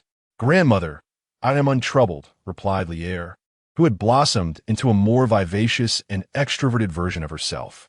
The esteemed physician had once remarked, "Those who truly love you will not be perturbed by such scars. Rather, they will feel empathy for your pain. If someone finds fault in your scars, it reveals a lack of genuine affection." The Grand Princess expressed her gratitude to Feng Xiyue for her unwavering support and guidance during these trying days, even as her own time with the children diminished. With a smile, she nodded, affirming the physician's wisdom. "Who could dare to disdain my granddaughter? Perhaps they are merely envious of her brilliance." Chapter 65. This life shall not betray you. Xiyue and Lier bore thick scabs on their backs, new flesh emerging beneath, causing an unbearable itch. Feng Xiyue could only allow them to engage in activities they cherished to divert their attention. Originally, they were to depart in half a month, but the Grand Princess requested her to stay a little longer until the scabs on the children's backs had healed. Feng Xiyue had anticipated this and readily agreed. One day, the Grand Princess summoned her, and a wave of anxiety washed over Feng Xiyue. Had the Yulu Xian Chao been found? Upon entering the hall, she knelt to pay her respects. But before she could fully lower herself, the Grand Princess instructed a matron beside her to assist Feng Xiyue to her feet. With a wave of her hand, the Grand Princess beckoned Feng Xiyue closer. "The treasure you sought, I have not disappointed your hopes. I have procured it for you. Kulme, see if it is what you desire." Feng Xiyue's heart surged with excitement, though her demeanor remained composed. She respectfully accepted the box and, upon opening it, discovered it contained the Yulu Xian Chao, the antidote she had longed for. Instantly, she knelt in gratitude. "Thank you, Grand Princess. Your life-saving grace shall never be forgotten by this humble woman." "Rise, rise," the Grand Princess urged, helping Feng Xiyue to her feet. "Now, sit down and let us converse." After expressing her thanks and taking a seat, the Grand Princess summoned Steward Xue to bring forth a redwood box. "Do you recall the 2 crystals you gifted to Steward Xue?" Xiyue and Lier were utterly enchanted by them, each deserving of one. "I understand how precious they are to you and did not wish to deprive you of your treasures. But given the suffering those children have endured, it is rare for them to find something they truly love. Hence, I wish to present these to the young masters for their enjoyment." Feng Xiyue felt no reluctance. She had several of those trinkets in her space. The Grand Princess pushed the redwood box towards her. "Regardless, we have taken your precious belongings. Please do not find me vulgar. You must accept this silver note. Otherwise, I shall be unsettled." Upon inspecting the contents, Feng Xiyue was taken aback. There were at least 100,000 taels of silver. "Your Highness, this is far too much." "It is not excessive. It is worth this much." The Grand Princess insisted, unfazed by the sum. "I have no shortage of silver. Accept it, but I must ask you to remain at the mountain villa for a few more days. Lier adores you, so please spend more time with her." "It is my honor," Feng Xiyue replied, genuinely fond of Lier, an astute 15-year-old girl. Exiting the main courtyard, Feng Xiyue could no longer contain her excitement. Her steps quickened, nearly doubling in speed as she reached the guest house in no time. Upon seeing Qin Moyan reading in the courtyard with the children, she joyfully dashed inside and embraced him. "Moyan, we have found the herbs. You will be able to stand again." "Xiyue, what are you saying?"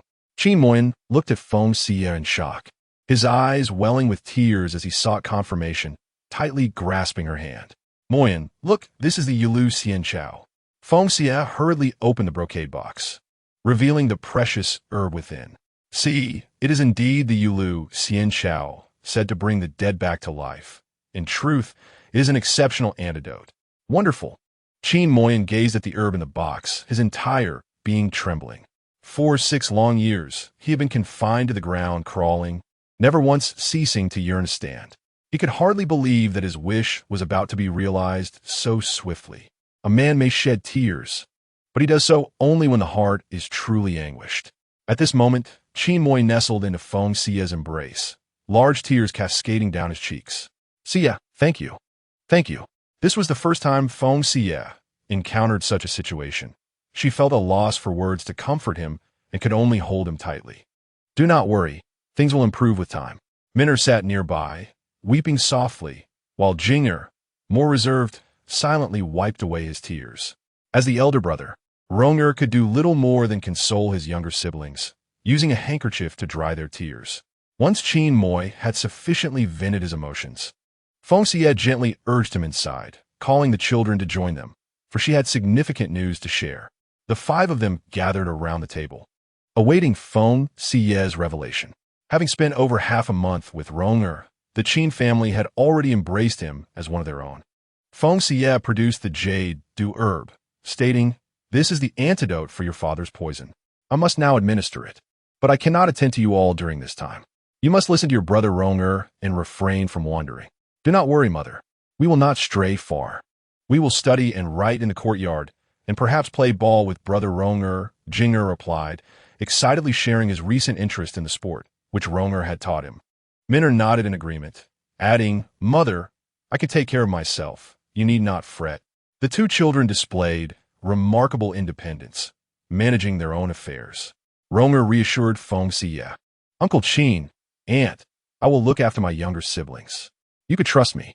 Good children. Feng Xiyue embraced the three of them before commencing the preparation of the medicinal powder. The herbs had already been ground into powder. Now, she simply needed to add the jade du herb.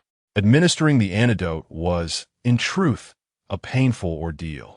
The toxins that plagued Qin Moi's body had lingered for 6 long years, and a sudden, potent remedy could not be administered all at once. The detoxification would need to be spread over 2 days. Feng Xiyue poured a glass of boiled water, placing the day's portion of the medicinal powder on the table. After consuming this antidote, you will feel as though ants are gnawing at your body, experiencing dizziness and a lack of appetite. Yet, after 2 days, when the treatment concludes, these symptoms will vanish, and the poison will be eradicated. Without hesitation, Qin Moi grasped the medicinal powder. Nothing was more agonizing than being unable to stand, and for 6 years he had dreamt of rising to his feet. "This suffering is trivial to me. As long as I can stand again, I would endure any pain." He lifted his head and consumed the entire powder, with Feng Xiyue hastily providing him with water. At first, he found the powder somewhat obstructive, its bitterness surpassing that of even the most bitter herbs, with no other sensations accompanying it. Moments later, Qin Moi began to experience the torment Feng Xiyue had described. He gritted his teeth, beads of sweat forming on his forehead. Feng Xiyue cradled him, saying, "I understand your discomfort, but this pain cannot be alleviated with other medicines, or the efficacy will be significantly diminished. Endure it for a few days." "Xiyue, I can endure this. For your sake and for the children's future, I will persevere." Lying on the bed, Qin Moi closed his eyes, braving the pain, gripping Feng Xiyue's hand tightly. "Xiyue, let us not part ways. Let us live our lives well together. Shall we? Even if not for my sake, do it for the children and grant me the chance to repay your kindness. I may not be exceptional, yet I shall strive to ensure that you lead a good life." A sensation akin to ants gnawing at me enveloped me, as though needles were piercing my heart, causing me almost to gasp for breath. Qin Moyin continued to hold Feng Xiyue's hand, vowing to be a devoted husband, to cherish her throughout his life, and to never let her down in this lifetime. Chapter 66. Qin Moyin's legs regained sensation. Could this be considered a confession? Feng Xiyue wished to inquire of Qin Moyin, but before she could voice her question, he succumbed to unconsciousness. Perhaps it would be best to wait until he recovered to ask. Feng Xiyue twisted a cloth and wiped the sweat from his face and neck. This suffering was his alone to bear, irreplaceable by anyone else. In recent days, Qin Moyin had endured considerable discomfort, witnessing the loss of the weight he had gained. Feng Xiyue felt a pang of sympathy and prepared light meals for him, knowing that he needed sustenance to endure his affliction. He felt much like Feng Xiyue during her pregnancy, devoid of appetite and nauseated by any food. It was no wonder she had been reluctant to bear children, claiming they tormented her and deprived her of peace. Now, having experienced that sensation, He had a deeper understanding of a woman's struggles and vowed to cherish Feng Xiyue, ensuring she would not be disappointed in him. Regardless of the circumstances, he resolved to protect his wife and children. Over the past 4 days, the 3 children had exhibited remarkable behavior, maintaining their well-organized routine. They rose early for morning runs and martial arts practice, followed by reading, studying, and play, all without disruption. The children demonstrated impressive independence. Aside from their clothes being taken by the servants for washing, they managed everything else on their own. The Grand Princess was aware that Feng Xiyue was aiding Qin Moyan in his recovery and instructed the maids to be attentive, especially regarding the 3 children, ensuring they were well cared for. After 4 days, Qin Moyan awoke to find the sky outside bluer than the previous day.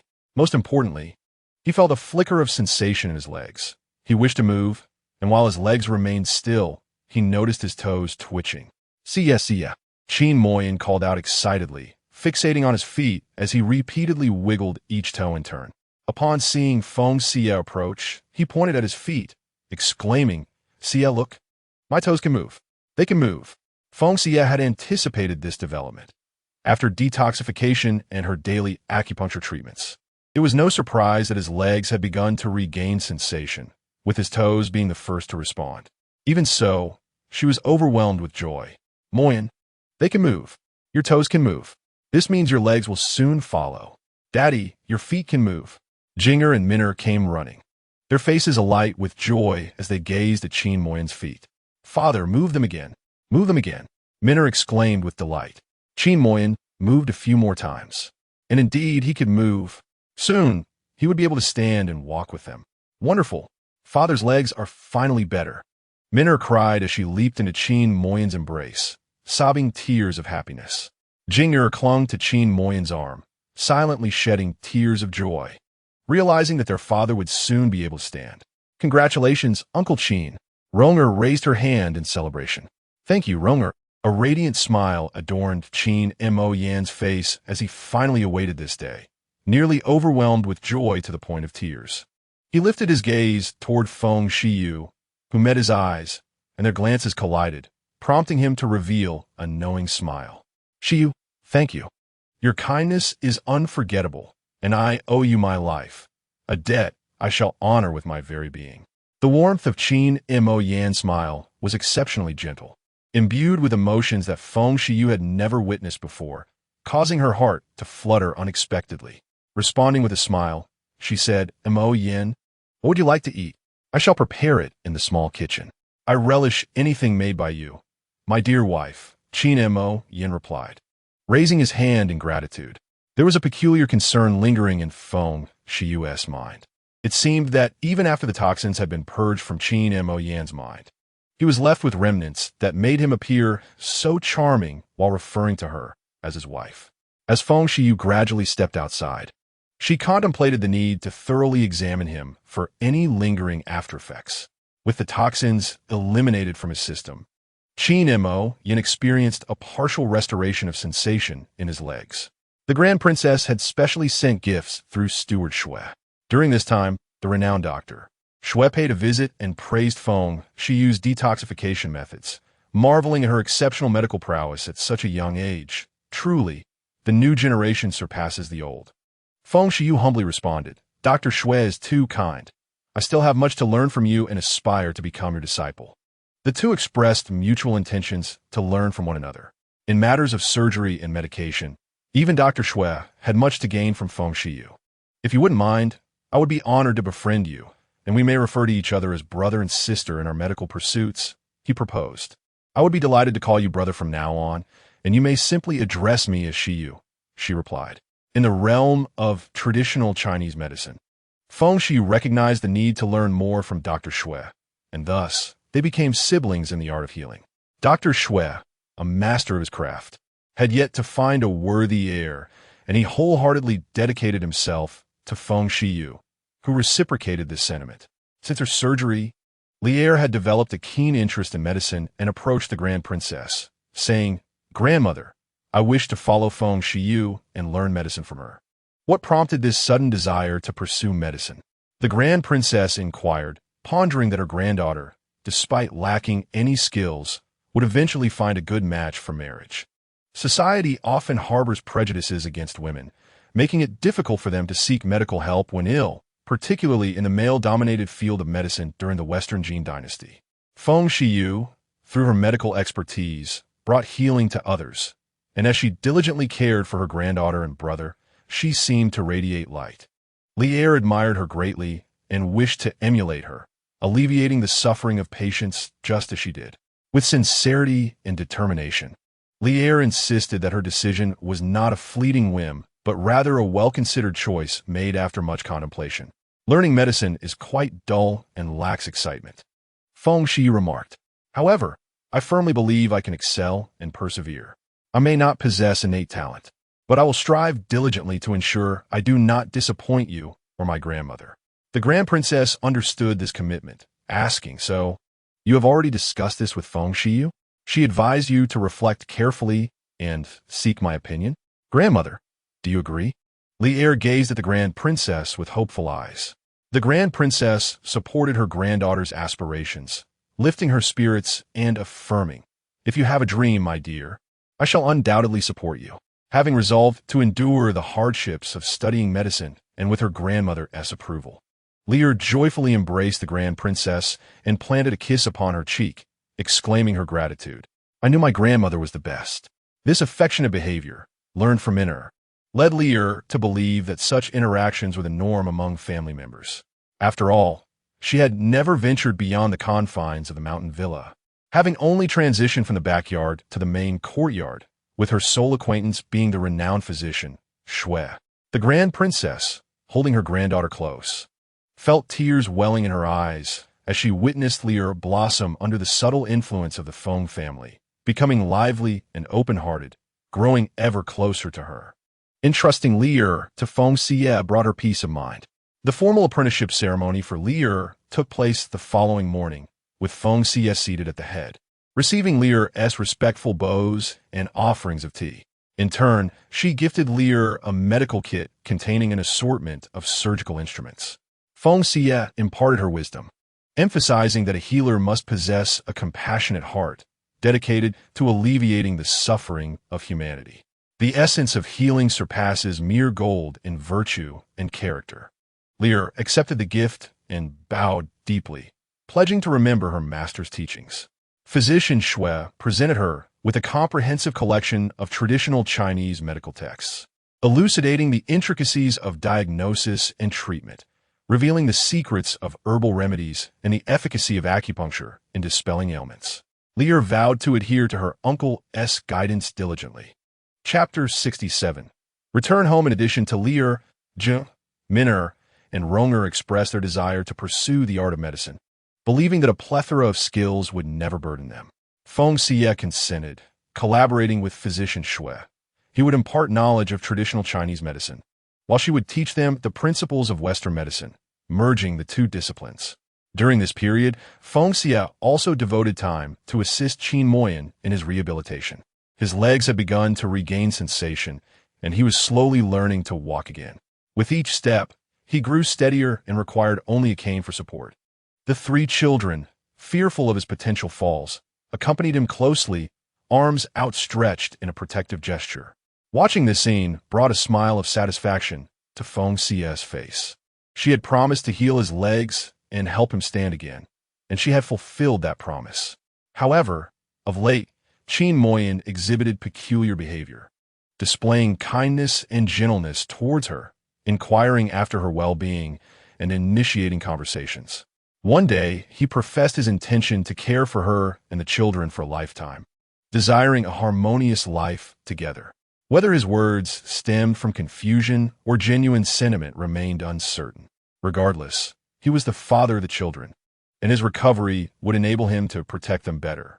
Pondering why she felt anger and disappointment at the thought of Qin Moyan being surrounded by others, she realized it was not merely his handsome visage that captivated her. Perhaps she had genuinely developed feelings for him.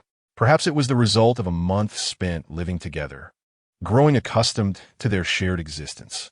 Habit, indeed, is a formidable force. Years ago, the Jing Marquis had devised such poison for Qin Moyan, intending to torment him to death slowly.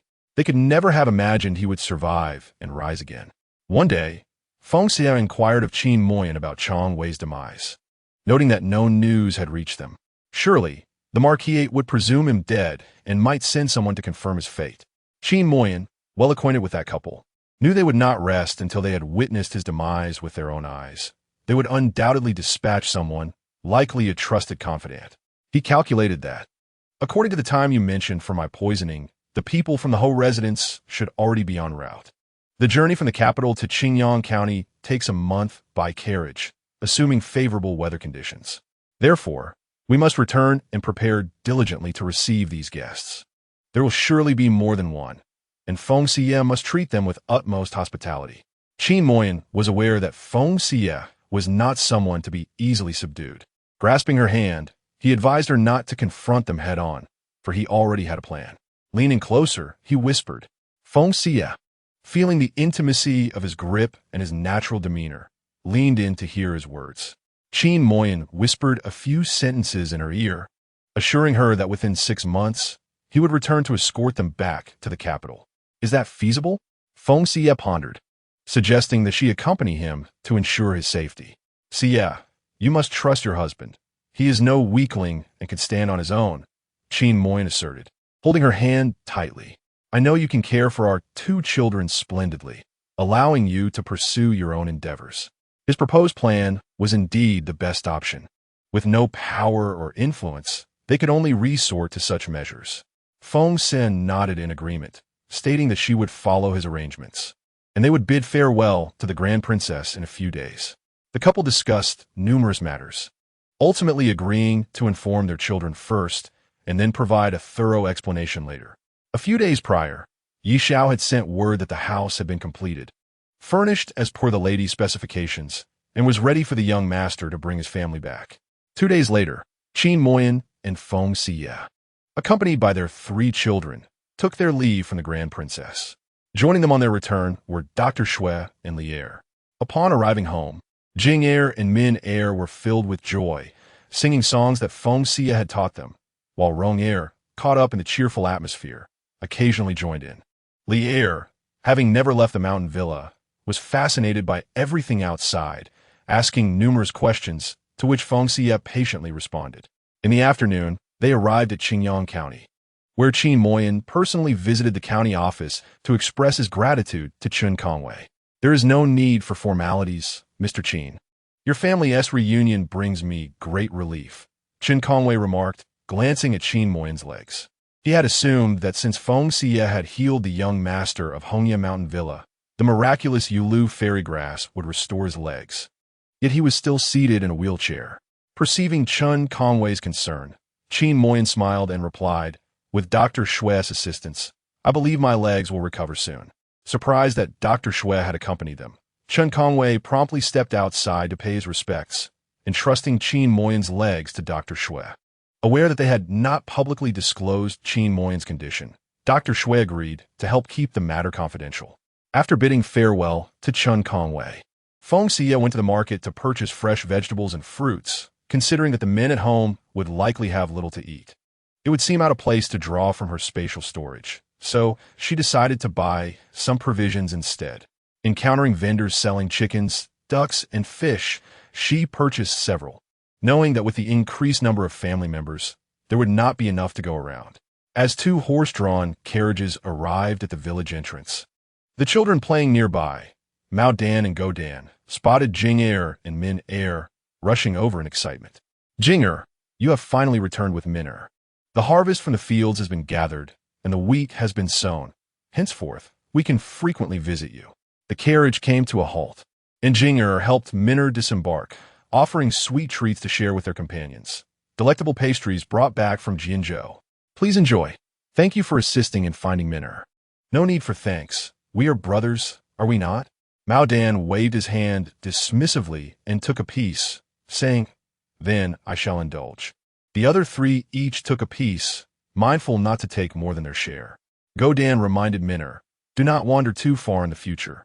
Your brother Jing Er and your father are nearly beside themselves with worry and on the brink of tears. I understand. I will not do so again, Min Er nodded gratefully, expressing her appreciation. With a mouthful of pastry, Mao Dan mumbled, "Do not mention it. You are Jing'er's sister, and thus our sister as well." Hearing the children's words, Feng Xiyue could not help but smile. These children certainly exhibited a strong sense of loyalty. Jing'er and Min'er climbed back into the carriage, inviting them to their home for a visit. The four children felt a twinge of fear towards Feng Xiyue, having heard tales of her formidable nature, particularly how she had bested the two brothers of the Hu family. Feng Xiyue called out, "Come aboard. Sit at the front. You are Jing'er's good brothers and friends, and both he and I welcome you." With her encouragement, the four children scrambled onto the front of the carriage, sitting obediently, their excitement palpable as it was their first time riding in such a fine carriage. On the journey home, they encountered numerous villagers who greeted them warmly upon their return. It was quite strange to witness such a sudden change in the villagers' demeanor towards them. The villagers' warmth was not unfounded. The Qin family had erected a new house and employed villagers for the construction, paying them fairly for their labor. With the villagers having some spare time, they were eager to seek work in the city, and the prospect of working right at their doorstep was indeed preferable, especially since the wages were comparable to those in the city. Moreover, with 6 or 7 servants now in the Qin household, and with the magistrate, Lord Chun, taking a liking to Qin Mai, along with the family's newfound connections to Hongya Mountain Villa, they had established a formidable background. Such a family was not one that the ordinary folk dared to offend. Upon arriving at their home, they beheld the newly constructed residence adjacent to the old courtyard. An impressive and spacious structure, even the entrance showcased exquisite craftsmanship. Feng Xiyue had designed the house in a modern yet traditional style. Though the house and courtyard were not vast, they were remarkably well organized. "Wow, mother, father, our new house is splendid." Min'er joyfully leapt from the carriage and dashed towards the courtyard. Jing'er, being more composed, assisted Rong'er in helping Qin Mai disembark from the carriage. Once at the front, Feng Xiyue cradled him down. Upon seeing the new house, a smile spread across Qin Mai's face. The main house consisted of suites, each room equipped with its own washroom. The couple occupied the master bedroom, with Min'er's room adjacent, while Jing'er and Rong'er shared another room. The guest room was designated for the esteemed physician Xue and Li'er. They're unwilling to stay in a room alone, insisted on sharing with Min'er, who was delighted by the amiable and unpretentious nature of her older sister Li'er, and readily agreed. Yi Xiao and Song Liang resided in 2 modest adjoining rooms, equipped with bunk beds and each possessing a simple wardrobe. The front yard was beautifully landscaped, adorned with evergreen trees and blooming flowers, featuring an octagonal pavilion where the family could leisurely enjoy tea and converse. Adjacent to it lay a spacious terrace suitable for barbecues and chess games. The backyard boasted a swing set and a place for soccer, much to the children's delight. Upon the return of the young master and his lady, as well as the little masters, Yi Xiao and the others warmly welcomed them, bowing respectfully to Physician Xue and Li'er. Physician Xue found great pleasure in this abode. Although modest in size, it exuded comfort. He often spent time on the terrace, teaching the children about medicine and engaging in chess matches with Mr. Qin, or leisurely strolling about the vicinity. It was indeed a splendid place for retirement. Mao Dan, Go Dan, and Mao Zi Bang Zi, the 4 children, gazed in awe, their mouths agape as they beheld their surroundings. They had heard tales of the grandeur of the Qin residence and were struck by its impressive and beautiful architecture, pondering if they would ever live in such a magnificent home. In the evening, to extend a warm welcome to Physician Xue and Li'er, Feng Xiyue prepared a banquet, sending Yi Xiao to the nearby woods to procure a bamboo stalk, which he fashioned into skewers for meat and vegetables. Beside the kitchen, a roasting oven was set up, ready for the evening's feast of roasted chicken and duck. The birds were slaughtered and seasoned with her secret marinade, awaiting their turn in the oven. Chicken gizzards and intestines, along with duck gizzards and intestines, were cleaned, chopped, and marinated for grilling. Additionally, chicken liver, duck liver, and pork head meat were braised, with tofu included in the mix this time. 2 signature dishes were also stir-fried, and a plate of peanuts completed the evening's menu. In gratitude for the village chief's generous assistance, Qin Mo Yin personally visited Lu Bao Tian's home, with Jing Er pushing him, inviting him and the neighboring villagers to join for dinner. Unable to decline such hospitality, Liu Baotian and the others accepted the invitation. And upon witnessing the sumptuous dinner laid out, their mouths watered. It was said to be even more delectable than the offerings in the county-s taverns, though they had never dined there, merely surmising. After a hearty meal at the Qin residence, the following day, Liu Baotian convened a village meeting, earnestly instructing everyone to follow his directives, promising that if they complied, Mr. Qin would reduce the land rent by 10% this year. The villagers, keenly aware of the significance of that reduction, committed it to memory. With anticipation from Qin Mo Yin and Feng Xiyue, an unfamiliar carriage entered Feng Xiyue village. The driver inquired of the children playing at the village entrance where the Qin residence was located, offering no words of thanks as he cracked his whip and headed directly to their home. Mao Dan turned to Jing Er, wondering if these were indeed visitors from the capital, noting they bore no resemblance to servants, rather resembling wealthy gentlemen. Jing Er explained that the steward from the Marquis's estate, upon leaving the capital, was indeed a gentleman. They typically looked down upon common folk, especially those close to their master, who were often born into servitude and could be quite unscrupulous. A saying from their father echoed in her mind: a minister's household, with servants of rank, reflects the haughtiness and arrogance of its members.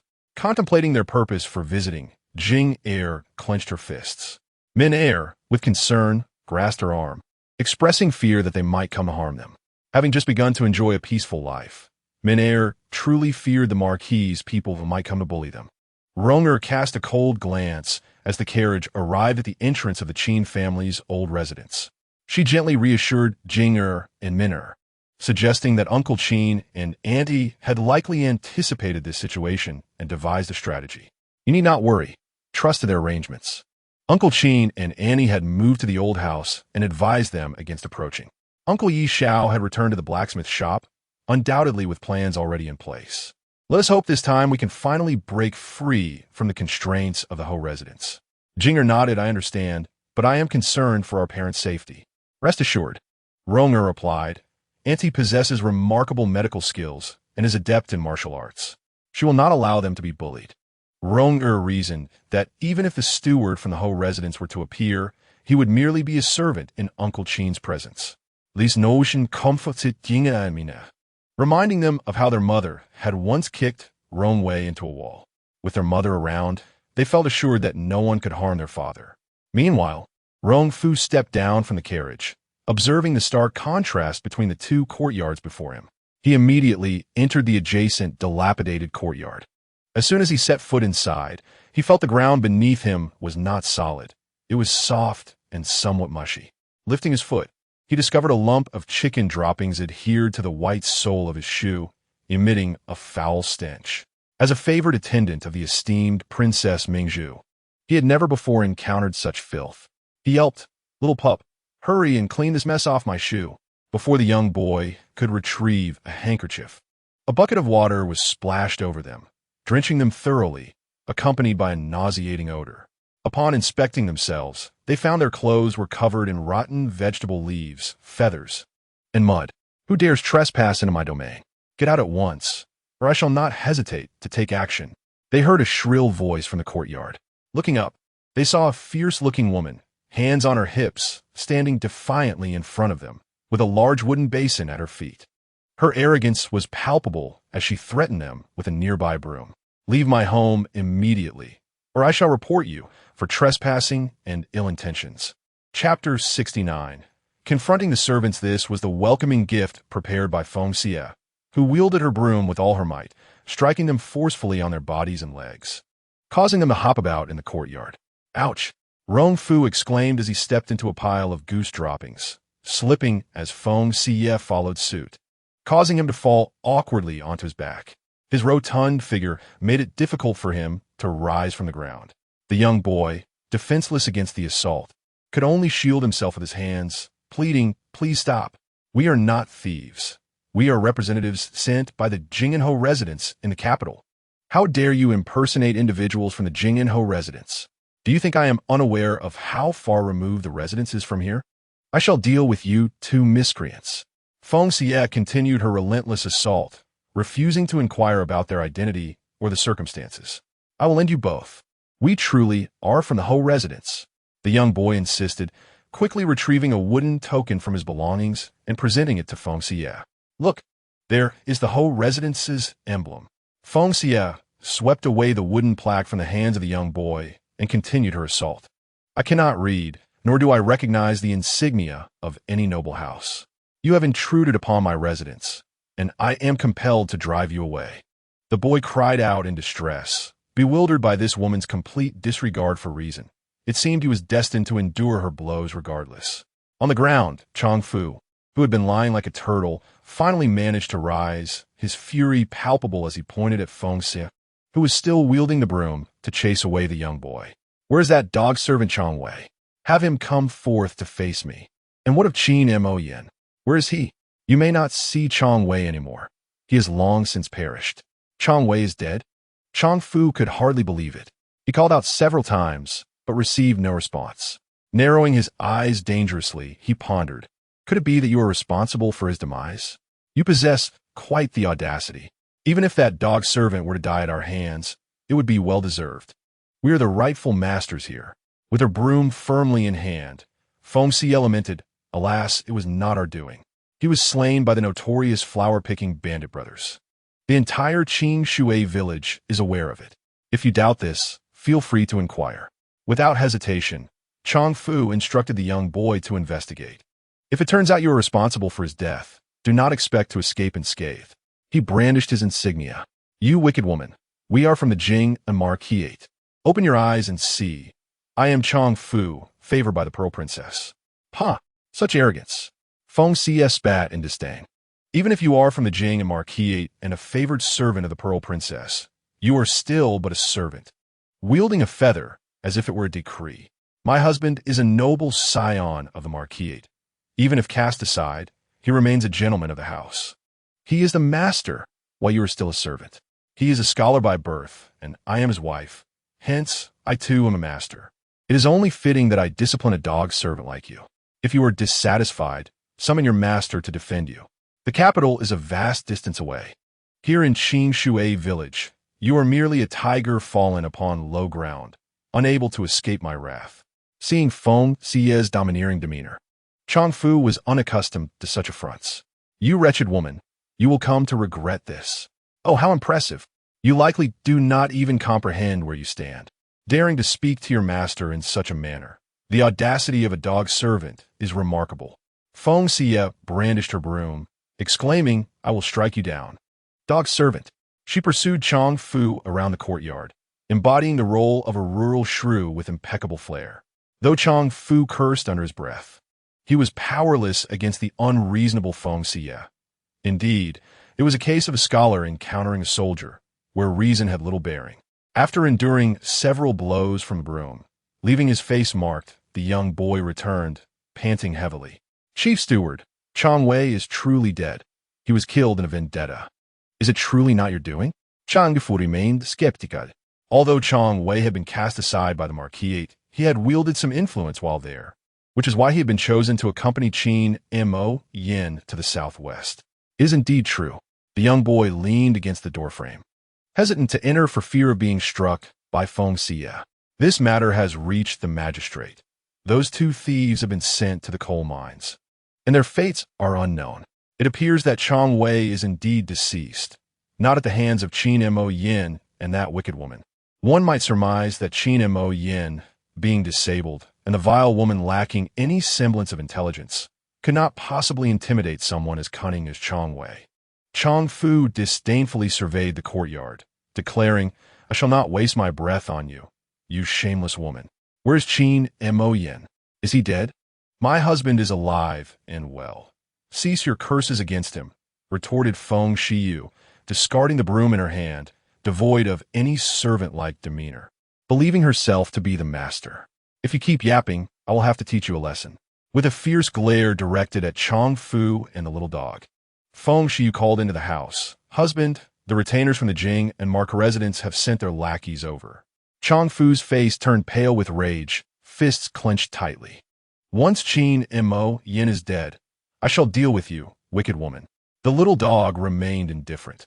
Others were reluctant to venture into the southwest, and he held no significant status within the household, merely following along to drive the carriage, a mere lackey.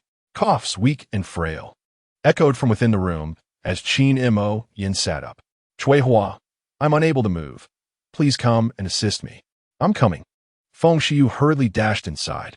Upon hearing the voice, Chang Fu sensed a troubling imbalance in Qin Mo Yan's health, fearing he was already at death's door. When Feng Xiyue emerged, cradling Qin Mo Yan, Chang Fu observed his pale complexion and feeble state, leaning weakly against Feng Xiyue. It seemed his days were numbered. Husband, these two are impersonating the retainers of the Jing and Mark residence and have intruded upon our home.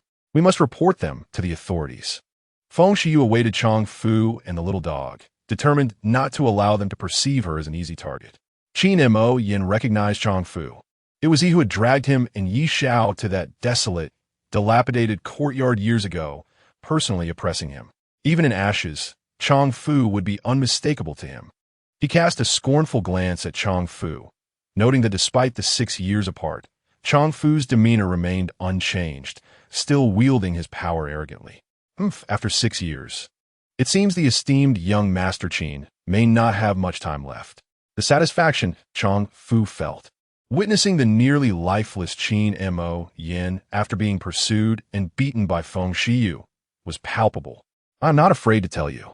I have come at the Marquis' behest to escort young Master Qin on his final journey. The Marquis and the Princess are truly considerate. Qin Mo Yin scoffed. Return and inform them that even in death, I shall not spare them. With all the nefarious deeds they have committed, I wonder if they often find themselves haunted by nightmares. The Marquis and the Princess are quite well, deeply in love, yet they remain concerned for young Master Qin. Chang Fu remarked as he stepped forward, ripping open Qin Mo Yan's garment to reveal the dark lines forming on his chest, laughing heartily. It appears I need not lift a finger. Within a day, young Master Qin shall depart this world. I shall simply bide my time. Chapter 70. Come quickly. The lackey is driving him to death. Husband, why am I so unfortunate? Are you truly going to die? Feng Xiyue suddenly broke into loud sobs, startling both Chang Fu and the little dog with her overwhelming volume, her cries quite ungraceful. Dear wife, Qin Mo Yin attempted to offer comfort, but was suddenly seized by violent coughing, the kind that rends the heart, as he began to expel blood, dark and copious. Feng Xiyue was horrified, exclaiming, Husband, husband, what is happening to you? Do not frighten me. Qin Mo Yin continued to cough up blood. The woman had given him 2 excessively large blood bags, making it impossible for him to stop. However, the more he bled, the more authentic it seemed.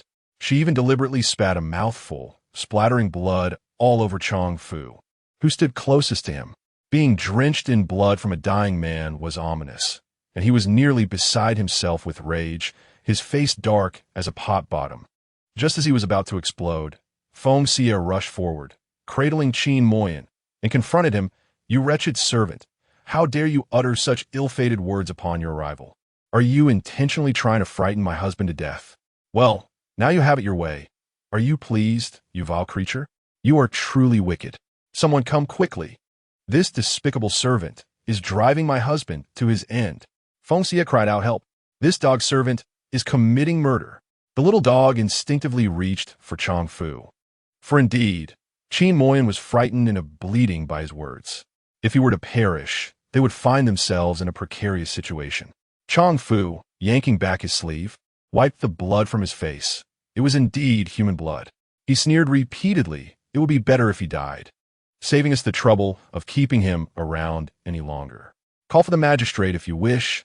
I am not afraid. Qin Mo Yin will be deemed to have succumbed to illness. With the power of the Jing Marquis, even in the southwest, none would dare to trouble him. Chang Fu surveyed the surroundings, wondering where those 2 brats had vanished to. Feng Xiyue, weeping, exclaimed, is there no justice in this world? This vile servant has harmed my husband and now seeks to do ill to my 2 children as well. Alas, it cannot be as you wish. My daughter has been abducted and is missing, and my son, searching for his sister, has also been taken. Her cries were heart-wrenching. How cruel you are, to spare not even the children. Such wicked servants deserve divine retribution and a miserable end. Suddenly, she laughed, her laughter laced with hatred. Perhaps it is for the best that they were taken. At least they may live, which is far better than falling victim to your malice. She sneered, what a coincidence. As soon as we arrive, Qin Moyan is on the brink of death, and those two brats are sold off. Do you take me for a fool? Chang Fu dismissed Feng Xiyue's words as nonsense. Little dog, find them. Bring those two brats to me. The little dog, loyal to his master, rushed into the house, searching frantically but finding nothing. Instead, he was chased around the courtyard by two fierce geese. The aggressive white geese were relentless. They would attack any intruder, refusing to relent until they had torn into flesh. The little doggess rummaging in the room had thoroughly enraged the geese, who pursued him relentlessly. Outside, one could hear his screams and the triumphant honks of the geese. Chang Fu observed as the little dog emerged, his pants shredded by the geese, rubbing his legs in distress. He angrily remarked, indeed, it is true that impoverished mountains give rise to rogues. Even the geese are despicable. What nonsense are you spouting about impoverished mountains breeding rogues? Lu Baodian, accompanied by a dozen villagers, stormed in, each armed with a pole or a hoe, glaring angrily at Chang Fu and the little dog. Upon seeing the villagers arrive, Feng Xiyue felt a surge of hope. She cried out, Village chief, you must stand up for us. These two vile servants have caused my husband to bleed. The village chief, please assist me. It appears my husband is breathing out more than he is taking in. Could it be that he is truly on the brink of death? If you're to pass away, I would be utterly lost. Lu Baodian and several villagers approached and were taken aback by the sight. So much blood had been coughed up. It was quite alarming. Lu Baodian promptly exclaimed, what are we waiting for? We must rush him to the county clinic immediately. Quickly, borrow a carriage from next door. Surely they will be willing to help. Feng Xiyue cradled Qin Moi and ventured next door to procure a carriage. The one who emerged was Yuzhu, a little maidservant by Liar's side, who, seeing their plight, remarked sympathetically, my lady is quite benevolent. You may borrow our carriage, but do ensure it is returned in a clean state. Thank you, we are immensely grateful. Feng Xiyue replied as she placed Qin Moi into the carriage and prepared to set off, only to be halted by the little dog. Lu Baodian, along with the villagers, restrained Chang Fu and the little dog, asserting, this is Feng Xiyue village. You shall not act recklessly. If anything were to happen to Mr. Qin, we would certainly deliver you to the county office for punishment. Chang Fu brandished his badge, thrusting it before Lu Baotian's eyes with an air of arrogance. Open your eyes and behold. This is the emblem of the Jing'an Marquisate. We are here on official business. Step aside at once. If we are delayed in our important task, none of you will escape unscathed. Few among the villagers could read, let alone recognize the Marquisate's emblem. Having never seen it before, they turned to Lu Baodian for guidance. While they were oblivious, Lu Baodian was not. He indeed recognized the insignia of the Jing'an Marquisate, which was beyond the reach of ordinary folk. Stand aside, Lu Baodian said, feeling somewhat powerless, urging the villagers to retreat. Chang Fu let out a triumphant scoff, little dog. We shall accompany you to the clinic. I cannot rest easy until I witness Qin Moi's last breath. Feng Xiyue drove the carriage ahead, with the little dog closely following behind, fearful of their escape. Upon arriving at the Huachuntang, Feng Xiyue rushed inside, exclaiming, Dr. Dong, please save my husband. He's coughing up blood. The shopkeeper, upon witnessing the severity of Qin Moi's condition, hurried to summon Dr. Dong from the consultation room. Dr. Dong assessed the situation quickly, instructing, lay him on the bed. I must examine him. After feeling his pulse and lifting Qin Moi's eyelids, he shook his head, preparing for the worst. Dr. Dong, I implore you, save my husband. He cannot die. How am I to live without him? Feng Xiyue beseeched, convinced there must be hope. It is too late. His illness has reached a critical stage with no remedy. Dr. Dong sighed, declaring, I will waive the consultation fee. You must take him home while he still breathes. Prepare him something nourishing without delay.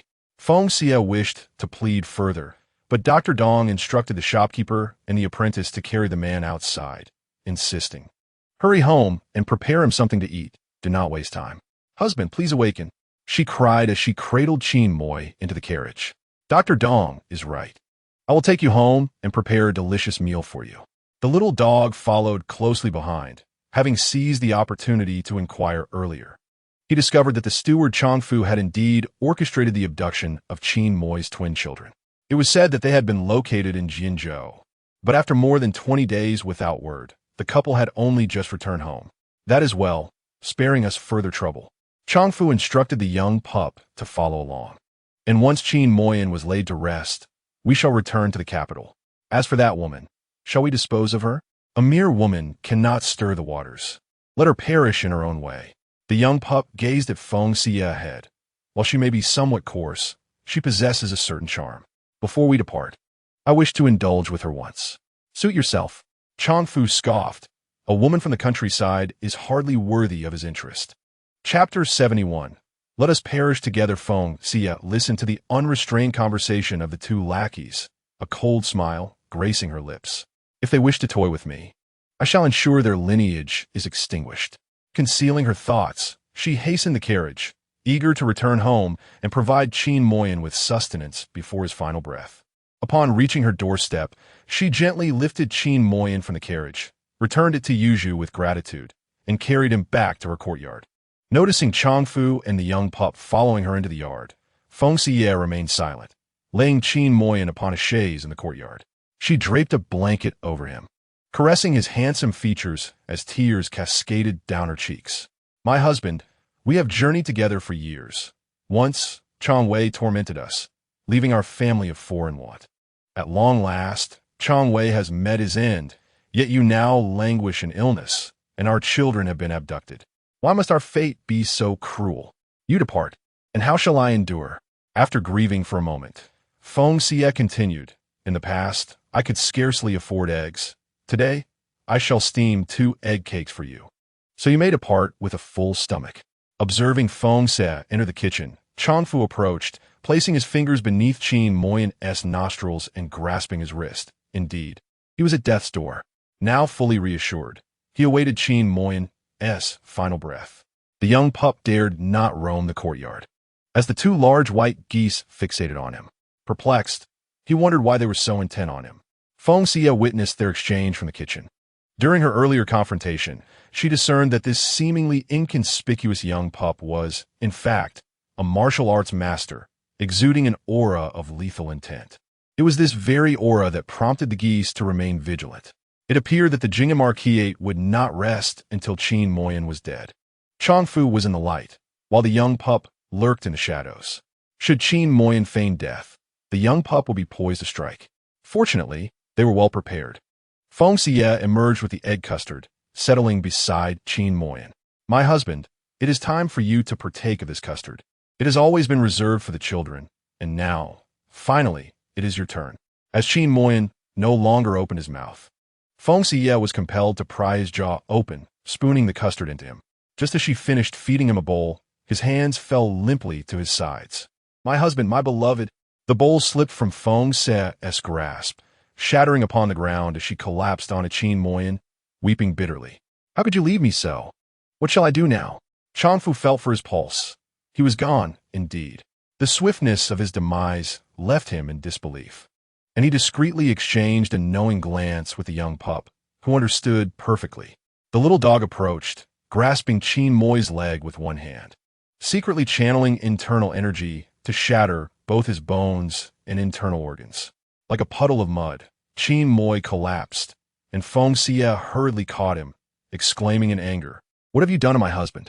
Nothing at all, merely confirming whether he has truly passed on, Changfu replied, a gleam of satisfaction in his eyes as he beheld the lifeless Qin Moy.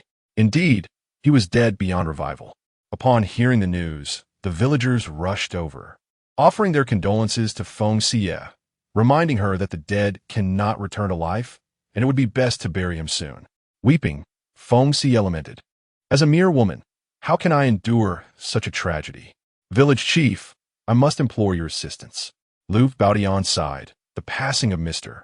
Qin due to illness is indeed heartbreaking. Rest assured, we, the villagers of Feng Xiyue, shall take care of his funeral arrangements. Thank you, village chief. And thank you to all the villagers for your help, Feng Xiyue replied, producing 2 taels of silver, What remained from the burial fund provided by the government for Chongwei. This is all I have. Please use it wisely for the arrangements. The villagers sighed in disbelief. How could a family of such stature, the household of the scholar, be so impoverished? They glanced at Chong Fu and the little dog, refraining from further comment, and began to prepare for the funeral of the Qin family. Chong Fu held his chin high, smug in the knowledge that the illegitimate son cast out from the Marquis's estate deserved such a fate. He would return to relay this to the princess, who would undoubtedly be pleased and reward him handsomely. The more miserable Qin Moi's life became, the more tragic his death, allowing the princess to vent her frustrations, thereby benefiting those beneath her. Unexpectedly, this journey to the southwest proved remarkably smooth, leaving Chong Fu thoroughly satisfied as he anticipated a swift return to the capital. Soon, the Qin family hung white banners in Lu Baotian, along with the villagers, fetched a cow cart bearing a coffin, burial garments, and other funeral necessities. Few came to pay their respects, only the villagers of Feng Xiyue, with no others in attendance. As night fell and silence enveloped the surroundings, Feng Xiyue sat alone beside the fire pit, tossing in paper money. My husband lived in poverty. I shall burn more paper money for you, hoping you may be reborn into a fortunate life, free from want. Suddenly, a chilling wind swept through the courtyard, flickering the candles within. Feng Xiyue looked around, calling out, "Husband, do you hear my words? Are you here to bid farewell? Go in peace. I will take care of myself, so do not worry." Her deceased husband, of course, bore no worries, but she did. The little dog leaped in from outside, grinning mischievously as he rubbed his hands together. I never expected that a cripple like Qin Moi could have such fortune. This young lady is exquisite, with curves that entice the eye, a true beauty. It was a waste that Qin Moi, unable to cherish such a splendid wife, had squandered this opportunity. After entering, the little dog closed the door behind him. "My dear, since your husband cannot love you, allow me to shower you with affection tonight. Once you experience this delight, you will undoubtedly crave more." The long, lonely night stretched on, and he continued, "Fear not, dear beauty. I shall provide you with warmth and tenderness. Whether you desire gentleness or something more fervent, I am here to fulfill your wishes." Feng Xiyue was on the verge of retching. She had hidden behind the coffin. This was indeed the mourning hall, where deities linger 3 feet above, and yet you dared to act recklessly. "Are you not afraid of my husband rising to settle the score with you?" A frail wretch was of no use in life, and even less so in death. The young scoundrel advanced relentlessly, intent on toying with his rival's wife before Qin Moyan. The thought alone was exhilarating. Upon uttering these words, the young scoundrel lunged forward, but Feng Xiyue nimbly evaded him, leaving him grasping at air. He touched his lips, intrigued, finding the game all the more entertaining. The beauty delighted in a game of hide and seek, and he was eager to indulge her. They circled the coffin, each pursuing the other in a playful chase. Eventually, impatience overtook the young scoundrel. He flung open the coffin, declaring there was nowhere for her to escape. With ferocity, he lunged at Feng Xiyue, seizing her wrists and pinning her against the wall. In response, she lifted her leg forcefully, causing him to howl in agony, hopping about the room while clutching his groin. The pain was excruciating, debilitating blow indeed. At that moment, Feng Xiyue ignited the flammable items within the room using a candle, reasoning that since her husband had departed, there was no reason for her to linger in solitude. She might as well follow him into the afterlife, accompanied by someone. As she set the fire, she declared, "You, dog servant, barged in here, consider it your misfortune. Let's perish together." Chapter 72. Let end upon witnessing the flames engulfing the room. The young scoundrel realized he had to escape or perish in the blaze. Ignoring the pain in his groin, he turned to flee. Yet, Feng Xiyue seized him, proclaiming, "Heaven has a path, yet you choose not to tread it. Hell has no door, and you have intruded. Once here, do not expect to leave." The fire blazed with increasing intensity. If he did not flee soon, he would be trapped. In a desperate bid, the young scoundrel struck at Feng Xiyue, but she swiftly dodged and fell to the ground, only to find he had already fled. Let him go, she thought. She had no intention of truly burning him alive. Nevertheless, the wretched servant was indeed malicious. Once outside, he barred the doors and windows, leaving Feng Xiyue to perish within the flames. Feng Xiyue chuckled coldly, retrieving fireproof clothing from her space. It was only when the flames reached the bedroom that she made her way through the tunnel she had excavated to the adjacent new house. The young scoundrel had not retreated far. Rather, he climbed the hill, standing atop it to witness the fire's voracious spread, soon consuming the entire structure. The neighboring household was the first to notice the blaze, sounding alarms to alert the villagers. Alas, the flames advanced too swiftly. Buckets of water proved futile, and soon they could only watch as the three main rooms were reduced to ashes, the fire finally dwindling. With such devastation, it was certain that no one had survived. Liu Baodian gazed at the charred remnants of the once standing home, realizing an entire family had perished. What a calamity! The couple had vanished, and this fire was likely set by Li Suihua herself. It was a tragic scene, and assistance was desperately needed. The young scoundrel, clutching his groin, observed the rooftops reduced to ash. Only after he comprehended that Feng Xiyue had no chance of survival did he sorrowfully descend the hill. He felt as though that object had been utterly ruined by that accursed woman, causing him immense pain and sweat. He needed to find a doctor swiftly. Unfortunately, at this hour, the county gates were closed, and no amount of skill would allow him to enter. A night was lost, and by the following day, the injury had swollen to a translucent state. Dr. Dong shook his head upon inspection, declaring it too late. Amputation was necessary to prevent a threat to life. Doctor, is there truly no hope? I am still so young, yet to marry, with no descendants to carry on my lineage. The young man could hardly believe the severity of his plight. Merely a minor mishap had led to such drastic measures, and he would be rendered a eunuch. This injury is grave, and the delay has been detrimental. Amputation is the only way to preserve your life, Dr. Dong stated as he sheathed his instruments. If you do not trust my judgment, seek another skilled physician. The young man gazed at the purplish, translucent mass, steeling himself for the inevitable. Then, let be done. Rest assured, I shall employ the finest anesthetic and provide painkillers. The ordeal shall not be excessively torturous, Dr. Dong assured him. After sterilizing his tools, he instructed, lie down. When you awaken, it shall all be over. Upon awakening, he found himself transformed into a eunuch. Rage consumed him towards Feng Xiyue, the vile woman who had caused his plight. He wished nothing less than to reduce her to ashes. Yet, fate was unkind, and she had already been consumed by flames. When he regained consciousness, he discovered his lower garments were bandaged, with a feather inserted. Ultimately, he had become a eunuch. Dr. Dong advised him to limit his water intake over the next few days to avoid severe pain. Alas, what a pity! In a considerate gesture, Dr. Dong arranged a cart to transport him back to the inn. As he watched the carriage disappear into the distance, Dr. Dong retreated to the courtyard. Master Qin, the man has departed. It seems that Feng Xiyue has taught this lowly servant a harsh lesson. Qin Moyan bowed respectfully, expressing gratitude for the assistance of the princess and Dr. Dong, which had ensured his family's safety. You are too kind, Master Qin. It was but a trifling effort. Dr. Dong replied.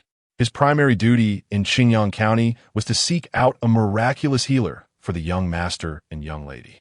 Feng Xiyue's rescue of them was a significant deed that could not be easily overlooked by the Grand Princess. Furthermore, the young lady held a fondness for Feng Xiyue, who now resided in their home. Dr. Dong returned the gesture with a nod, assuring, rest easy here for the next couple of days. You are entirely safe. Should there be any news from Feng Xiyue, I will inform you at once. Thank you. After Dr. Dong departed, Qin Moyan gazed in the direction of home, hoping for the safety of Xie and the children. The three little ones had been taken away by Bai Ziyu. Remaining in the neighboring courtyard was not entirely secure, especially with the fear of fire frightening the children. The thought of that lowly servant plotting to humiliate Feng Xiyue tightened his fists in anger. It was his failure, his inability to protect Xie, that allowed her to suffer danger. Now that he could move freely, he was determined to grow stronger to safeguard Xie and the children. Though the old house had burned down, where they had spent 6 years, he felt a pang of reluctance. Yet the fire symbolized rebirth, a fresh start for them all. At that moment, Feng Xiyue was busy preparing a feast. She had received news from the Black Hawk that the source of the young man's misfortunes had been severed, filling her with joy. His life was spared for now, but she had poisoned him during their last encounter, ensuring he would succumb to a slow, undetected demise. How dare he attempt to take advantage of her? He clearly had no regard for his own life.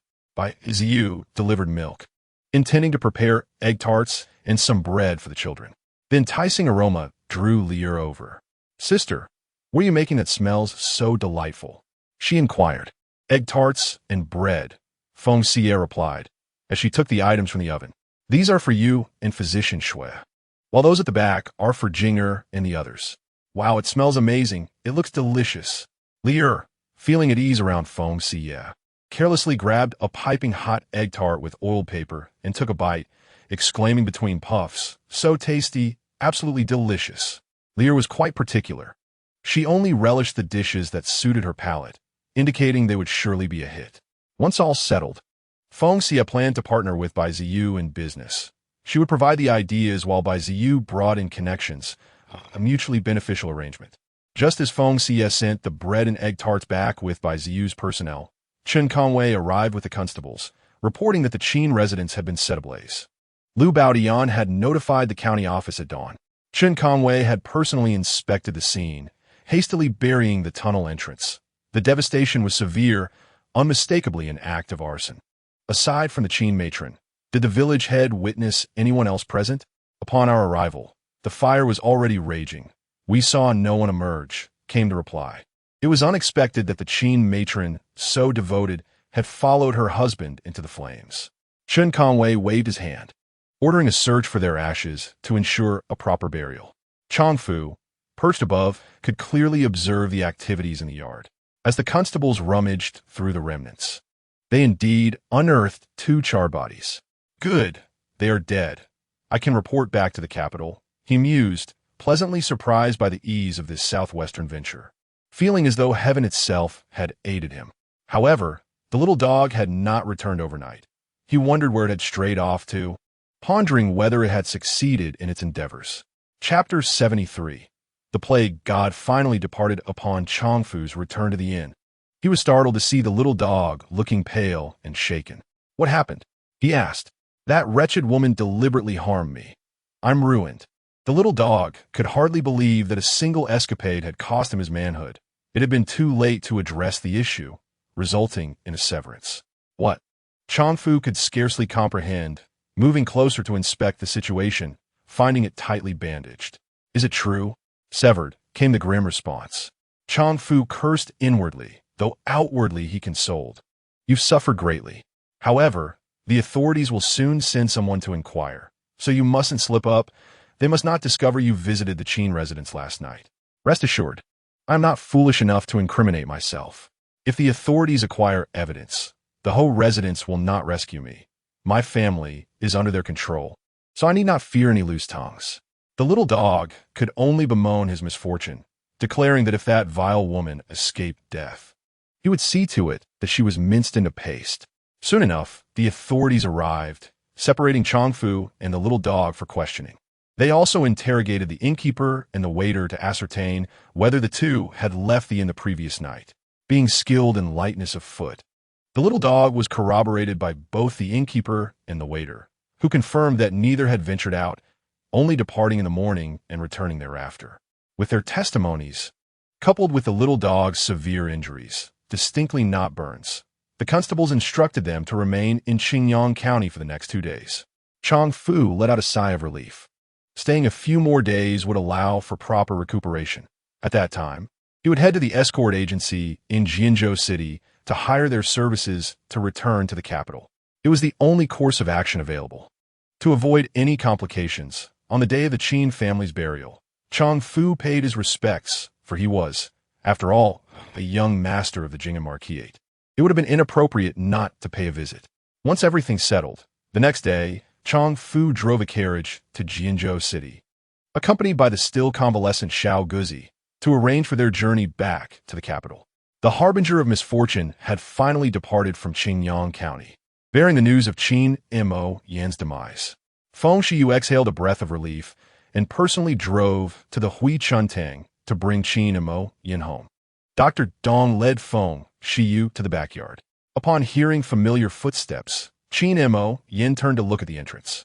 Their eyes met in an instant, filled with worry and longing, gazing at each other from afar. Xiyue, seeing her standing there, safe and sound, brought Qin Mo, Yin a sense of comfort. You have endured so much. What have I endured? Were you not already deceased? Feng Xiyue stepped closer, scrutinizing him with a reproachful glance. You look so thin. Haven't you been eating properly? I have not. The accommodations here are quite good, and Dr. Dong has taken excellent care of me. Qin Mo, Yin approached, unable to restrain himself from taking Feng Xiyue's hand, feeling the warmth in her grasp. Feng Xiyue, in turn, sensed the chill of his fingertips, and their hearts fluttered in unison. Qin Mo Yan's face flushed with warmth. I simply missed you and the children too much. Now that you are here, I can finally breathe easy. Rest assured, the children are all well, and I am too. Feng Xiyue understood he was referring to Xiao Guzi's bullying. How could that dog servant dare to mistreat her? She had ensured his lineage would be severed, and had even administered a slow-acting poison, ensuring he would suffer upon his return to the capital. Qin Mo, Yin recognized that no words could adequately express his feelings. He could only demonstrate through actions that he was someone Feng Xiyue could trust for a lifetime. She felt the sincerity in his affection and grasped his hand in return. Let us go together to fetch the children. Finally, we can reunite as a family. Qin Mo Yin held Feng Xiyue's hand tightly, smiling as he nodded. Indeed, the couple thanked Dr. Dong and proceeded to the Bai family tavern across the street to collect their 3 children. Bai Zheyu emerged with the trio, exclaiming, "Congratulations, sister! Brother-in-law has overcome a great trial. Boundless blessings await you both." "Thank you for your kind words," Feng Xiyue replied with a smile. "I appreciate your care for my 3 little rascals these past few days. I hope it wasn't too burdensome." "Not at all. They've been exceptionally well-behaved and quite punctual. I find myself feeling rather inadequate in comparison." Bai Yuze humbly admitted, "I admire you both. Brother-in-law will surely guide the children well. When I have children, I will certainly seek your wisdom." "Of course." Feng Xiyue turned her attention to the 3 children. Noticing Min Er's eyes brimming with tears, about to spill over, Jing Er gazed at their parents with reddened eyes, while Rong Er wore an expression of concern. "Jing Er, Min Er, Rong Er, all of that is behind us. We have come to take you home." Feng Xiyue opened her arms, smiling warmly at the 3 children. Min could no longer restrain herself, and tears streamed down her face as she rushed into Feng Xiyue's embrace, clinging to her neck and sobbing. "Mother, I am so worried about you. I heard people on the street say that father has died, but we know that is false. A trick by those wicked people to deceive the Marquis' residents. Then we heard that our house caught fire, and everything was lost. We are so concerned about you and father. Do not cry, my little treasure Min." Feng Xiyue comforted her, gently wiping away her tears. "Look, both your father and I are perfectly fine." Min nodded and said, "Then we must never be apart from father and mother again. We should always be together as a family." Yes, we will always be together," Feng Xiyue reassured her. After calming Min, she turned her gaze to Jing, who averted his eyes, clearly upset. Feng Xiyue looked at Qin Moyan. Qin Moyan approached and reached out to pat Jinger's small head, but the boy stepped back, evading his touch. This child is truly angry, he thought. Rong unsure of what to say, stepped aside to allow the father and son to talk. Qin Moyan squatted down and took Jinger's small hand. "Father knows you are very worried about our safety. The reason we didn't tell you at first was to avoid frightening you, especially since our adversary is the Jing'an Marquis' residence. Your mother and I had to ask for help to get through this and send those 2 lackeys away. Facing them is indeed dangerous. I did not wish for you to be filled with fear. We kept this from you mainly because it was my decision. Please do not be angry. Next time, your mother and I will consult with you before deciding on anything. You can also share your opinions, all right?" Unable to hold back any longer, Jinger burst into tears. Turning to Qin Moyan, "I know father will not die, but I am worried they might harm you and mother, afraid you could get hurt. And our old house burned down. Thankfully, you are both safe, and mother made us some snacks. Father, I am truly very worried and scared. I cannot feel at ease without seeing you. My good son, it is my fault. I should have told you sooner. I did not expect to cause you such concern," Qin Moyan said, embracing his son. "Rest assured, The 50 taels of silver you buried under the bed have already been moved to your room, and they are safe. Really? Jinger exclaimed joyfully, wrapping his arms around Qin Moyin's neck. And what about Red Hair and the others? Are they all fine? Qin Moyin nodded. They're all well and thriving. Now, shall we hurry home to see them? Yes, let's go home. Jinger finally wore a smile. Feng Xiyue handed Minner to Qin Moyin and embraced her son and wrung her. I have missed you all so much. I'm sorry for making you worry. Chapter 74. Luo Shi comes out of prison to cause trouble at the Qin family. They're all dead for good. Justice has been served. Luo Shi laughed heartily upon arriving at the ashes of the Qin residence, clapping her hands in delight. Truly, heaven has eyes.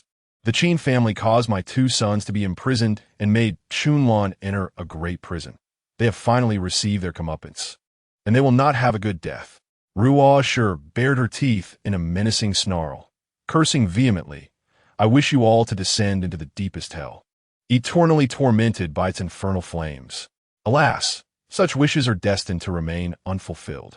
Feng Xiyue leaned nonchalantly against the gate, casting a scornful glance at Ruo Shi. Oh, all these flowers shall rebound, gifted to your 3 unscrupulous offspring. How unfortunate for you, a wretch still drawing breath. Is the heavens not unjust for allowing your existence?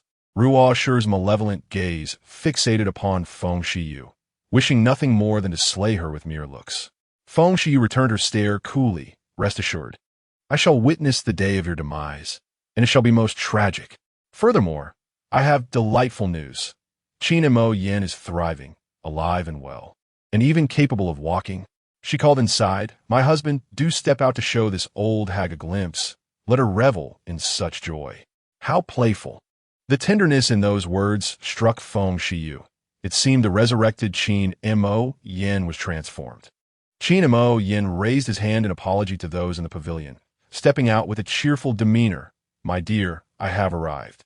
Feng Xiyue affectionately looped her arm through his, intentionally aiming to provoke Ruo Shi. My husband, surely you recognize this old hag? Even in ashes, I would know her. Qin Moyin replied darkly, his eyes narrowing at Ruo Shi. Have you been released from your sentence, you vile creature? It appears you thought us perished in the fire and reveled in our supposed demise. Feng Xiyue's tone dripped with sarcasm. Regrettably for you, our family of 4 is thriving. It must be causing you great anguish. She proudly gestured towards the expansive courtyard. Oh, and I almost forgot to mention, this house belongs to us. The old structure over there was slated for demolition, but the fire spared us the effort. Ruo Shi seethed with venomous hatred for the couple, aghast at their well-being while her own children languished in prison. She longed for vengeance, producing a pair of scissors from her bosom. She recalled the disdainful and wary glances from the villagers upon her return. Feeling threatened, she took the scissors for her own safety. Wretch, I shall slay you. Ruo Shi brandished the scissors and lunged at Feng Xiyue. I will kill you. Is that so? Feng Xiyue swiftly pushed Qin Moyin aside, evading Ruo Shi's attack with a deft movement, retaliating with a punch that landed squarely on Ruo Shi's face. Another blow followed, forcing Ruo Shi to stagger back several paces. Yet, she pressed forward, scissors raised, shrieking, I will avenge my children and my family, Chunlan. You cannot escape. Feng Xiyue seized Ruo Shi's wrist, twisting it behind her, eliciting a scream akin to a slaughtered pig. Restraining her arms, Feng Xiyue declared, You have committed attempted murder. Prepare to face the consequences of the laws of the Western Jin. Just as Ruo Shi spat defiantly, County Magistrate Chun emerged from the courtyard, glaring at her with fury. Ruo Shi, unrepentant as ever, freshly released from prison only to seek vengeance and commit murder. Your crimes are heinous. He called out, Guard. Yes. Restrain Ruo Shi and return her to the prison. She will be interrogated tomorrow. Understood. Ruo Shi, filled with ire, found himself at the mercy of the rough guards, who callously unhinged his jaw, rendering him speechless. The guards, in a foul mood, had their meal disrupted by this Ruo Shi, and in a flurry of shoving and binding, they tossed him onto a horse and galloped out of the village. Thus began Ruo Shi's torment. The bumpy ride left him utterly drained, and upon being thrown into the dungeon, he was left barely clinging to life. Upon seeing a familiar face return, the onlookers mocked him, suggesting he had merely stepped out for fresh air, now seemingly enamored with the confines of the prison. This taunting sent Ruo Shi into a faint. "Forgive the disruption," said the old woman. "My apologies, Lord Chun, Physician Xue, and Ziyu, please make yourselves at home." Qin Moi welcomed everyone inside, eager to commence the feast. For today, she had prepared her signature dishes, a culinary delight not to be missed. Chen Conway chuckled heartily, while Physician Xue and the brothers Qin and Bai were invited to partake. As Feng Xiyue observed Ruo Shi's capture, she felt a wave of relief wash over her.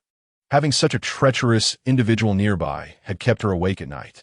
Little did she expect Ruo Shi to so eagerly entrap himself. Now was the opportune moment to strike, especially with Lord Chun present to witness it.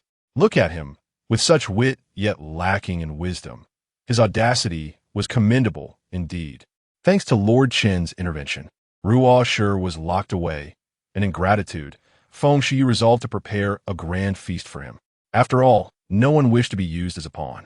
She retrieved a bounty of ingredients from her stores, while Li and Yuzhu lent a hand, and Jing and Min went to gather fresh vegetables and radishes. Ronger, a novice in the kitchen, eagerly joined in the learning experience. Today, instead of roasting chicken or duck, they prepared crispy pork belly, braised pig stomach and intestines. Sot ed with spicy peppers, an ideal accompaniment for wine. The stir-fried baby eels were plated, delectable enough to be devoured whole. A spread of cold beef, mouth-watering chicken, braised ribs, sweet and sour pork strips, clay pot fish, home-style tofu, spicy and sour shredded potatoes, and fragrant vegetables with mushrooms graced the table. Chen Conway, yet to marry, had hired a cook at the Yamen whose culinary skills left much to be desired. Upon seeing the lavish spread prepared by Feng Xiyue, his mouth watered. "Qin brother, you truly live a life of luxury. Might I, your humble brother, join you for a meal in the future?" "Fear not, Lord Chun. Our home is always open to you, regardless of the simplicity of our fare," Qin Moi replied with pride. "My Xiyue is not only skilled in healing, but also possesses remarkable intelligence, courage, and culinary prowess. To marry her is a stroke of fortune." Physician Xue could hardly contain his excitement. "With such delectable meals awaiting us daily, we are indeed fortunate. Enough talk, let us indulge. Please, enjoy," Qin Moi urged Ziyu. "Do not stand on ceremony. Rest assured, this feels like home to me," Bai Ziyu replied earnestly. "I must speak with my sister about securing a room for myself, as I intend to stay for a while each month." "Not a problem at all. I shall prepare a room for you today," Feng Xiyue readily agreed, knowing that after surgery, Bai Ziyu would need a place to recuperate for several days. After arranging the dishes at the other two tables, Feng Xiyue invited Yishao and several brothers from the Yamen to dine, while she took the children, including Li to eat. With good wine and sumptuous food, the atmosphere was filled with joy. In Chapter 75, Feng Xiyue found herself once again playfully teased by Bai Ziyu. Bai Ziyu had indeed settled in, and Feng Xiyue prepared a hot pot dinner to welcome her. That night, after washing up, Feng Xiyue sat before the dressing mirror, while Qin and Mo Yin perched on the edge of the bed. Since moving into their new home, the two had shared a room and slept on the same bed. With children born, Feng Xiyue no longer felt the need for pretense. Whether they slept on the same bed was trivial for a married couple. This evening, however, both felt an unusual tension, their hearts racing, unable to calm themselves. Feng Xiyue caught several glances from Qin and Mo Yin in the mirror before he averted his gaze. After a moment of hesitation, he stood and walked directly to her side. What was he planning? Was it a pre-bedtime tutoring session that might lead to something more intimate? In the previous days, they had been so exhausted from their journey and preoccupied with their thoughts that they fell asleep as soon as they hit the pillow, not giving these matters a second thought. But tonight, with the moonlight casting a soft glow and a gentle breeze caressing their surroundings, a certain stirring arose within the man's heart.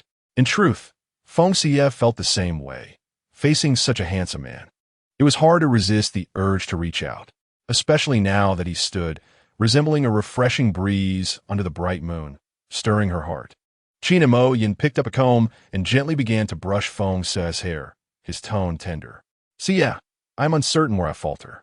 I sensed her distance from me during our time at Hongya Villa. I have no siblings and have rarely interacted with women, so I'm sure there are many areas where I fall short. If I misstep, please point it out. I will strive to improve. But do not distance yourself from me, all right? You are wonderful. There is nothing lacking in you.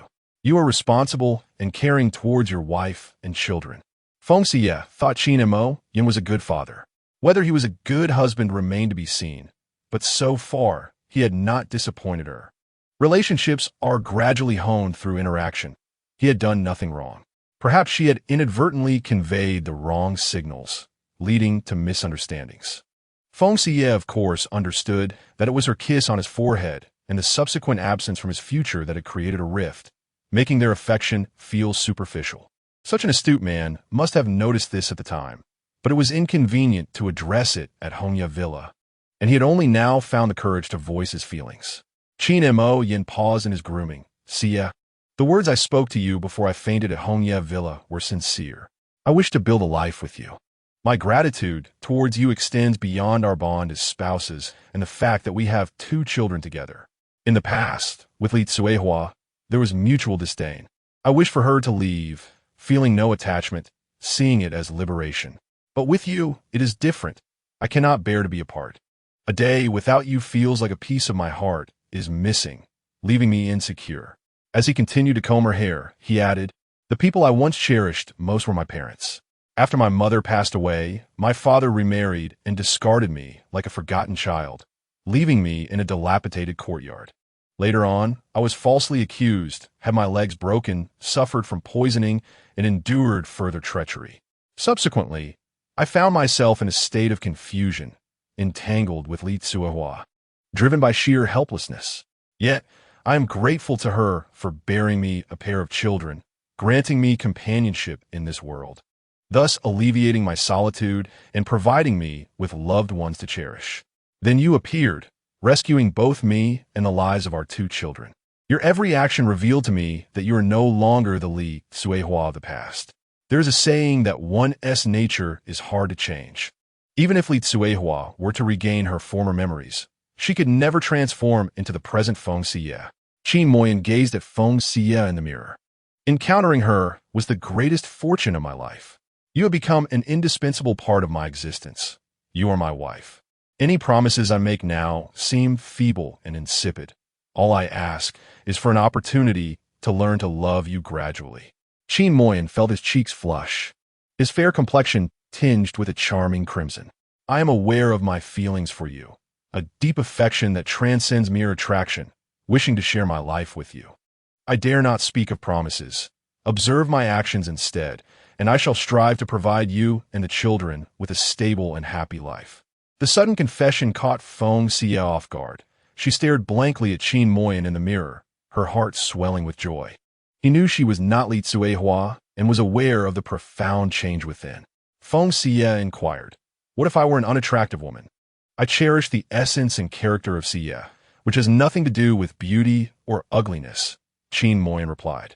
In the capital, there are countless beauties, yet none are as unique as my Xiyue.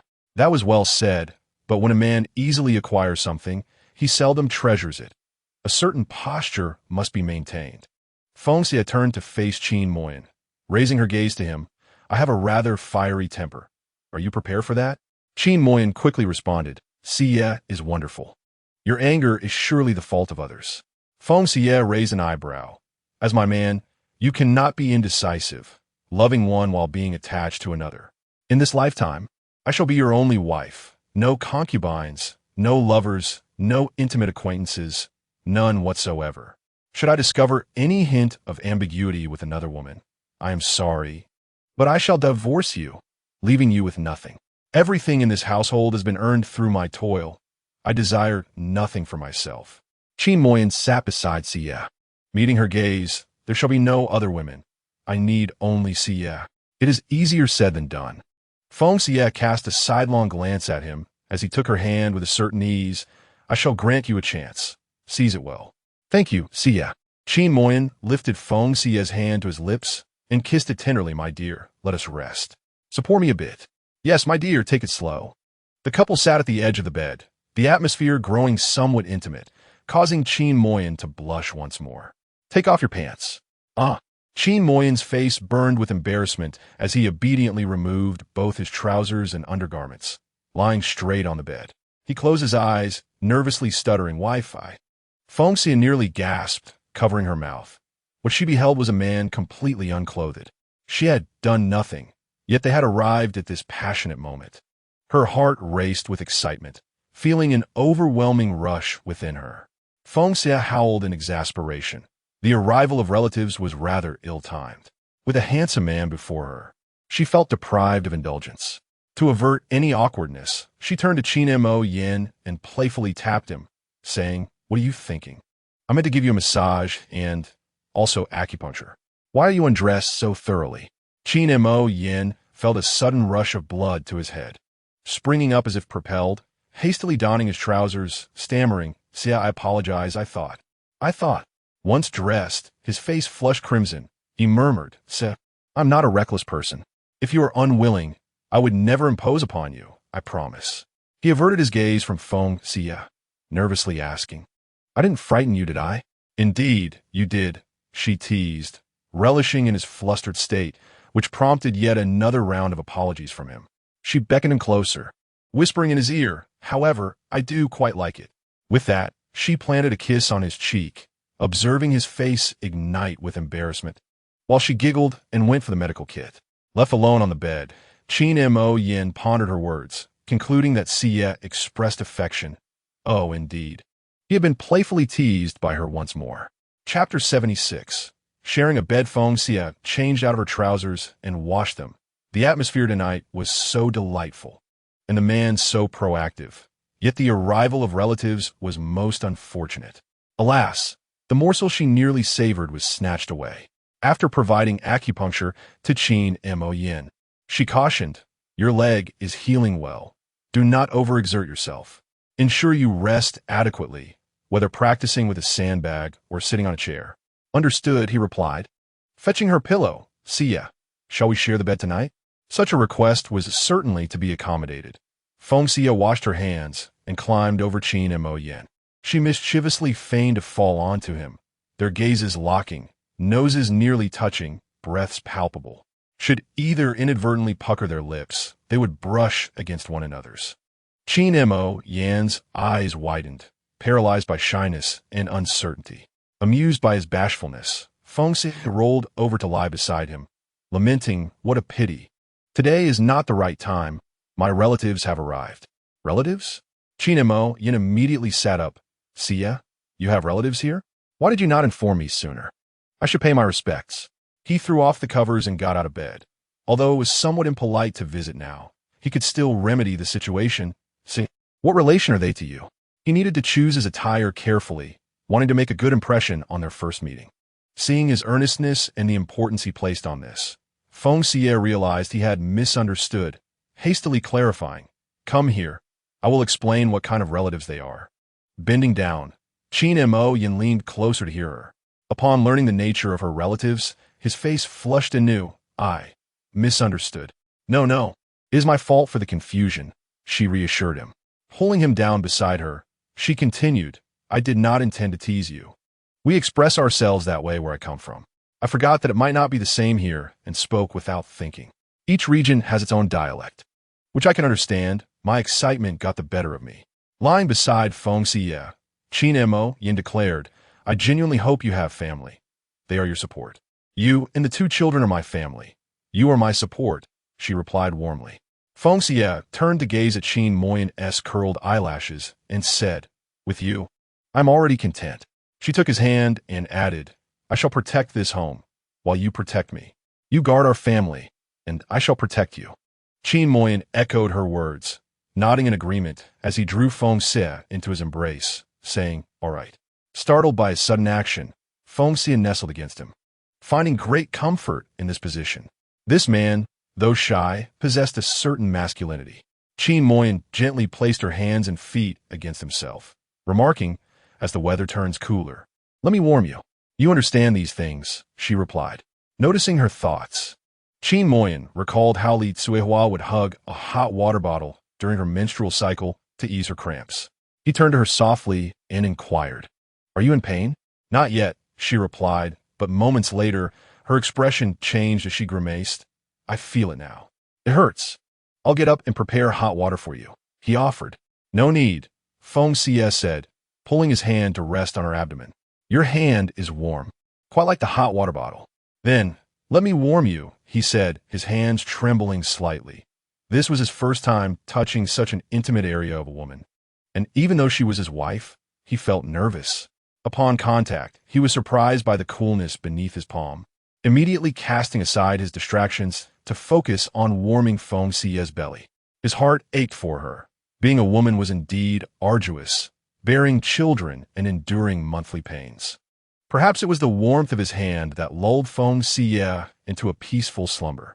As he watched her sleeping face, he pressed a gentle kiss to her forehead, whispering, "Good night, Xiyue."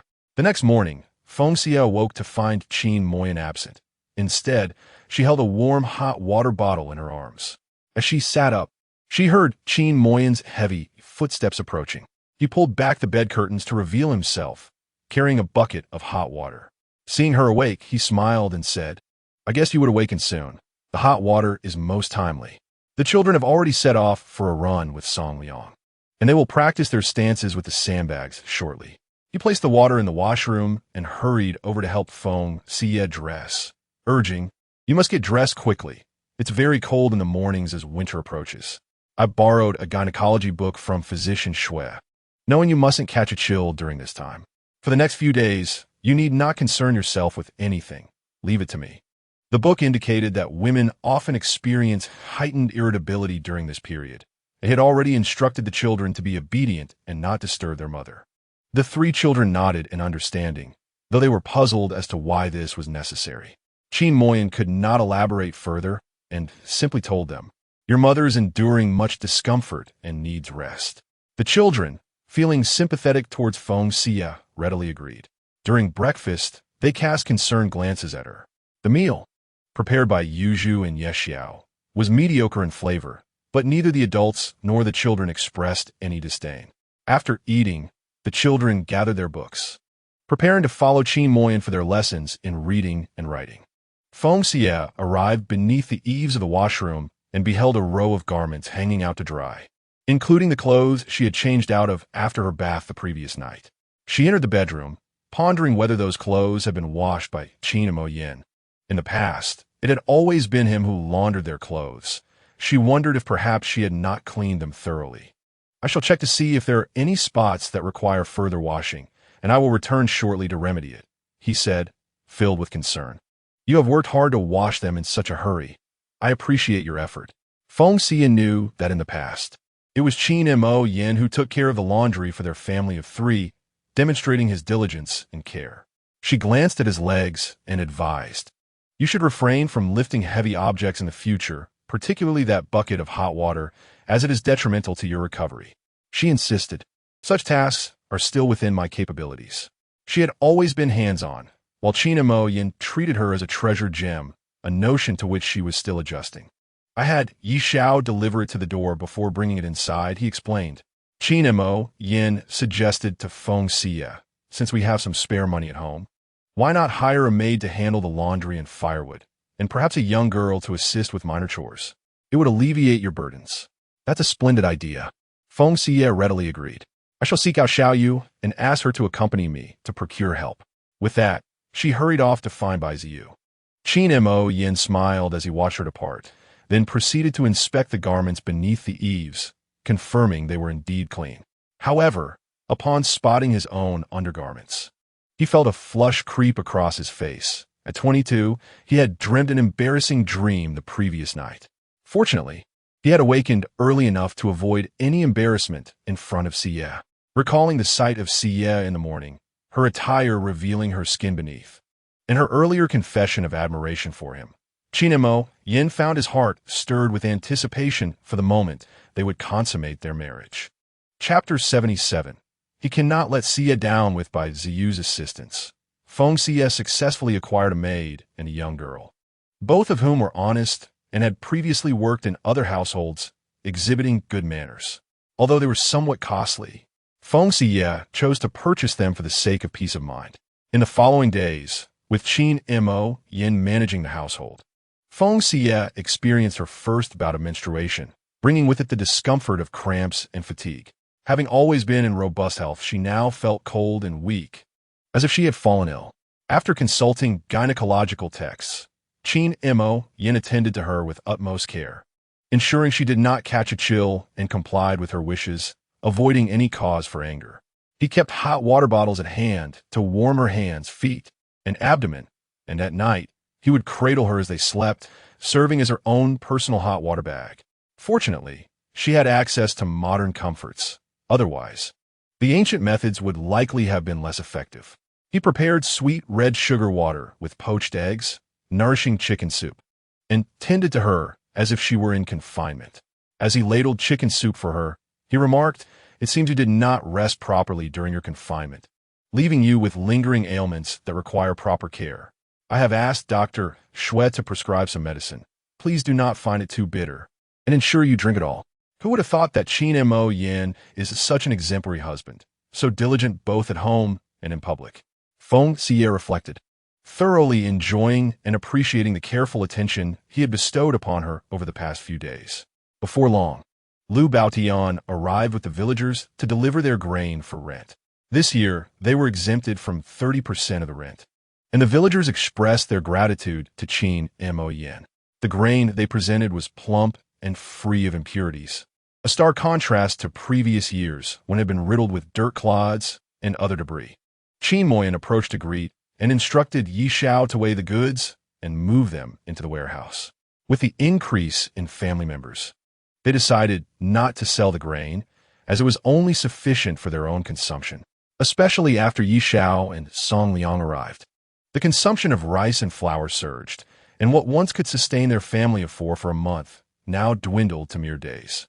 Observing the bustling household, Qin Moyin felt that the responsibility of providing for the family could not rest solely on Xiyue. He needed to devise a way to earn money. Standing beside him, Feng Xiyue immediately discerned his thoughts. Upon returning to their room, she remarked that the funds set aside for purchasing the horse were intact, untouched, and coupled with the substantial sum of over 100,000 taels bestowed by the Grand Princess, their family was quite affluent. "There is no need for you to worry about finances, my husband. I have already conferred with Xiao Yu about opening a shop together. I shall manage the finances, allowing you to focus on your studies and examinations. Let us delineate our responsibilities clearly and each play our part. I look forward to seeing you as the top scholar, and I shall be the official's wife. Just imagine the joy when you reclaim the marquisate and I become the marquise." Feng Xiyue grasped Qin Moyin's hands encouragingly. "You became a jinshi at 16. I have great confidence in your success in the upcoming spring examinations. Cast aside all distractions and concentrate on your studies. Xiyue, I will not disappoint your expectations. I will study diligently and return as the top scholar," Qin Moyin vowed, feeling invigorated by her words. He could not let Xiyue down. He was determined to make her the wife of a top scholar, the marquise. With renewed resolve, Qin Moyin took Feng Xiyue's hands firmly. "I shall go find Lord Chen now and borrow some books to study." He instructed Yi Xiao to drive to the county office to see Chen Conway. Chen Conway had brought numerous books from his days of examination to Qingyang County, most of which were gifts from Qin Moyin, traveling across mountains and rivers. He hoped they would be of assistance to Qin Moyin. With great excitement, Chen Conway personally loaded the boxes of books onto the cart, exclaiming, "Benefactor, I have awaited this day with great anticipation." Among the books, he handed 2 small booklets directly to Qin Moyin, saying, "These summarize the key points for the recent examinations. I hope they prove beneficial for you to achieve top honors." "Thank you, Lord Chen," Qin Moyin replied solemnly, accepting the booklets. "Your kindness will be forever remembered." "No, without you, where would I be now? It is I who should express gratitude," Chen Conway insisted, raising his hand. "Please, do not hesitate to call upon me whenever you need assistance." Recognizing his sincerity, Qin Moyin expressed his gratitude and took his leave. Upon returning home, Qin Moyin immersed himself in his studies. The children, understanding his commitment to becoming the top scholar, refrained from disturbing him. Feng Xiyue, rejuvenated and revitalized, ensured that each meal was varied and nutritious, catering to both him and the children. She also began preparations for Bai Ziyu's surgery, with physician Xue unavailable. Feng Xiyue commenced training Lier to assist her. Though nervous, Lier approached her studies with utmost seriousness, as her master emphasized that each step was crucial to the patient's life and safety, demanding precision and care. Before the surgery, Feng Xiyue advised Bai Ziyu, "I believe it would be prudent for you to have a candid conversation with your mother. What mother does not love her child? She will certainly understand your suffering and agree to the surgery. Furthermore, consent from a direct relative is required for the procedure. It would be best for you to return and discuss this thoroughly with her. If necessary, bring her along. I will speak with her." Feng Xiyue gently patted Bai Ziyu, encouraging her to face difficulties with courage. "Moreover, your mother will inevitably find out. It is far better to communicate now than to wait until misunderstandings arise, leading to a strained mother-daughter relationship." Bai Yuze hesitated for a moment, then resolved, "I will return and speak with my mother. If she remains obstinate, I will bring her to you. Sister, you must help persuade her." Feng Xiyue nodded reassuringly. "Do not worry. I will certainly assist you." To their surprise, the mother-daughter pair arrived not the next day, but an hour later. Bai Ziyu helped her mother disembark from the carriage. She was young and beautiful, with slightly swollen, reddened eyes, which were somewhat concealed by makeup, yet it was evident that she had been crying. Feng Xiyue approached to greet her and invited her to the small sitting room for a conversation. "Dr. Feng, is it true that Xiaoyu is indeed a girl and not a boy?" Xingyang clung to the last vestiges of hope, eagerly awaiting Feng Xiyue's response.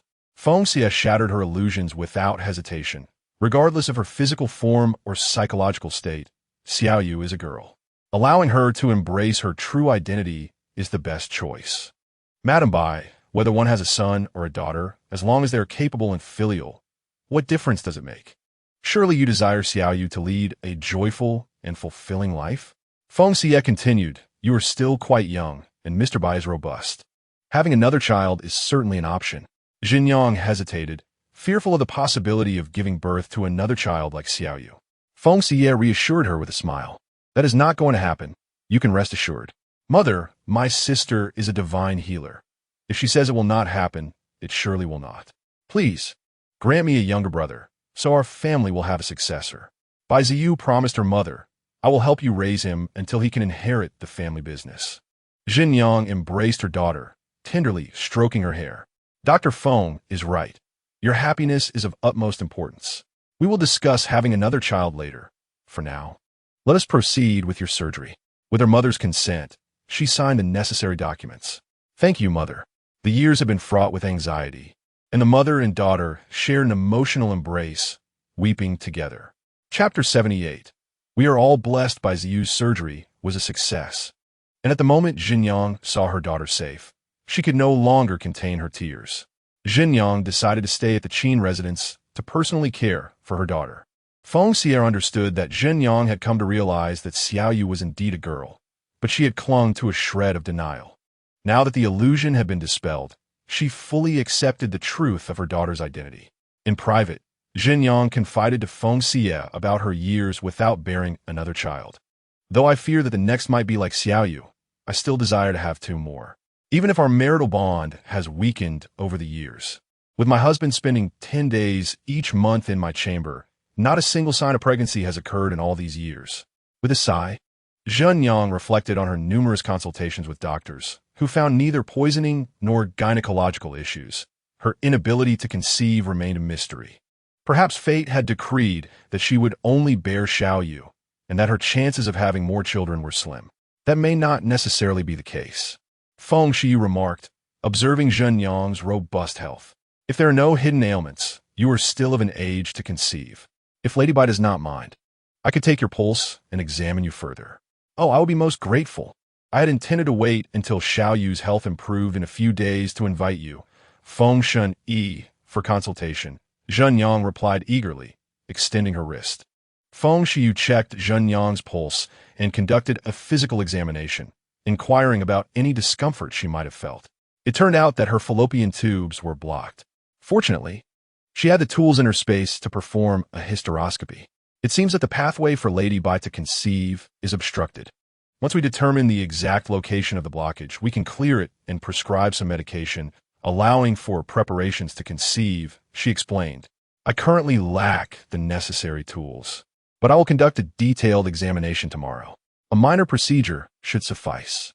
Dressed once more, Zhen Yang's cheeks flushed slightly. I trust you, Feng Xiyue.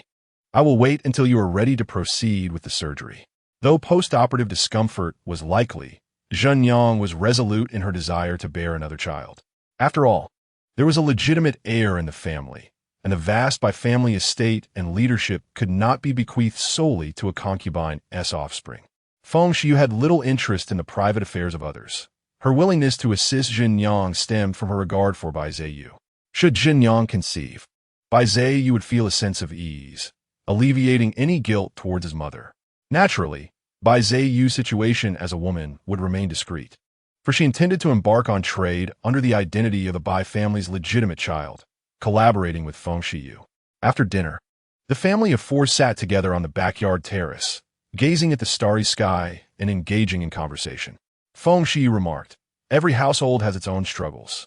No family is free from various challenges. Thus," she continued, "when we consider the obstacles we may face ahead, they seem less daunting." Ying spoke softly. I understand that Father will participate in next year's imperial examination to achieve the highest honor, and he intends to return to the Marca residence to reclaim what belongs to us. Mother and Father, I'm not afraid at all. I practice martial arts diligently and study etiquette every day, steadily growing stronger. I too am unafraid, Minair chimed in. Nestled in Feng Xiyue's embrace with a bright smile. Since Mother regained her memory, our family has been blessed with good fortune. Good luck will continue to be on our side, and we will face challenges without fear. Qin Mo Yin wholeheartedly agreed with Min Er's sentiment. Indeed, your mother is our family's lucky star, and Jing Er and Min Er are our little blessings. We are all fortunate. Min Er insisted that no one be overlooked, declaring, Father is also a lucky star. Yes, indeed, each member of our family is a blessing, they all chorused. Feng Xiyue affectionately tapped Min Er's little nose, acknowledging her wisdom. Delighted by her mother's praise, Min Er beamed. Mother, may I sleep with you tonight? It has been so long since we shared a bed. Since Feng Xiyue arrived in this world, Min Er had always slept beside her, but after returning from Hongyi Mountain Manor, they had been sleeping separately. During this time, domestic matters have been incessantly arising, leaving little opportunity for the two children to spend time alone with their parents. Although Jing Er remains silent, the sparkle in his eyes speaks volumes. Nothing compares to the bond with one's offspring. Feng Xiyue readily agreed, suggesting they share the large bed tonight and urged them to wash up quickly. Wow, I can sleep with Daddy and Mommy, Min Er exclaimed, springing to her feet. I will take a shower and come right back. Jing Er stood up as well, addressing his parents. I will excuse myself to wash up first. Qin Moi nodded. Go ahead. As he watched his children leave, Feng Xiyue smiled and remarked, the two children have completely different personalities. Min Er is lively and cheerful, charmingly endearing, while Jing Er is astute, displaying a surprising maturity for his tender age, resembling a small adult. He has encountered too much, which has forced him to grow up too soon. She continued, since you have come, Jing Er has become much more cheerful, gradually shedding his insecurities. With gentle guidance, he will undoubtedly flourish. Qin Moyin took Feng Xiyue's hand, reassuring her, rest assured, I will communicate more with Jing Er and show him more care, nurturing a brighter disposition in him. Feng Xiyue's greatest concern was Jing Er's temperament. She feared he might develop into a cynical and extreme child. She nodded, affirming, we must pay close attention to his mental well-being, ensuring he grows up healthy. She harbored no desire for her son to become a ruthless villain or to meet an untimely demise. Her wish was for him to live a long and fulfilling life, blessed with a happy marriage and a multitude of descendants. Qin Moyin understood his son well. He was acutely sensitive. Henceforth, no household matters could be concealed from him, and their communication should not be overly deliberate, but rather gradual and subtle. While Feng Xiyue administered a massage and acupuncture to Qin Moyin, the two children attentively listened, sharing amusing anecdotes they had recently encountered, all relayed by Mao Dan, filled with marvels and uncertainties. especially when discussing the eerie phenomenon of ghostly lights in graveyards during the sultry summer days. The children were both terrified and exhilarated, even harboring some anticipation of witnessing such sights. Feng Xiyue explained that these ghostly lights were, in fact, phosphorescent. She promised to conduct an experiment shortly to demonstrate the nature of ghostly lights. Really, truly? The children exclaimed, clapping their hands in excitement, obediently awaiting the demonstration. Upon hearing Feng Xiyue's explanation, Qin Moyan experienced a moment of enlightenment, recalling his own encounter with ghostly lights one summer night when he was merely a boy. He and Yi Xiao had been so terrified that they had hidden under the covers, afraid to emerge. They had fallen ill for several days afterward, nearly facing death. It turned out to be a false alarm. They had frightened themselves into sickness. He speculated that there were likely human or animal remains buried in that forest, and he was inclined to believe it was human, given the numerous sordid affairs within the Feng Xiyue swiftly prepared, extinguishing the candles in the room to perform the ghostly light display for Qin Moyan and the children. Jing Er, being bold, joined Qin Moyan to examine the phenomenon, while Min Er ultimately gathered her courage to approach. After concluding the demonstration, Feng Xiyue inquired of Jing Er and Min Er, "Will you still be afraid upon seeing ghostly lights in the future?" "Not afraid anymore," they replied in unison. The educational endeavor was a resounding success. Feng Xiyue snapped her fingers. "Now, let us sleep and share story." Two children cheered and dove into their blankets. Chapter 79. Qin Moy's Secret Kiss. Observing the sweet slumber of her children, Feng Xiyue realized that she had been neglectful in her attentiveness towards them lately and resolved to show them more care in the future. Human emotions, after all, flourish through proximity. The deeper the connection, the stronger it becomes. The bond between spouses is no different. It is imperative to communicate openly rather than harboring unspoken grievances, as misunderstandings may deepen, ultimately leading to separation. Regarding the education of their children, Feng Xiyue would discuss matters with Qin Moy, just as she would consult him about the venture with Bai Ziyu. They would contribute their expertise and half of the capital, while Bai Ziyu would provide manpower and the remaining funds. The couple was particularly drawn to Bai's connections, envisioning a mutually beneficial business collaboration. Their decision to partner with Bai Ziyu stemmed from their unwavering faith in her character. She, in turn, assured them that their business would remain free from interference by others in the Bai family. Once Bai Ziyu had regained her health, she meticulously selected a location in Qingyang County and Jinzhou City for their establishment. After adhering to Feng Xiyue's renovation specifications, the hot pot restaurant and pastry shop officially opened for business. Feng Xiyue entrusted full management to Bai Ziyu, who displayed remarkable acumen in commerce. Under her stewardship and with the uniqueness of their offering, the business thrived immensely. Feng Xiyue also facilitated treatment for Zhenyang, administering several courses of medicine to regulate her health, hoping for promising news this year. Zhenyang paid 500 taels of silver for her and her daughter's medical fees, expressing profound gratitude as she returned to the Bai residence, diligently following Feng Xiyue's medical advice in hopes of conceiving this year. With no new offspring for several years, the master of the house would be elated to receive such news, further solidifying the matron's position. Feng Xiyue held no interest in the intrigues of other households. Her focus remained steadfastly on her own family. Each day, she regaled her children with bedtime stories and occasionally conducted small experiments to enlighten them about the phenomena of rain, thunder, and electricity. Not only were the children captivated, but Qin Moy and physician Xue also shared their fascination, always present during her experiments. One day, Qin Moy received a confidential letter from the capital. After perusing its contents, he sought counsel from Feng Xiyue.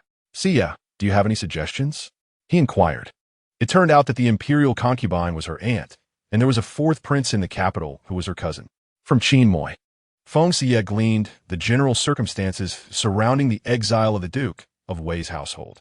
The political strife, coupled with palace intrigues and struggles for succession, had led to their being framed with charges of treason and banished to Lingnan. The incriminating evidence had been produced by a trusted confidant of the Duke, ironclad and irrefutable. Both the fourth prince and Qin Moi understood that the crown prince and the queen's faction had orchestrated this slander, viewing the duke's household and the concubine as a significant threat, intent on eliminating dissenters to secure their own positions. Had it not been for the imperial concubine's protection, the men of the duke's household would have surely met a grim fate. While the concubine herself had been exiled from the palace and placed in a monastery to cultivate her spirit. In recent years, the fourth prince had maintained a low profile. Upon reaching adulthood, the emperor assigned him various tasks, all of which he executed commendably, yet the accolades invariably accrued to others, akin to weaving garments for others. Feng Xiyue deduced that to establish a foothold in the capital and compete with the Jing'an Marquis and Princess Mingwei, reliance on Qin Moi's scholarly pursuits alone would be insufficient. They required formidable support. This assistance comes from the noble concubine and the fourth prince. Feng Xiyue remarked that from your words, it seems the emperor once harbored genuine affection for the noble concubine, and to protect her, he sent her to the monastery. However, after years of neglect and minimal attention towards the fourth prince, the true sentiments of the emperor remain as elusive as a needle in the ocean. It would be best if the emperor could remember that there is still a noble concubine in the Wangyuan monastery, and upon visiting her, he would find her unforgettable, leading him to visit her frequently thereafter. Life in the Wangyuan monastery is austere, and the once pampered noble concubine has surely lost her former grace. Feng Xiyue retrieved 2 sets of cosmetics and several boxes of health supplements from her space, saying, "Husband, please deliver these to the capital to assist the noble concubine in regaining the emperor's favor." "Thank you for your generous support, Xiyue," Qin Moi replied, accepting the items. "My thoughts align with yours. The fourth prince is not favored in the emperor's eyes. His chance to gain importance lies in the noble concubine regaining her status. However, winning back favor is no simple task. We must avoid the keen eyes and ears of the empress and the crown prince, ensuring that the emperor visits the Wangyuan monastery to see his aunt. Once she regains favor, we must deliberate carefully on how to return to the capital and reside within the palace. That should not be difficult," Feng Xiyue said, producing a vial of medicine. As long as the noble concubine becomes pregnant, the emperor would never allow his lineage to be abandoned. For the sake of his reputation, he would surely bring her back to the palace. With a smile, she added, "To have reached the status of noble concubine and still not been demoted after being sent to the Wangyue monastery speaks to her extraordinary capabilities. Rest assured, my husband, with these fine provisions, the noble concubine's resurgence in favor is imminent. We shall await good news." Feng Xiyue's reasoning was sound. Perhaps I had been overly concerned. After all, those within the palace are all astute individuals, and matters of favor do not warrant our anxiety. My husband's concerns are not unfounded. After all, the noble concubine has been in the monastery for 12 years, and the emperor's lingering feelings are unknown. The palace is filled with youthful and beautiful women each year, leaving little time for the emperor to reminisce about the past. Feng Xiyue mused that calling the emperor a great fool was certainly no exaggeration. Continuing, she stated thus, subtly prompting the emperor to remember the noble concubine in the Wangyuan monastery is paramount, and this will require the fourth prince's concerted efforts. Qin Moi nodded, saying, "I shall write to my cousin immediately, instructing him to make proper arrangements. My cousin has always been of a kind disposition, without any devious intentions." Feng Xiyue raised an eyebrow. "Do you already have a plan in mind?" "Come closer." Qin Moi whispered a few words in her ear. "What do you think?" "Excellent. You truly are remarkable, my husband." Feng Xiyue beamed, giving him a thumbs up in praise, acknowledging that men truly understand men best. Qin Moi quickly clarified, "My dear, please do not misunderstand. I merely seek to devise a straightforward approach to tackle a complex issue, so as to avoid arousing the emperor's suspicion. Had it not been for the emperor's naturally suspicious nature and his doubts regarding the Wei Guogong residence, he would not have exiled an entire household based on a single piece of evidence." With a smile, Qin Moi continued, "Let us utilize the emperor's own suspicions and tendencies against him. Surely, we will succeed." "Let it be so," Feng Xiyue wholeheartedly supported. "If you require my assistance, my husband, do not hesitate to ask. Xiyue has rendered immense assistance, and once the task is accomplished, You shall be hailed as the great benefactor. Qin Moyan clapped his hands, proclaiming that such a treasure is priceless. For Feng Xiyue, these gestures are trivial, yet she graciously accepted the man's gratitude. Hurry along now. I shall await your return for dinner. Before departing, Qin Moyan planted a kiss on Feng Xiyue's cheek, casting a shy glance at her astonished expression. Before she could fully comprehend the moment, he stole another kiss and dashed away. The unexpected kiss left Feng Xiyue so taken aback that she failed to seize such a splendid opportunity. As she caressed the spot where he had kissed her, a sweet smile spread across her face. This fellow has even mastered the art of surprise attacks. Next time, I shall teach you the true meaning of a kiss. Chapter 80. The Duke of Jing'an is a spineless wretch. Changfu sought out a bodyguard agency in Jinju City to escort them back to the capital. The young pup's wounds had largely healed, yet his spirit waned. Fearing he might perish en route, Changfu took him to consult a physician. The doctor diagnosed him with typhoid fever, exacerbated by the unfamiliar climate, explaining his severe condition. I shall prescribe a few doses. He should recover in 2 to 3 days. After taking the medicine, he appeared significantly improved, regaining some energy. Changfu, unwilling to delay their journey for the lad, pressed onward. Yet within 3 days, the young pup lapsed back into a daze, lying in the carriage like a sickly bird, lost in a deep slumber. Changfu, adhering to the previous doctor's prescriptions, procured several more doses and persevered until they reached the capital. He deposited the young pup in the back room and proceeded to meet with Princess Mingzhu. Your servant pays his respects to the princess. I have returned. It seems the task has been accomplished. Changfu bowed deeply, grateful not to have failed in his duty. The resplendent Princess Mingzhu was engrossed in dyeing her silk, her phoenix-like eyes glancing toward Changfu beyond the curtain, her lips curling into a frosty smile. Are they dead? Both husband and wife have perished. As I witnessed myself, Changfu replied. The man succumbed to poison, while the woman was consumed by flames during the vigil. As for the 2 young ones, they were sold into wretched circumstances and shall likely never escape. Oh, Princess Mingzhu sat up with excitement, her efforts commendable, deserving of a substantial reward. Wang Mama, bring forth my blue brocade box. Changfu, upon seeing the precious contents of the box, stammered, Your Highness, such a valuable gift is too much for a mere servant. You have earned this reward. Accept it graciously. Princess Mingzhu blew gently on her still damp silk. The Marquis should know what to say regarding this matter. Yes? Your servant understands. Changfu then recalled that he had yet to report Qin Moyan as household registration to the authorities. However, the county office in Qingyang was already aware of the family's demise and would surely take the initiative to annul the registration. With his mind somewhat eased, Changfu hesitated before speaking again. However, the young pup may not fare well. The unfamiliar climate combined with typhoid has taken its toll. A mere assassin holds little significance for Princess Mingzhu. Find a doctor to attend to him. Ensure he does not perish. Assassins are typically of robust constitution. Should he falter, it would be deemed a natural selection. Princess Mingzhu waved her hand. You may leave now. Rest well and spend time with your family. Return to duty in a few days. Thank you, Your Highness. Once Changfu had departed, Princess Mingzhu burst into hearty laughter. Wang Mama, that wretched woman once cursed me to an untimely death, claiming I would reap what I sowed. However, the outcome was tragic. That wretched woman was driven to her demise, and her son endured 12 years of a living hell, ultimately succumbing to a pitiful fate. Heaven truly has its gaze upon justice, allowing those 2 little miscreants to fall into disgrace, meeting an untimely end. Princess Mingzhu smiled with a sense of triumph. This was indeed splendid news, filling her with unbridled satisfaction.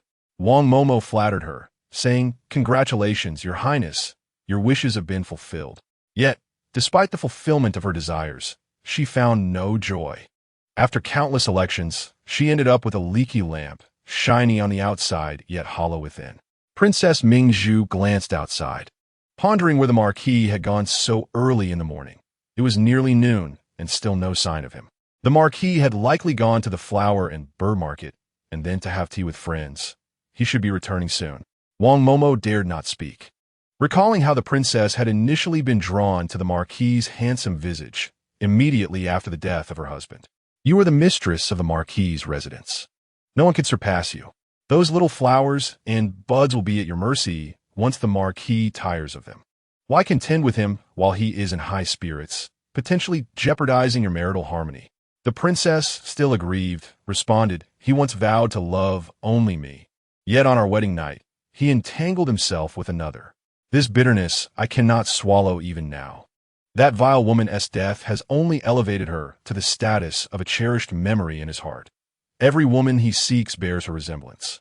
If he loved her so dearly, why did he pursue me in the first place? Men are all the same. They fail to cherish what they have once attained. Take heart, for now. The Marquis's residence is under your command. You shall enjoy the fruits of your labor. Wang Momo could only offer such consolation. She had previously advised the princess that the Marquis of Jing'an might not be a suitable match, but her words fell on deaf ears. The princess was insistent on marrying him. It was evident to all that the Marquis sought to protect his family, drawing close to the princess for that reason. Alas, those embroiled in their own affairs are often blind to the truth. The princess believed the Marquis's affections were genuine. At that moment, the Marquis of Jing'an entered, holding a golden canary. His countenance bore a striking resemblance to Qin Moyan, and with the passage of time, he exuded an even more alluring masculine charm. Despite her resentment, every time Princess Mingzhu beheld the Marquis, she found herself captivated by his charisma. The Marquis, playfully teasing the canary in his hand, did not even glance at the princess as he stated, Your Highness, please settle the accounts with the flower and bird market swiftly. They were reluctant to part with this canary today. When has a Marquis like myself ever been treated in such a manner? Their condescension is intolerable. Although the Marquis's residence faced hardships in the past, with your Highness now at the helm, how could we lack a few coins? Princess Mingzhu was filled with frustration.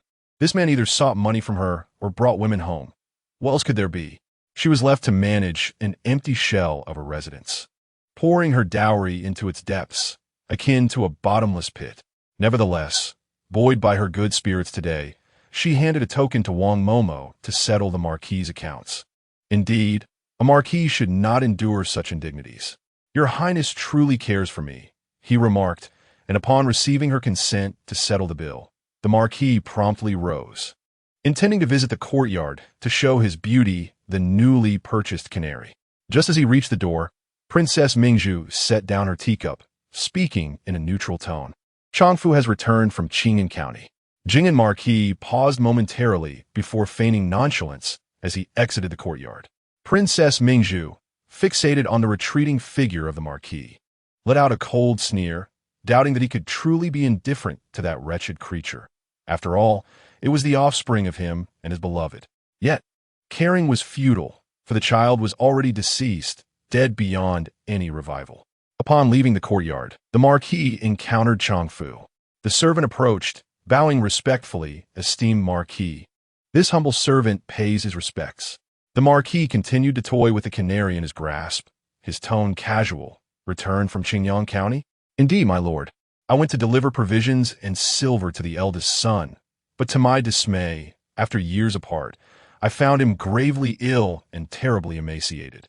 In just a couple of days, he departed from this world. Changfu feigned tears, lamenting. The bond between the eldest lady and the eldest son was profound. She could not bear to let him leave alone. That very night, their home was engulfed in flames, and they journeyed together into the afterlife as a devoted couple. Having suffered for many years, death was a release for him, a respite from his torment.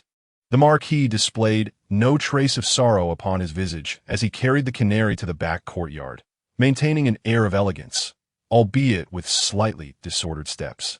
Changfu rose, deeming the Marquis utterly ineffectual, incapable of safeguarding his own wife and child. Truly a pitiful figure. Chapter 81. The winter hunt. Upon learning of the death of the Marquis's eldest son, Princess Mingzhu exhibited no excessive emotion. Instead, she visited the newly acquired concubine to listen to the pipa, her heart finally at ease. Meanwhile, the Marquis remained with the concubine for an entire day, until her fingers were sore and bleeding from playing. Only then did he take her hand, tears streaming down his face. It is all my fault. I should not have treated you this way, causing you pain. Does it hurt? My lord, it is but a minor injury. A simple bandage will suffice, and no scar will remain. Witnessing the Marquis's profound sorrow over her trivial wound, the concubine felt deeply moved. If my lord wishes to hear the pipe again, I can still play. Enough, enough. The Marquis wiped his tears. I have lost my composure, allowing my beloved to witness such folly. I am merely touched. Grateful for your kindness, my lord. I shall serve you well from now on. The concubine fetched the healing ointment, playfully requesting, My lord, please help me with the medicine. Very well, I shall tend to you. The Marquis grasped her hand, suggesting they move indoors for the treatment, as the area was crowded. The concubine giggled in delight, following him into the bedroom. Meanwhile, Qin Moyan discreetly delivered letters and items to the fourth prince, which swiftly reached the Jin Wangfu. After perusing the correspondence, the Jin Wang chuckled, recognizing that his cousin had always possessed a sharper intellect. This plan is excellent. I must act promptly. Before embarking on his official duties in distant lands, he visited the Wangyue monastery, presenting the items to the imperial consort. Mother, I regret the hardships you have endured. What hardships are these?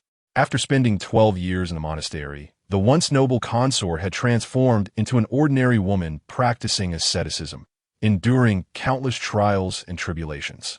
In light of her own suffering, the prospects for her son and the rescue of her family paled in comparison. The royal family is notoriously heartless.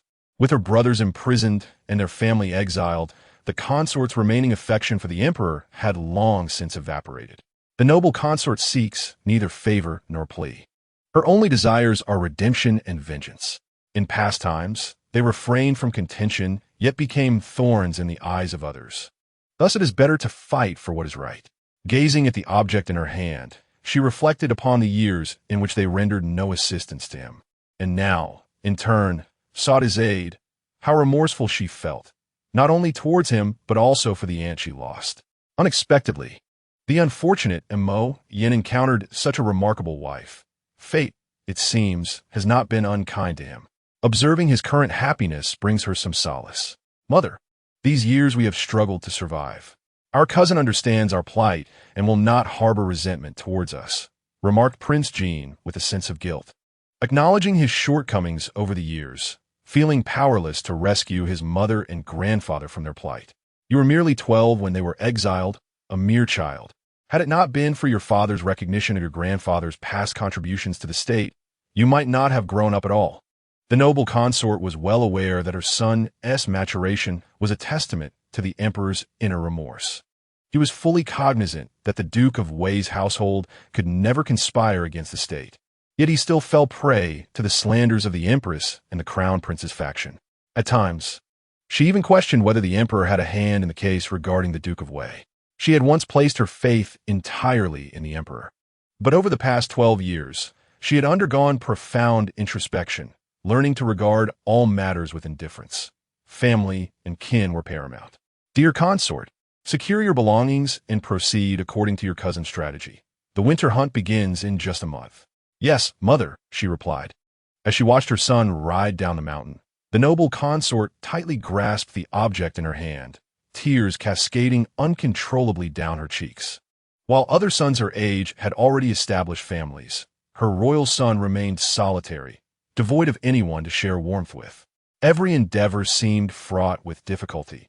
Even when successful, the accolades belonged to others, leaving him unrecognized. After weeping for an extended period, the noble consort dried her tears. After enduring humiliation and hardship for so many years, she resolved to reclaim what had been taken from her by those who once wronged her and harmed her loved ones. This year, the autumn harvest across the Western Jin dynasty was bountiful. Once the grains were stored, the emperor, in high spirits, organized a winter hunt. All princes, royal relatives, and the adult children of officials of the 5th rank and above were invited to participate. As the horns sounded, the creatures of the forest scattered in a frenzy, the pounding of hooves shaking the very earth. The emperor galloped ahead, initially securing a considerable number of game, his satisfaction rising amidst the cheers of the onlookers. Aware that the young men yearned for their own achievements, he waved his hand, encouraging them to hunt independently rather than remain by his side, promising rewards for plentiful catches. The emperor's rewards lay not in material goods, but in renown. Consequently, the teams led by the princes diverged to pursue their own prey. Protected by his guards, the emperor ventured deeper into the woods, where the royal hunting grounds were safeguarded by skilled sentinels, and no fierce beasts lurked, ensuring safety. Suddenly, a white fox appeared ahead, clutching a fruit. It did not flinch as the emperor and his entourage approached, instead gazing at them with an expression of curious intrigue. It seems to inquire about the purpose of this group of individuals. Upon encountering such an adorably naive little fox for the first time, the emperor promptly commanded that no harm befall it, declaring his desire to capture it alive. The little fox playfully blinked at him, evoking a sense of familiarity in the emperor, reminiscent of his beloved concubine. Regardless of whether he was a lowly prince or the sovereign ruler, she treated him as an ordinary husband. Realizing the imminent danger, the little fox swiftly fled. Chase. The emperor hesitated momentarily, but then urged his steed into a gallop, disregarding the branches that scratched his face as he dashed through the woods. The little fox, though somewhat bewildered, was swift on its feet, winding through the terrain until it reached a secluded spot, quickly vanishing from sight. Seeing the path ahead, Eunuch Gui remarked, "Your Majesty, it appears we are approaching Wangyuan Monastery, the place where the concubine practices." The emperor felt a stir in his heart. It had been many years since he had thought of her. He blamed the stunning women who entered the palace each year for making him forget his concubine. It was no wonder that he found the little fox to bear a resemblance to her. Perhaps it was a cherished pet of the concubine, sent to entice him during his winter hunt. His charm remained undiminished, as she clearly still held him in her thoughts, employing such playful tactics. When he had departed the palace, he had spoken with such finality, yet here he was, amused to see that she was no different from others in the palace. Eager to vie for his affection, the emperor's vanity was thus gratified. He instructed the others to wait, while only Eunuch Gui accompanied him, declaring, "I shall visit the concubine, whom I have not seen in many years. I wonder how much she has changed. If she has aged poorly, I shall bestow some gifts upon her to ensure she lives comfortably in the monastery. As for the rest, there are plenty of young beauties in the palace, and besides, the Duke of Wei's estate stands in the way."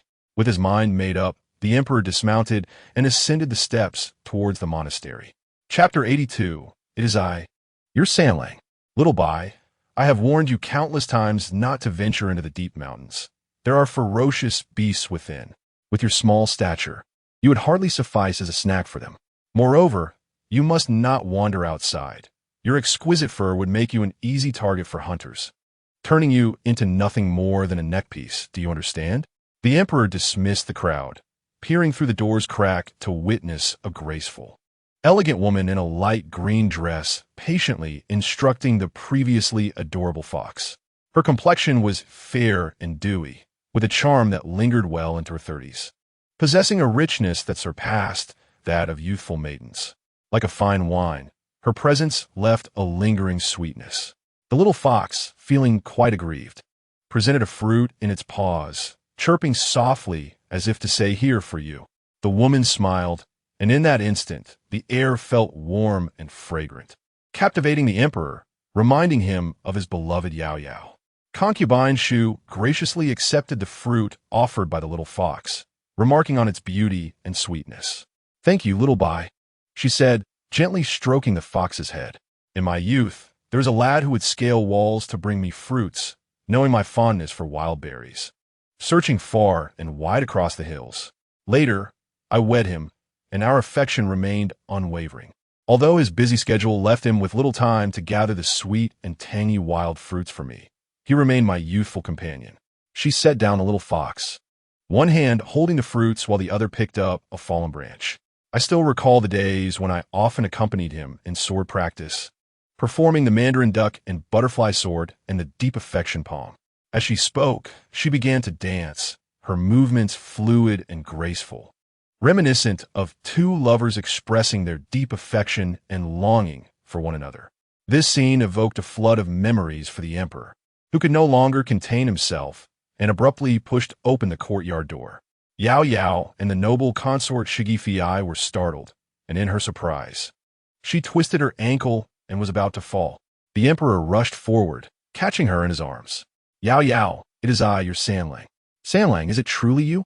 Shigifei gazed at the emperor in disbelief, reaching out to touch his face, feeling its warmth, confirming that it was not a dream. Sanlang, my Sanlang has returned. Indeed, your Sanlang has returned. Shigifei stood up from the emperor's embrace, picking up 2 wooden sticks and tossing one to him. If you wish to impersonate my Sanlang, let us see if you can master the Mandarin duck and butterfly sword and the deep affection palm. The two began to spar, exchanging playful glances and entangled in a dance of flirtation, leaving the eunuch Gui Gonggong outside, feeling uneasy. He had served the emperor for many years and was well aware of the history between the emperor and Shigifei. Among the numerous consorts in the palace, it was Shigifei whom the emperor truly loved. In the past, the emperor had done many foolish things to win Shigifei's heart, just to see her smile. The Mandarin duck and butterfly sword and the deep affection palm were part of that. Alas, fate had its own designs, and after years of separation, they were left with Jin Wang, who was rather dull, knowing only how to work without seeking recognition. It was quite a pity. Perhaps heaven could not bear to see this, which is why the emperor came to Wangyue Temple. The emperor and Shigifei exchanged blows for several rounds, feeling as though they had returned to their youth. Only with Shigifei could he experience such feelings, which no other consort could provide. Being with Shigifei in their youth was a delight. Her amiable and generous nature, coupled with the necessity of support from the Wei Gongfu, made it so. Now, being with Shigifei felt liberating. Her character remained kind and innocent, free from the meddling of her family. Knowing he could not linger too long, the emperor played with Shigifei for a while, reluctant to leave. My beloved consort, I have important matters to attend to, but I shall return to see you. Shigifei displayed an expression of reluctance, but prioritized the greater good, understanding the importance of the emperor's duties. Your Majesty, your matters are of utmost importance. I cannot delay you. Ah, my beloved consort understands me. As the emperor reached the courtyard entrance, he turned back to Shigifei and suddenly inquired, I have left the consort in this temple for 12 years without visiting. Do you truly bear no grievances against me? Your Majesty, there are indeed grievances. Born from countless disappointments through expectation, Shigifei replied, swaying gracefully toward him, her eyes misty with tears. After all these years, I have come to understand. My father and brothers made grave mistakes, and Your Majesty's decision to spare their lives is the greatest act of tolerance and favoritism. Though I was sent to this temple, it was due to my own defiance against you, and I came here to reflect on my actions. I am a woman burdened by past transgressions. The emperor has not stripped me of my status, and his kindness towards our son, allowing him to grow up safely, is a manifestation of his affection for me. For years, the emperor has deliberately chosen to ignore me, prompting me to reflect deeply and recognize my faults. I understand that you harbor compassion for both me and our child, and that is sufficient for my heart. The noble consort accompanied the emperor to the entrance. As the emperor is preoccupied with affairs of state, I urge him to take care of his health. This is not a place for him to linger, and he should refrain from visiting to avoid unwarranted gossip. No concubine would dare to say such a thing upon sending the emperor off. Only the noble consort would express such sentiments. Believing herself to be the one who understands him best, devoted entirely to his well-being, the emperor feels a sense of guilt for having neglected her over the years. It was not intentional disregard, but rather a complete oversight of her existence. The crown prince has not provided her with special attention either, as that child is not inclined to frequent his presence, resembling his uncle in his straightforwardness and honesty. Though he is competent, his luck has been somewhat lacking. As the emperor, he is free to see whomever he chooses and go wherever he desires. Who would dare to criticize him? He mistakenly believes that the noble consort longs for the days when he was constrained by others, but that time has long passed. The empress would dare to speak her mind, and he has the power to depose her. Being with the noble consort brings him ease and comfort, and he certainly intends to return, though he cannot divulge this to her. wishing instead to surprise her. At the very moment the emperor turns away, she instinctively knows he will return. He is like that. Once he has attained the pinnacle of power, he desires to control everything, relishing in novelty yet nostalgic for the past. The more he is deterred from visiting, the more he will strive to overcome obstacles to do so. As the emperor pushes open the door, the noble consort realizes they have won their wager. After he has walked a considerable distance, he glances back toward the mountain gate, where a slender silhouette, cradling a bundle of pristine white, stands at the entrance, gazing longingly in return. Alone and reluctant to part, she is undeniably endearing. Alas, he must come to see her more often, to keep her company.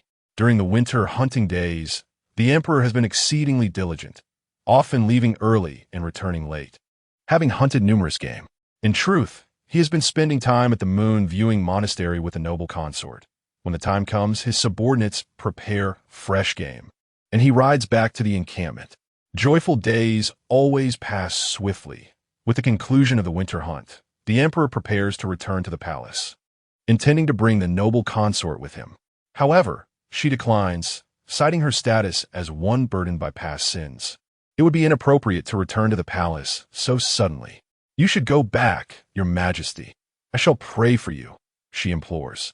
The emperor persists in his attempts to convince her to return, yet the noble consort comprehends that accompanying him back at this moment would lack legitimacy, making it difficult for her to establish herself in the inner palace. According to their plan, she must elicit a decree from the emperor that compels him to summon her back when the time is right. After all, it is said that a woman is better off as a thief than as one who cannot steal at all. Chapter 83. The hardened transforms into tenderness. Xia, look, cousin and aunt have succeeded.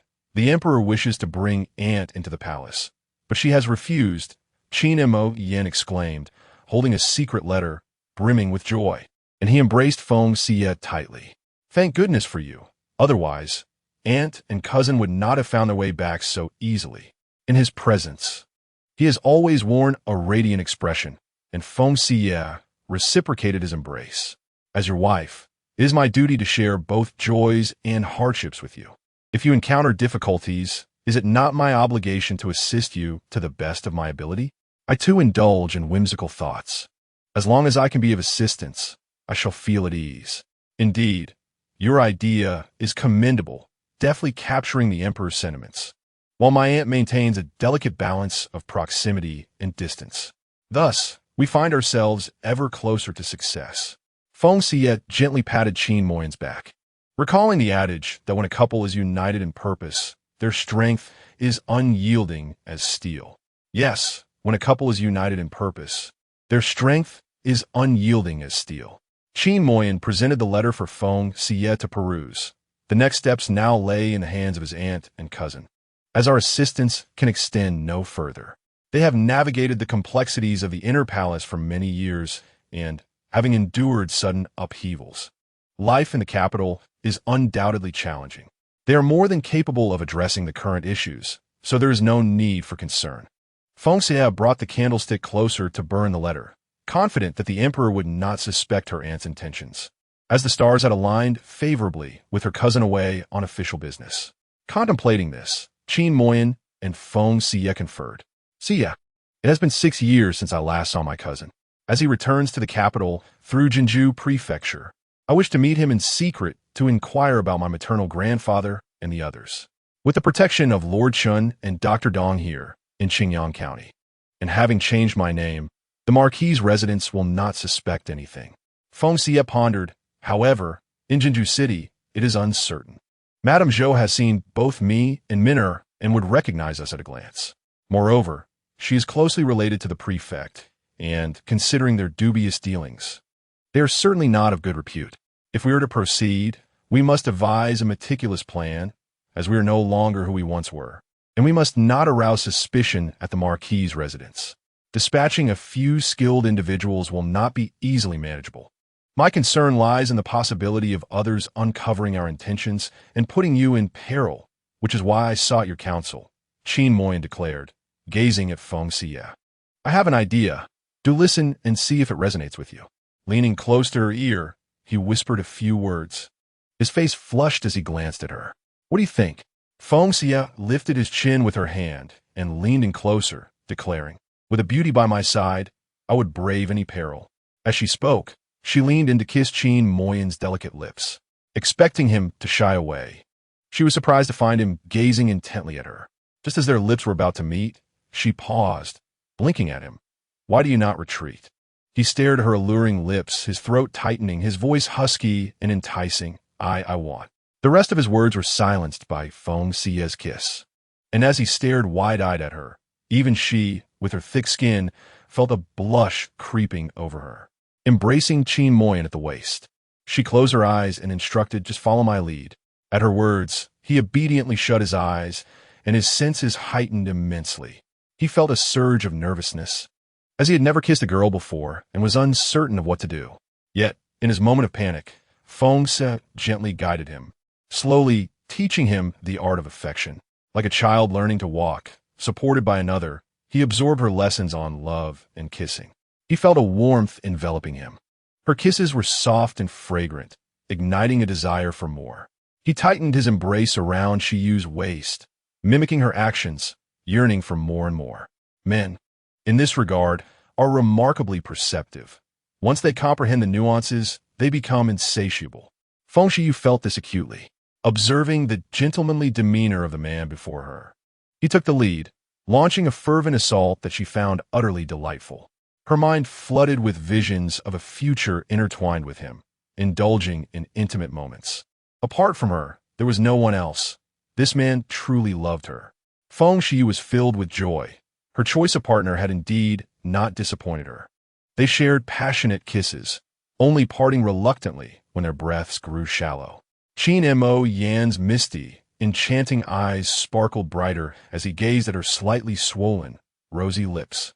Unable to resist the urge to gently caress them, he had been too forceful. Feeling a pang of regret, he leaned in again, this time with more restraint. However, Feng Xiyue stopped him, aware that some things should have their limits. A man should not be allowed to have his way entirely. She must teach him the importance of saying no, instilling respect from the very beginning, preventing unreciprocated desires. She pecked him on the lips, declaring, all right, I must go tell stories to the children now. Focus on your studies. Do not let your mind wander because of this. Qin Moyin felt a tightness in his chest. Yet, understanding her wisdom, he complied. Their lives had improved, yet dangers still loomed, and it would be unwise to dwell on such matters. He needed to prove himself worthy to her. Qin Moyin endeavored to calm his tumultuous emotions, acknowledging the wisdom in her words, committing to his studies. Watching him struggle yet persist, adopting a demeanor of obedience, made Feng Xiyue smile. Very well, I shall listen. But if I stray, you must correct me. I will go tell the children their bedtime stories and not disturb your studies. Take your time, my dear. As Feng Xiyue exited the room, Qin Moyin tenderly traced his lips, savoring the enchantment of their earlier kiss, realizing how intoxicating a kiss could be, leaving him yearning for more. Moreover, when he had kissed her back, she had been surprised, yet clearly delighted, a sentiment he could perceive. Recalling their fervent exchange, Qin Moyin felt his cheeks flush, shyly covering his face with a book for a moment before finally lowering it. Stealing a glance out the window and at the door, he hurriedly arranged his slightly disheveled attire and hair, steadying his thoughts to resume his studies. Feng Xiyue, standing at the doorway, observed this charming scene. How endearing he was!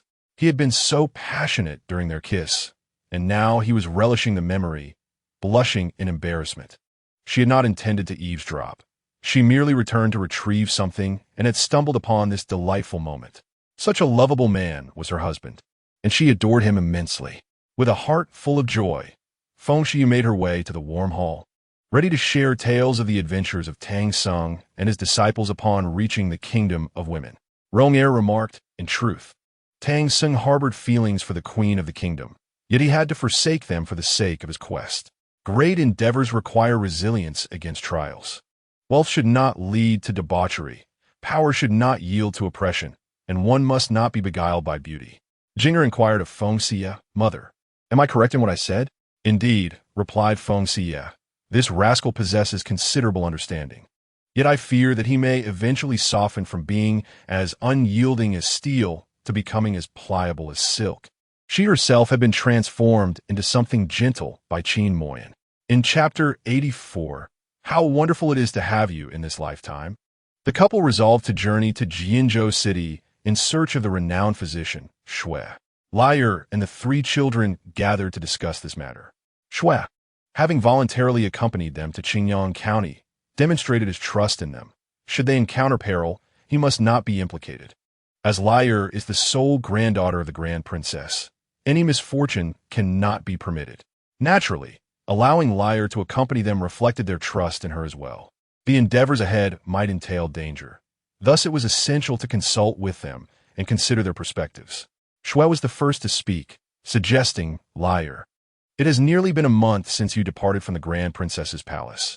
It would be wise to return for a visit, as Her Highness must miss you dearly. Furthermore, even if Madame Zhou recognizes you and Minner, you are Feng the physician, not Li Tsuehua.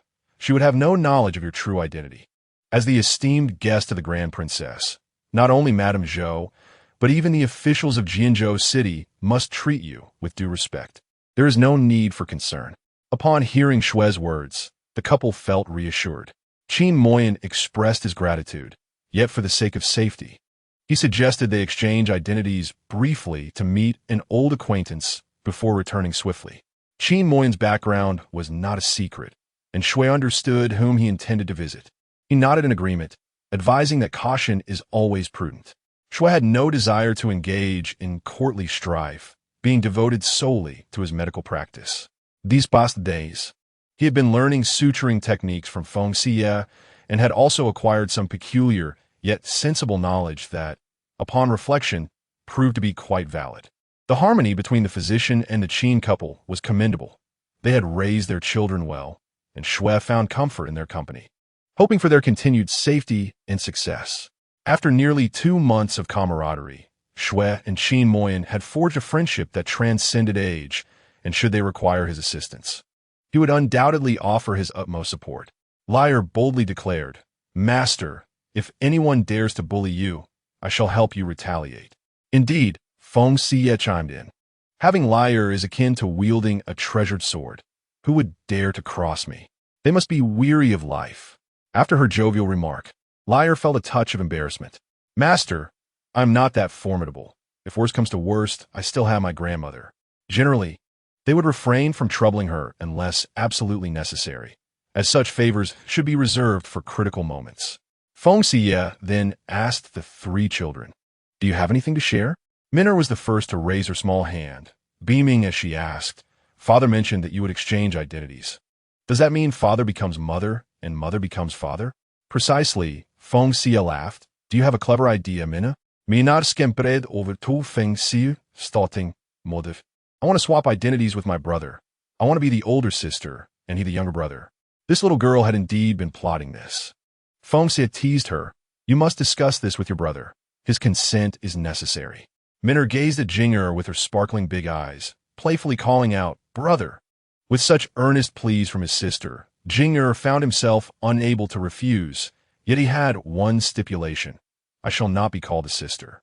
He firmly rejected the idea of wearing flowers, resolutely asserting that as a young man, he could not adorn himself with cosmetics, dresses, or ornaments. This was his final act of stubbornness. Brother, brother! Minner rushed over to embrace Jing'er, clearly relishing the role of an older sister. Ronger, observing from the side, remarked softly, Minner, your desire to be an older sister can only be temporary.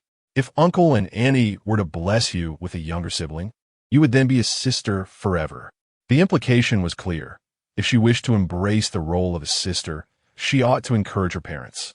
Minner turned her gaze to Feng Xiyue's belly, her large eyes blinking with curiosity. Younger siblings? Feng Xiyue nudged Qin Moyan, whose ears turned crimson with embarrassment. He cleared his throat and said, If there are no objections, we shall prepare to depart for Jianzhou City in the next couple of days. The meeting concluded hastily, and Qin Moyan excused himself, eager to avoid any inquiries from Minner about siblings. Feng Xiyue privately explained to Minner, Your father and I both adore children, but you and Jing'er are still quite young. Your father must return to the capital for his examinations, and naturally, we will accompany him. Therefore, it is not the right time for a little one. Once your father passes his exams, we can then consider having a baby. Mother, I understand, Minna replied softly. We have enemies who may harm us. We must defeat them and ensure our safety before we can think of having younger siblings. Minna reassured Feng Xiyue, you see, my brother and I are twins. He came out first, so he is the brother, and I am the sister. I just want to be his sister for a few days. Ah, I see, Feng Xiyue mused. Unlike Jing'e, Minna was not as composed, yet she was quite astute, fully aware of her desires. Feng Xiyue kissed Minna's little face and said, my precious Minna is simply too adorable. Very well, you may play the role of Jing'e's sister for a few days, but remember to take good care of him. Minna gleefully kissed Feng Xiyue on the cheek and announced, I'm off to find my brother. Go on, Feng Xiyue replied, watching Minna bounce away with a smile, shaking her head at the simplicity of a child's thoughts. Minna simply wished to be Jing'e's sister for a few days, perhaps feeling a tinge of dissatisfaction at being born second. Fortunately, neither child was in a hurry for younger siblings, allowing Feng Xiyue some leisurely moments. Yet, the thought of nurturing a new life within her was wondrous, and she found herself filled with anticipation. As for the topic of childbirth, ever since their last intimate encounter, the days had passed peacefully. Feng Xiyue considered Qin Moyin's self-restraint remarkable. A man who could govern his passions and desires was indeed a good man. Upon returning to her chamber, she found Qin Moyin seated by the window, mending Jing'e's garments. As Feng Xiyue entered, he shifted aside, explaining Jing'e, being a boy, enjoys martial arts. He doesn't always practice diligently, and the fabric at his knees and elbows tends to wear out easily. I'm just repairing it so he can continue to wear it. Here you are, a scholar, engaged in needlework. I truly feel like an inadequate wife, she teased. Though she verbally expressed her incompetence, Feng Xiyue showed no trace of remorse on her face. Throughout her life, she had only used needles for stitching skin, never for sewing garments. Perhaps we should let Mama Luo handle this, she suggested. In truth, although Qin Moyin was a man, his fingers were exceptionally graceful. Whether holding a book, a pen, or now a needle and thread, each act possessed its own unique beauty that Feng Xiyue found captivating. Did you not say that it matters not who does it, merely that the tasks are divided? I shall do a bit more since I am capable, she added. Qin Moyin looked up, smiling at Feng Xiyue. It is better for us to handle our child's clothing ourselves. It gives me peace of mind. His past experiences had made him wary of placing his trust in others. These trivial matters were beyond Xie's understanding. She was not an ordinary lady of the chamber, and he preferred to manage them himself. Taking her hand, he invited her to sit beside him, whispering, this is merely a secret between us as husband and wife.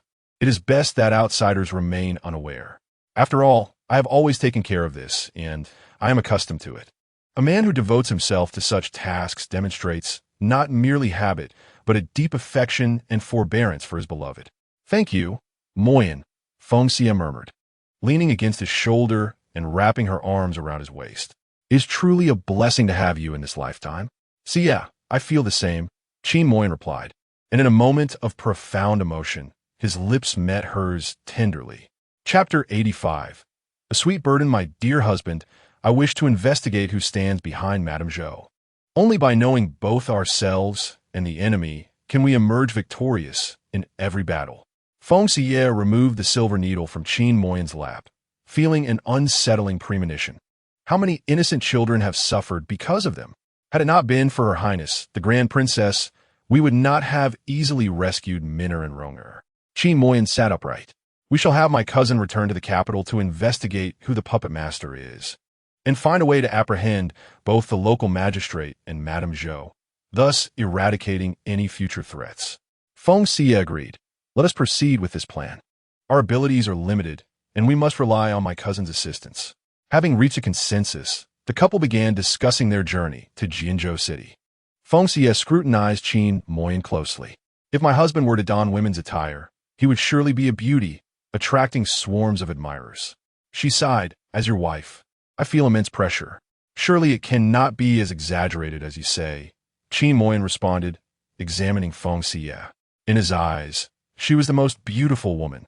Attractive appearances are ubiquitous, but the allure of a captivating soul is rare. No one can compare to my wife, for you possess both beauty and spirit. It is as if I have spent a millennium honing my worth to share the same pillow with you. Qin Moyan gently grasped Feng Xiyue's hands, tenderly massaging them. It has been 2 children since our marriage, yet we have not celebrated with a wedding or even shared a cup of wine. He continued, I once lacked the courage to dream of such things, but now I refuse to let you suffer. In the future, when we return to the capital, I shall grant you a grand wedding. Feng Xiyue had not contemplated the idea of a wedding. Her heart was set on Qin Moyan's success in his examinations, avenging their grievances and reclaiming their rightful status from those who usurped their place in the Ho residence. Then I shall await my husband's grand procession of bridal finery to welcome me home, she said dreamily, unaware of what a wedding entailed, but certain it would be a joyous spectacle filled with happiness. In her previous life, she had witnessed numerous weddings adorned with bridal gowns, yet she had never encountered a traditional Chinese wedding. This was the first time in both her past and present lives that she was to be wed, and she was filled with anticipation. The resemblance between her and Minna was striking, and Qin Moyan felt a pang of regret for not fulfilling his duties as a husband. He vowed to make it up to her in the future. Feng Xiyue, accompanied by the little girl Xiyue, busied herself with preparations, while the 3 children managed their own affairs without her intervention. Her only stipulation for them was to bring a change of clothes. The rest was left to their discretion, for they were to travel light, each carrying only a single backpack. She had procured 3 sets of autumn attire and a lightweight coat for the family from the market, as the cold was becoming increasingly biting. Additional bedding was acquired, given the number of family members, and purchases were made in bulk. Feng Xiyue had a goose-down quilt stored away in her space, ready to be retrieved when the snow fell heavily. During the construction of the house, every room was equipped with heating, as she had always lived in the southern regions and had a fear of the cold. Feng Xiyue took out the women's clothing she had prepared for Qin Moyan, calling him over to try it on. It's chilly now, so wearing thicker garments is no issue, she teased, especially since you have a flat chest. Qin Moyan cast a glance at her impressive figure, having watched her develop over time, and found it quite appealing. In the evenings, when she lay in his arms, it took every ounce of restraint to keep his desires in check. Noticing his gaze, Feng Xiyue proudly lifted her chin. This is my asset, no need to envy, for few women can reach my standard. The most crucial aspect is that I remain firm and well-shaped. With a mischievous smile, she raised an eyebrow at Qin Moyan, saying, You are truly fortunate.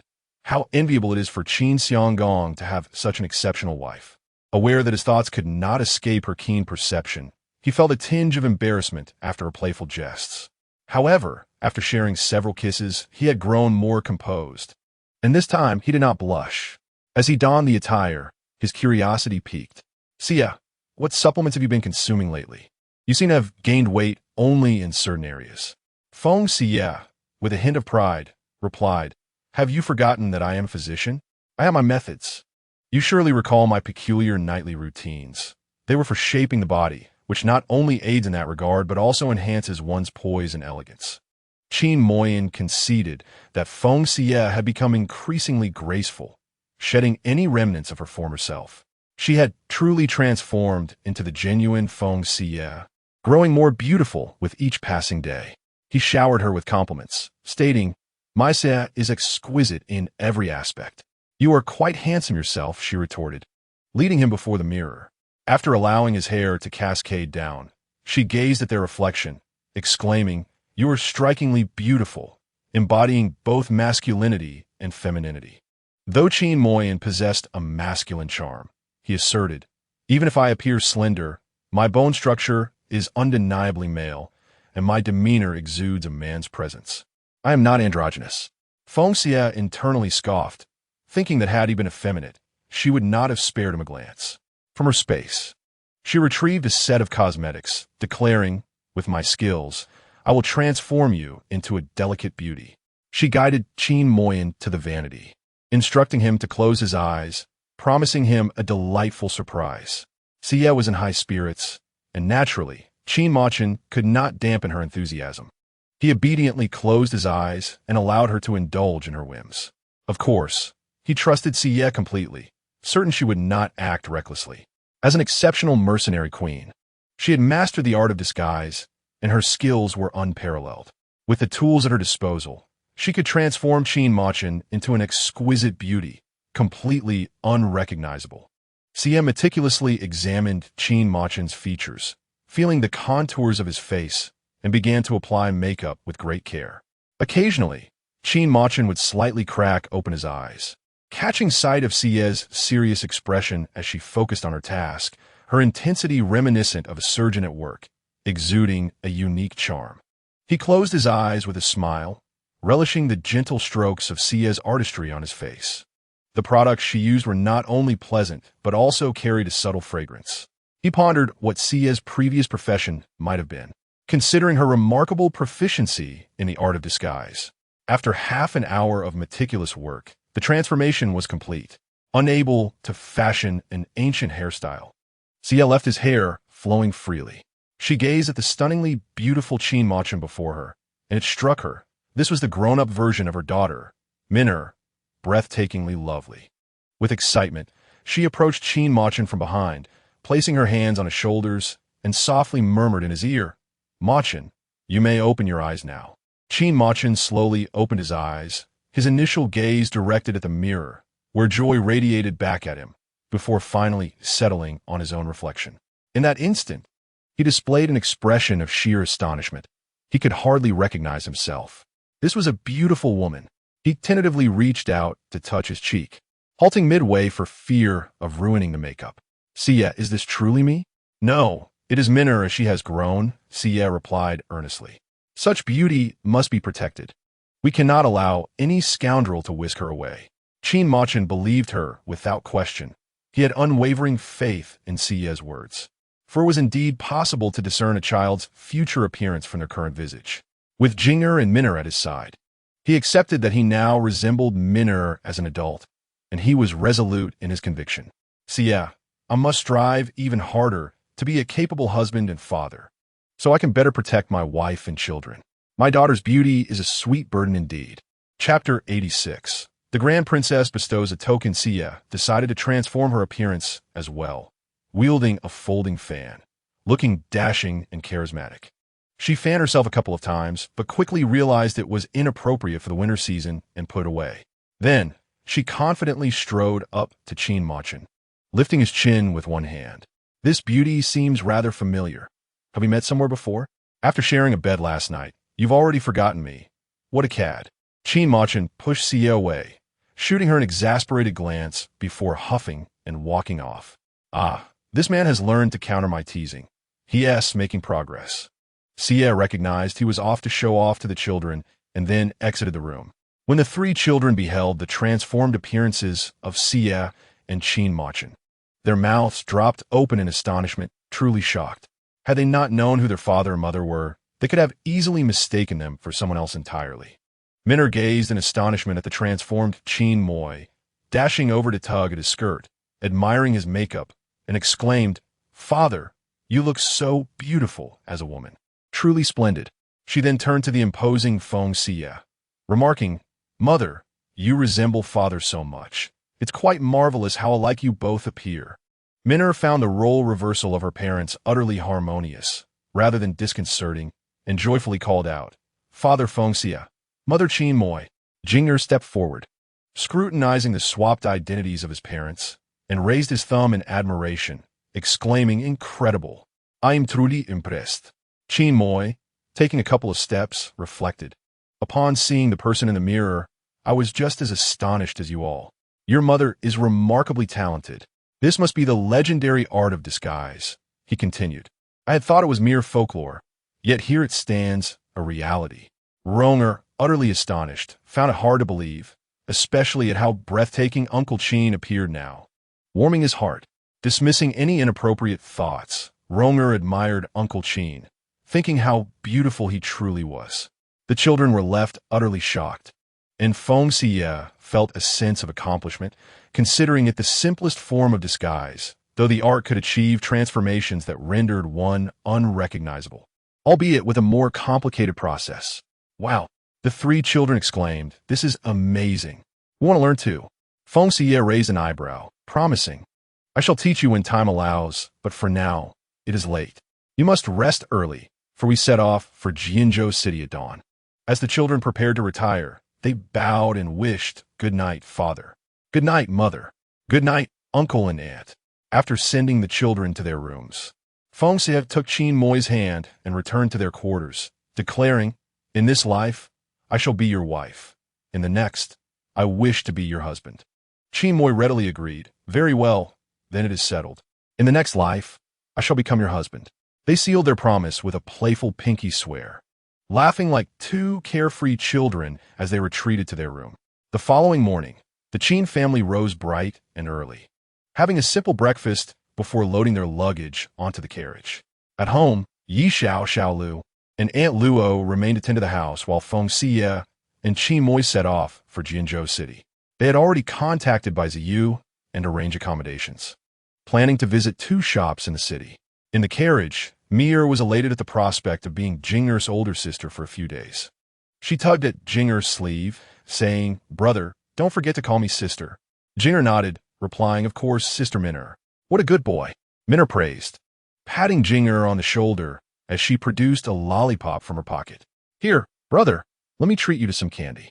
"Thank you," Jinger responded eagerly, enjoying the perks of being younger brother.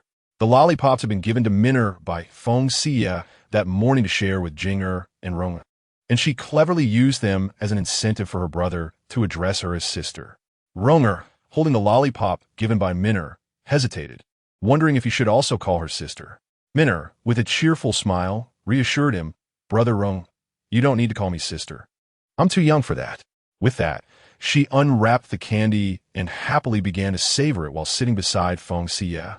On the journey, the children eagerly implored Feng Xiyue to regale them with tales, and their laughter resonated as they arrived at Jinzhou City.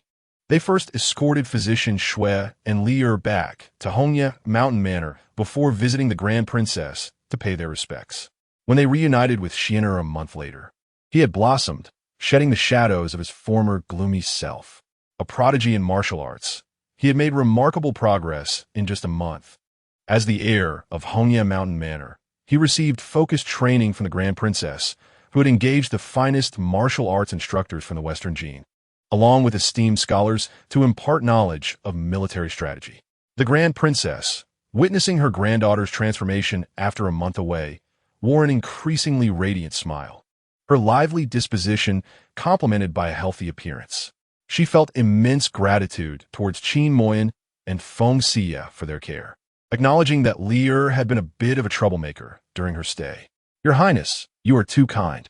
Miss Li'er has been a tremendous help, often looking after our 3 children with remarkable independence," Feng Xiyue expressed sincerely. "Li'er is diligent in her studies and possesses a pleasant character. We all adore her, especially Minner, who has grown quite attached." Minner, sitting beside Li'er and holding her hand, nodded with delight. "Your Highness, I truly adore Aunt Li'er. She teaches me to read, and we play games together, which brings me so much joy." Initially, Aunt Li'er struggled with some games, but now she can perform all sorts of tricks. And her chess skills are impressive. Every time we play checkers, Yu Zhu and I end up losing. Li'er chuckled, "Next time, I shall let you both win a few times." "Oh dear, Aunt Li'er, if you say you will let us win, it won't feel honorable." Minna giggled, "But an occasional concession would be acceptable." Li'er affectionately patted Miner's cheek. "All right, I'll secretly allow you to win." As the Grand Princess observed her grandchildren flourishing, her demeanor softened further, her smile never fading. Feng Xiyue remarked, "Our visit to Jinzhou City serves 2 purposes, to return Li'er and to assess our business here. I am immensely grateful for the generous gifts you have bestowed upon me," the Grand Princess replied.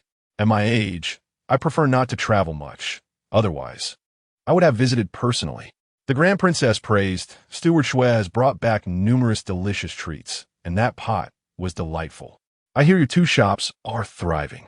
That is indeed commendable." After exchanging pleasantries, Feng Xiyue and Qin Moyin took their leave, enjoying lunch before setting off for Jinzhou City. Just before their departure, the Grand Princess presented Feng Xiyue with a waist token, a means to command respect in times of need. The couple knelt, expressing their profound gratitude. "Your Highness, Your kindness is unforgettable. Lord Wei Guogong is loyal to the nation and has maintained a good rapport with me. I owe him a great deal of gratitude for his past assistance. The Grand Princess sighed. I am aging and wish only to nurture these two children, guiding them toward family and career, devoid of the energy to engage in court matters. However, in Jinju City, my presence ensures that no one dares to bully you. Thank you, Your Highness.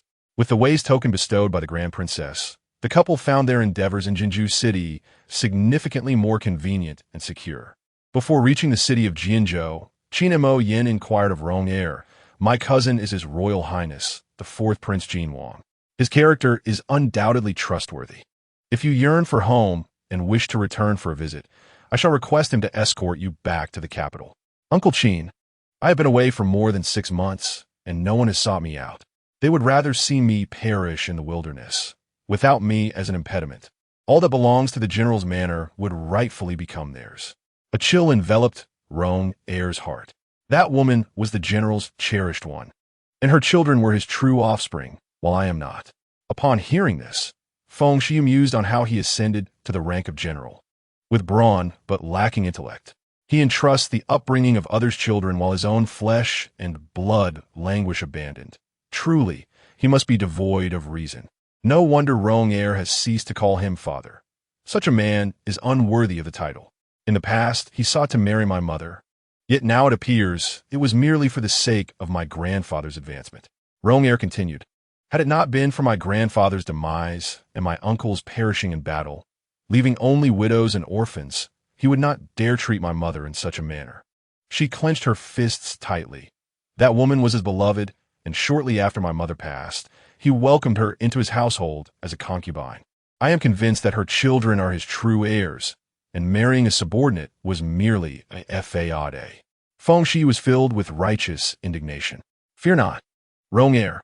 Once we return to the capital, we shall ensure justice is served." Qin Mo Yin shared her sentiments, suggesting they enlist the help of their cousin to investigate. Should the truth be as suspected, they would devise a plan to confront him. Against such a scoundrel, the more he cherishes something, the more he shall lose it. Feng Xiyue narrowed her eyes, wishing to see him disgraced and suffering, even if not dead. "Mother, is this what it means to cut off the source?" Jing Er exclaimed in anger. "How can such a father exist in this world, treating Rong Er's brother in such a despicable manner? It is infuriating." Feng Xiyue nodded, affirming that this was indeed the essence of the matter. Min Er was equally incensed. Her father was so kind, and although her mother had once been unkind, she had since transformed into a remarkably good person. She believed her parents were the epitome of goodness, only to discover there existed such a vile father. Pouting, she declared, "We must help Rong Er's brother seek vengeance. They are far too oppressive." Qin Mo Yin comfortingly patted his daughter, assuring her, "Do not worry, Min Er.